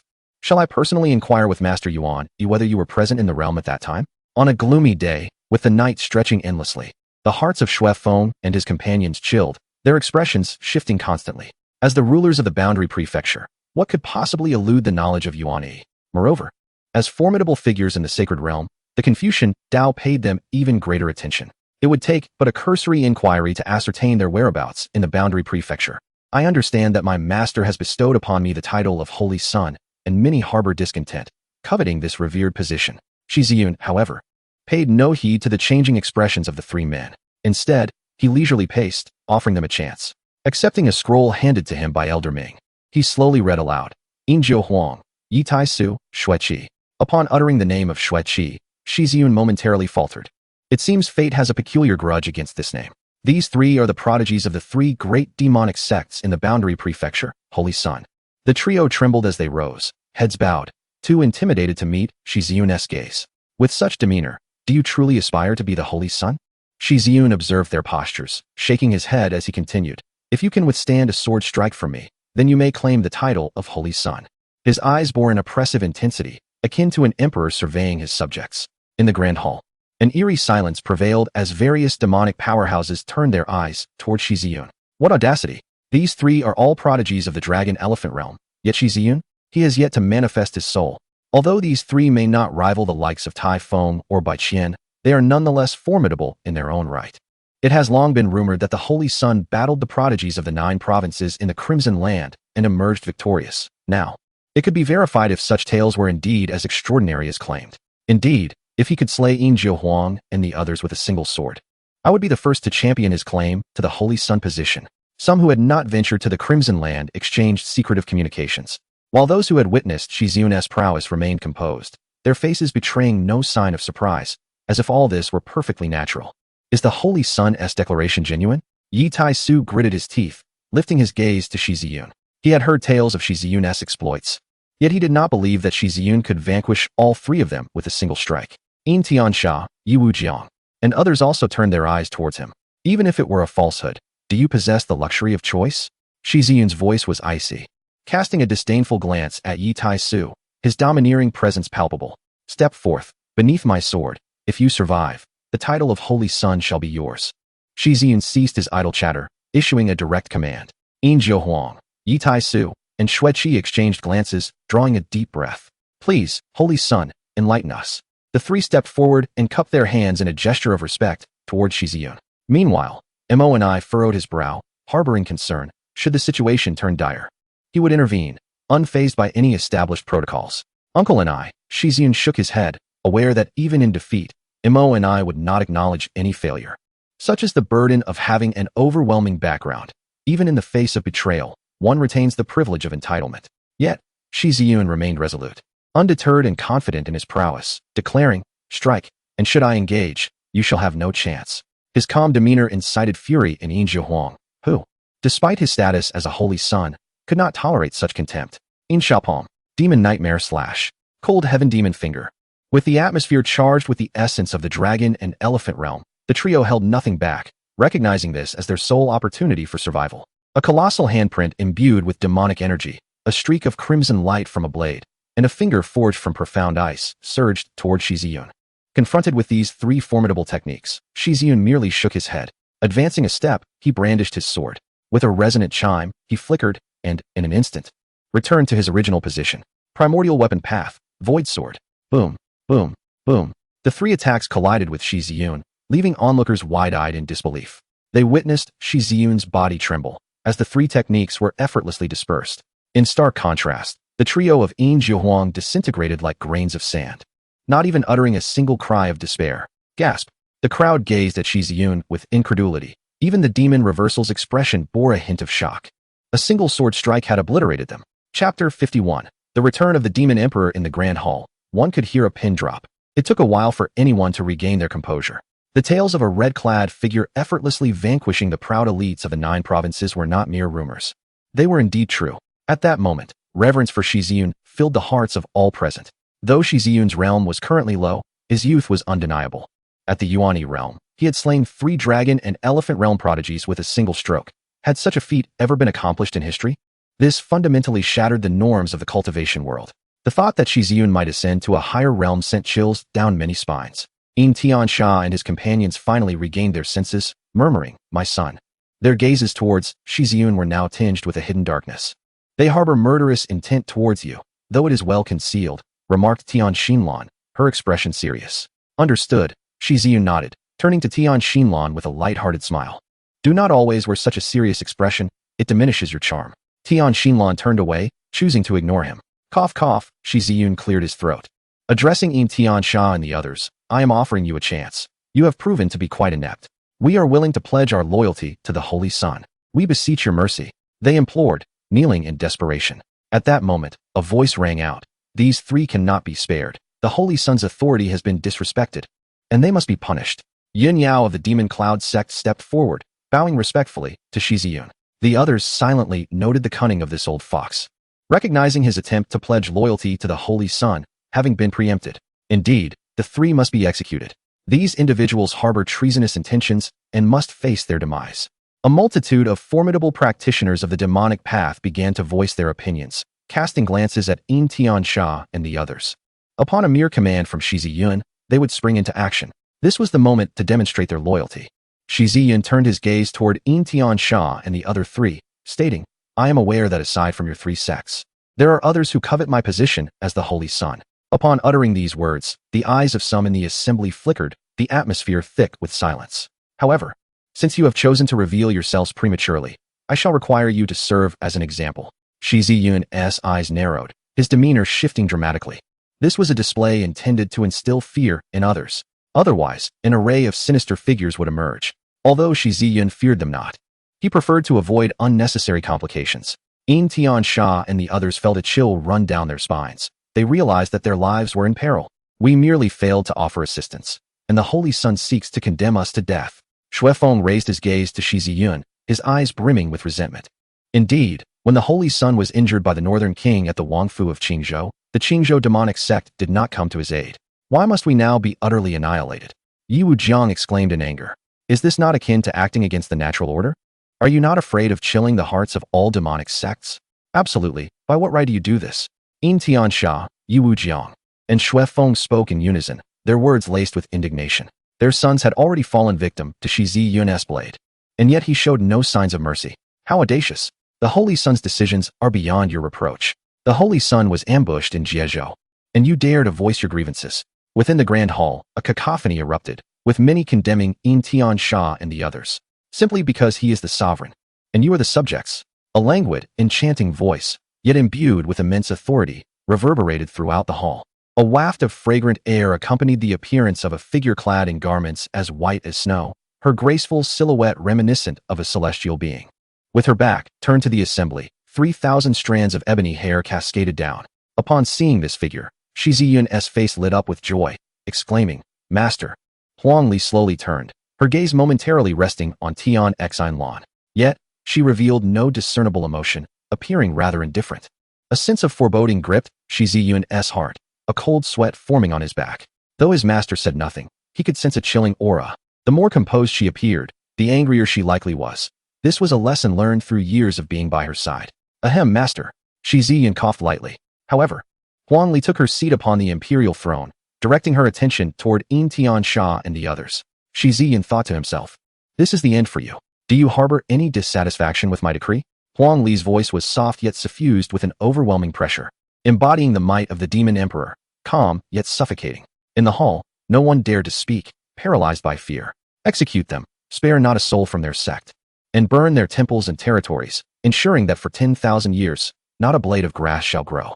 Huang Li's voice was indifferent as she issued her command. Yes, Moni replied, bowing respectfully. There exists an ancient being within the Tianyin sect, who, having received the benevolence of this emperor in the past, ascended to the great sage realm. At this point, Huang Li's tone turned chillingly cold. Since this emperor granted him his power, he can just as easily take it back. Turning to Moni, she instructed, you shall make the journey personally. Under the command of the demon emperor, Moni stepped forward, tearing through the fabric of space, and vanished without a trace. This was the first time Shi Yun witnessed the formidable might of his master, the demon emperor. Although he had previously encountered her grandeur along the river of time, now she stood before him. Demon emperor, we acknowledge our mistakes, he murmured. Below, the Moho guards had already taken action. 10 of these formidable guards swiftly annihilated 3 individuals along with elders of their sect. Huang Li's expression remained unchanged as she cast a faint glance at Shi Yun, softly uttering, kneel. Her voice was not loud, yet in the next moment, a resounding thud echoed. Without hesitation, Shi Yun moved with practiced ease. He knelt before Huang Li, extending his hands to massage her legs, wearing a smile of ingratiation. Master. However, Huang Li merely closed her eyes, disregarding him. Seeing this, Elder Ming gestured for the other dark powerhouses to withdraw. Please wait, Elder Ming. Shi Yun presented him with a ring, to which Elder Ming nodded before retreating, followed by Tian Xin Lan, who was beckoned away by Qing Lan. Before departing, Qing Lan sighed, a silent lament for Shi Yun. Observing his master with her eyes shut, Shi Yun's gaze darted, and he quietly inquired, Master, has the blood immortal been suppressed? Huang Li continued to ignore him. Shi Yun sensed the gravity of the situation. He surmised that his master was contemplating how to discipline him. His intuition proved correct. Huang Li, eyes closed, reveled in Shi Yun's leg massage, while pondering what justifications to employ for teaching this scoundrel a lesson. How dare he dismiss her words so lightly? Not only consorting with a seductive enchantress, but also inviting her into their home? The mere thought ignited a peculiar ire within Huang Li. The hall was eerily silent. Yet Shi Yun felt as though he were seated upon needles, or rather, kneeling upon them. The urgency in his heart grew, the longer his master remained silent. The more intense her impending wrath would be. Eventually, he could no longer bear the silence. Master, I was wrong, he murmured, casting a pitiful look at Huang Li, his hands ceasing their ministrations unconsciously. With a sharp clap, Huang Li opened her eyes. Who permitted you to stop? Chapter 52, The Origins of the Celestial Race. Master. The truth is, Shi Yun reluctantly began to recount the origins of Tian Xin Lan. Initially, he too found it perplexing when a woman claiming to be of the celestial race approached him, and he had paid little heed to the matter. However, Shi Yun discovered that Tianxin Lan possessed certain extraordinary qualities, such as the ability to calculate celestial secrets and perceive the flow of fate. After expressing his thoughts, Shi Yun discreetly observed Huang Li, pondering the matter which seemed utterly fantastical. He could not guarantee whether his master would believe him. Yet, upon hearing this, Huang Li fell into deep contemplation, her expression turning grave. She understood Shi Yun well enough to trust that he would not deceive her. Throughout his life, he had not been exposed to forces beyond the Xintian realm, making it impossible for him to fabricate tales about the Tianren clan. Seeing, Huang Li suddenly lifted her gaze to meet his. What is it, master? Seeing the profound seriousness etched upon Huang Li's exquisite visage, Shi Yun was momentarily taken aback. Huang Li stepped closer, placing her hand on Shi Yun's shoulder, her demeanor exceedingly earnest. Ziyun, should you retain Tianxin Lan? If one day she chooses to leave you, Shi Yun chuckled softly. If Xian Lan wishes to depart, then let her. Kill her, Huang Li uttered coldly. Shi Yun was stunned. It was the first time he had witnessed such an icy demeanor from his master. In that moment, she embodied the ruthless and unfeeling demon emperor. Shi Yun fell silent, yet Huang Li continued to gaze intently at him. Deep down, Shi Yun did not wish to harm a friend. He understood that his master might have insight into the Tianren clan, hence her intense reaction. Master, Xian Lan is my friend. If she chooses to leave, I will not obstruct her. Shi Yun met Huang Li's gaze, his eyes devoid of any evasion. If she cannot serve your purpose, you will suffer her backlash. Huang Li's tone was severe, her grip tightening on Shi Yun's shoulder. Master, what exactly is the nature of the Tianren clan? Shi Yun inquired, furrowing his brow in confusion as he regarded Huang Li. The Tianren clan has existed for countless ages, being the most ancient of all races. Huang Li paused, her beautiful eyes narrowing. Each era witnesses the rise of great dynasties, whether they be prosperous or catastrophic, or a coexistence of both. Throughout this lengthy history, innumerable races have faded into obscurity, ultimately facing extinction. Yet, only the Tianren clan has endured, thriving through both prosperity and tribulation. Listening to Huang Li's narration, Shi Yun's expression turned serious as he asked, could it be that the Tianren clan has no rivals? There are rivals, but the Tianren clan possesses even stronger protection. Huang Li stated, her gaze pointed. Such as one like you? In an instant, Shi Yun grasped the implication, exclaiming, I understand. Each era, the Tianren clan is supported by a supreme being, and with such protection, they have been able to persist throughout the ages. Huang Li nodded, affirming, thus, if Tianxinlan ever chooses to part ways with you, she must be eliminated to prevent future troubles. As the demon emperor, Huang Li was merciless towards all but Shi Yun. No, master, Xianlan is my friend. If there comes a day when she must leave, so be it. Shi Yun shook his head, resolutely rejecting Huang Li's proposal. As she gazed upon the stubborn visage of Shi Yun, Huang Li felt a surge of frustration. Throughout their lives, Shi Yun had always heeded her words, yet now he defied her. With a gentle smile, Shi Yun looked at Huang Li and proclaimed, without the aid of others, can I not ascend to become the mightiest? The supreme primordial, revered by all beings and feared by the spirits, cannot be suppressed by heaven and earth.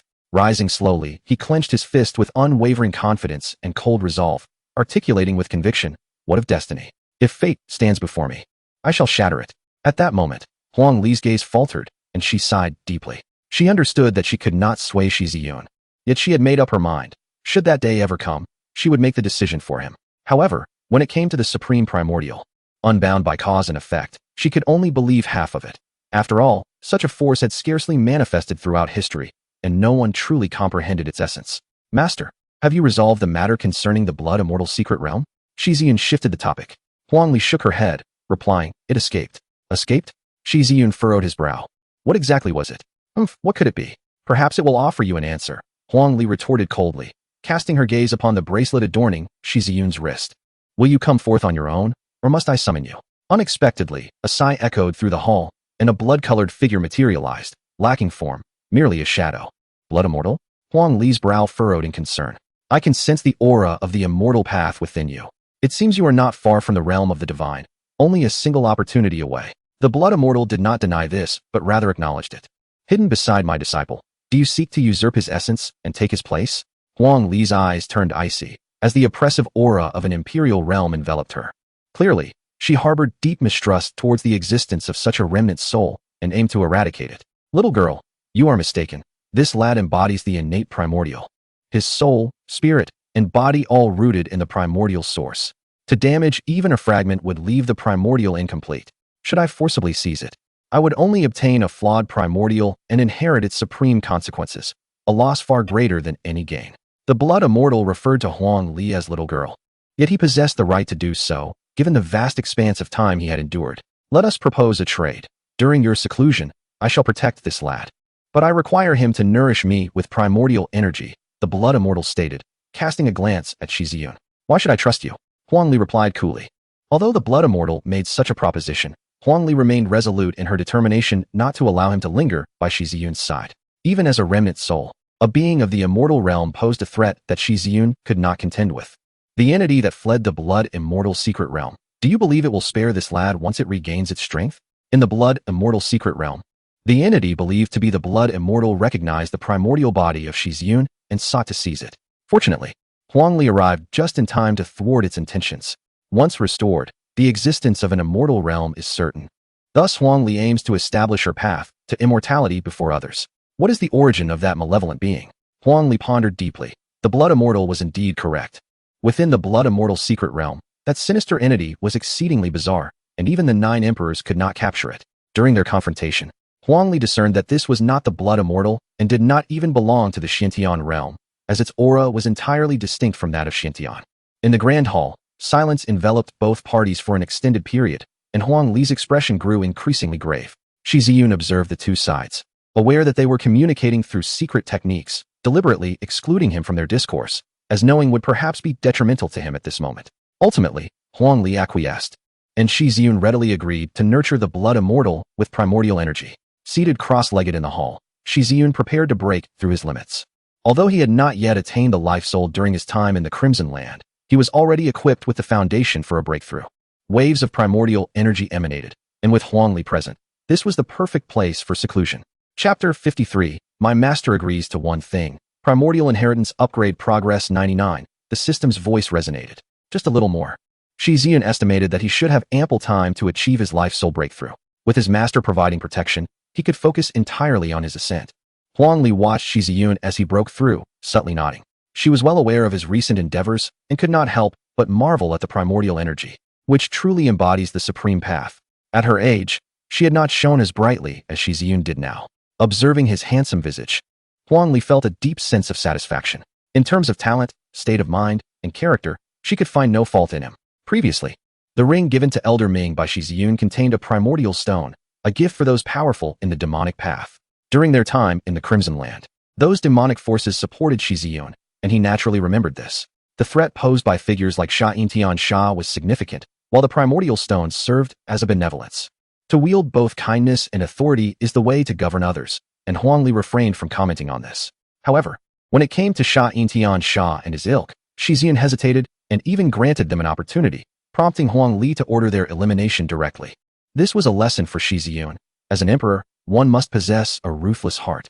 Although Shi Yun had not yet reached that level, Huangli was determined to cultivate him into the next demon emperor. The primordial energy wafted through the immortal palace as Huangli acted, enveloping it in the laws of the imperial realm. Indeed, she had begun to grasp the rules of the immortal path. The blood immortal gazed at Huangli, secretly contemplating. Meanwhile, both Huangli and the blood immortal seized the opportunity to absorb the primordial energy emanating from Shi Yun. In the sea of divine souls, Shi Yun compressed his life soul to its utmost limit. Only by solidifying his life soul could he separate his divine soul from his body. Even if his physical form were to be destroyed in the future, he would not perish completely. In the wake of Shi Yun, his soul unfurled, or rather, it had now transformed into a vital spirit. Only a final step remained before he would successfully transcend his boundaries. As the vital spirit intertwined with his corporeal form, a torrent of primordial energy surged forth with each breath. The vital spirit continued to expand, resembling a divine manifestation. Upon reaching a certain magnitude, it began to contract once more. This was the process of solidifying the vital spirit. Subsequently, Shi Yun's vital spirit grew and shrank repeatedly in an endless cycle. After countless iterations, the spirit transitioned from an initial state of translucence to gradually assume a more tangible form. Time drifted slowly, and half a month passed. During this period, Shi Yun had solidified his vital spirit to its utmost potential. However, as stated in the primordial scripture, the supreme vital spirit is known as the spirit of the primordial essence. Upon ascending to the sacred realm, the vital spirit is also referred to as the sacred spirit, thus underscoring the vital spirit's pivotal role in the path to the sacred domain. With a thunderous eruption, a formidable wave of primordial energy erupted from within Shi Yun. He had broken through. A smile graced Huangli's face. As Shi Yun opened his eyes, they sparkled with myriad possibilities, encompassing countless universes and worlds. The vital spirit detached from his corporeal vessel, and as he clenched his fist, he marveled at the realization that his vital spirit had indeed taken on a substantial form, possessing a strength that rivaled that of his physical body. This was an extraordinary feat. The vital spirit and the corporeal form represent two distinct concepts. While a powerful body can withstand the onslaught of divine powers, the vital spirit is fragile, easily dissipating with a single blow. To condense the vital spirit to the strength of the physical body was nothing short of fantastical. Such was the terror of the primordial scripture. Shi Yun inhaled deeply, absorbing the vital essence as the spirit returned to his corporeal form, granting him an even greater strength than before, much to his satisfaction. He turned to Huangli, a gentle smile gracing his lips. Master, the path of immortality is elusive, but perhaps these two items will be of use to you. He presented the primordial stone and the blood immortal fruit to her. Beside them, the blood immortal's brow furrowed in disbelief. Such gifts were indeed rare. The blood immortal fruit having been crystallized over countless years in the realms of the Azura. The primordial stone and the blood immortal fruit?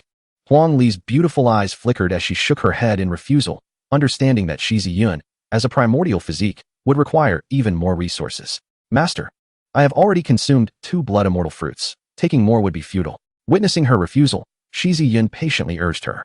Ultimately, Huangli, with a hint of resignation, accepted the offerings. Just then, Shi Yun's expression suddenly paled. Ziyun. Huang Li's face shifted dramatically. Had something gone awry during his breakthrough? No, it was the primordial stone. Huang Li gazed at the primordial stone in her hand, emanating an overwhelming source of primordial essence. Confusion clouded her mind. Huang Li's countenance turned to fury as she glared at Shi Yun, her chest heaving with intensity. Yet upon seeing his pallid visage, her heart softened once more. Master, it's nothing serious. It's merely the primordial essence, which can restore itself. With the assistance of the primordial essence, your chances of breaking through to the immortal realm will be significantly enhanced. Shi Yun offered a strained smile. Huang Li reached out to caress the pale face of Shi Yun, tears glistening in her eyes. She understood that Shi Yun had forcibly severed a portion of his primordial essence upon the Hongming stone, all for her to ascend into the celestial realm. You little rascal, who permitted you to act recklessly? A wave of emotion surged within Huang Li, while Shi Yun smiled radiantly. He was not entirely wrong. The primordial essence could naturally replenish itself, as the system had previously informed him. As long as he drew breath, the essence would remain intact. In the past, in Shengyuan, Huang Li had also extracted Shi Yun's primordial essence to break the celestial formation, which ultimately restored itself. Now, with their master in secluded meditation, uncertain of the duration, perhaps years, perhaps decades, Shi Yun inquired if Huang Li could promise him something before their master retreated. Huang Li nodded earnestly, caught in a moment of emotion, and without hesitation, she acquiesced. But let us agree on one thing. No anger, Shi Yun whispered. Huang Li, intrigued, wondered what he was planning. Ziyun, what do you wish for me to promise? After a moment's contemplation, Shi Yun wrapped his arms around Huang Li's slender waist. Before she could react, he leaned down. Huang Li's eyes widened in astonishment. She struggled to break free, fearful of hurting Shi Yun. After a prolonged moment, Shi Yun finally relented, appearing satisfied. You. Huang Li's cheeks flushed, uncertain whether from anger or embarrassment. At that moment, her mind swirled with myriad thoughts, yet she found herself strangely fond of that sensation. Is this what you wish for me to agree to? She asked, a mix of exasperation and amusement in her tone. Shi Yun nodded earnestly, though it seemed their master was not truly angry. However, Huang Li's expression turned serious as she lowered her head in contemplation. A sudden pang of anxiety gripped Shi Yun. Each time their master pondered deeply, it often signaled a reckoning for him. Master, I have yet to see my senior sister since returning. I shall go and check on her, he declared, swiftly making his exit. Blood Immortal followed suit, retreating to the bracelet in Shi Yun's possession. Only then did Huang Li regain her composure. Her face flushed as she watched Shi Yun depart, her gaze a complex tapestry of emotions that finally culminated in a disdainful huff. You little rascal, a brief outing. And you've already developed some tricks? Shi Yun soared towards the soul pool, preoccupied with thoughts of his senior sister's recovery. Upon his arrival, Tian Xin Lan approached him, speaking softly. Do you remember the opportunity one mentioned before? Wasn't he already attained in the Crimson Earth? As he drew forth his sword, Shi Yun asserted, this was acquired in the Crimson Earth and, by my conjecture, belongs to the Hongming Taoist. I had mentioned that only I would know. Tian Xin Lan's enchanting eyes sparkled as she smiled faintly. What do you mean? Shi Yun inquired. That sword is merely a fragment, akin to a key.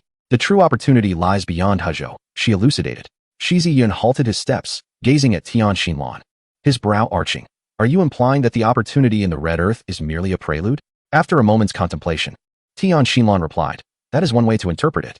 Chapter 54. The primordial chaos. Tian Xinlan awaited outside the soul pool. Two maidens stood vigil, and upon Shi Yun's arrival, they bowed respectfully. Within the vicinity of the soul pool, a golden lotus shimmered with radiance. Through its petals, a faint silhouette of a delicate figure could be discerned.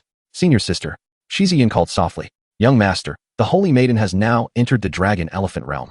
With the protection of the golden lotus bestowed by the demon emperor, she has further awakened the thousand chasms profound body. We are currently at a crucial juncture. One of the maidens reported in hushed tones. Upon hearing this, a glimmer of joy illuminated Shi Yun's face. It seemed that his master had intervened, enabling his senior sister to recover swiftly. He had seen this golden lotus before, a treasure obtained by his master from the depths of the sacred abyss, frequently used for cultivation. The 3-inch golden lotus. Blood Immortal exclaimed in surprise. Do you recognize it? Shi Yun inquired. It was once a celestial weapon of the Qinglian fairy. Who would have thought it would appear here? Blood Immortal recounted the origins of the golden lotus, a hint of sorrow in his voice. Alas, the 3-inch golden lotus is now incomplete, its celestial essence extinguished. Shi Yun was taken aback. He had not anticipated that the golden lotus brought forth by his master from the sacred abyss was, in fact, a celestial weapon. Celestial weapons are forged solely by celestial beings. Curiosity piqued, Shi Yun asked. What lies beneath the sacred abyss? However, Blood Immortal chose not to respond, falling into silence. Shi Yun shook his head and turned his gaze back to the golden lotus, contemplating that by the time his senior sister emerged from her seclusion, she would likely have reached the sacred realm. The Thousand Chasms' profounding body is indeed a premier physique, though it may not rival the primordial, as you have mentioned. It is still comparable. As he turned to leave, a voice resonated from within the golden lotus. Is that you, junior brother? Shi Yun spun around, astonished. Senior sister. The little one has grown taller. It is a pity that I cannot yet ruffle your hair, came Qing Xuan's voice from within the lotus, tinged with regret. Shi Yun chuckled. Rest assured, senior sister, once you emerge, I shall let you indulge in it to your heart's content. Qing Xian had always relished the act of tousling Shi Yun's hair, a habit that had seemingly become second nature. Good. And remember to massage my legs. Qing Xian exclaimed joyfully. Of course. Also, junior brother, I have heard about your exploits in Jiezhou. You have become remarkably powerful. I find myself eclipsed by you now, Qing Xian remarked. Having kept abreast of Shi Yun's developments, including his confrontation with Bai Chun and battles in the sacred realm, only by growing stronger can I adequately protect you, senior sister. Shi Yun replied with a smile. Junior brother, do you still remember the promise you made to me? Qing Xuan's voice softened, imbued with a hint of shyness. Shi Yun found himself momentarily speechless. Indeed, you once promised to take me as your wife. Qing Xuan's voice faded into a whisper as she spoke. Shi Yun was taken aback, surprised that his senior sister still remembered such childhood vows. Of course I remember, he replied with a smile. Then, after I emerge from seclusion, we shall marry.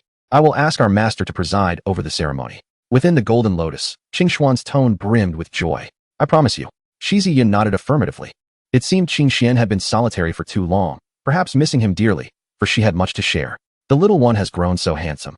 Have you entangled yourself with other women while away? She posed a poignant inquiry. Shi Yun broke into a sweat at the thought. Knowing Tian Xinlan was just outside the soul pool. Senior sister, the awakening of my constitution cannot allow for any errors. During my time in Hezhou, I encountered certain fortunes. These primordial stones may be of assistance to you. With that, he deftly diverted the conversation, transferring several primordial stones into the golden lotus. Primordial stones. How did you manage to acquire such divine artifacts, junior brother? Even Qing Xian, though well-versed, could not suppress her astonishment. Subsequently, Shi Yun recounted his experiences in Hezhou, engaging in conversation with Qing Xian for an extended time.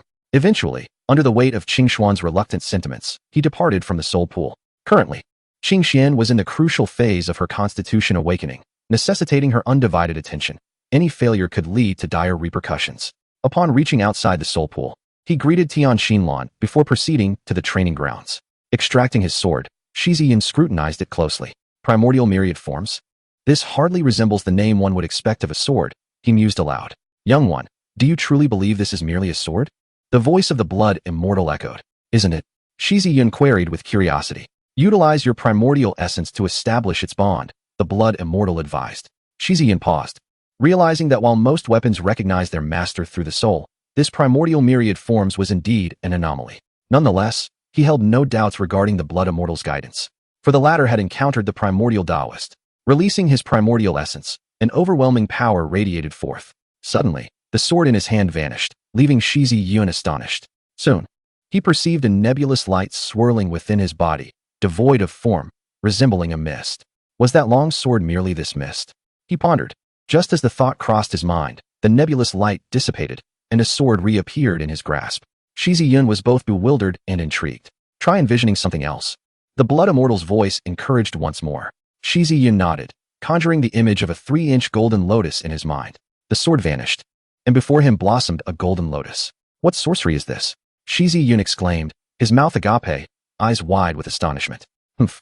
Do you now comprehend what the Hongmeng all things truly is? The blood immortal let out a light huff. With a thought, Shi Yun transformed once more, summoning a large halberd.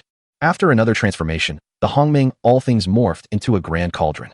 Subsequently, swords, spears, halberds, gauntlets, armor, and more appeared.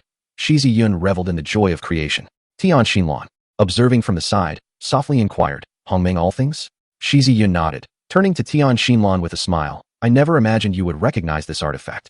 1,000,000 years ago, the Dao soldiers of Hongmeng Daoist could manifest myriad forms, their profundities beyond comprehension. Tian Xinlan gazed at the Hongmeng all things and continued. However, it can only be wielded through the Hongmeng Dao. This means only you can utilize this divine artifact. Why does the Hongming all things lack any celestial or even saintly aura? Shi Yun pondered aloud. The grade of the Hongming all things is determined by the wielder's cultivation level. If one possesses saintly cultivation, it becomes a saint weapon.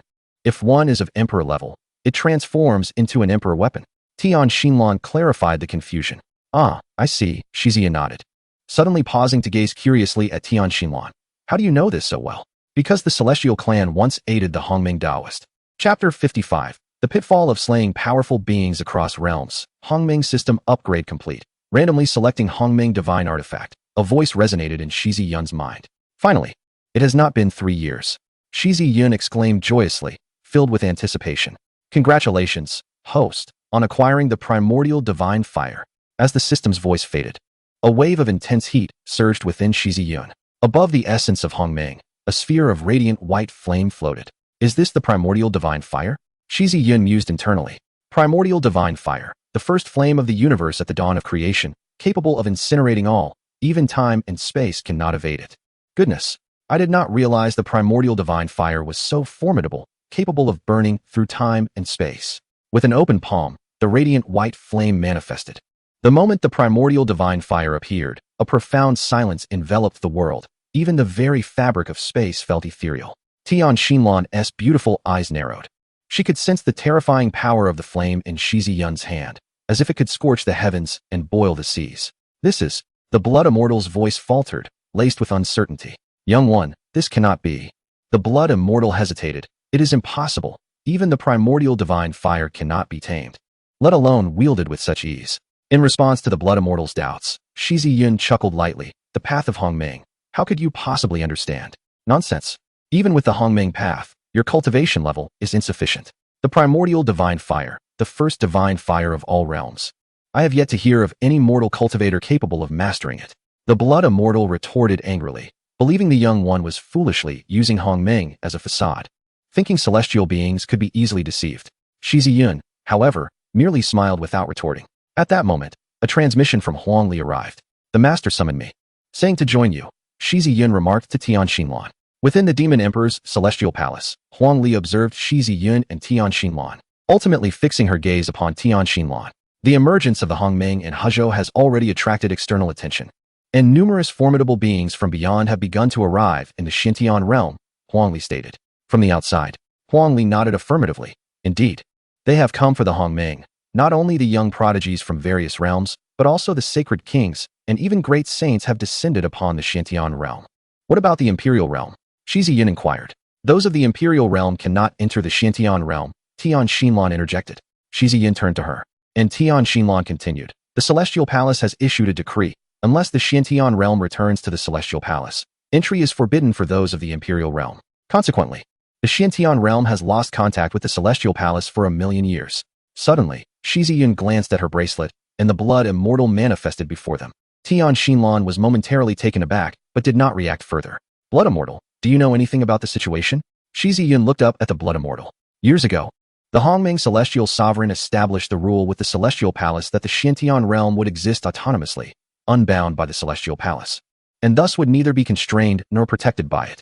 The Blood Immortal referred to the Hongming Celestial Sovereign as the Hongming Taoist, which was the title of the Hongming Taoist back then. MONI has already ventured to Yuanzhou, collaborating with the great saints from the 9 provinces to guard against the arrival of external forces. Huangli glanced at Shi Yun, softly saying, Zun, you have grown. I trust that you will make your own decisions in any endeavor. However, your current cultivation is still weak. After my seclusion, the MOHOE will be at your command. Shi Yun looked at Huangli, smiling. Rest assured, Master, with the Blood Immortal present, no issues will arise. With a swift motion, Huangli playfully struck Shi Yun's head, her beautiful eyes narrowing. You little rascal. It is acceptable to stir trouble, but your own safety must come first. She then turned her gaze to Tian Xinlan, stating calmly, I understand you possess considerable knowledge of the outside world. Since you have chosen to accompany Ziyun, I have no objections. Just remember, regardless of who it may be, do not fear their backing. Huang Li's words were imbued with authority and confidence. Tian Xinlan stepped forward and bowed slightly to Huang Li.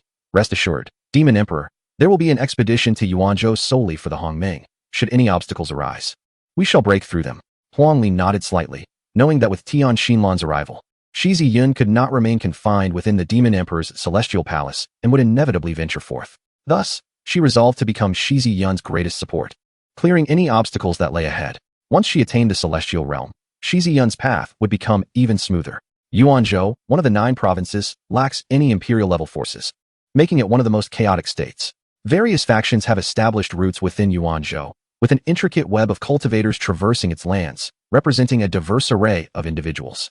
Conflicts are inevitable. Endless skirmishes occur daily, with countless souls buried in Yuanzhou. It stands as a realm overrun by malevolent forces, where malevolence and demons roam freely. At the edge of the abyssal prefecture, powerful figures stood tall. Is this the Xiantian realm? A silhouette spoke slowly, gazing down at the abyssal prefecture with a furrowed brow. It seems that the Xiantian realm has not fared well in recent years. Not a single immortal has emerged. Indeed, the presence of the immortal pathway's rules is absent. However, the primordial chaos has manifested within the Xiantian realm, akin to a crimson land. Mighty beings lifted their gazes towards Hezhou, the great saints of Xiantian realm fixating upon us, evidently unwilling to allow our interference with the primordial chaos. Humph, we hail from various realms. Do they truly believe they can impede our progress? Some scoffed, while others held disdain. Although no immortals were present, the existence of emperors should not be underestimated. Yet what of it? It is said that the 9 emperors of the Xiantian realm ventured to the sacred abyss 17 years ago and sustained severe injuries. They are likely still hiding to recuperate. This is no secret. With a little inquiry, one could easily discover the truth, and they cannot conceal it from us. Esteemed guests from various realms, may I inquire the purpose of your visit to our Xiantian realm? A refined middle-aged man manifested in the void, accompanied by formidable allies, including the demon reversal. Having heard that the primordial chaos has appeared in the Xiantian realm, we too wish to behold its grandeur, declared a purple-clad elder with piercing eyes, directing his gaze towards Yuani. Humph. The opportunities of the Xiantian realm are not to be so easily claimed, retorted a great saint from the White Emperor city. Isn't your reach extending rather far? A beguiling woman spoke, hailing from the imperial-level force of the Azure Sky Divine Tree, a high saint under the command of the Azure Sky Emperor. The aura of the great saints resonated through the heavens, parting the clouds, even without justification. Before the supreme primordial chaos, no one can withstand the allure. Furthermore, the multitude of powerful beings from various realms, with emperors absent, would ultimately bring misfortune to the Xiantian realm should conflict arise. The atmosphere suddenly grew tense. Yuan Yi sighed softly. The primordial chaos has been lost. You have all arrived too late. At these words, someone scoffed coldly. Whether the primordial chaos exists or not, we shall ascertain for ourselves. Indeed, if the primordial chaos has truly vanished, we shall naturally depart. The demon reversal snorted, stepping forward, only to be halted by a wave of Yuan Yi's hand. Yuan Yi revealed a bittersweet smile. To be candid, the Crimson Land is a forbidden area of our Xiantian realm. Should a great saint enter, it would incite tremendous terror. Some chuckled coldly within, recognizing this rhetoric as mere attempts to dissuade them. They would not be deceived. The purple-robed elder slowly spoke. Even if there is indeed great terror, we would be willing to quell it for your Xiantian realm, as a favor. Though elegantly articulated, the words dripped with sarcasm, suggesting that the Xiantian realm is incapable of managing such terror and that they would conveniently handle it. However, others did not share this sentiment. As the great saints from the 9 prefectures exchanged glances with Yuan Yi, it seemed Yuan Yi intended to ensnare these individuals. Yet, Yuan Yi furrowed his brow and advised. Esteemed guests from various realms, should you falter within the Xiantian realm, it may be more than what you anticipate. This is our own decision, and our fates are of no concern to you. Indeed, I too wish to witness the so-called Great Terror of the Crimson Land. The more Yuan Yi urged them, the less they believed, growing increasingly convinced that the Hongming still existed and that Yuan Yi was merely attempting to frighten them. The great saints of the 9 provinces felt a chill in their hearts. Yuan Yi intended to lead everyone to their doom in the Crimson Land, which would surely stir a tempest. Yuan Zhuangman, have you gone too far? They pondered. Indeed, they hail from various realms. Should they all perish here, it would undoubtedly unleash a cataclysm. Yet, if they seek their own demise, can we be blamed? They reasoned. Since they dare covet the fortunes of our Xiantian realm, they must be prepared to pay the price. In the shadows, some began to transmit messages to Yuan Yi. However, to the powerful figures outside, the great saints of the 9 provinces seemed to be deliberating on how to dissuade them. Since there exists a great terror that you fear, we shall proceed. I hope you shall not obstruct us. The elder in purple robe sneered, taking the lead as he tore through the fabric of space, stepping forth. Seeing this, the others followed suit, ignoring Yuan Yi and his companions. Esteemed ones, there truly exists a great terror in the Crimson Land. Yuan Yi's expression shifted. extending his hand in an attempt to dissuade them, yet no one paid him any heed. The great saints of the 9 provinces regarded Yuan Yi with peculiar gazes, as if he were intent on leading them to their demise.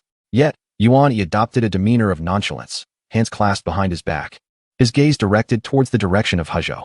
On this day, the Crimson Land of Hezhou once again welcomed uninvited guests. Chapter 56. Prodigies from various realms in Hezhou. The Crimson Land. The laws of nature were indeed unusual here. Is this what they refer to as the Great Terror? It seems rather insignificant. I have heard that the depths of the Crimson Land are a forbidden zone. Do any of you wish to venture forth?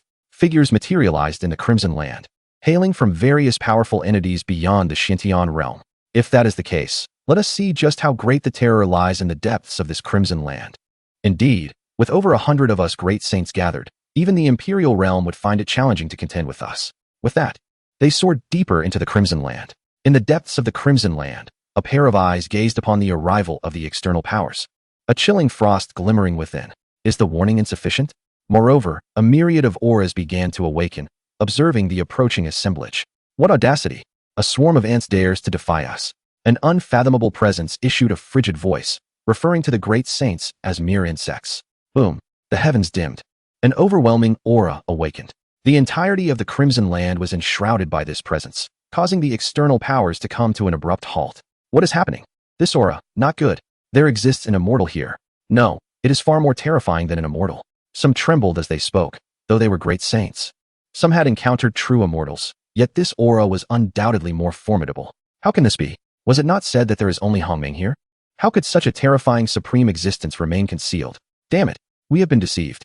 Someone discovered this, their expression darkening. Ahead, the elder in purple robes also grew grim. Yuan Yi had previously obstructed them in every possible way, leading them to mistakenly believe that Yuan Yi was merely bluffing. This was a scheme to lure them into the Crimson Ground and then slaughter them. What a ruthless tactic. Retreat. The elder in purple sensed the suffocating aura awakening and shouted to those behind him, propelling himself forward to flee beyond the Crimson Expanse. This place held a domain, impervious to spatial traversal. Others had realized this truth. The Crimson Domain loomed like divine retribution, an overwhelming aura permeating the air, enveloping the entire area in a tempest of red sand. All beheld a shadowy figure standing against the dim sky, its cold, unfeeling gaze fixed upon them. We harbor no intention of offending you, esteemed elder. We implore your mercy. Panic-stricken, some felt an immense pressure emanating from that shadowy figure, even as great saints. They felt insignificantly small at that moment. Forgive us, esteemed elder. A harrowing scream echoed as a great saint was obliterated by the rules of the domain. Their holy soul extinguished. No, let me go. A chorus of anguished cries followed as one great saint after another was reduced to nothingness within the Crimson Domain. In this moment, despair and terror enveloped everyone. The demise of each great saint brought forth various celestial phenomena. The crimson ceased surging forth, obscuring even the signs of these anomalies. Some summoned supreme sacred artifacts. Others resorted to hidden trump cards, yet all efforts proved futile. Ancestor Shi Yun, save me. A glimmer of celestial light appeared in the mind of the elder in purple, conjuring an ethereal figure. The visage of the ethereal being remained indistinct as it gazed upon the Crimson Domain, furrowing its brow. Do you not fear the reckoning from powerful beings across realms for such slaughter? The ethereal figure spoke in an ancient tone, unabashedly addressing the shadowy form. Yet, the shadow paid no heed, its eyes cold and devoid of emotion, watching the fall of the great saints with indifference. I am Shi Yun of the Purple Star. The ethereal figure continued, but in the next moment, the shadow's gaze fell upon it, and with that single glance, the ethereal being began to dissipate. The ethereal figure was struck with terror. What kind of eyes were these? Even as a being of the celestial realm, it felt a shudder from deep within. Ultimately, the ethereal figure vanished. The elder in purple was filled with dread. With just one glance, it had extinguished the thought of a celestial being. What kind of existence was this? Gradually, boundless darkness enveloped the elder in purple as the crimson ground quaked. Powerful or ancient entities across the 9 provinces stirred. The terrifying aura was known only to them. The higher one's cultivation, the clearer the sensation. In the 9 provinces, an emperor opened their eyes to gaze at the crimson ground. Yet was intimidated by that icy gaze. Humph! The white emperor snorted coldly, closing his eyes once more, refraining from further scrutiny. This scene unfolds as others find themselves equally intimidated by those frigid, piercing eyes. What an exceptional strategist Yuan Yi is. Truly worthy of being a master of the chess path, adept in the art of calculation, effortlessly ensnaring countless formidable saints. Some within ponder, harboring a deeper sense of trepidation towards Yuan Yi. This exemplifies the terror of the chess path. Its cultivation transcends mere prowess on the board, extending into realms beyond. Yet, this truth remains known only to the powerful at the saintly realm. In a tea house situated in Yuanzhou, whispers circulate. Have you heard? A prodigy from Zishu Star challenged Typhoon, only to be met with a formidable defense, resulting in the demise of 3 contenders and 1 severely wounded, fleeing for their life. Furthermore, a saintly prodigy from the eastern extreme realm was slain by Qing Ya. Meanwhile, Lei Yuanzi, heralded as the foremost prodigy of the Thunder Sky realm, pursues Su Wanqing fervently, yet faces rejection. Within the tea house, patrons discuss the exploits of prodigies from various realms. I find those external prodigies to be rather unremarkable, one boasts. Indeed, otherwise how could our own prodigies from Zhuangtiangui dominate them? Some express pride, while others scoff in disdain. You are mistaken, those prodigies are not the strongest.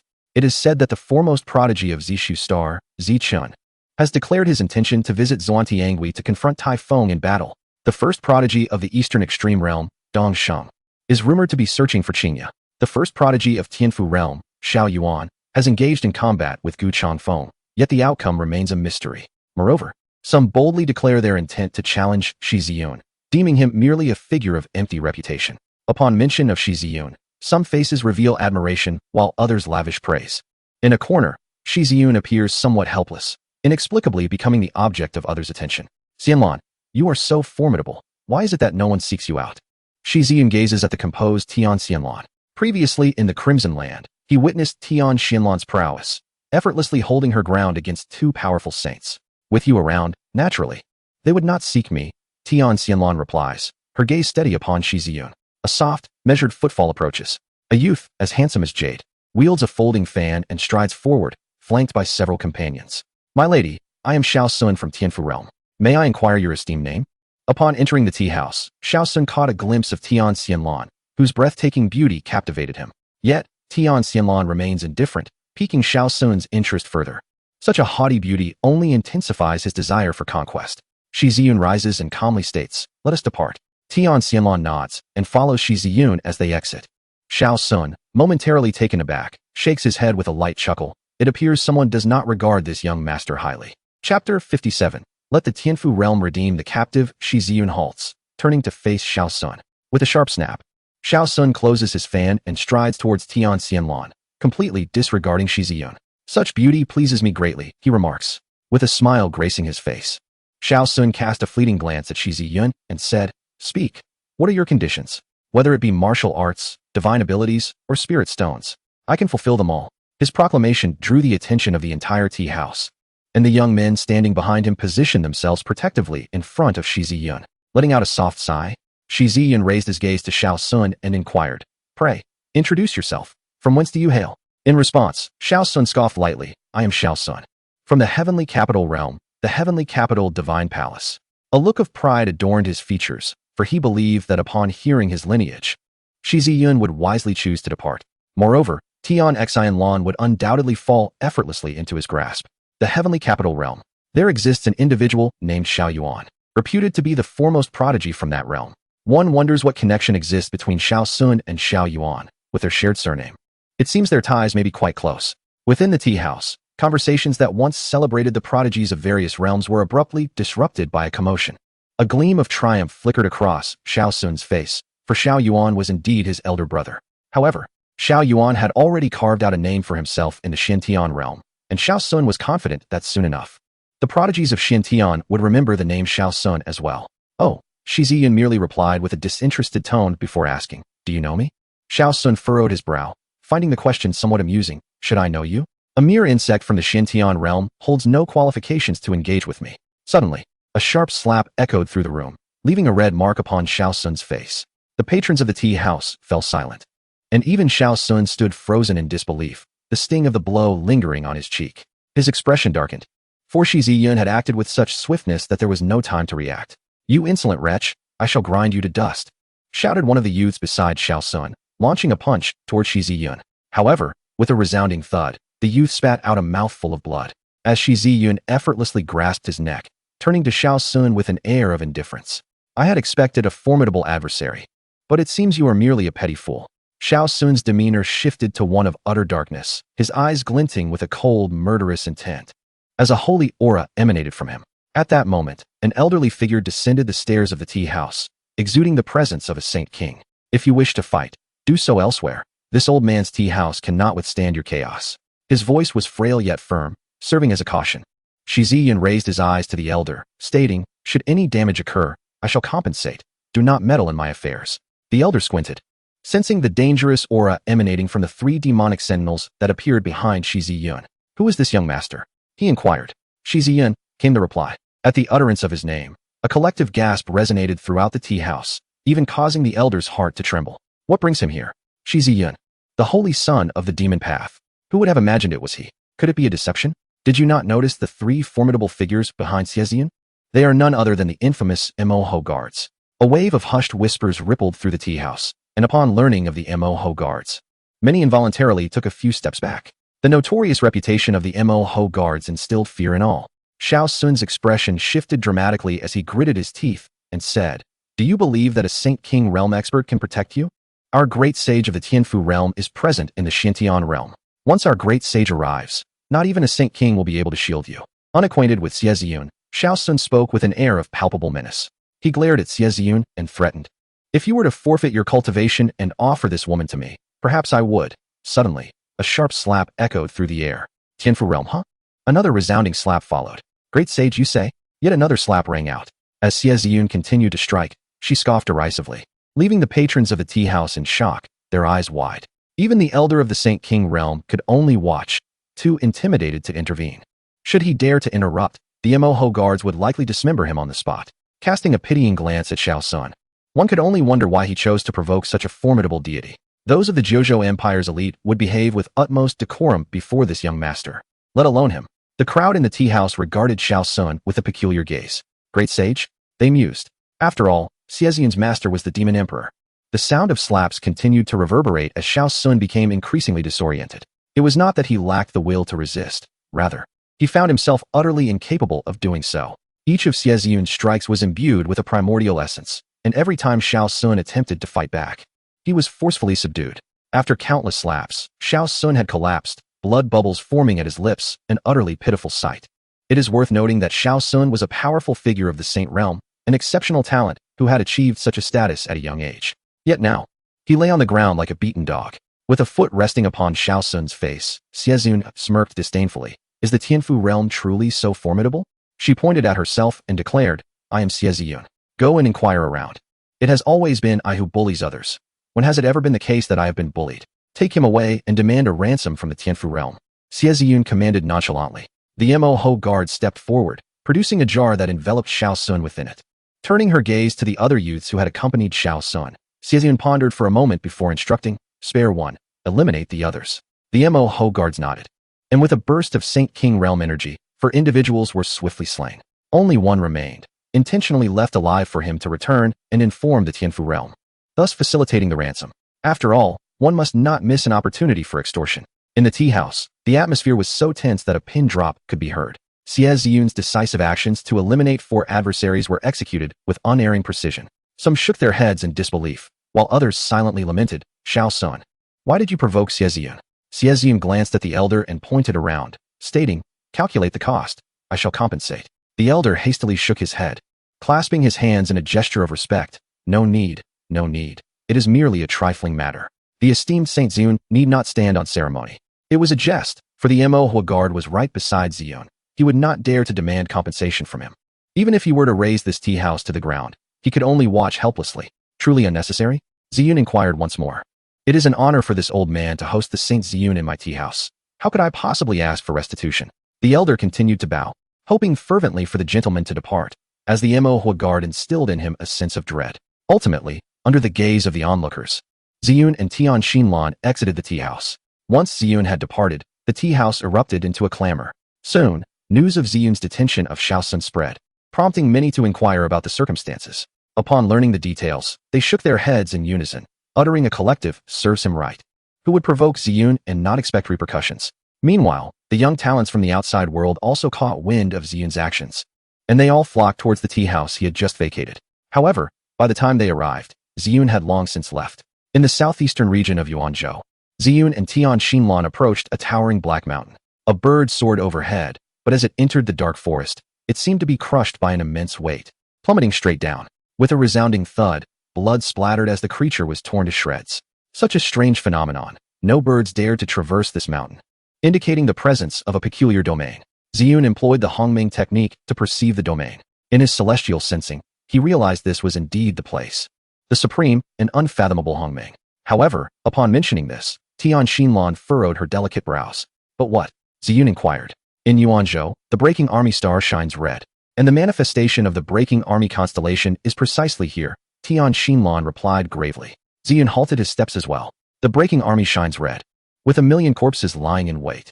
Chapter 58. The Underworld. The yellow springs. The pitch-black mountain stood silent and still. As Shi Yun and his companions traversed the mountain, an invisible force bore down upon them. The domain here was indeed uncanny. Shi Yun glanced outside the mountain. The sky remained a bright azure, yet within the mountain, all was murky and dim. This is a barrier between two realms, the blood immortal remarked solemnly. What do you mean? Shi Yun asked, puzzled. This mountain is, in fact, another realm. Someone has employed great power to connect this realm with the Shintian realm. Entering this mountain is akin to stepping into another world. The distance between the two realms is merely a step away, the blood immortal elucidated. What a terrifying capability, Shi Yun thought to himself, directing his gaze ahead where a stone tablet loomed. The Underworld. Tian Xinlan observed the two blood-red characters inscribed on the tablet. The Underworld. I never imagined the Shintian realm could directly connect to the Underworld. Tian Xinlan's beautiful eyes narrowed in astonishment. Noticing Shi Yun's confusion, she explained. The universe is divided between two great forces. One governs all realms, the heavenly realm, while the other is home to spirits, demons, and malevolent entities of the underworld. I never anticipated that the entrance to the underworld would be so audaciously relocated to this place. In other words, Shi Yun and his companions have embarked upon the path leading to the netherworld. Is the other opportunity you mentioned also in the netherworld?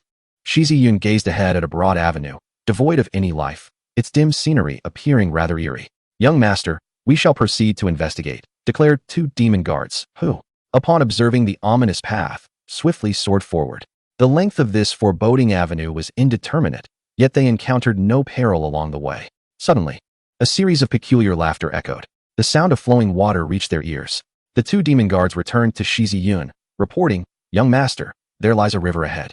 Tian Xinlan's beautiful eyes flickered. Are these souls of the dead? Shi Yun beheld a yellow river flowing gently before him, where distorted and grotesque apparitions emitted fits of eerie laughter above the waters. The yellow springs, Tian Xinlan whispered. Even Shi Yun was momentarily taken aback. The terms netherworld and yellow springs felt hauntingly familiar. Crossing the yellow springs truly leads to the netherworld. Tian Xinlan pointed towards the riverbank. Wait, Tian Xinlan suddenly exclaimed. What is it? Shi Yun inquired, turning to her. This yellow springs is not the true yellow springs, but merely a segment that has been severed. Tian Xinlan gestured towards the depths of the river. The Hongming Taoist left another portion beneath the yellow springs. What? Shi Yun stared intently at the river, where countless souls congregated. The reason they had not attacked was due to the binding nature of the yellow springs. If they ventured deeper into the yellow springs, Shi Yun produced a crimson halberd, one that he had seized from Bai Chun. He cast the halberd into the yellow springs.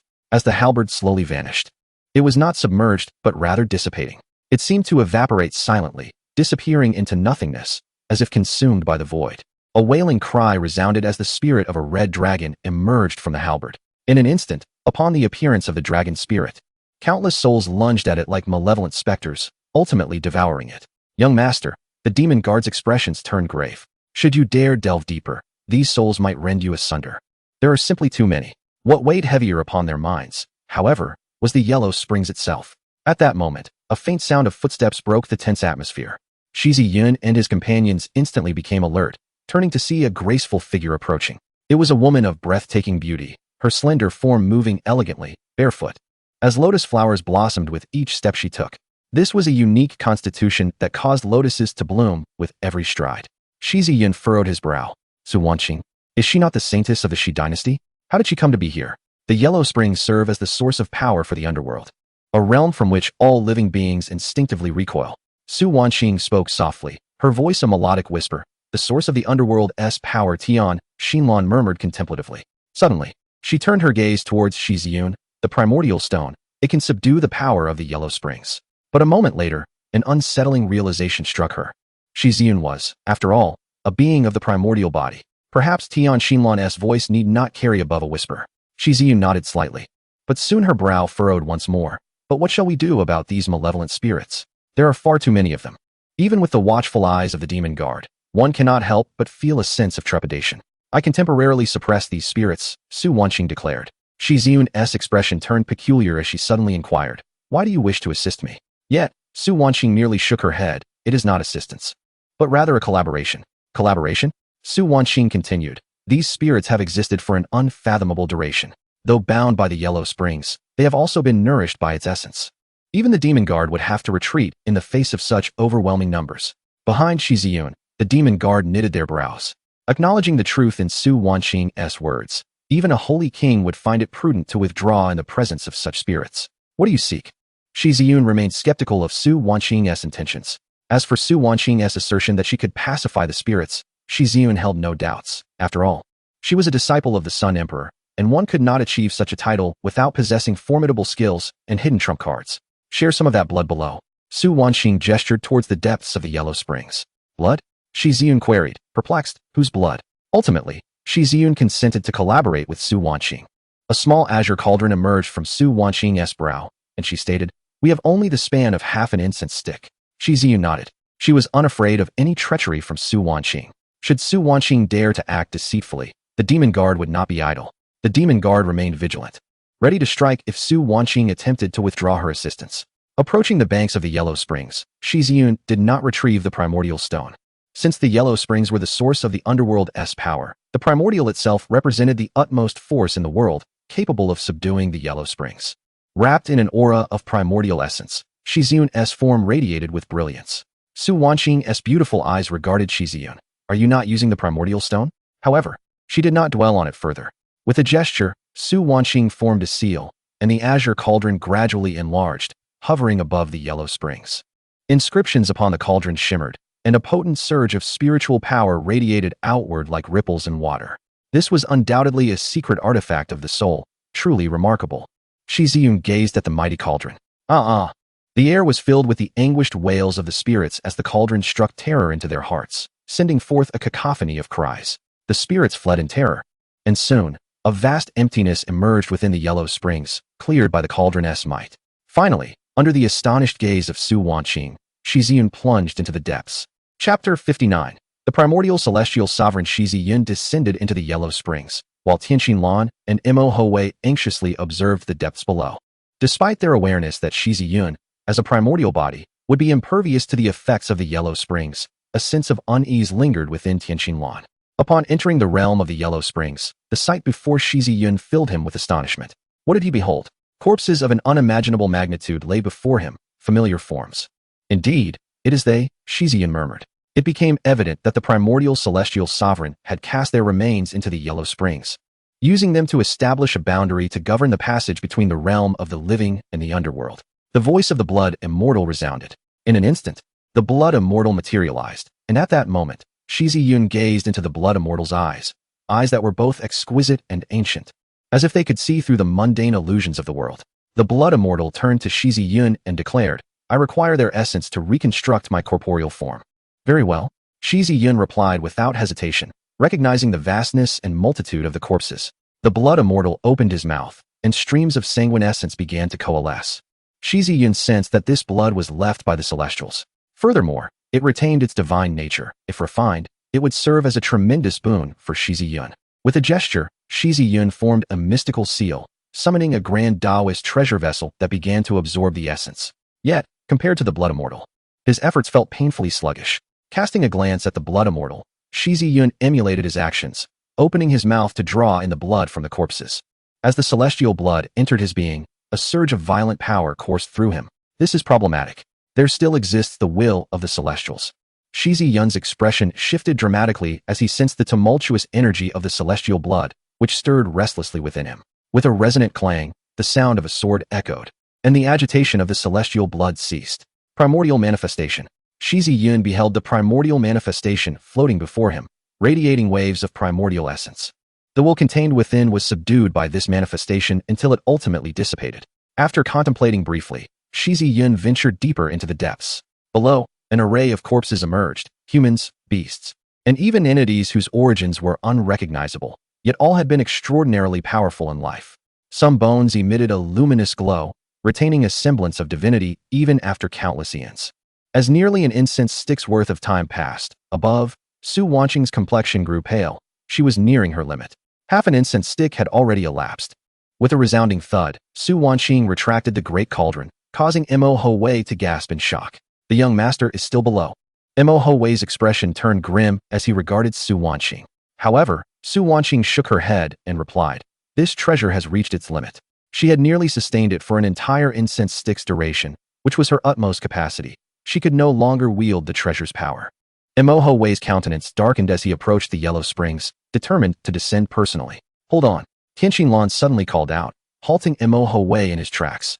In the depths of the netherworld, a powerful vortex suddenly manifested. To the astonishment of onlookers, a young girl clad in a blood-red robe emerged above the river of souls. Her eyes exuding an ethereal, yet ancient beauty. She was Tian Xinlan, observing the girl with a sense of appreciation for the tangible experience of having a corporeal form. The little girl smirked, her voice tender yet imbued with an air of timelessness. With the suppression of the great cauldron now absent, the restless spirits began to converge, emitting cries of anguish. Yet, these were merely the remnants of souls that had perished, daring to confront a celestial being. With a dismissive scoff, the little girl extended her hand, summoning a red vortex. The spirits screamed in terror as they were drawn into the whirlpool, ultimately consumed by her. The essence of these souls, indeed, harbored a malevolence that left her distasteful after ingestion. Gazing downward into the river of souls, the little girl murmured, "Why has he not yet emerged?" With that, she plunged into the depths of the netherworld. "Wait, Mo Ho-wei fixed her gaze upon the girl. She was a blood fairy, likely drawn forth by something beneath the river, granting her corporeal existence. Tian Xinlan recounted the tale of the blood fairy, recalling her encounter with the blood fairy's soul and the aura she exuded within the demon emperor's celestial palace. Beneath the river, Shi Yun had lost track of time, surrounded by an abyss of darkness and silence. Suddenly, a glimmer of light revealed a dilapidated palace before his eyes. "Such grandeur!" Shi Yun exclaimed in awe. The crumbling edifice was fashioned from primordial stones. Approaching the palace's entrance, he found the doors firmly shut. With a resounding thud, Shi Yun struck the doors with his fist, but they remained unmoved. Furrowing his brow, he pondered that within this palace lay the opportunity Tian Xinlan had spoken of. Yet the method of entry posed a challenge. "The primordial manifestation is the key. Otherwise, how shall you gain access?" Came a youthful voice. Startled, Shi Yun turned to see a diminutive girl standing before him. "Why you?" he stammered, his finger trembling. "What? Do you not recognize this celestial being?" The girl replied, casting a sideways glance at him. "Blood fairy," Shi Yun exclaimed, his expression perplexed at the sight of such a young child. He could hardly fathom that after all this time, he would encounter the Ziji Lingxiao Palace once more. The blood fairy, seemingly lost in her thoughts, sighed deeply, her eyes reflecting the weight of memories. "This palace is known as the Ziji Lingxiao Palace." In response, Shi Yun produced the primordial manifestation, which radiated an overwhelming primordial energy, causing even the corpses submerged in the river to tremble. Gradually, the doors of the Ziji Lingxiao Palace creaked open. Peering inside, Shi Yun was struck by a vision, a fleeting silhouette materializing before him. A figure loomed like a resplendent sun, bathed in countless rays of light. The primordial celestial sovereign, amidst the cascade of luminescence.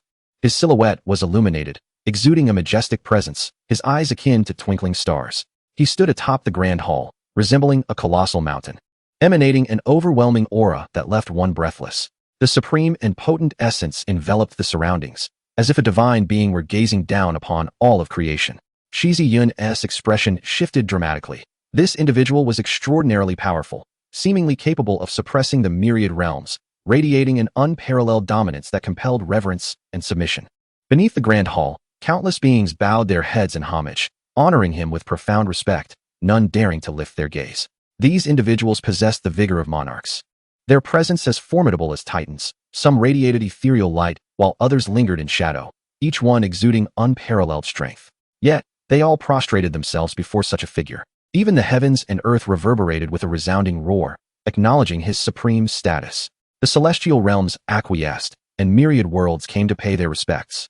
Both spirits and deities trembled before him, while immortals honored him. A voice seemed to echo, transcending countless epochs, resonating throughout the cosmos, celebrated within this temporal realm. Chapter 60. The Supreme Chaos. Shi Yun's consciousness returned. This time, he felt no inner turmoil. He had endured such an experience before. Turning to glance at the blood immortal, he noticed that her youthful visage remained unchanged. Evidently, she had not witnessed the scene he had just observed. Shi Yun stepped slowly into the grand hall, taking in the entirety of his surroundings. Yet, the hall appeared in a state of decay and gloom, creating a stark contrast to its former glory. What had transpired here in the past?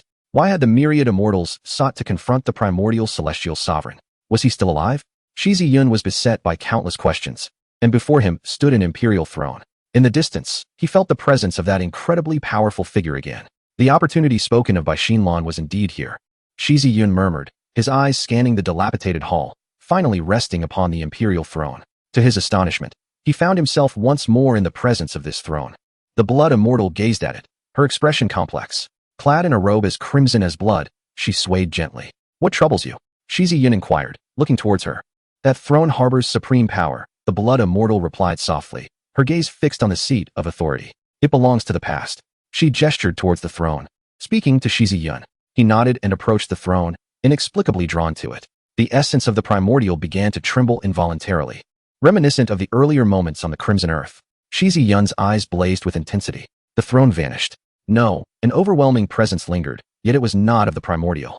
As Shi Yun gazed intently, he beheld a nebulous essence, an indistinct source that even his primordial force could not subdue, evoking a palpable tension. This aura was familiar to him, reminiscent of a being enshrouded in chaotic energy at the very end of the river of time. The source of chaos.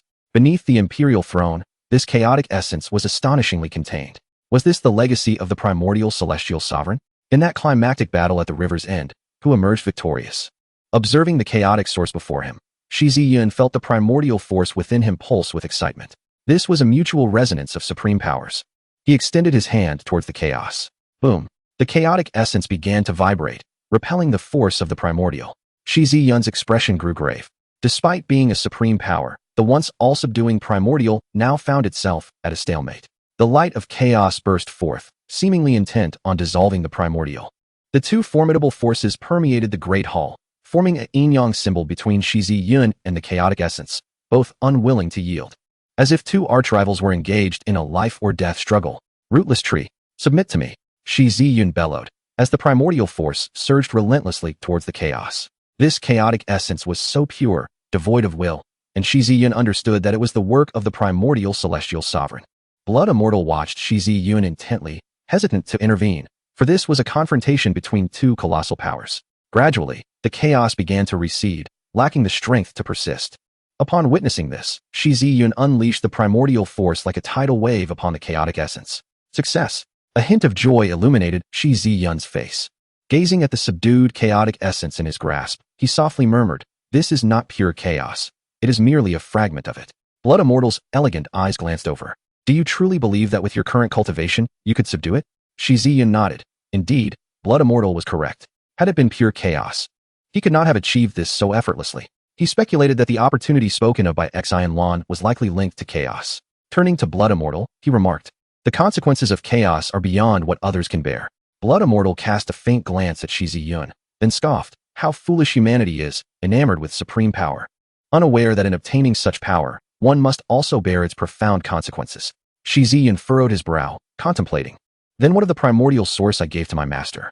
Does this mean she too must endure the consequences of the supreme primordial? She has long since intertwined her fate with yours. Do you believe there is any distinction?" Blood Immortal replied coolly, continuing, "Moreover, you are the innate primordial. You precede her. And thus it is not her burden to bear the primordial consequences." Listening to Blood Immortal's discourse, Shi Yun suddenly turned to her.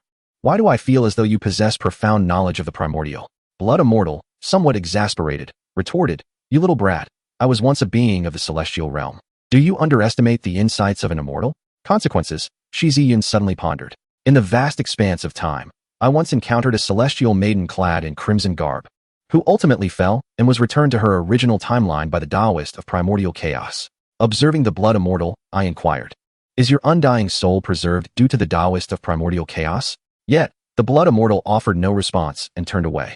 Instead of pondering such matters, "It would be wiser to refine the essence within the remains," I mused, a smile gracing my lips. Gazing upon the grand hall, I noted that it was forged from primordial stones, though I could not carry it away. I settled into a meditative posture, commencing the refinement of the celestial blood I had previously absorbed, which was a remarkable source of nourishment. As the celestial blood slowly transformed, some was stored within my bones, meridians, and flesh. Feeling waves of pure energy coursing through me, I inhaled deeply. Truly, this celestial essence surpassed even the blood of myriad spirits. Within me, the primordial essence seemed to rejoice, greedily absorbing the energy. Yet this was too slow.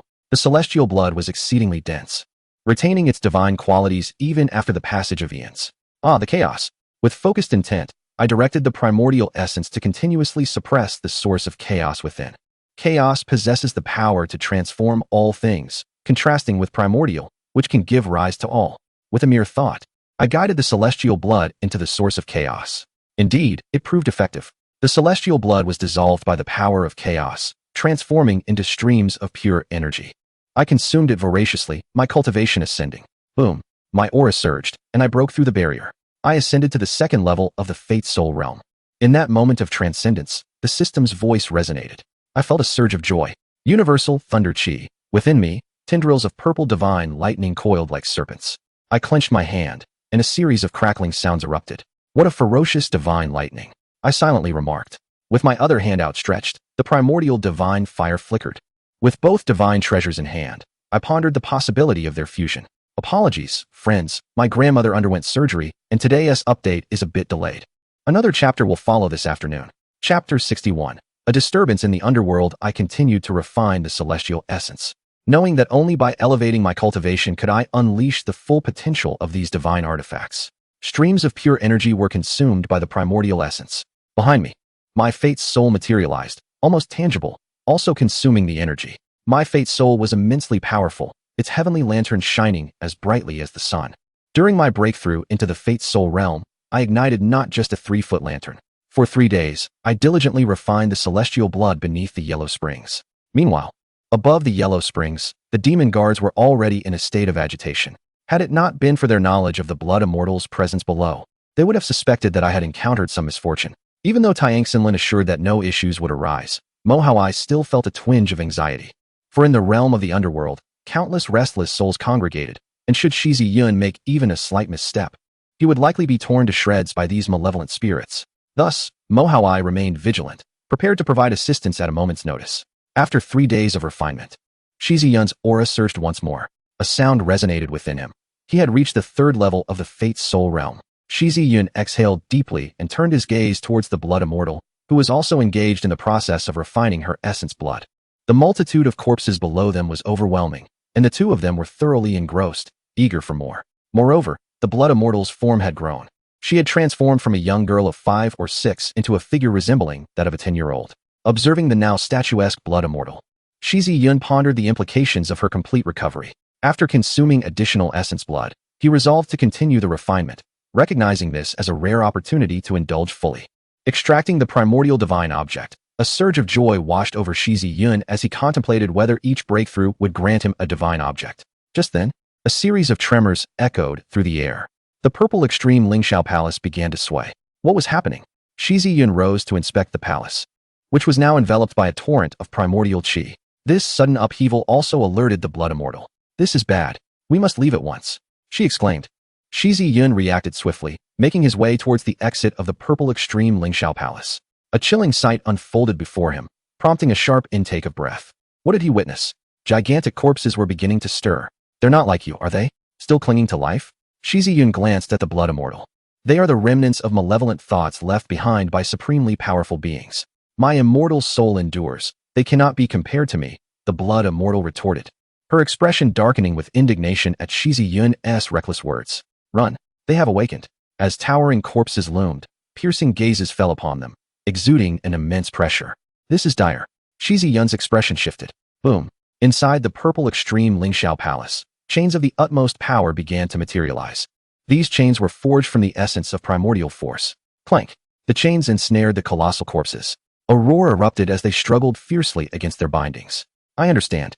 The blood immortal suddenly turned to Shi Yun. "The chaotic essence and the purple extreme Lingxiao Palace are jointly suppressing these corpses. You have extracted the chaotic essence, thus disrupting the balance. We must flee." Although the purple extreme Lingxiao Palace is crafted from primordial stone, it is but a rootless tree and cannot contain them for long. The blood immortal urged Shi Yun as they darted upwards towards the realm of the underworld. Bang! A skeletal figure shattered a chain, its eyes brimming with an endless malevolence as it gazed upon Shi Yun. In that fleeting glance, Shi Yun felt an overwhelming urge to explode.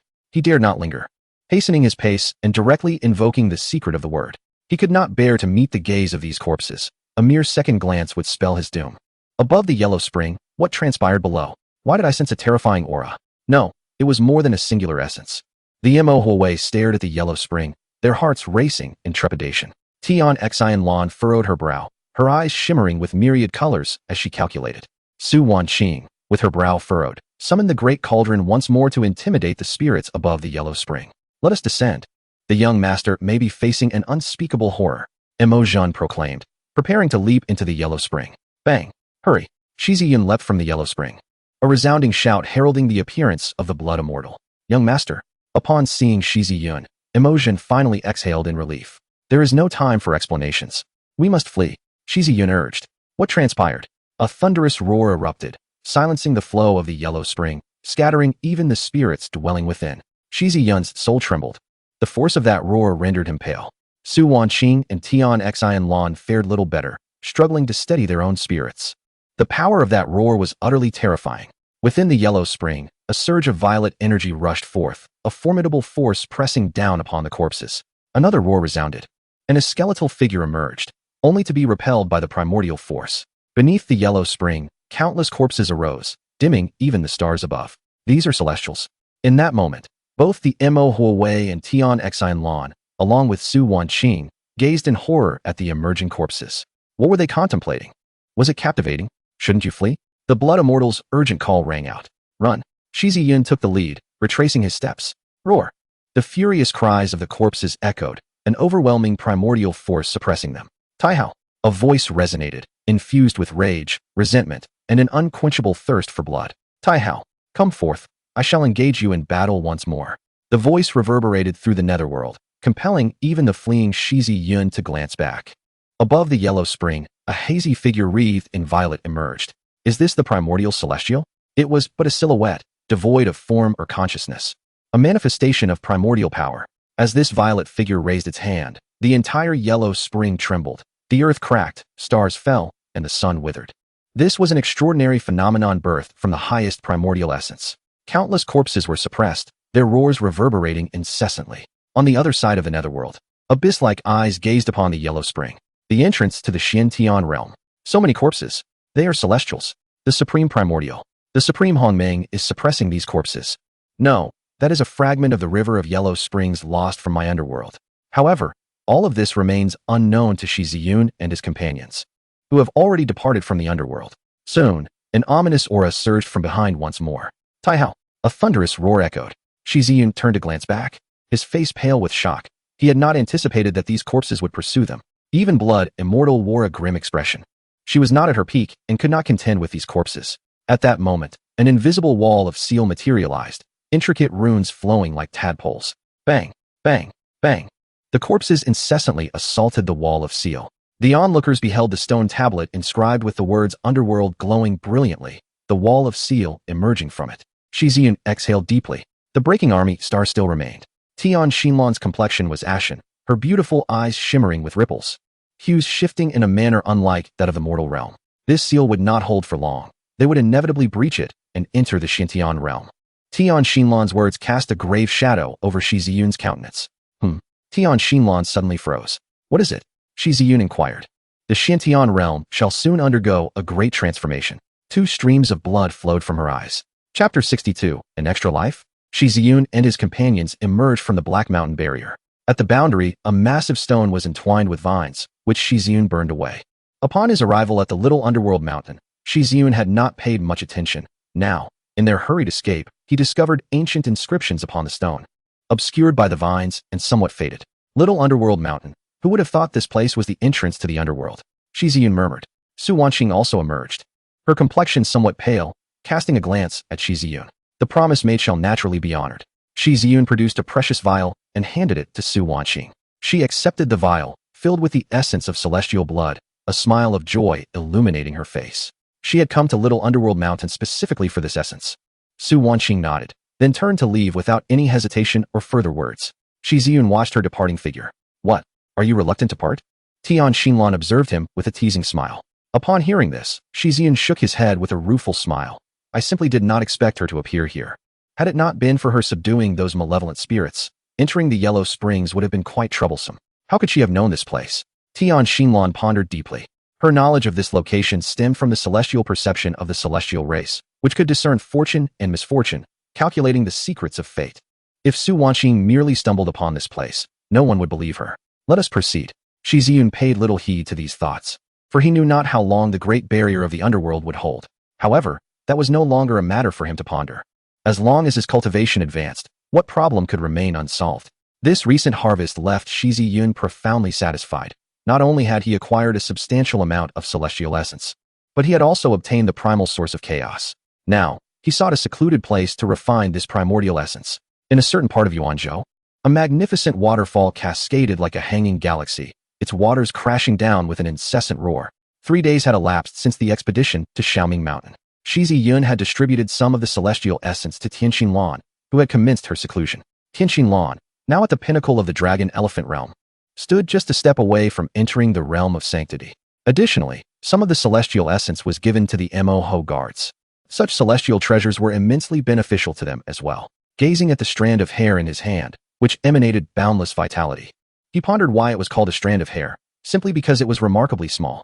This was a primordial divine object he had acquired upon breaking through the 3rd level of the Fate Soul realm, dubbed the World Tree Source. The system described it as a fragment of the World Tree's root. However, this root fragment was not as he had envisioned. It was both slender and short. Nevertheless, Shi Yun bore no disdain for it.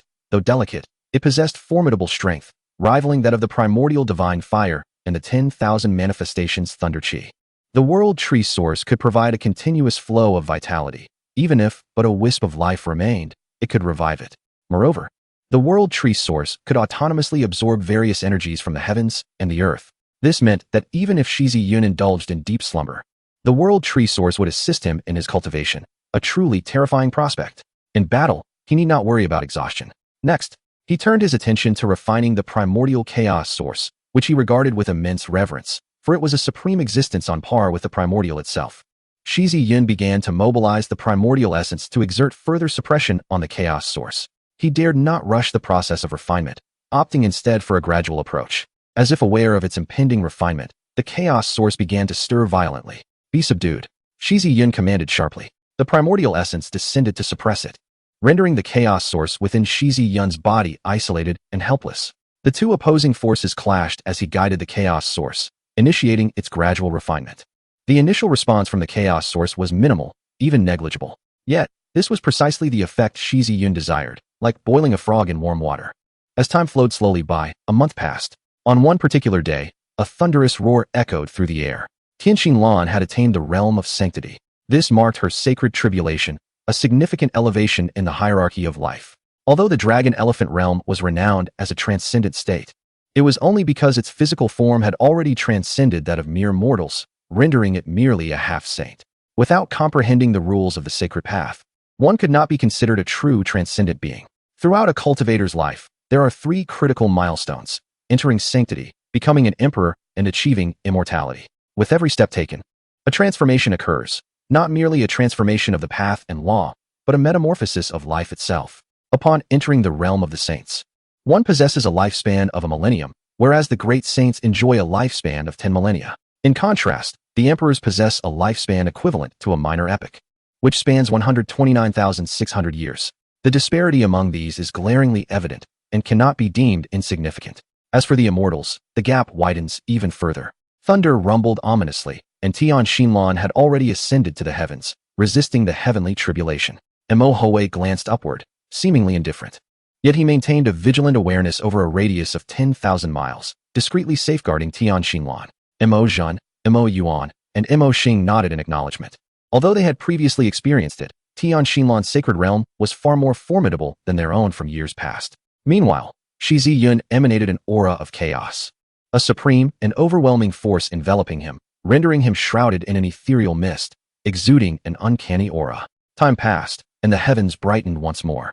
Tian Xinlan's 3,000 strands of hair danced gracefully, shimmering like waves, while the veil that adorned her face was obliterated by the heavenly tribulation, revealing a breathtakingly exquisite visage. A floral mark graced her brow, and amidst the flowing waves, she resembled a celestial maiden descended from the heavens. At that precise moment, Shi Yun also opened his eyes. Boom! Shi Yun's aura intensified once again, reaching the fourth tier of the Fate's Soul realm, commencing extraction of the primordial divine object. Indeed, with each elevation in the Fate's Soul realm, one is granted a divine artifact, Shi Yun mused internally. Congratulations, host. On acquiring the essence of creation, Shi Yun paused momentarily, sensing no discernible change in his body, nor any newfound essence. Where is it? Shi Yun felt a surge of urgency. After further scrutiny, he confirmed that the essence of creation was indeed absent. Could it be within the Fate's Soul itself? After another thorough examination, Shi Yun's expression darkened as he roared internally. Dog system. Have you been hoarding it for yourself? Having searched thoroughly, he found no evidence of any addition. Shi Yun harbored grave suspicions that the system had embezzled the essence. The essence of creation is formless and shapeless. Already integrated with the host, Shi Yun was taken aback and inquired. So, what exactly is the purpose of this thing? Should the host perish, the essence of creation can grant the host a complete rebirth, ensuring no loss. Hiss. What the heck? Shi Yun's mouth hung agape, momentarily rendered speechless. He conceded that his previous tone had escalated somewhat. This essentially grants him an additional life. An extra life implies he could afford to be reckless once. Soon, however, Shi Yun regained his composure. Life is singular, yet he now possessed two.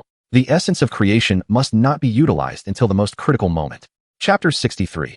Zichun and Typhon the powerful from all realms had been congregating in the Xiantian realm for nearly half a year. And a single piece of news had stirred up a tremendous uproar. Hundreds of revered saints perished in the Crimson Earth. The news spread like wildfire, inciting a cacophony of astonishment. Not only did the Xiantian realm take notice, but various realms also began to lend their attention. Most terrifying of all was the eerie silence surrounding the deaths of these hundreds of saints, devoid of any signs of struggle or conflict. Even the mightiest of imperial beings would find it impossible to intervene, for this involved a collective of over 100 saints. The Xiantian realm harbors hidden powers of the celestial realm. What a remarkable concealment by the Xiantian realm. Should the celestial powers intervene, they must not blame us for abandoning decorum. The Crimson Earth of the Xiantian realm? Very well, I am eager to experience it firsthand. Voices echoed throughout the realms, with some exalted beings of the celestial path coldly declaring their intent to obliterate the Xiantian realm. Amidst all this, Shi Yun remained blissfully unaware. At that moment, Shi Yun and his companions entered a bustling metropolis. Within the domain of Yuanzhou, numerous factions existed, among which the 9 sects and 12 clans stood supreme, each guarded by formidable saints. Shi Yun found himself in the territory governed by the Xinyanzong, one of the 9 sects, specifically in Xinyanqing. I have heard that Xiao Yuan is currently searching for you, Tian Xinlan remarked to Shi Yun within a tavern. Shi Yun, engrossed in his drink, paid little heed. Over the past few days, Tian Xinlan had gathered a wealth of information. The battle between Xiao Yuan and Gu Changfeng ended in a stalemate, with Gu Changfeng, at the first level of the Saint Realm, contending against Xiao Yuan, who was at the third level, causing a stir among countless onlookers. Besides Xiao Yuan and Gu Changfeng, the revered prodigy of the Eastern Extreme Realm, Dong Sheng, also clashed with Qingya, the son of the Azure Emperor.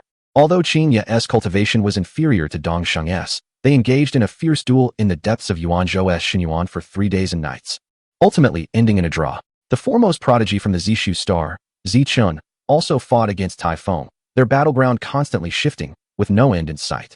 A disciple from the Buddhist realm engaged in philosophical discourse with a wandering ascetic. Furthermore, the Qilan sun clashed with a prodigy bearing the bloodline of an ancient ferocious beast, that prodigy being immensely powerful due to the ancestral lineage of the Taowu. In addition, the heirs of the great hidden ancient clans from the 9 provinces faced off against prodigies from various external factions. However, these external prodigies were left utterly astonished. Why was the younger generation of the Xiantian realm so formidable? Their techniques and spiritual powers bore an extraordinary essence, rendering their combat prowess exceptionally strong.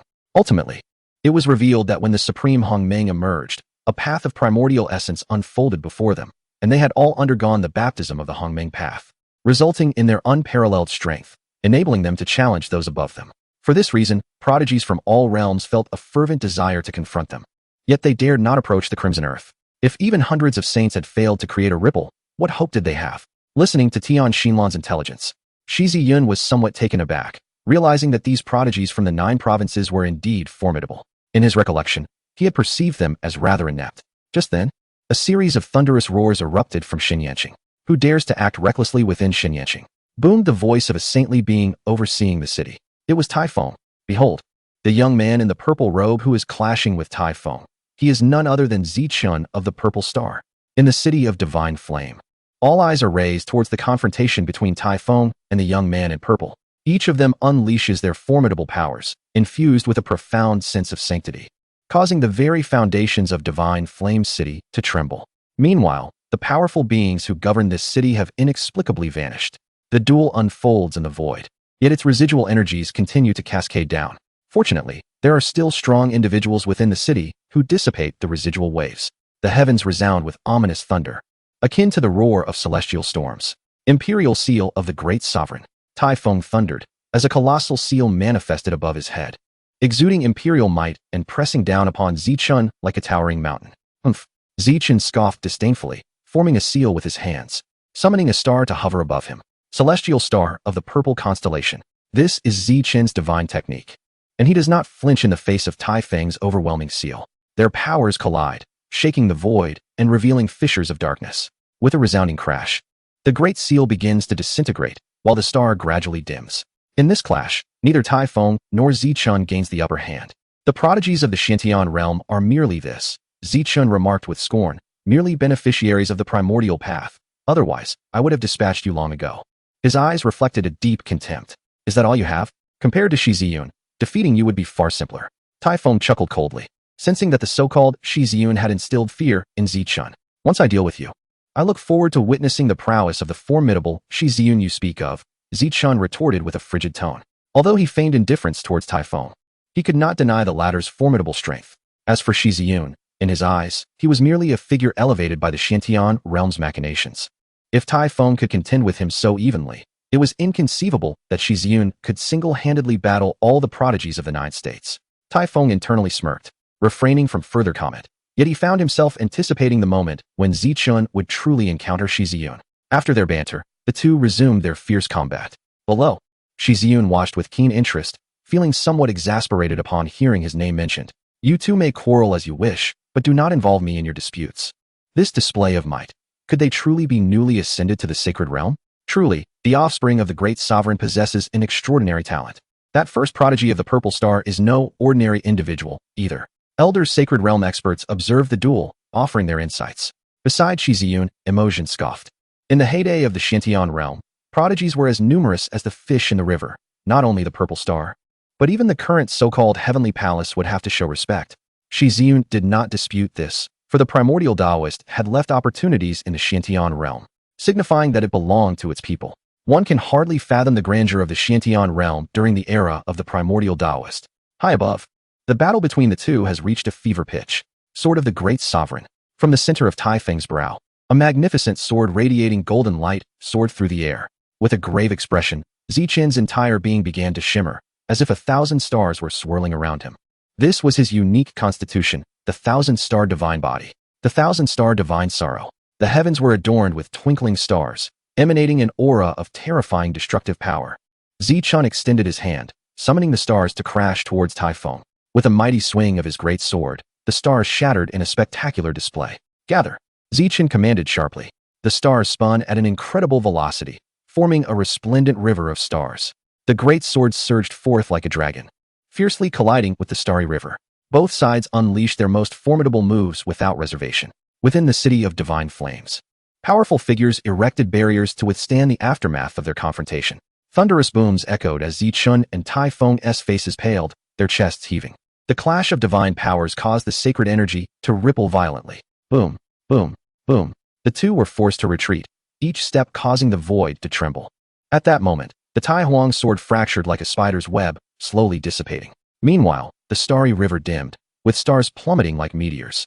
The mighty figures of Divine Flame City hurriedly defended against the falling stars. Yet, some still descended, causing minor destruction to the buildings, though no one was harmed. Coincidentally, one star fell directly towards the tavern where Shi Yun was drinking. Shi Yun's expression darkened. Even while enjoying a drink, meteors were falling. How unfortunate could one be? If a fight was to ensue, they should at least step aside. The tavern's roof was destroyed, and Shi Yun stood on the ground, coldly gazing at the heavens. Others noticed Shi Yun's presence, astonished by his audacity to admonish the two combatants. Did this young man not recognize their identities? Indeed. Zichun turned his gaze to Shi Yun, his eyes chilling, the aura of the sacred realm pressing down upon him. Shi Yun waved his hand, dispelling Zichun's pressure with ease, coldly regarding him. Do you wish to perish? Typhon also glanced over, his expression shifting dramatically upon realizing it was Shi Yun. Chapter 64. He is Shi Yun. Typhon looked at Shi Yun's icy gaze, feeling an involuntary tremor within. There was no way to compete. He had to concede. After a moment's hesitation, Typhon produced a ring and tossed it towards Shi Yun. The action caused Shi Yun to furrow his brow. Typhon then spoke. I did not intend to involve you. This is compensation. There was no choice. After all, he could not contend with Shi Yun. And he had no doubt that Shi Yun would not hesitate to slay him if angered. Bai Chun and Bai Qian had already fallen to Shi Yun. Was he to be next? Typhon's demeanor startled Shi Yun momentarily, and upon seeing Typhon's silence, Shi Yun accepted the ring. As the saying goes, one should not strike a smiling face. Zichun let out a cold laugh and remarked, coward. It seems he indeed held Typhon in too high regard. Even a mere reprimand from anyone could compel Typhon to concede, which left Zichun feeling disdainful. Typhon's expression darkened, yet a hint of a smile appeared on his face. The first pride of the purple star, with such momentum and audacity, I admit, I am inferior. In response to Zichun's sarcastic remarks, Zichun paid him no heed, instead directing his gaze towards Shi Yun, his eyes exuding an oppressive aura. What? Do you also demand compensation from me? Shi Yun pondered for a moment before shaking his head. Compensation is a given. However, before that, I must first teach you a lesson. Ha ha ha. Now even the most insignificant clown dares to boast and belittle. Zichun seemed to hear the most ludicrous joke, his eyes glinting with a frigid light. Having unleashed genuine anger towards Typhon without achieving victory, Zichun felt deeply unsettled. Now, this nameless junior had further provoked him. Shi Yun turned to Typhon and said, step back, otherwise, I shall splatter your blood. Gradually, Shi Yun advanced towards Zichun, while Typhon obediently retreated to a distance, adopting a spectator's demeanor. Throughout, Typhon deliberately refrained from uttering Shi Yun's name, fully aware of the dread he inspired, thus intentionally inciting Zichun to strike at Shi Yun. Amusing, isn't it? Suddenly, Shi Yun vanished from sight. Oh no! Zichun's smile faded. He could not sense Shi Yun's presence. Bang! A muffled thud echoed as Zichun staggered back, feeling a searing pain across his face, left in a state of bewilderment. Bang! Another thud resonated, and Zichun's eyes sparkled with stars, his teeth flying. Blood mist swirling in the air. Shi Yun rubbed his palm, murmuring softly, the force indeed acts reciprocally. Seeking death, Zichun roared in rage, his face contorted in fury. It was the first time he had been so humiliated. Oh, do you think this is the end? Shi Yun sneered, extending his hand, a massive palm materializing. The Hongmeng combat technique, shattering heaven palm. A torrent of primordial energy coalesced into a palm that pressed down like a great mountain. Zichun's expression finally shifted. This palm emanated a life-threatening menace. Gritting his teeth, he began to channel his energy, the thousand-star divine body starting to radiate. Thousand stars, bang. Before Zichun could fully harness his divine power, the colossal palm descended, sending him plummeting towards the ground like a shooting star. Boom. Clouds of dust erupted. In the distance, Typhon felt a twitch at the corner of his eye. He sensed that Shi Yun had become even more formidable than before. Now, Shi Yun had transcended the soul fate realm, stronger than he had been in the Scarlet Land. Indeed, it was wise not to confront this fellow head-on, Typhon mused. In the past, with his temperament and pride, he would have exchanged a few words, regardless of the outcome. At that moment, a glimmer of starlight erupted, and 7 stars illuminated the sky. Shi Yun looked down, seeing Zichun with his long hair billowing, resembling a demonic deity. His eyes sparkled with divine radiance, his aura more potent than before. The thousand-star divine body shimmered with countless starry lights, as if merging with the entire cosmos. As Typhon's expression shifted, it became evident that Zichun was prepared to fight with all his might. The foremost prodigy of the purple constellation star would undoubtedly possess hidden cards granted by the elders of his sect. Moreover, Zichun hailed from the most powerful force in purple constellation star, the Purple Sky Mountain, with an extraordinarily deep foundation. With a cold countenance, Zichun spoke softly. To have forced me to this extent, today, you shall perish. His tone was calm, yet it harbored an overwhelming intent to kill. Previously, during his battle with Typhon, he had refrained from employing such hidden cards. Now, however, he could no longer hold back. With a single hand, he beckoned, and 7 stars shimmered in the heavens, radiating a brilliance that was nothing short of breathtaking. Below, within the city of divine flame, a holy king emerged and activated the city's protective array. In the past, Who would dare to engage in combat within Divine Flame City? Yet, there was no choice. The combatants were too formidable to provoke. The Holy King of Divine Flame recognized Shi Yun, having encountered him in the Crimson Land. Naturally, he wished for Shi Yun's victory in this battle. As these outsiders were all arrogant, relying on the might of their powerful backers to wreak havoc in Yuanzhou. 7-star slaughter. Fall! Zichen shouted. As the 7 stars arranged themselves in the shape of the Big Dipper, each droplet of starlight cascading down. The starlight was imbued with immense destructive power, capable of slaying a low-tier holy being with each glimmer. This formidable technique came at a great cost to Zichen. Being a gifted ability of the 1,000-star divine body, his current cultivation level was insufficient to wield it. He could only force its execution by employing the life-preserving trump card bestowed by his sect, albeit at the risk of plummeting in realm and potentially damaging his foundation thereafter. Boom! The 7 stars aligned in a formation that enveloped Shi Yun, as the radiant killing light rained down in an instant. The starlight struck Shi Yun, causing him to stagger back several steps. Zichen's expression tightened. He had not anticipated that Shi Yun's physical form was so resilient, merely pushing him back. Humph! Shi Yun's robe billowed as the chaotic energy manifested. An astonishing scene unfolded. The starlight descended upon Shi Yun, seemingly obstructed by an unseen force, unable to inflict even the slightest harm. Upon closer inspection, it was not a barrier, but rather the chaotic energy that dissolved the assault, akin to a droplet of water evaporating upon contact with a volcano. Impossible! Zichen bellowed. Shattered, Jade 7 stars. The 7 stars spiraled like serpents, intent on ensnaring Shi Yun. Yet, in the face of this deadly onslaught, Shi Yun remained utterly unfazed. With a crackle, a purple divine thunder manifested in Shi Yun's hand. Universal Thunder Chi. The divine thunder gradually coalesced into a long bow. Boom! A searing flame, capable of incinerating the heavens and boiling the seas, ignited in Shi Yun's other hand, its terrifying heat warping the very void. Shi Yun drew the bowstring, transforming the flames into an arrow. The arrow soared through the air, igniting and shattering the void in its wake. Bang! The arrow struck one of the stars, resulting in a thunderous explosion. What? With a look of terror, Zichen beheld the unfolding scene, overwhelmed by the sheer ferocity of the thunder and flames that rendered his scalp numb. The 7 stars were forged from the divine veins of the Ziyu mountain and had been nurtured within his Qingqing divine body for countless years, endowing them with formidable offensive and defensive capabilities. Yet, they had been effortlessly shot down by this individual before him. He could not comprehend how a mere soul fate realm cultivator could unleash such terrifying divine powers. Who on earth are you? Zichen exclaimed, finally realizing the extraordinary nature of this person. However, Shi Yun offered no reply, instead conjuring yet another arrow. Whoosh! Bang! Another star exploded. In the distance, Typhon wore a smile reminiscent of a chrysanthemum, loudly proclaiming, Zichen, weren't you fearless? This is Shi Yun. Chapter 65. Qing Xin surrounded, Shi Yun's wrath. Shi Yun. Zichen abruptly turned to face Shi Yun, who wielded the thunderous bow and fiery arrows. This was the foremost youth of the Xintian realm, a man who single-handedly battled all the top talents across the 9 realms. Shi Yun. His reputation was immense. Zichen had heard of him upon entering the Xintian realm. Initially, he had doubted the exaggerated tales, but now, experiencing it firsthand, he found the reality even more astonishing than the rumors suggested. Boom, boom, boom. 3 arrows streaked across the sky, crashing into 3 stars with a deafening impact. The stars plummeted to the ground without a hint of suspense. Zichen was bewildered, questioning how such a person could battle a Saint Realm warrior at the Soul Fate realm, and why he was utterly powerless to retaliate. In that moment, despair engulfed Zichen, and he finally understood why Typhon held Shi Yun in such reverence. No, it was not merely fear, it was awe. With a thunderous sound, Shi Yun shot down all 7 stars and turned his gaze toward Zichen. Zichen felt a jolt of despair as Shi Yun slowly advanced, stepping through the void. Do you intend to kill me? Zichen's face was pale, his voice trembling. He had exhausted all his trump cards and still could not contend with Shi Yun. Escape was impossible. Typhon was already fixated on him from a distance.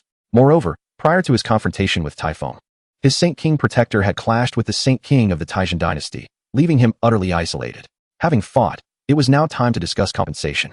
Shi Yun regarded Zichen, the foremost talent of the Ziyu star, doubting that Zichen possessed nothing of value. Zichen's expression shifted dramatically as he tossed a ring he carried towards Shi Yun. Shi Yun caught it, his consciousness probing inside, nodding in approval. 300,000 holy crystals, a dozen sacred artifacts, and various other resources. Undeniably, Zichen, this paragon, was indeed overflowing with wealth. Furthermore, Shi Yun's gaze fell upon Zichen's forehead. Gritting his teeth, Zichen produced a lustrous, white, jade stone from his brow. Shi Yun grasped the jade, sensing the potent stellar energy within. It was clear that the star array Zichen had just invoked was crafted using this very artifact. This jade stone possesses a potency far more profound than that of the stars upon the seven-star constellation. Zichen gazed at the jade with a pained expression. Faced with Shi Yun's plundering, he had no choice but to relinquish it for the sake of his survival. May I take my leave? Zichen's heart tightened. Shi Yun waved his hand dismissively. Without hesitation, Zichen vanished into thin air, departing at the utmost speed, fearing Shi Yun might change his mind. Tai Feng sighed deeply. Lamenting the loss, had Shi Yun eliminated Zichen, the people of the Purple Lodge would undoubtedly seek vengeance, resulting in mutual destruction between Shi Yun and the Purple Lodge. Do you seem regretful? Shi Yun observed Tai Feng with an enigmatic smile. Using me to deal with Zichen, are you aware of the cost? As Shi Yun advanced towards Tai Feng, the latter's expression darkened with regret. Had he known, he would have left directly instead of lingering here for this spectacle. Wait, I can provide you with a piece of information. Tai Feng exclaimed as Shi Yun approached, his face turning anxious. It will be of use to you. Noticing Shi Yun's unchanging demeanor, Tai Feng grew frantic. Speak, Shi Yun replied nonchalantly. You have detained Xiao Sun, and Xiao Yuan is searching for you everywhere. Recently, Ching Zhao came to Yuanzhou and battled with Xiao Yuan. Neither could gain the upper hand, and it ended inconclusively. However, just days ago, Xiao Yuan allied with other powerful beings to besiege Ching Zhao, intending to capture her to draw you out. As Tai Feng spoke, he suddenly sensed an overwhelming killing intent. Shi Yun's aura trembled, his eyes glinting with malice as he regarded Tai Feng. Feeling Shi Yun's gaze, Tai Feng hastily added, Ching Zhao has been cornered in the Mo Yuan domain, the territory of the reclusive ancient clan, the Mo clan. Let us go. Shi Yun disregarded Tai Feng further, summoning Shui Xian and Tian Xian Lan, with Mo Ho Wei following suit. Shi Yun was genuinely enraged. Targeting him was one thing, but to threaten those around him was utterly unacceptable, especially Ching Zhao. Observing Shi Yun's terrifyingly dark expression, Tian Xian Lan said nothing, silently following behind. With Shi Yun's departure, Tai Feng finally exhaled in relief, wiping the cold sweat from his forehead. Casting a glance in the direction Zichen had just fled, he sneered and pursued after him. In the Mo Yuan domain, Ching Zhao's aura fluctuated. Bolstered by the Hongming stone provided by Shi Yun, she successfully advanced to the sacred realm. Furthermore, she awakened the Thousand Sabers' profound Yin body. After emerging from her seclusion, upon hearing that her junior had gone to Yuanzhou, Ching Zhao eagerly followed. However, upon arriving in Yuanzhou, she learned of a plot to assassinate Shi Yun, and naturally, she could not remain idle. She subsequently found Xiao Yuan. Yet despite her formidable combat prowess, she was at a disadvantage due to his higher cultivation. Upon discovering that Shi Yun had not been captured by them, Ching Zhao breathed a sigh of relief. After a fierce battle, she departed, searching throughout Yuanzhou for Shi Yun. Regrettably, the whereabouts of Shi Yun remained unknown. As time passed, not only was Shi Yun not located, but she also attracted the assaults of various prodigies. She hurried to the abyssal state without any companions. Fortunately, her cunning allowed her to escape the siege. After a series of twists and turns, she arrived at the Ink Abyss domain. However, Xiao Yuan would not relent. He sought to capture Ching Zhao to force Shi Yun to reveal herself. Ching Zhao was concealed in a small town within the Ink Abyss domain, recuperating from her injuries. Faced with the onslaught of numerous foes, including a holy king, she sustained significant wounds despite possessing a treasured artifact bestowed by her master. Suddenly, the building where Ching Zhao resided was shattered by an overwhelming surge of spiritual energy. In the void, several formidable figures stood, among them several holy kings. Ching Zhao rose, her expression grave as she regarded the newcomers. One youthful figure, handsome and clad in white robes, gazed down at her. You are marked by my soul imprint. No matter where you flee, it will be in vain. A flicker of astonishment crossed Xiao Yuan's eyes. He had never encountered a beauty like Ching Zhao before. Yet, for someone as exquisite as you, I offer an opportunity, he said with a slight smile. You may choose to follow me. Ching Zhao maintained a serene countenance, unfazed by his proposition, and coldly replied, a mere insect from a minor realm is unworthy of being a dog for this holy maiden, let alone expecting me to follow you.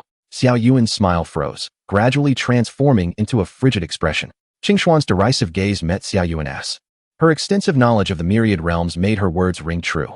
At the pinnacle of the Xiantian realm, the Tianfu realm seemed no more significant than an insect. Once this holy sun captures you, we shall see if your tongue remains as defiant, Xiao Yuan commanded the elder beside him. This elder, a holy king, was summoned as a precaution, for he dared not underestimate the disciple of an emperor-level powerhouse. The elder's holy king aura erupted. each step resonating with an intense sense of oppression. Ching Zhao sighed inwardly.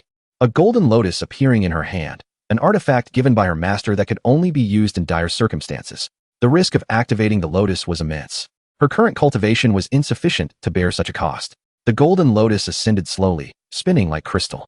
Humph! How dare you present your treasures before me? The elder scoffed. His holy king pressure descending in an instant. With a splatter, Ching Zhao was interrupted, a mouthful of blood spewing forth. The elder's holy king domain unfurled. A massive hand descending. This was the grasp of the cosmos. They intended to imprison Ching Zhao. Her complexion turned pale, despair swelling within her. If she fell into their clutches, she could only imagine the fate that awaited her. With her eyes closing, she contemplated self-detonation of her soul. Junior brother, Ching Zhao whispered softly. Not good. She intends to self-destruct her soul. Stop her. Xiao Yun shouted coldly. The elder's domain enveloped Ching Zhao, forcing her to kneel, suppressing even her soul. Unable to even resort to self-destruction, Ching Zhao watched helplessly as a massive hand reached for her. Old dog, you seek death. Just as despair enveloped her, a voice laced with murderous intent echoed. Chapter 66. Kill Xiao Sun. As the elder's hand descended, a voice infused with boundless fury resounded. Boom! An even more formidable presence emerged, shattering the elder's hand in an instant. Who dares? The elder turned sharply to the figure that materialized beside Ching Zhao. Ching Zhao gazed at the ethereal Shi Yun, momentarily lost in thought, softly calling out, Junior brother. Shi Yun knelt beside her, concern flickering in his eyes as he brushed his delicate, pale face with his hands. Sister, I apologize for my tardiness.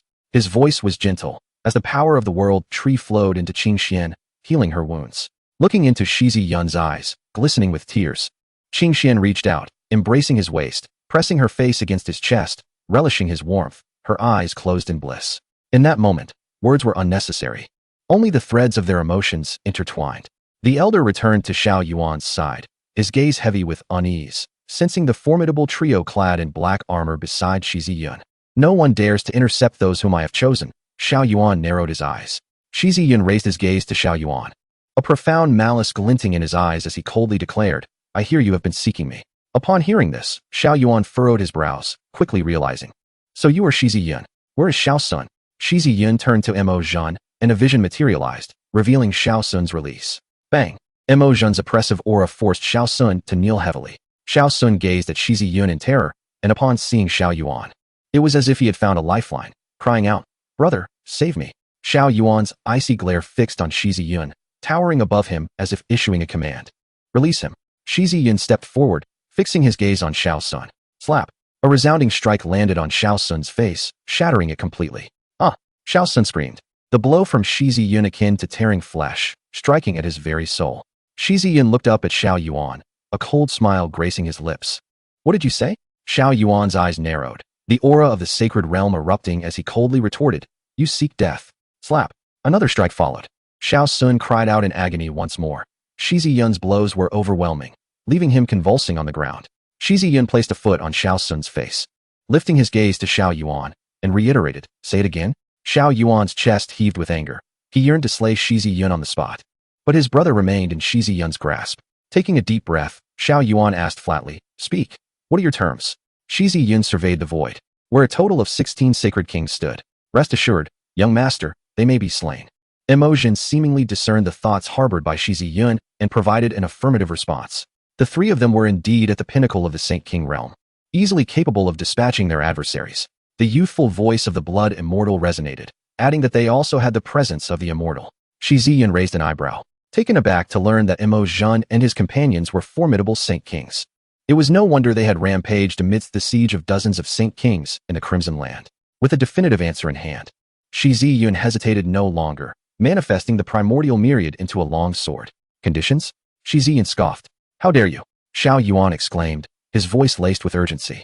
He could not allow Shi Yun to slay Xiao Sun. The sound of a sword slicing through the air echoed, and Xiao Sun's head was severed. Seeking death, Xiao Yuan could no longer remain passive, striking out at Shi Yun with a palm, which was met with a similar counter from Shi Yun. With Xiao Sun slain, only his soul escaped, gazing at Shi Yun with a hint of terror before desperately darting towards Xiao Yuan. Yet in the next moment, his soul ignited, engulfed in resplendent white flames. Ah, brother, save me. Xiao Sun's soul cried out in anguish. Meanwhile, as Xiao Yuan and Shi Yun clashed, stepping through the void, Xiao Yuan felt a surge of immense power coursing through his arm, causing his complexion to shift. Simultaneously, Xiao Sun's soul was consumed, reduced to nothingness. The primordial divine fire, an all-consuming force. Shi Yun, I shall reduce you to ashes and bind your soul, burning you with true fire for a millennium. Xiao Yuan's face twisted in rage, his teeth clenched. This was his younger brother, and Shi Yun had indeed struck without negotiation. TSK, feeling the pain? Shi Yun observed Xiao Yuan's predatory expression with a disdainful smile. Their brotherly bond was indeed profound. Unlike your solitary existence, the blood immortal interjected softly. However, Shi Yun chose to disregard the comment.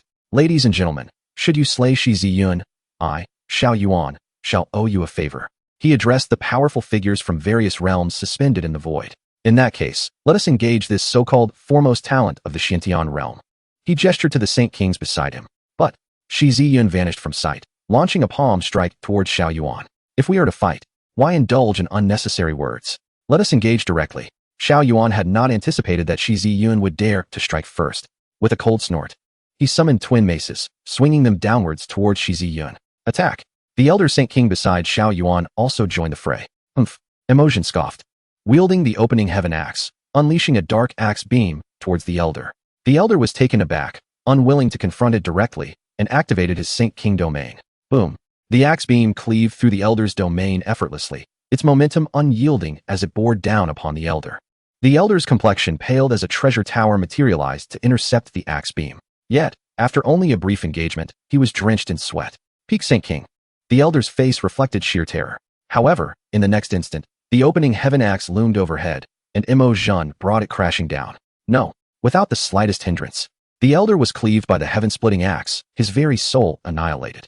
This scene unfolded with such rapidity that even the other formidable warriors were caught unawares. Boom! Shi Yun unleashed a punch that sent Xiao Yuan staggering backward, blood spurting from his mouth. From the very first clash, Xiao Yuan found himself overwhelmed by Shi Yun's might. Attacked together, they no longer dared to underestimate their opponent, as a dozen formidable Saint Kings surged towards Mo Zhun.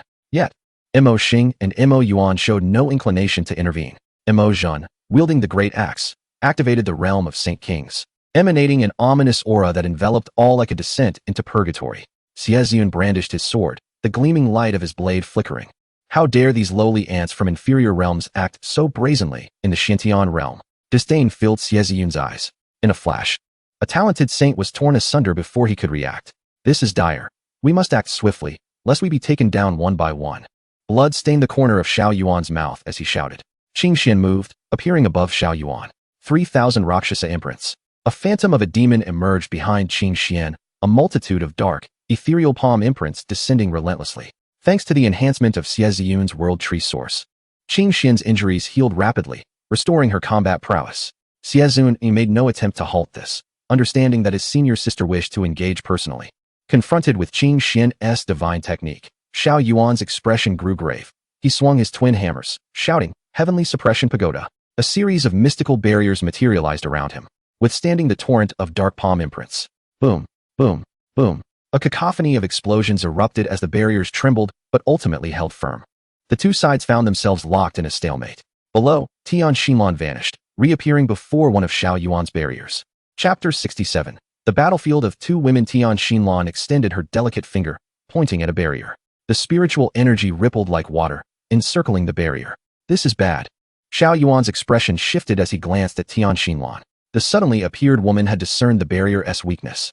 A 3,000 Rakshasa palm imprint crashed against the barrier. Boom. In an instant, the barrier shattered. Freeze. Tian Xinlan's crimson lips parted as she pointed into the space. The very fabric around Xiao Yuan seemed to halt, binding him with an inexplicable force. Bang, bang, bang. A series of palm imprints struck Xiao Yuan with precise accuracy. Uffed. He coughed up blood, his form beginning to crack. Moreover, dark forces began to invade his very soul. Gritting his teeth, Xiao Yuan summoned a glazed lamp that appeared at his brow. The glazed lamp radiated divine light, shielding him from harm. Tian Xinlan's beautiful eyes shimmered as her finger traced intricate patterns in the air, etching runes into the void. The glazed lamp began to rotate slowly, unleashing an incredibly terrifying spatial force that rippled outward. Not only that, but an aura of supreme sanctity permeated the air. The supreme holy artifact. Qing Xian's beautiful eyes narrowed. At that moment, Tian Xinlan had completed the engraving of the runes. The runes flowed, forming a magnificent pictorial of a celestial realm, upon which layers of heavenly domains were presented. There were 9 layers in total, 3 of which seemed to exist in reality, while the remaining 6 were but illusions. The heavenly domain enveloped Xiao Yuan, causing the glazed lamp to tremble. Behind Tian Xian Lan, a celestial realm unfolded, resembling an ethereal robe. In that instant, Tian Xian Lan's eyes sparkled with brilliance, akin to a celestial being descending to the mortal world, exuding both nobility and sanctity. The heavenly domain suppressed the glazed lamp, rendering even space itself motionless. Damn it! Xiao Yuan gritted his teeth. The glazed lamp was a supreme holy artifact. Why was it being subdued? With the glazed lamp restrained, Qing Xian would not let this prime opportunity slip away. A long scythe, gleaming with an ominous cold light, materialized in her grasp. The aura of profound darkness enveloped the area as the scythe swung down, unleashing a torrent of demonic energy. Xiao Yuan. Some witnessed this scene and attempted to aid Xiao Yuan, only to be torn apart by Shi Yun's sword. Shi Yun stood before them all, like an insurmountable mountain, formidable and unyielding. As the scythe swept through, Xiao Yuan's physical form shattered, and his sacred soul sought to escape. Damn it! Xiao Yuan roared in fury. He wished to flee, but the heavenly domain engulfed him. You dare to kill me? The Tianfu realm shall not rest until you are annihilated. Xiao Yuan finally felt fear. However, Qing Xian remained unfazed, as a disciple of the demon emperor. Her identity and background rendered her impervious to all threats. In the midst of Xiao Yuan's terror-filled gaze, the scythe struck, and his sacred soul dissipated like rain. Xiao Yuan was dead. Flee. The younger generation from various realms felt a chill in their hearts. Meanwhile, Emotion appeared as a harbinger of death, as numerous holy kings were torn apart by the opening sky axe, causing the very heavens to tremble. Only 2 holy kings remained. Their high-tier status had allowed them to endure thus far, yet their condition was dire. Even though they had not yet been slain, they bore grievous wounds. Damn Xiao Yuan. We shall retreat. Is this matter settled? One cried out, finally succumbing to the overwhelming strength of Emotion. Boom. The only response to them was the gleam of the axe. Not a single one would escape. Shi Yun's voice was frigid as she wielded her sword against the prodigies of various realms. They were all low-tier holy beings, and Shi Yun felt no pressure whatsoever. In that moment, thunder reverberated across the sky above the small city, crimson flames surged, and the sound of swords rang out incessantly. Each strike from Shi Yun contained the essence of supreme power, and the holy realm prodigies fell like rain. Quick, flee! In the face of Shi Yun, they finally understood what it meant to be the foremost prodigy of the Xintian realm. They comprehended why other prodigies of the Xintian realm held Shi Yun in such reverence. It was because Shi Yun truly possessed such strength. During this period, formidable beings from various realms had engaged with the prodigies of the Xintian realm, thus neglecting the legendary prowess of Shi Yun. A group of lowly ants from inferior realms dared to provoke them. As Shi Yun wielded his sword, a cascade of shimmering blades filled the sky. Exterminate the immortals, he proclaimed, unleashing a torrent of sword rain, each blade infused with the might of thunder and fire. The anguished cries echoed, and before the holy souls could escape, they were engulfed by the deluge of blades. This technique, a formidable art of the sword within the primordial martial path, was beyond the capacity of these individuals to withstand. The brilliance of the sword illuminated the heavens, rendering the sacred realm akin to mere ants, while the sacred blood fell incessantly to the ground. After a considerable time, Shi Yun sheathed his sword, having vanquished all 16 holy kings. Compared to those in the Crimson Expanse, these outsiders lacked sufficient strength, and thus the pressure on Mo Zhen was significantly diminished. Shi Yun turned his gaze towards the celestial realm depicted in the Tian Yu behind Tian Xian Lan, his eyes glimmering with curiosity. I have previously asserted my prowess in combat, he declared. Tian Xian Lan regarded Shi Yun with utmost seriousness, observing her endearing demeanor. A smile graced Shi Yun's lips. Suddenly, he felt a penetrating gaze upon him. A gentle cough escaped his lips, and it seemed as though Qing Xian's eyes were inquiring about something. Senior sister, she is. Shi Yun found himself at a loss for words. I am Tian Xian Lan, she interjected, meeting Qing Xian's gaze, sensing a hint of hostility emanating from her. Yet, Tian Xian Lan remained unperturbed. This felt like an invisible duel, prompting Shi Yun to consider retreat. Qing Xian, the saintess of the demon path and Shi Yun's fiancée, nodded towards Tian Xian Lan, a faint smile gracing her lips, an indication that Shi Yun was the holy son of the demon path, while she was the saintess and his betrothed. A cold sweat broke out on Shi Yun as he discreetly glanced at Qing Xian, who maintained her serene expression, before shifting his gaze back to Tian Xian Lan. In Shi Yun's recollection, Tian Xian Lan was typically composed and disinterested in debates, leading him to believe this topic would soon be laid to rest. However, the unfolding events seemed to diverge from his expectations. Tian Xian Lan of the celestial race. He is my chosen one, and I shall always be by his side to assist him, forever, she proclaimed with a gentle smile. Her voice as refreshing as a spring breeze, particularly emphasizing the final word forever with a deliberate pause. It was the first time Shi Yun had witnessed Tian Xian Lan smile, yet he found himself unable to reciprocate the joy. Suspecting that her words bore a hint of intention, Shi Yun glanced at the blood immortal, who had turned away, wishing to remain uninvolved. He then observed Mo Zhan, who was busy collecting the spoils of war. Many of the fallen bore numerous storage rings. Young master, these individuals hail from great powers across various realms. They are likely to possess considerable treasures, Mo Xing remarked, quickly darting off to scour the battlefield. Wait for me, Mo Yuan exclaimed, reluctant to linger, fully aware that the situation was amiss here. They would prefer to engage in further battles. Behind junior brother lies the entirety of the demon path from the Xintian realm, along with our master. Naturally, there will be many to assist him. Qing Xin spoke up. The implication is that your presence is inconsequential. You should return to where you belong. Tian Xinlan shook her head and replied, I have encountered the demon emperor, who instructed me to support him in all matters. Moreover, he is the one I have chosen, which makes him inherently different. Qing Xian furrowed her brow, surprised that her master had spoken up, yet she retorted, there is nothing particularly special about that, given your exceptional qualities. There are undoubtedly many who wish to follow him. Qing Xian's words implied that Shi Yun was not lacking in followers, a sentiment she believed Tian Xinlan would comprehend. Tian Xinlan's brow furrowed. She certainly understood the underlying message. Normally, she would not dwell on such verbal exchanges, but for reasons unknown today, she felt compelled to contest and refused to back down. Senior sister, Xinlan. Shi Yun spoke softly, unable to meet Qing Xian's gaze. Silence. Be quiet. Both Qing Xian and Tian Xinlan exclaimed in unison, casting a stern look at Shi Yun, who promptly fell silent. Qing Xian's charming face was flushed with indignation, her heart seething with anger at the familiarity with which Shi Yun addressed Tian Xinlan. A glance at Tian Xinlan revealed her unwavering resolve. Chapter 68. The initial signs of chaos in the 9 regions. The confrontation between the two women left Shi Yun feeling overwhelmed, and he dared not interject. Qing Xian was furious. This enchanting figure not only lingered near her junior disciple, but also allowed him to address her so intimately. Simultaneously, she felt exasperation towards Shi Yun for being so easily swayed by temptation. Meanwhile, Tian Xinlan's beautiful eyes glimmered, lost in thought. The atmosphere grew tense to an extreme degree. At that moment, a jade pendant on Shi Yun's person began to shine. Elder Ming? Shi Yun's expression brightened as the reflection of Elder Ming appeared within the pendant. In that instant, Shi Yun found Elder Ming incredibly endearing. Young Master Saintus. Elder Ming regarded Shi Yun and Qing Xian with a serious demeanor. What is the matter, Elder Ming? Qing Xian inquired. Elder Ming's expression was grave as he began to speak. A new wave of outsiders has arrived in the 9 regions, including numerous formidable great saints, who hail from upper-tier realms. The previous arrivals were all from lower-tier realms, and the deaths of over 100 great saints in the Crimson Lands have attracted significant attention. These newcomers seek the primordial chaos and will not relent easily.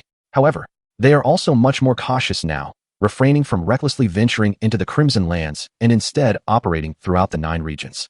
They act tyrannically but with a sense of restraint, having already investigated the local powers thoroughly. They have not provoked the 9 Imperial-level forces or the hidden ancient clans.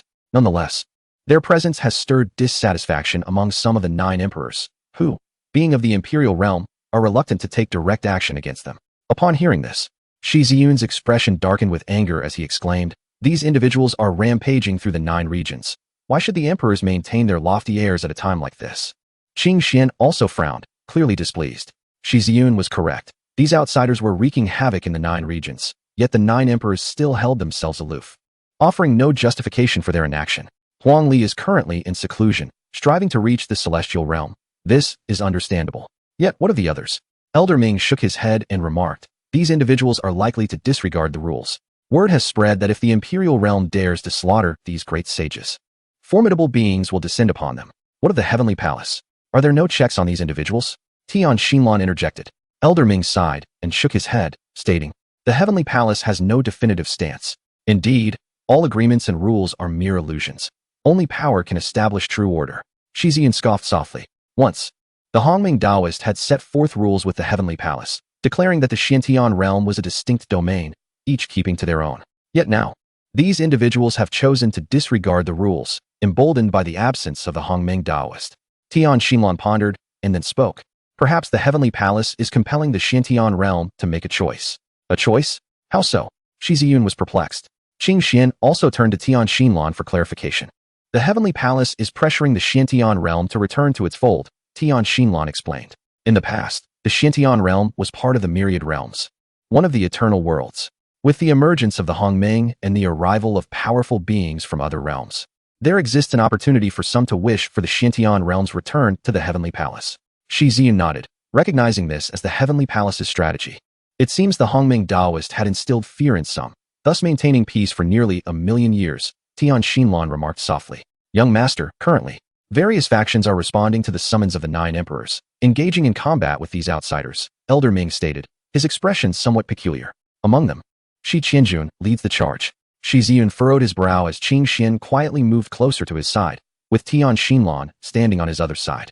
They were aware of Shi Yun's lineage, and their presence signified solidarity in this critical moment. Seeing this, Shi Yun felt warmth in his heart and smiled, shaking his head. Shi Qianjun has achieved mastery of his divine arts, having already slain 2 great sages. Elder Ming's expression grew complex at this revelation. Is he not a Saint King? How can he now slay great sages? Shi Yun pondered, recalling that during their time at the Northern King's estate, Shi Qianjuan's strength was on par with that of the Demon Guardian.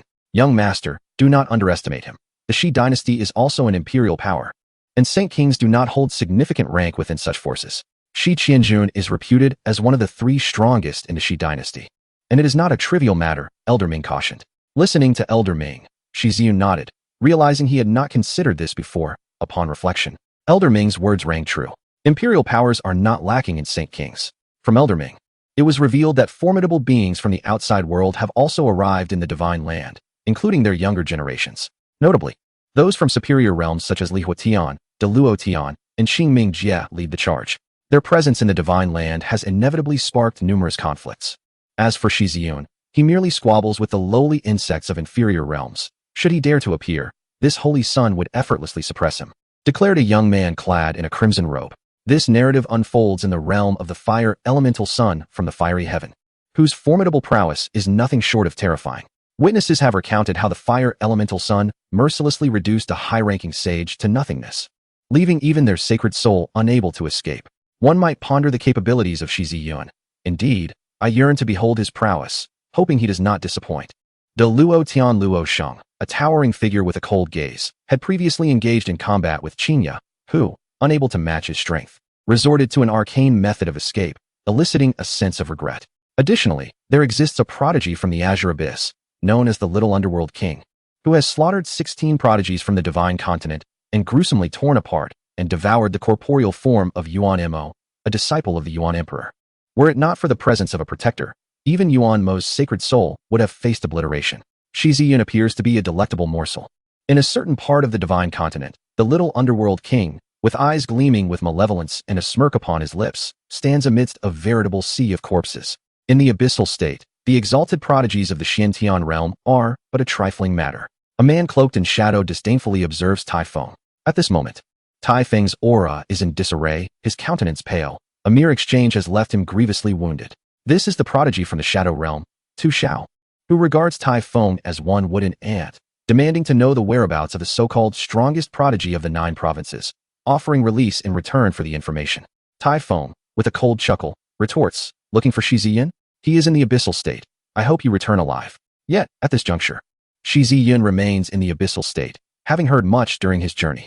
The Qilin prince has sustained grave injuries from a demonic dragon from the demon realm, resulting in the shattering of his Qilin demon core. Tai Feng is being pursued by the prodigy of the shadow realm, while Guchang Feng has been repelled by an unknown young powerhouse and is currently untraceable. It appears the 9 provinces are indeed in turmoil.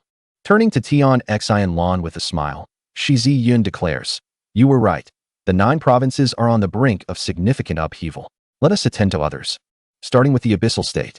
3 months later, in the abyssal state, deep within the chasm domain, he quietly expresses hope that the Qilin prince can endure. Utilizing his omniscient insight, he senses that the Qilin prince's aura is nearly extinguished. The shattering of the Qilin's demon core signifies that the Qilin prince now teeters on the edge of life and death. Although their interactions have been scarce, the Qilin prince's magnanimity has endeared him to Shi Yun. In a secluded pool within the chasm domain, the Qilin prince has revealed his true form. His condition is dire after the destruction of his demon core. Moreover, Bai Li is present, declaring, "Our demon emperor's palace shall not rest until that dragon perishes." Bai Li's pallid visage belies the urgency in her eyes. A radiant light emanates from her brow as she strives to send a message back to the demon emperor's palace. For the Qilin prince is on the verge of demise, his presence barely discernible. Only by returning to the demon emperor's palace can salvation be found. However, the demonic dragon relentlessly pursues them, vowing to consume their bloodline. Roar! A resonant dragon's roar echoed, and Bai Li's expression shifted as she gazed toward the horizon. A black dragon materialized, resembling a towering fortress of darkness, its eyes glinting with a thirst for blood and a chilling coldness. "The blood of the Qilin shall be obediently devoured by me. In the future, I shall reign over the heavens, sharing a fraction of your glory." The demonic dragon spoke with human words, its greedy gaze fixated on the Qilin prince. Bai Li stood resolutely in front, wielding a long whip. "Humph! A mere insect of the dragon elephant realm dares to obstruct me." The demonic dragon snorted coldly, its dragon form sweeping toward her. The aura of a high-level saint reverberated through the depths of the abyss. Boom! In an instant, Bai Li was cast into the depths, akin to a kite severed from its string. "The Qilin blood is mine." The demonic dragon extended its claw, glistening with black scales, reaching for the Qilin prince. Meow! A fluffy white nine-tailed cat leaped from the depths, lunging toward the dragon's claw. Seeking death, the demonic dragon seethed, its claw emanating a chilling light, sharp as a sword. In a mere moment, Bai Li found herself suppressed by its aura, blood flowing from her mouth. Yet she remained steadfast in front of the Qilin prince. As the dragon's claw descended, the demonic dragon sought to crush this bothersome insect. Boom! Bai Li closed her eyes, envisioning the scene of herself being torn apart by the dragon's claw. After a long while, the anticipated pain did not come. "You cannot consume the Qilin blood." A voice emerged, and Bai Li slowly opened her eyes to behold the silhouette shielding her. It was merely a hand that blocked the dragon's claw. Shi Yun. Bai Li's expression brightened, and glancing beside Shi Yun, she noticed not only Qing Xian and Tian Xinlan, but also Mo Hui present. "Insect, you dare to obstruct me." The demonic dragon roared in fury, unleashing a breath of dragon fire. Shi Yun narrowed his eyes, unleashing the primordial divine fire from his hand, incinerating the dragon's breath. "What kind of flame is this?" The demonic dragon was taken aback, sensing danger emanating from the fire. After driving the demonic dragon back, Shi Yun approached the Qilin prince, shaking his head. "Ziyun, save the Qilin prince. If you trust me, he will be unharmed." Shi Yun interrupted Bai Li's plea, extending his hand as the world tree's essence radiated green light, enveloping the Qilin prince. "First, let us deal with it." Shi Yun turned his gaze toward the demonic dragon. Roar! The demonic dragon let out a roar, its pitch-black scales gleaming like armor, diving toward Shi Yun. It aimed to shred the human obstructing its schemes. As the demonic dragon charged, Shi Yun advanced rather than retreating, rushing toward the dragon before Bai Li's astonished eyes. Boom! Shi Yun delivered a powerful punch. A tremendous sound erupted as the massive form of the demonic dragon was pushed back. The demonic dragon's expression changed in shock. What manner of physical strength is this? It was known to be a demonic dragon, a formidable being of the saint realm, with a near-invincible physical prowess. Yet this human, possessing merely a spirit-soul realm, not even at the dragon-elephant realm, had not yet coalesced a saint body, yet could withstand him. "Are you astonished? Do you think this is the end?" The awe within the eyes of the demon dragon was unmistakable, and Shi Yun let out a cold chuckle. The secret technique of the primordial chaos, the character-based secret. In an instant, Shi Yun's figure vanished. The primordial chaos technique, all character-based secret. Shi Yun's realm ascended to the pinnacle of the fate soul realm in a heartbeat. A radiant fist descended like a meteorite. The primordial chaos combat technique, the dragon fighting fist. This was a martial art documented within the primordial chaos combat technique, specifically designed to combat dragonkind. Roar! The heavy fist struck the immense dragon body with tremendous force, eliciting a roar from the demon dragon. Human! The demon dragon was enraged, the previous blow inflicting pain upon it. Its furious roar echoed for miles, sending birds and beasts alike into a frenzy of terror. I'm here. What is it? Speak." Another fist fell, and Shi Yun responded with nonchalance. Bang! Roar! Another fist landed, followed by yet another roar. Shi Yun's form shifted, appearing atop the demon dragon's head. His speed was unparalleled. The demon dragon could not react in time. Damn it! The demon dragon bellowed, attempting to break free. But Shi Yun seemed rooted atop its head, utterly unyielding. Boom! A fist descended, blood gushed from the dragon's head, and a gaping wound was created. Roar! The demon dragon lamented, its colossal body plummeting downwards. Boom. What is it? Speak. Shi Yun delivered another punch, causing the dragon's skull to crack. Boom. Do you wish to taste the blood of the Qilin? Boom. Do you aspire to reign over the heavens? Boom. Why didn't you say so earlier? Why not say it sooner? Shi Yun relentlessly struck the demon dragon's head, and the creature's struggles dwindled, leaving it too weak to move. With each punch, Shi Yun channeled the essence of myriad thunder, not only damaging its flesh but also striking at its very soul. Until finally, the demon dragon's breath began to fade. Shi Yun raised his fist, poised to deliver the final blow to the demon dragon. How dare you? A furious shout echoed. As two great beasts appeared overhead, a sky-devouring beast and a ghost-faced ape, both emanating the aura of demon kings. Kill them. Shi Yun spoke calmly. Mo Jun, Mo Yuan, and Mo Xing wielded a great axe, charging towards the sky-devouring beast and the ghost-faced ape. In merely the time it takes for half a stick of incense to burn, the sky rained demon blood, accompanied by two anguished cries, as the two demon kings fell. Below, Shi Yun also dealt with the demon dragon, now holding a dragon pearl in his hand. This was the demon dragon's demon core. The dragon clan referred to it not as a demon core, but as a dragon pearl. Bai Li's gaze was somewhat dazed, feeling as though the events were surreal. The demon dragon had been brutally slain by Shi Yun. Everything unfolded with such raw brutality and simplicity, as if it were merely a matter of convenience in Shi Yun's eyes. Shi Yun approached Qilin, channeling the power of the world tree into Bai Li's body. Bai Li's eyes widened in astonishment. She felt her injuries healing rapidly. As the Kirin child began to recover from his injuries, even the demonic core started to coalesce. He awakened and gazed at Shi Yun, saying, "Thank you, Brother Yun. I shall remember this kindness, as will the demon emperor's divine palace."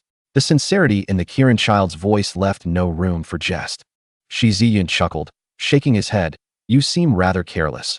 Venturing out without a protector is quite reckless." The Kirin child offered a wry smile, acknowledging his oversight. Many had arrived from the outside world, and the realm of the 9 provinces was becoming increasingly tumultuous. I am aware that this demonic dragon is merely the beginning. Soon, others will follow, the Kirin child remarked. Shi Yun appeared unperturbed. The Kirin child felt a flicker of surprise, but upon remembering who Shi Yun was, he found it unsurprising. "Brother Yun, what shall we do? Please advise." The Kirin child looked earnestly at Shi Yun. Nodding, Shi Yun replied, "We shall take action once you have fully recovered." He then turned to Mo Jun, saying, "Uncle Mo Jun, spread the word that I am in Yuanzhou. Let those so-called talents and monstrous beings dare to come forth." Mo Jun nodded and swiftly departed, breaking through the void. Tian Xian Lan pondered briefly and grasped Shi Yun's intentions. He aimed to rally all of 9 provinces to confront the formidable outsiders together. Chapter 70. Slaying the 3 corpses. The world tree emanated a profound vitality. The Kirin child's injuries healed at a visibly remarkable pace. With his purple hair and golden eyes, his form enveloped in celestial light, he appeared extraordinarily divine. Furthermore, Shi Yun generously shared his celestial essence, which fostered deep admiration from the Kirin child. Such a precious treasure, Shi Yun was willing to share, even extending his generosity to Bai Li. Across the 9 provinces, many recognized Shi Yun's prideful nature, his decisiveness against foes. Yet, few understood the bountiful blessings he bestowed upon his friends. As time passed, half a month went by, and Mo Jun had disseminated the news. Both the celestial prodigies from outside and those from the 9 provinces journeyed toward Yuanzhou, each with their own motives. Boom. The mountains trembled as an overwhelming force surged forth. Shi Yun's aura had grown even stronger than before, now at the 5th level of the Fate Soul realm. Commencing extraction of primordial divine objects. Congratulations, host has obtained the 3 corpses demonic chi. The 3 corpses demonic chi can manifest 3 corpses, perfectly replicating the host's own cultivation and combat prowess. Shi Yun felt a surge of astonishment. The 3 corpses demonic chi was undeniably fearsome, and it came without cost. Moreover, he was quite familiar with this essence. The final chapter of the Heavenly Demon Records referred to it as the 3 corpses of Luohu, with Luohu being the demon ancestor. The 3 corpses demonic chi requires a sacrifice of death, birth from one's own remains after demise. However, this does not entail complete death. When both the physical body and soul are extinguished, one must employ extraordinary means alongside rare divine objects to preserve a flicker of life, allowing for rebirth. The challenges involved are immense, demanding unparalleled will and an extraordinary spirit. As one traverses this path, the uncertainties of what may transpire loom large, and the opportunity for rebirth appears exceedingly minuscule. Throughout the annals of demonic history, few have dared to embark on such a perilous journey. For it is a road fraught with mortal peril. Once one succumbs to death, it is irrevocable. Even more daunting is the requirement to endure this ordeal thrice to forge the three corpses' demonic essence, a process also referred to as the severing of the three corpses. Since time immemorial, only Luo Ho has triumphed, earning him the veneration of subsequent practitioners as the demon ancestor. Within Shi Yun, three strands of corpse energy, delicate as gossamer, are enveloped by the primordial essence. Yet, Shi Yun can sense the terrifying nature of this energy, fortunately. The system has harmonized these three strands with his own essence, thus omitting the need for the severing of the three corpses. Shi Yun uses quietly, channeling the three corpses' demonic essence, resulting in the manifestation of a doppelganger, its aura resonating with the fifth realm of the life soul. Upon closer examination, Shi Yun notes that the physical strength of this doppelganger mirrors that of his true form, and it even possesses a life soul. The life soul is akin to a person's spirit. He did not anticipate that even the life soul could be replicated. Indeed, it is defying heaven. As recorded in the final chapters of the Heavenly Demon-S treatise regarding the severing of the three corpses, Shi Yun reflects. Junior brother, your doppelganger seems rather extraordinary. Ching Zhao observes, reaching out to pinch the doppelganger's cheek and exploring other features. Others, too, turned their gaze. The essence of Shi Yun's doppelganger was indistinguishable from his true self, making it impossible to discern who was the original and who was the replica. Hey, what are you doing? Shi Yun suddenly exclaims. Despite it being a doppelganger, he feels an odd sensation. Ching Zhao's cheeks flush crimson as she swiftly withdraws her hand. Senior sister, what is recorded in the Heavenly Demon-S final chapters? Shi Yun replies with a mysterious smile, as though presenting a treasure. The Heavenly Demon-S final chapters, the divine abilities of the three corpses. The demon ancestor severed the three. Ching Zhao elaborates, but is soon struck silent, her gaze fixed astonishingly on Shi Yun's doppelganger. Severing the three corpses. Disbelief glimmers in Ching Zhao's beautiful eyes. What? Severing the three corpses? The usually composed and unperturbed Emo Zhan, Emo Yuan, and Emo Xing rise abruptly upon hearing the phrase. They practice the Heavenly Demon-S divine arts and are well aware of what severing the three corpses entails. In that moment, the lips of the three demon guards tremble slightly. There is no denying the sheer terror of it. Indeed, they are frightened. While others may not grasp the significance of severing the three corpses, Ching Zhao and the demon guards certainly do. They cannot help but marvel at the audacity of Shi Yun, who dares to attempt the severing of the three corpses.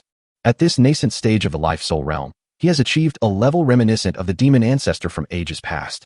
Even the demon ancestor only dared to attempt such feats countless epochs after breaking into the celestial realm. Moreover, from whence did this child acquire such a treasure of rebirth? Cold sweat trickles down the brows of the demon guards. They realize they must keep a close watch on Shi Yun, whose actions are perilously audacious. Even to the extent of severing the three corpses. Should an unforeseen incident occur, stop it. Ching Zhao's face flushes with anger. Feeling both exasperated and delighted for Shi Yun, Tian Xinlan gazed at Shi Yun's three corpse avatars. Although her expression remained calm, her heart was undeniably startled. Truly, he was a worthy choice. No one could rival his audacity. Noticing Ching Xuan's anger, Shi Yun hastily sought to placate her. For even he had not anticipated such a significant reaction. Ching Zhao, the Manhwa guard, and Tian Xinlan all felt a surge of trepidation. Only Qilan Zi cast a fleeting glance before resuming his carefree absorption of celestial blood. After a considerable effort to soothe Ching Zhao, Shi Yun finally promised to refrain from reckless behavior, prompting a slight softening of her demeanor. However, Ching Zhao held a different perspective. She felt it imperative to inform her master, hoping fervently for a stern reprimand for Shi Yun. Meanwhile, as Shi Yun continued to refine the celestial blood, he sensed an inexplicable chill enveloping him. Was it merely an illusion? He had an unsettling premonition that something ominous was imminent. The essence of celestial blood was overwhelmingly vast. Even a single drop harbored an ocean of energy. Only Shi Yun dared to consume it so indiscriminately, for his Hongming body was insatiable. To date, he had refined over a dozen drops of celestial blood, barely achieving a breakthrough to the fifth level of the Fate Soul realm. In contrast, others would need to meticulously divide a single drop into minuscule portions for refinement, as even a slight excess could lead to catastrophic consequences. Even the Manhwa guard could only manage it in this manner. Indeed, possessing unparalleled combat prowess came at a terrifying cost. Shi Yun pondered. For the moment, his resources seemed sufficient, bolstered by the celestial blood collected from the Yellow Springs. However, should his realm ascend further, he might find himself in dire straits. Yet, he harbored no regrets regarding his choice of the Hongming inheritance. While it was voracious, it was equally potent. Currently, he stood at the Fate Soul realm. Yet he could slay saints as easily as one would butcher a chicken, effortlessly disregarding two major realms. There remained several forbidden areas in the Jojo he had yet to explore, and he resolved to devise a means to traverse them. Shi Yun concluded that the so-called forbidden zones in Jojo, despite harboring great dangers, also concealed unparalleled resources, relying solely on the autonomous operation of the Hongmeng scripture. How long would it take to cultivate? As for those forbidden areas, with a modicum of caution, they should pose no grave issues. Suddenly, Shi Yun turned his gaze toward the Blood Immortal. Once a formidable figure in the celestial realm, the Blood Immortal should possess knowledge of those forbidden zones. Noticing Shi Yun's attention, the Blood Immortal felt an inexplicable shiver run down his spine, sensing that the young man harbored no benign intentions. Chapter 71. The room full of great saints. The energy of celestial blood was overwhelmingly potent. After refining another 20 drops, Shi Yun experienced a significant breakthrough. He ascended to the 6th level of the Fate Soul Realm, extracting Hongmeng Divine Object. Congratulations, host. For acquiring Innate Origin. Innate Origin. Receive the primordial power of the universe's inception. At the dawn of life, endowed with innate origin, it manifests as a tangible source. Shi Yun momentarily paused, then comprehended the significance of this revelation. In other words, at the dawn of life, before the primal essence had shed its form, bestowing upon it the innate primordial source would endow it with the power akin to the very first flame at the genesis of the universe. This flame could be imparted to newly born beings, and those endowed with the source of primordial fire would embody the essence of flame in the world. It appears that this is of no use to me, Shi Yun thought as he perused the description of the primordial source. He possessed the supreme Hongmeng and found himself beyond its necessity. For him, it was akin to a mere trinket. Moreover, the primordial source could only be utilized by those newly brought into existence. Shi Yun felt a twinge of embarrassment. It was the first time he had expressed disdain for the offerings of the system. As 2 weeks passed, Shi Yun seemed to reach an impasse in his cultivation. Each trio of minor realms presented a watershed moment, becoming somewhat burdensome. Despite having refined an immeasurable amount of celestial blood, he still found himself lacking. Exhaling a breath of foul air, Shi Yun once more commenced the refinement of the celestial blood residing within his bones. This time, he refined a full 10 drops. A vast energy surged within him, and his Hongmeng body began to saturate like a whale consuming its fill. In a single act of boldness, Shi Yun swallowed the energy whole. Boom! He ascended to the 7th level of the Fate Soul Realm. Rising, his robes billowed, and his eyes sparkled with brilliance. Brother Ziyun, you have broken through once again, exclaimed Kalinzi, who had fully recovered and even advanced to the 2nd level of the Sacred Realm. However, compared to Shi Yun, this elevation seemed trivial. Shi Yun nodded in acknowledgement. Extracting Hongmeng Divine Object. Congratulations to the host for acquiring Celestial Killing Intent. The killing intent left by the first immortal born in the world. Capable of slaying immortals. Capable of slaying immortals? Shi Yun was taken aback. It was clear and straightforward, yet these 3 words conveyed profound terror. How formidable was the first immortal born in the world? Merely a trace of their killing intent could vanquish immortals. Shi Yun's eyes sparkled with intensity. Suddenly, he felt a desire to undertake a grand venture. After contemplating, he addressed Emojan, saying, Uncle Emojan, send word to the major factions. Many have already arrived in Yuanzhou, and conflicts have erupted. Tianqin Lan informed Shi Yun, many are searching for you and await your appearance. Young master, the contacts have been established. They have agreed, Emojan reported. The Demon Emperor's palace posed no issues either, as Kalinzi had already communicated with them. To Shi Yun's surprise, Shi Qianjun himself had come from the Shi dynasty. However, it was of little consequence. For now, everything could be set aside until the external individuals were dealt with. Let us go. It is time to cleanse Yuanzhou. Without delay, Shi Yun and his companions proceeded directly towards Tianyuan City. Tianyuan City, the foremost city of Yuanzhou, did not belong to any single faction but was jointly governed by the 9 sects and 12 clans. This was the destination of Shi Yun's journey. The movements of Shi Yun and his companions remained shrouded in secrecy, eluding the notice of all. As he approached the towering city walls, reminiscent of celestial gates, Shi Yun immediately sensed a familiar aura upon entering. Leading his group, he ventured into a modest alley, where, at its depths, a simple dwelling awaited. Enveloped in a protective barrier, the house was imperceptible from the outside. Inside, a considerable gathering had already formed. Shi Qianjun regarded Shi Yun with a look of complexity, though he refrained from speaking.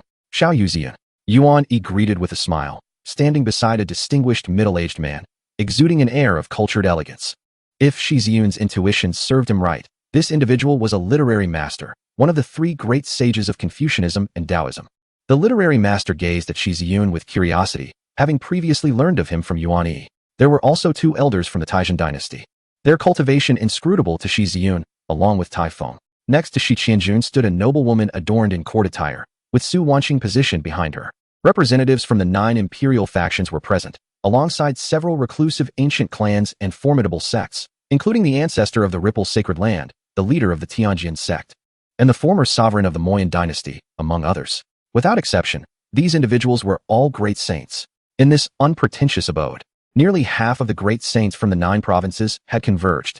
The news of such a gathering would undoubtedly send ripples through the realm. Naturally, Shi Yun could not have summoned them himself. However, the renowned great saints, Moni and Yuan Yi, were a different matter. Shi Yun had sent a message to Moni, who then contacted Yuan Yi. With the presence of these 2 illustrious figures, the rest would naturally be inclined to attend. My young friend, pray tell, what are your plans? Yuan Yi inquired after a moment of hesitation. Moni had come to the sacred mountain to inform him that all external threats could be eliminated.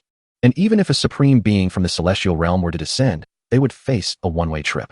Had it been anyone else, Yuan Yi would have already dismissed them from the sacred mountain. When he asked about the certainty of success, Missouri and I had confidently asserted 100% assurance. It was only in the end that Yuan Yi realized it was Shi Yun orchestrating this scheme, and he sighed in resignation, not knowing why. But he found himself willing to trust Shi Yun. Ladies and gentlemen, please observe. Shi Yun, not one for excessive words, produced a piece of jade, seized from Zichen. Additionally, there was the Hongming stone and some divine materials brought forth by Moni from the Demon Emperor's celestial palace. What does this mean? A great saint from the White Emperor city cast a suspicious glance, bewildered by Shi Yun's intentions. Shi Yun, if you wish to play house, I have no time for such games, huffed a great saint from the Taijin dynasty. Little brother, is it merely to showcase your treasures that you have summoned us? A charming woman from the Qingtian divine tree laughed lightly. Su Wanqing's beautiful eyes also turned toward Shi Yun, uncertain of his motives. Within the confines of the room, discontent brewed among the various factions. To them, the schemes of Amir Jr. seemed no different from child's play. However, they had come to realize that, although it was Yuan Yi and Moni who had summoned them, the true instigator behind it all was Shi Yun. How absurd! What is the meaning of this? A chorus of dissatisfaction arose. Had it not been for their apprehension of the Demon Emperor, they would have swiftly silenced him with a mere swipe of their hands. Shi Yun surveyed the room and said, "Might I request that all of you contribute some divine materials?" As soon as the words left his lips, a multitude of hostile gazes were directed at him, even the more composed individuals furrowing their brows. After all, the materials required for the extermination of a mortal's formation could not be solely provided by my Demon Emperor's heavenly palace, could they? Shi Yun spoke with a calm demeanor. What do you mean by the extermination of a mortal's formation? The supreme killing array of antiquity. Are you jesting? A cacophony of astonished exclamations erupted within the room. They had indeed heard of the extermination of a mortal's formation, renowned as the foremost killing array in history. Even Yuan Yi was taken aback, observing Shi Yun's earnest expression, which suggested he was not merely jesting. Chapter 72, Declaring Allegiances, Intent on Immortality. Suddenly, a captivating woman, the embodiment of the celestial tree, spoke up. The extermination of a mortal's formation is the foremost killing array of antiquity. How do you intend to prove your mastery of it? The others nodded in agreement. Indeed, without evidence, how could one assert proficiency in such a formation?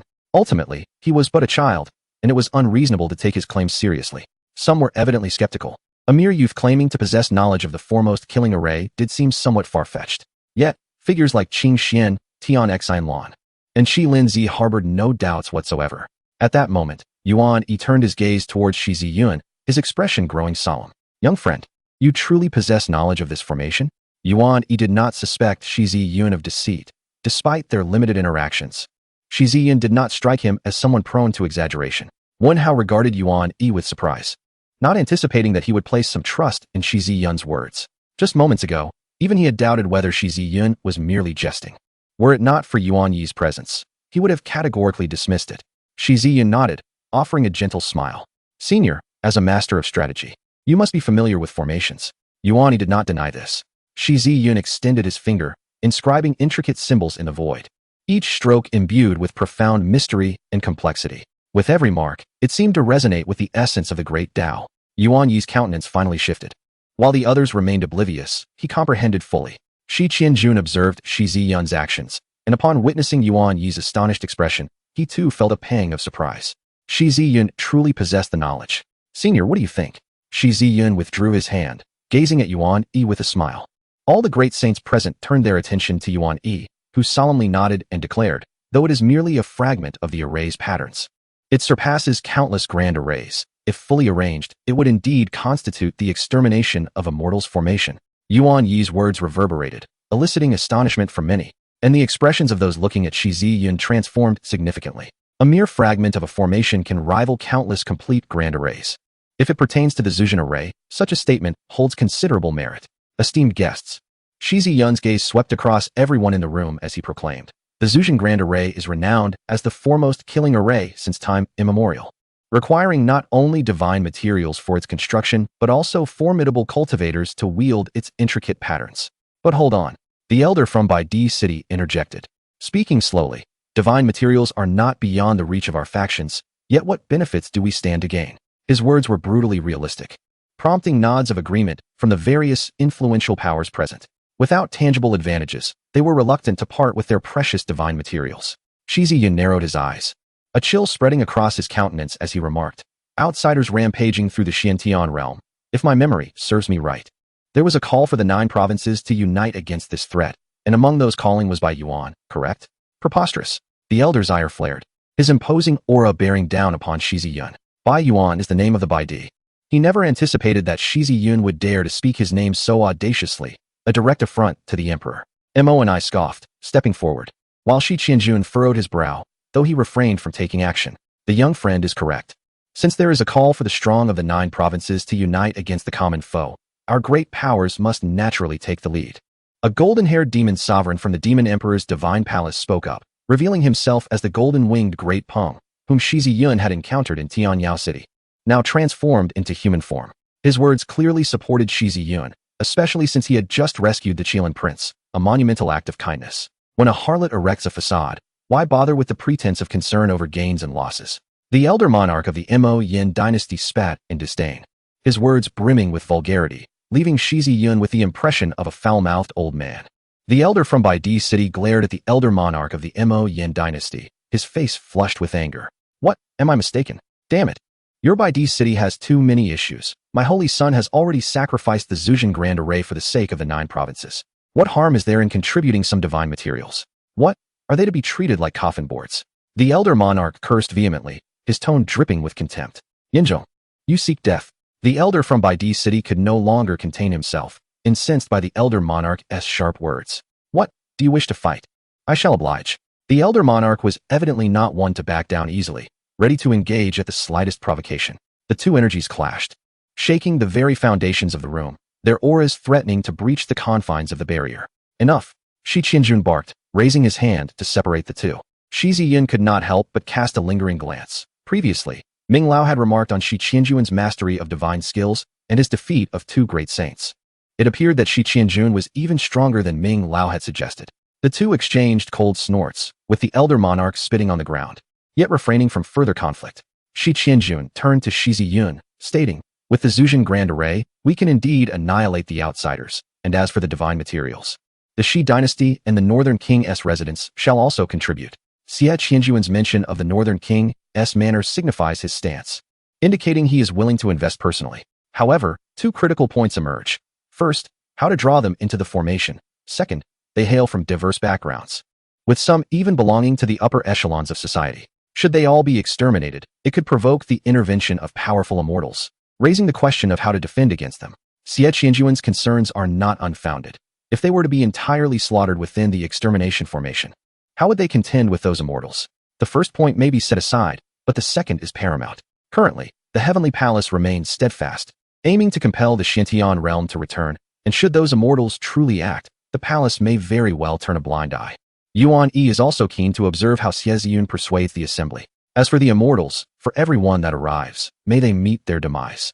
Xie Yun spoke with unwavering confidence, casting a glance at the elder from Baidi City, and remarked coolly, since you mentioned benefits, the corpses of the immortal beings shall serve as such. The leaders of various factions furrowed their brows. All present were seasoned veterans, their gazes towards Xie Yun laced with incredulity. It became clear that Xie Yun's initial aim was never those individuals, connecting his earlier assertion that for every immortal that arrives, may they perish. It was evident his true target was those very immortals. By your own merit? Even the demon emperor would not dare to utter such bold claims. The elder from Baidi City scoffed. If you are not inclined to play, then begone. Shi Yun, lacking patience, turned to the others and declared, "And what of you? Will you partake, or shall you disperse? Believe what you wish. The arrival of external powers is not my concern. I shall spare myself the trouble." A heavy silence enveloped the atmosphere. Shi Yun appeared not as a junior, but rather as a sovereign, speaking without a hint of deference even in the presence of these great saints. Since the young friend dares to engage in such grand designs, what fear do we in the Demon Emperor's divine hall possess? The golden-winged rock stepped forth, the first to speak. "Ha ha ha, I shall indulge the Holy Sun in this madness. If we do not act now, we may soon find ourselves buried." The former monarch of the Demon Flame dynasty laughed heartily. Not to be outdone, Yuan Yi nodded in agreement, stating, "If external powers dare to invade our realm, let us strike them with force." With a leader emerging, others naturally followed suit. "Very well. I shall also commit," declared the sect master of the Heavenly Sword sect. "The Shi dynasty has no objections," stated Xie Qianjun on behalf of the Shi dynasty. "Amitabha," intoned an elderly monk from the Thunder Sound Temple in Lingzhou. Chapter 73, Brothers Yun, tread carefully. As everyone expressed their agreement, those from Baidi City remained silent. The assembly was taken aback, astonished that they had indeed acquiesced to Xie Yun's audacious proposal. From the initial introduction of the extermination formation to Xie Yun's assertions of possessing methods to slay immortals, the crucial point was that they genuinely believed him. Su Wanqing stood behind the beautiful woman, her keen eyes discreetly observing Shi Yun. She sensed an inexplicable aura emanating from him, as if he were a born leader. The formation of the extermination of immortals was intricate and changeable, marked by its lethal nature. To enter the formation, one must possess a formidable presence to stabilize the formation's core, with others serving as support. Shi Yun surveyed the room, filled with great saints, uncertain of their levels of cultivation. "How many must hold the core?" Yuan Yi inquired. "4," Shi Yun replied. These 4 were crucial to the extermination of immortals formation, anchoring the 4 corners. The stronger the cultivators holding the core, the more devastating the formation's power would become. Shi Yun regarded the saints within the room. "I shall hold one corner of the core," announced Shi Qianjun, rising first. The others nodded in agreement, clearly acknowledging his strength. "Then I, too, shall hold a corner." As expected, Yuan Yi stepped forward. Shi Yun was well aware of Yuan Yi's cultivation. The Blood Immortal had once mentioned that Yuan Yi was already half a step into the Imperial realm, thus he was certainly qualified. With 2 positions filled, all eyes turned to the remaining candidates. Mo&I glanced around before stepping forward. Mo&I, the leader of the Mo Hua Guard, trained in the heavenly demon scriptures and was a master of combat, ranking among the elite of the great saints. Now, only one position remained, and the group exchanged glances. Shi Qianjun, Yuan Yi, and Mo&I were all renowned figures in the 9 provinces, significantly more powerful than the average great saint. "I would like to nominate someone," the ancestor of the Ripple's sacred land said, stroking his beard with a smile. "Please, senior, do share," urged Shi Yun. From the Thunder Sound Temple, the holy monk Huiyuan. The ancestor gestured to an elderly monk in tattered robes in the corner. Yuan Yi nodded in agreement, stating, "The holy monk Huiyuan possesses profound Buddhist teachings. He is indeed a suitable candidate for holding a corner of the formation. Huiyuan is truly an excellent choice. I have no objections," echoed the old man. And many gazes turned toward the elderly monk. The monk, exuding benevolence, chanted a verse. "Amitabha, our Buddha is compassionate." He then sighed. "The extermination of immortals formation is marked by its slaughter. This time, blood shall flow like rivers." The monk's kind demeanor led Yuan Yi to believe he would refuse. Yet, in the next moment, he declared, "The last corner of the core shall be held by this humble monk." He pressed his palms together. Shi Yun's expression turned peculiar. This monk, who spoke of compassion, was now entering the formation. The others were equally taken aback. As if sensing their thoughts, the monk sighed. "If I do not enter hell, who will? I am willing to guide the world." At these words, many rolled their eyes. Uffed! Qing Xian could no longer contain herself, bursting into laughter before hiding behind Shi Yun, still chuckling. "Now, how do we lure the powerful outsiders into the formation?" Someone inquired. "The arrangements for the extermination of immortals are set, but if they do not come, it would all be in vain." "Rest assured, they will come," was the confident response. With a light chuckle, Shi Yun proclaimed, "Among the younger generation of the 9 provinces, I am undoubtedly the foremost.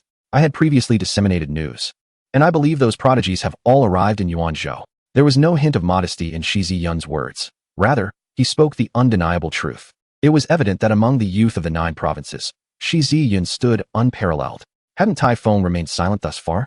If these prodigies were to perish here, Shi Yun's conviction suggested that everyone comprehended the implications. Indeed, if these individuals were to meet their demise, the great saints scattered across the 9 provinces would inevitably converge. What a remarkable Shi Yun, so young yet so profoundly scheming, some mused within themselves. It must be noted that although Shi Yun was but a youth, he held little significance in the eyes of these great saints. Yet today, everything unfolded under his guidance. Shi Qianjun, taken aback by Shi Yun's accomplishments, felt a pang of emotion. He pondered whether letting go of his prejudices might yield a different outcome. Following the discussions, Shi Yun commenced the engraving of the extermination of a mortal's formation.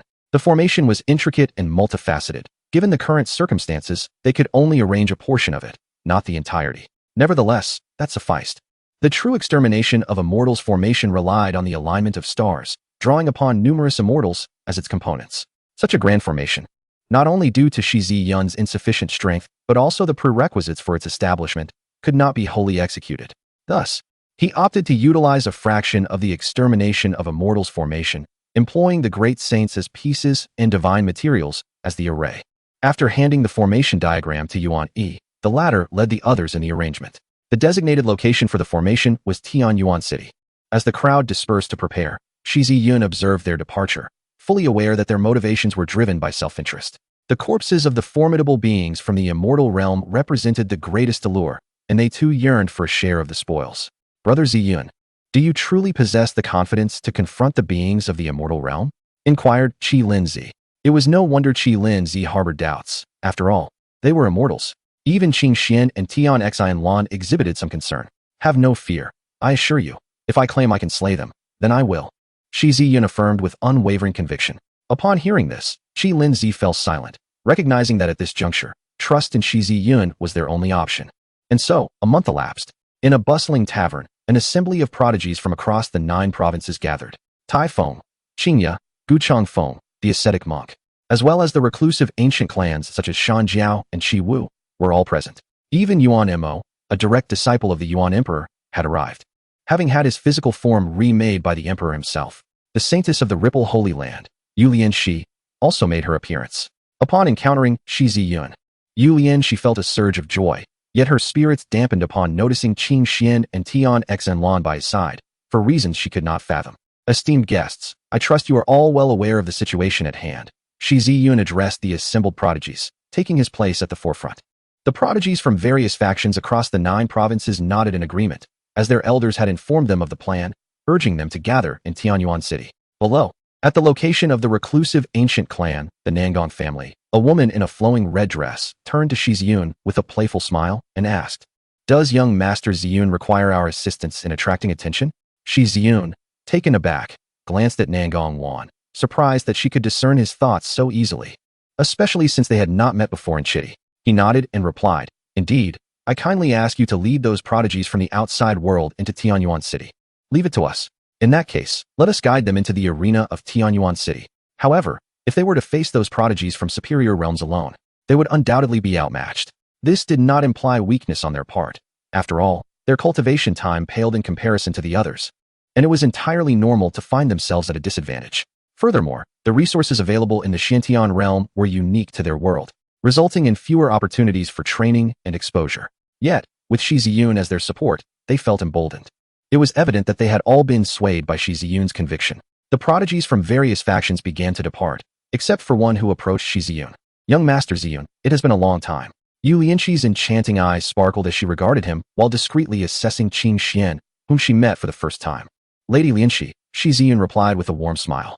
Qing Xian furrowed her brow and cast another glance at Shi Yun, sensing a chilling gaze from behind. Shi Yun felt a surge of unease.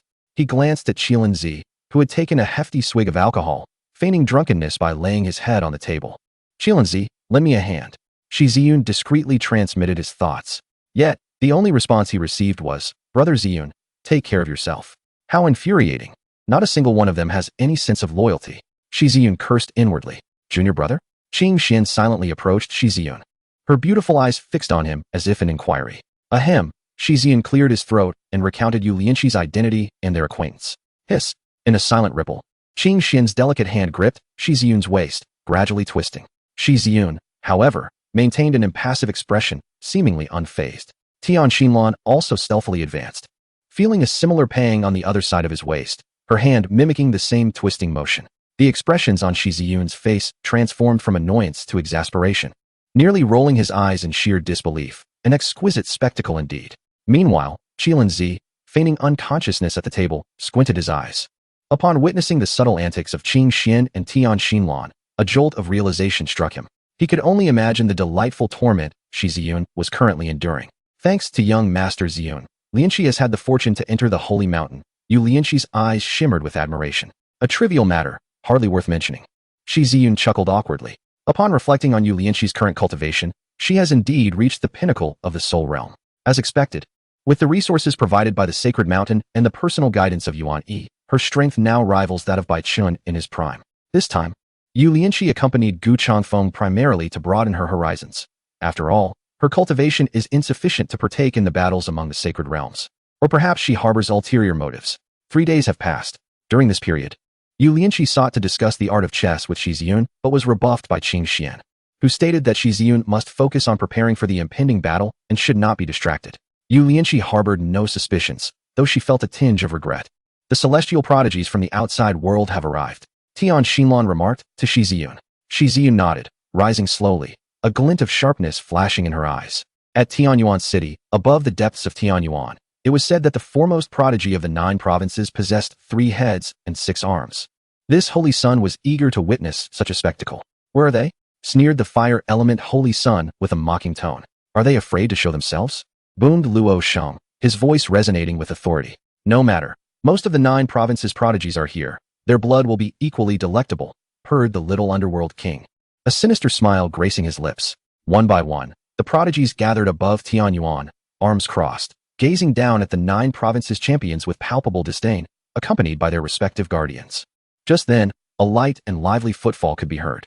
Shi Yun was followed closely by Qilinzi, Qing Xian, and Tian Xinlan, while Yu Lianqi observed from a distance, biting her lip, lamenting her inadequate strength that prevented her from fighting alongside them. Under the scrutiny of all present, 10 demon guard sentinels stood in a row. Emojun stepped forward and produced a chair. Shi Yun nonchalantly seated herself upon it, exuding the air of an observer rather than a combatant. I hear you have been searching for me? Shi Yun's voice was soft, yet resonated with clarity for all to hear.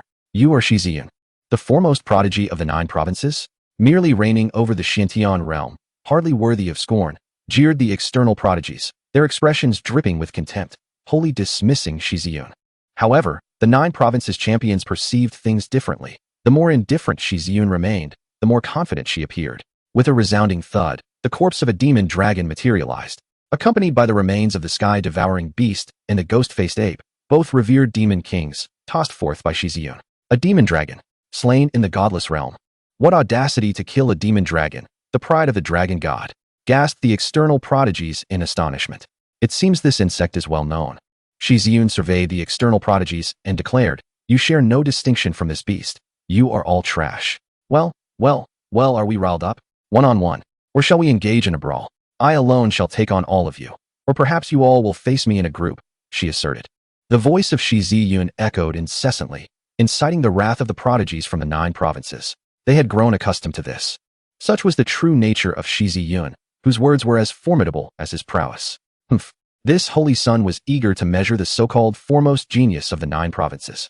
With a single step, the fire cloud holy sun unleashed a wave of intense spiritual energy, rendering the very air scorching.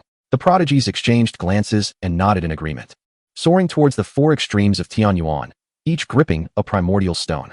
As they chanted their incantations, the primordial stones merged with the void, and an immense formation emerged, enveloping a radius of 100,000 miles. This was the void ceiling formation. Even a holy king could not breach it in a short span.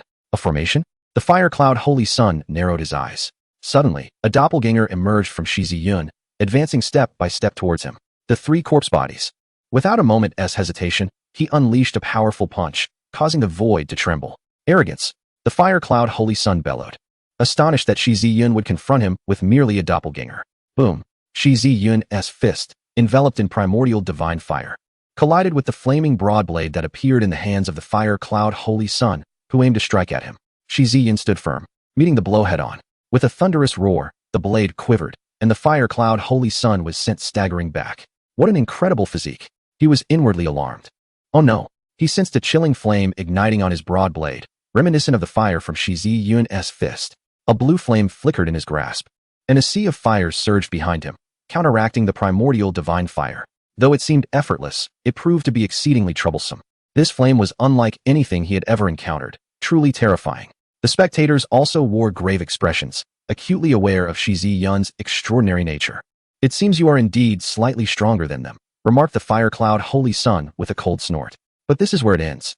The sea of flames behind him roiled like a colossal tidal wave, rushing towards Shi Yun. "Playing with fire?" Shi Yun scoffed.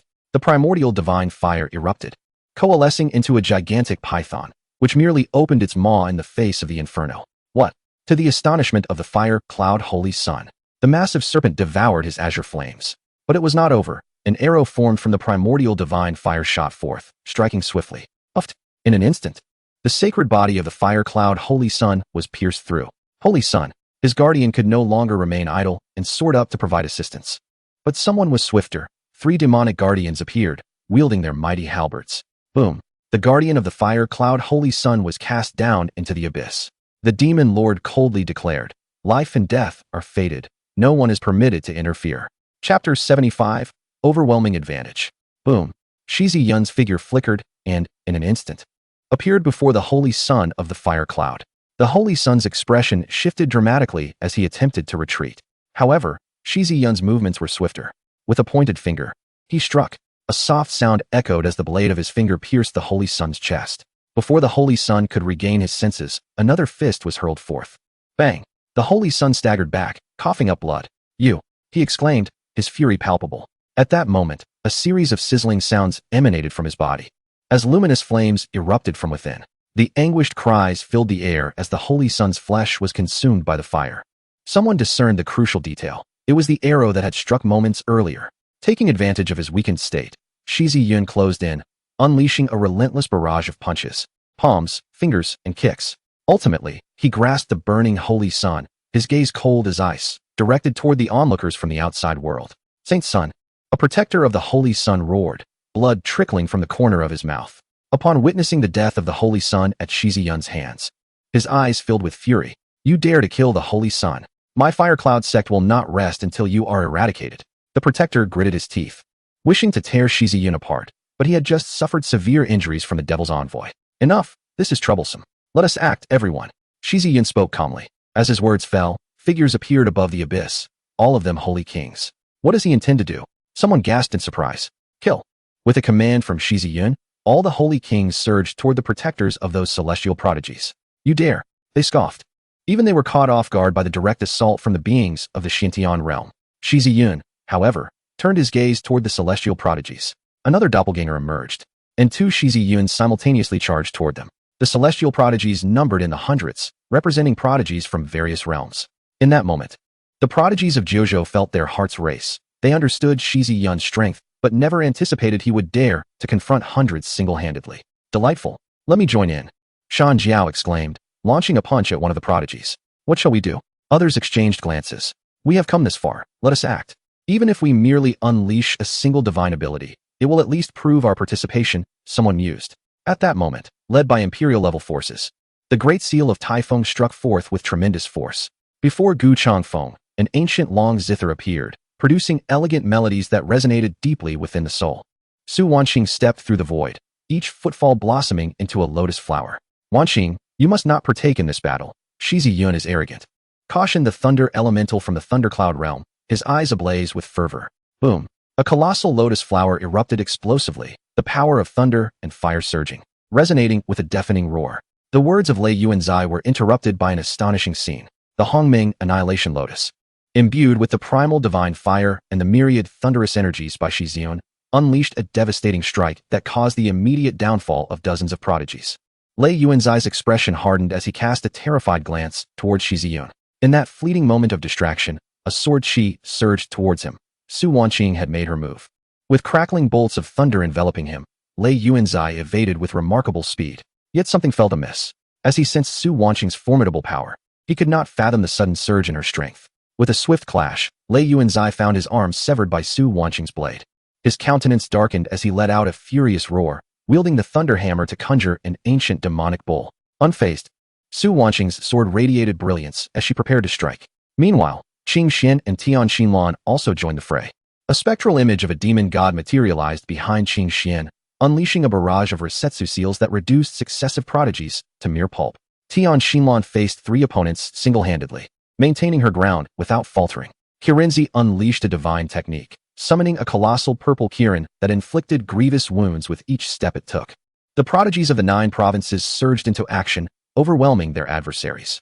Their strength, however, stemmed from Shi Yun's unwavering support. Observing Shi Yun, who wielded the Hongming myriad forms in the guise of a longsword, each strike rendered a prodigy gravely injured, soon to be overtaken by their 9 provinces counterparts. Xiantian Realm, do you wish to instigate a war among realms? Have you considered the consequences of our demise here? The guardians of the outside prodigies seethed with fury. Moreover, an ethereal force seemed to bind them, even affecting the battlefield of the Holy King, severely diminishing their combat capabilities. Break that formation quickly. One astute individual discerned its nature. This array was specifically designed against them, and astonishingly, the Holy King of the Xiantian realm appeared unaffected, likely due to a shielding formation. In a flash, a great halberd swept through, slaying a Holy King attempting to breach the array. At that moment, above the abyss, the external powerhouses found themselves ensnared within the grand formation, unable to escape or fight back. Amidst the chaos, Shi Yun incinerated a soul into nothingness, eliciting anguished cries. Meanwhile, his true form remained seated in tranquility, cradling a fragrant cup of tea with evident delight. In this moment, the external prodigies were thrown into disarray. Damn it! The little underworld king, blood trickling from his lips, recalled how Shi Yun had gravely wounded him with a single strike, severing his arm. Yuan Mo approached the little underworld king, his gaze frigid. I too wish to test the sweetness of your flesh. Yuan Mo unleashed a relentless barrage upon the little underworld king, their enmity palpable. Already severely injured by Shi Yun, the little underworld king stood no chance against Yuan Mo. At this moment, the once arrogant little underworld king was now engulfed in fear. In the Shadow Realm, the ruthless slaughterer was crushed into a gruesome mass by Typhon wielding the Great Seal. Typhon had never felt that these prodigies were so easily vanquished. After being gravely injured by Shi Yun, he finally found his opportunity for vengeance. Halt! Shi Yun's thunderous command brought all to a standstill. The elite from the outside world had suffered tremendous losses, with half of them now gravely wounded. At this juncture, the prodigies of the 9 provinces had seemingly rallied around Shi Yun, awaiting his decision. These individuals must survive. Shi Yun gazed down upon the external prodigies from a position of power. This strategy was conceived by Tian Xinlan. These prodigies hailed from various realms, their respective factions holding them in high regard. If they remained alive, their factions would undoubtedly spare no effort to rescue them. Since Shi Yun had declared his intent to escalate matters, he would do so with unwavering resolve. Only by inflicting pain upon them would the powerful beings from the higher realms be compelled to intervene. No one voiced dissent against Shi Yun's words. Meanwhile, on another battlefield, the conflict among the Saint Kings had concluded. As all eyes turned to the scene, a collective gasp echoed through the air. The Saint Kings from the outside had been utterly annihilated. In contrast, only a handful of the 9 provinces' Saint Kings had perished. Fortunately, the void-sealing Great Array had restrained the opponents. Otherwise, the outcome would have been uncertain. It is important to note that nearly 1,000 Saint Kings had faced off against just a few hundred from the 9 provinces. Although this did not represent the entirety of the Saint Kings from the Xuantiang realm, it was still nearly half. The feat of hundreds of Saint Kings slaying nearly 1,000 was nothing short of a crushing victory. This remarkable outcome was attributed to the meticulously planned array orchestrated by Shi Yun. Calmly observing the pale-faced prodigies below, Shi Yun spoke coldly, "Take them down." Chapter 76. The opening of the extermination array above the abyss. The blood of the Saint Kings stained the earth, a harrowing sight. These Saint Kings hailed from various realms, now collectively slain. Madmen, madmen, whispered the survivors, clearly in disbelief. They had truly disregarded the consequences. The audacity to act despite warnings from celestial beings was unfathomable. Did they truly fear no retribution from the realms? Shi Yun slowly advanced, surveying the once proud prodigies now reduced to prisoners.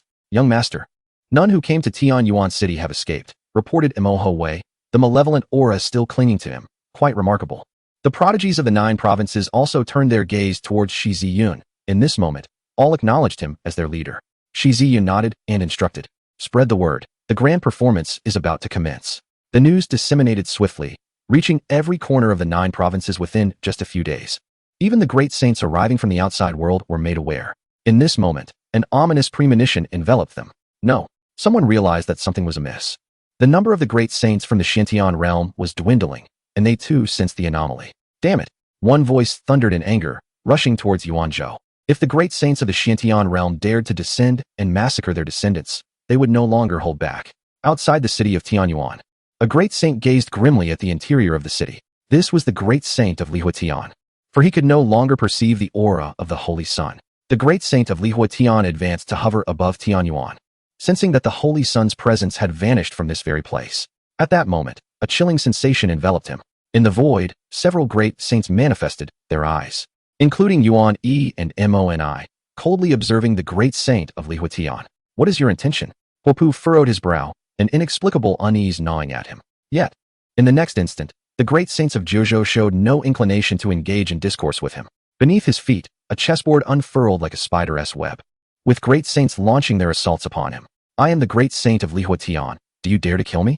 Huopu bellowed, his countenance turning exceedingly grim. Kill. Moni's voice was frigid. Waves of divine powers resonated, felt even by the entire populace of Yuanzhou. The actions of so many great saints made it impossible to go unnoticed. Ziqianjin unleashed a palm strike, resembling a grinding wheel, crushing Huopu.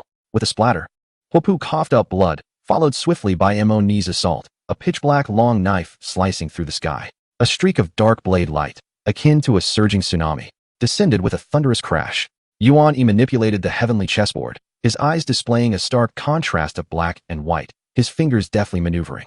The celestial chessboard ensnared Huopu, rendering him utterly incapable of escape. He was imprisoned within a realm of existence. As the blade light descended, Huopu's corporeal form was shattered.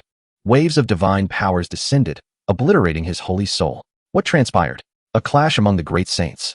Someone detected the aura of a great saint emanating from the direction of Tianyuan City. But soon after, a celestial phenomenon emerged. This was a manifestation of the heavens. The ominous winds howled, and blood rained down. Which great saint has perished? What has occurred? Some furrowed their brows, their expressions grave. Could there be a forbidden ground in Yuanzhou as well? During their time in the Xintian realm, they had learned that Zhuzhou harbors certain forbidden areas where even those at the Emperor's level ventured only to disappear without a trace. Yet, some began to harbor other suspicions, hastening towards Tianyuan City. Great Saint Huopu. Some had witnessed the slaying of Great Saint Huopu, executed by the combined forces of the great saints of Zhuzhou. The newcomers' eyes turned cold. Was a great war about to unfold? Behind them, more and more great saints arrived. Hold on. If the great saints of Xintian realm have laid an ambush, we may suffer a tremendous loss. As someone attempted to enter Tianyuan City, an elder called out to halt them. Humph. Do we fear their alliance even with our hundreds of great saints present? Indeed. Even if an emperor were to arrive today, an explanation must be given. Their audacity to conspire against the great saint of Fire Pao today suggests that one among us may soon be next. Some huffed in disdain, while others exuded an aura of greatness that enveloped the entire abyssal state in dread. Suddenly, someone caught sight of the heavens above, where Shi Yun wielded a long sword, severing a head and extinguishing a sacred soul. Others also beheld this scene. How dare you? The wrath of the great saint from the heavenly realm was uncontainable, and he too had noticed. Soon, the rest realized that their descendants were facing peril, their anger erupting instantaneously. Indeed, these individuals had conspired to confront their offspring. Hand over our descendants. Do you wish to incite a great war? At this moment, they could no longer restrain themselves. Recalling recent rumors of their descendants being secretly ambushed by the great saints of the Xintian realm. Seeing it unfold, it was undeniably true. Yet Shi Yun showed no signs of restraint. Under the terrified gazes of these prodigies, his sword fell like a reaper, mercilessly claiming their lives. Ancestor, save me. Elder, rescue me. But as soon as the cries escaped their lips, they were met with streams of sword light. Junior, one shouted, as the aura of a great saint surged forth, aimed directly at Shi Yun, only to be blocked by Yuan Yi's hand. What audacity! As a great saint, you dare to harm our descendants. Do you think we cannot retaliate? These prodigies were nurtured by formidable external powers, yet they fell as easily as cutting through vegetables. The presence of over 100 great saints shook the heavens and earth, howling towards them. Finally, Shi Yun observed these great saints losing their reason. Even those who retained their composure succumbed to the charged atmosphere. Are our descendants all slain by you? A great saint from the Xianyang realm glared at Yuan Yi and the others. Indeed, Yuan Yi boldly confessed without a hint of hesitation. Upon hearing this, the assembly became unsettled. How could they dare? Did they not consider the consequences? Or did they presume that their alliance with the emperor's realm granted them impunity? Dismissing their adversaries? Very well, very well. Even if the emperor of the Xintian realm were to grace this place today, this matter shall not be settled amicably. Enraged, one took action, the aura of a great saint seeming capable of tearing the universe asunder, as the heavens rumbled ominously. At that moment, A murderous intent enveloped Tianyuan City. Retreat. Someone sensed the impending doom. The elder had felt that the adversaries came prepared, yet their outrage over the fallen descendants had clouded their judgment. Once they entered Tianyuan City, there would be no escape. Yuan Yi stood with arms crossed, forming a seal with one hand. In Tianyuan City, intricate formations emerged in the void, and pillars of light shot skyward. At every pivotal point of the formation, a great saint materialized, each executing their own seal. In an instant, a vast and magnificent array took shape. As Yuan Yi issued a chilling command, the atmosphere thickened with a palpable sense of impending doom.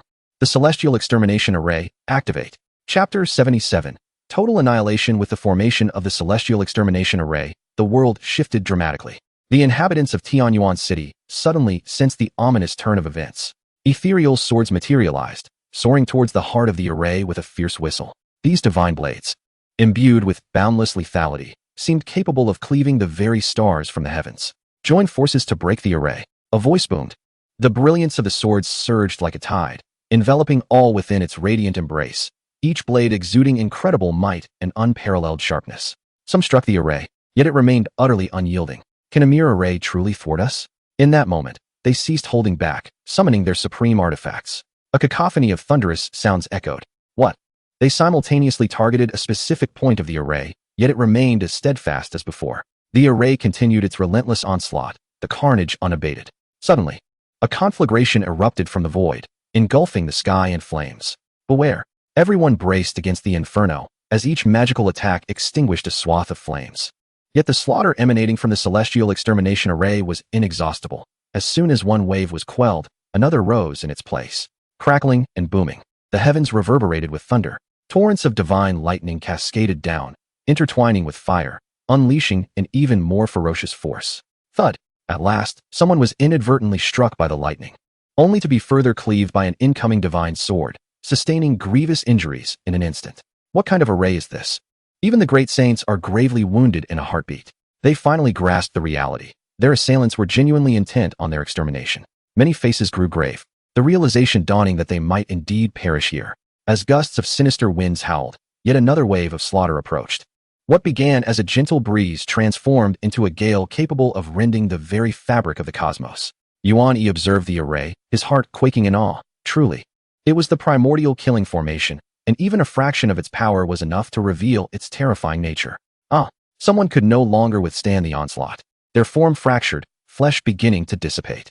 The combined assault of celestial swords, blazing infernos, divine thunder, and slicing winds created an unending barrage that sent shivers down their spines. The sacred soul erupted forth. Save me!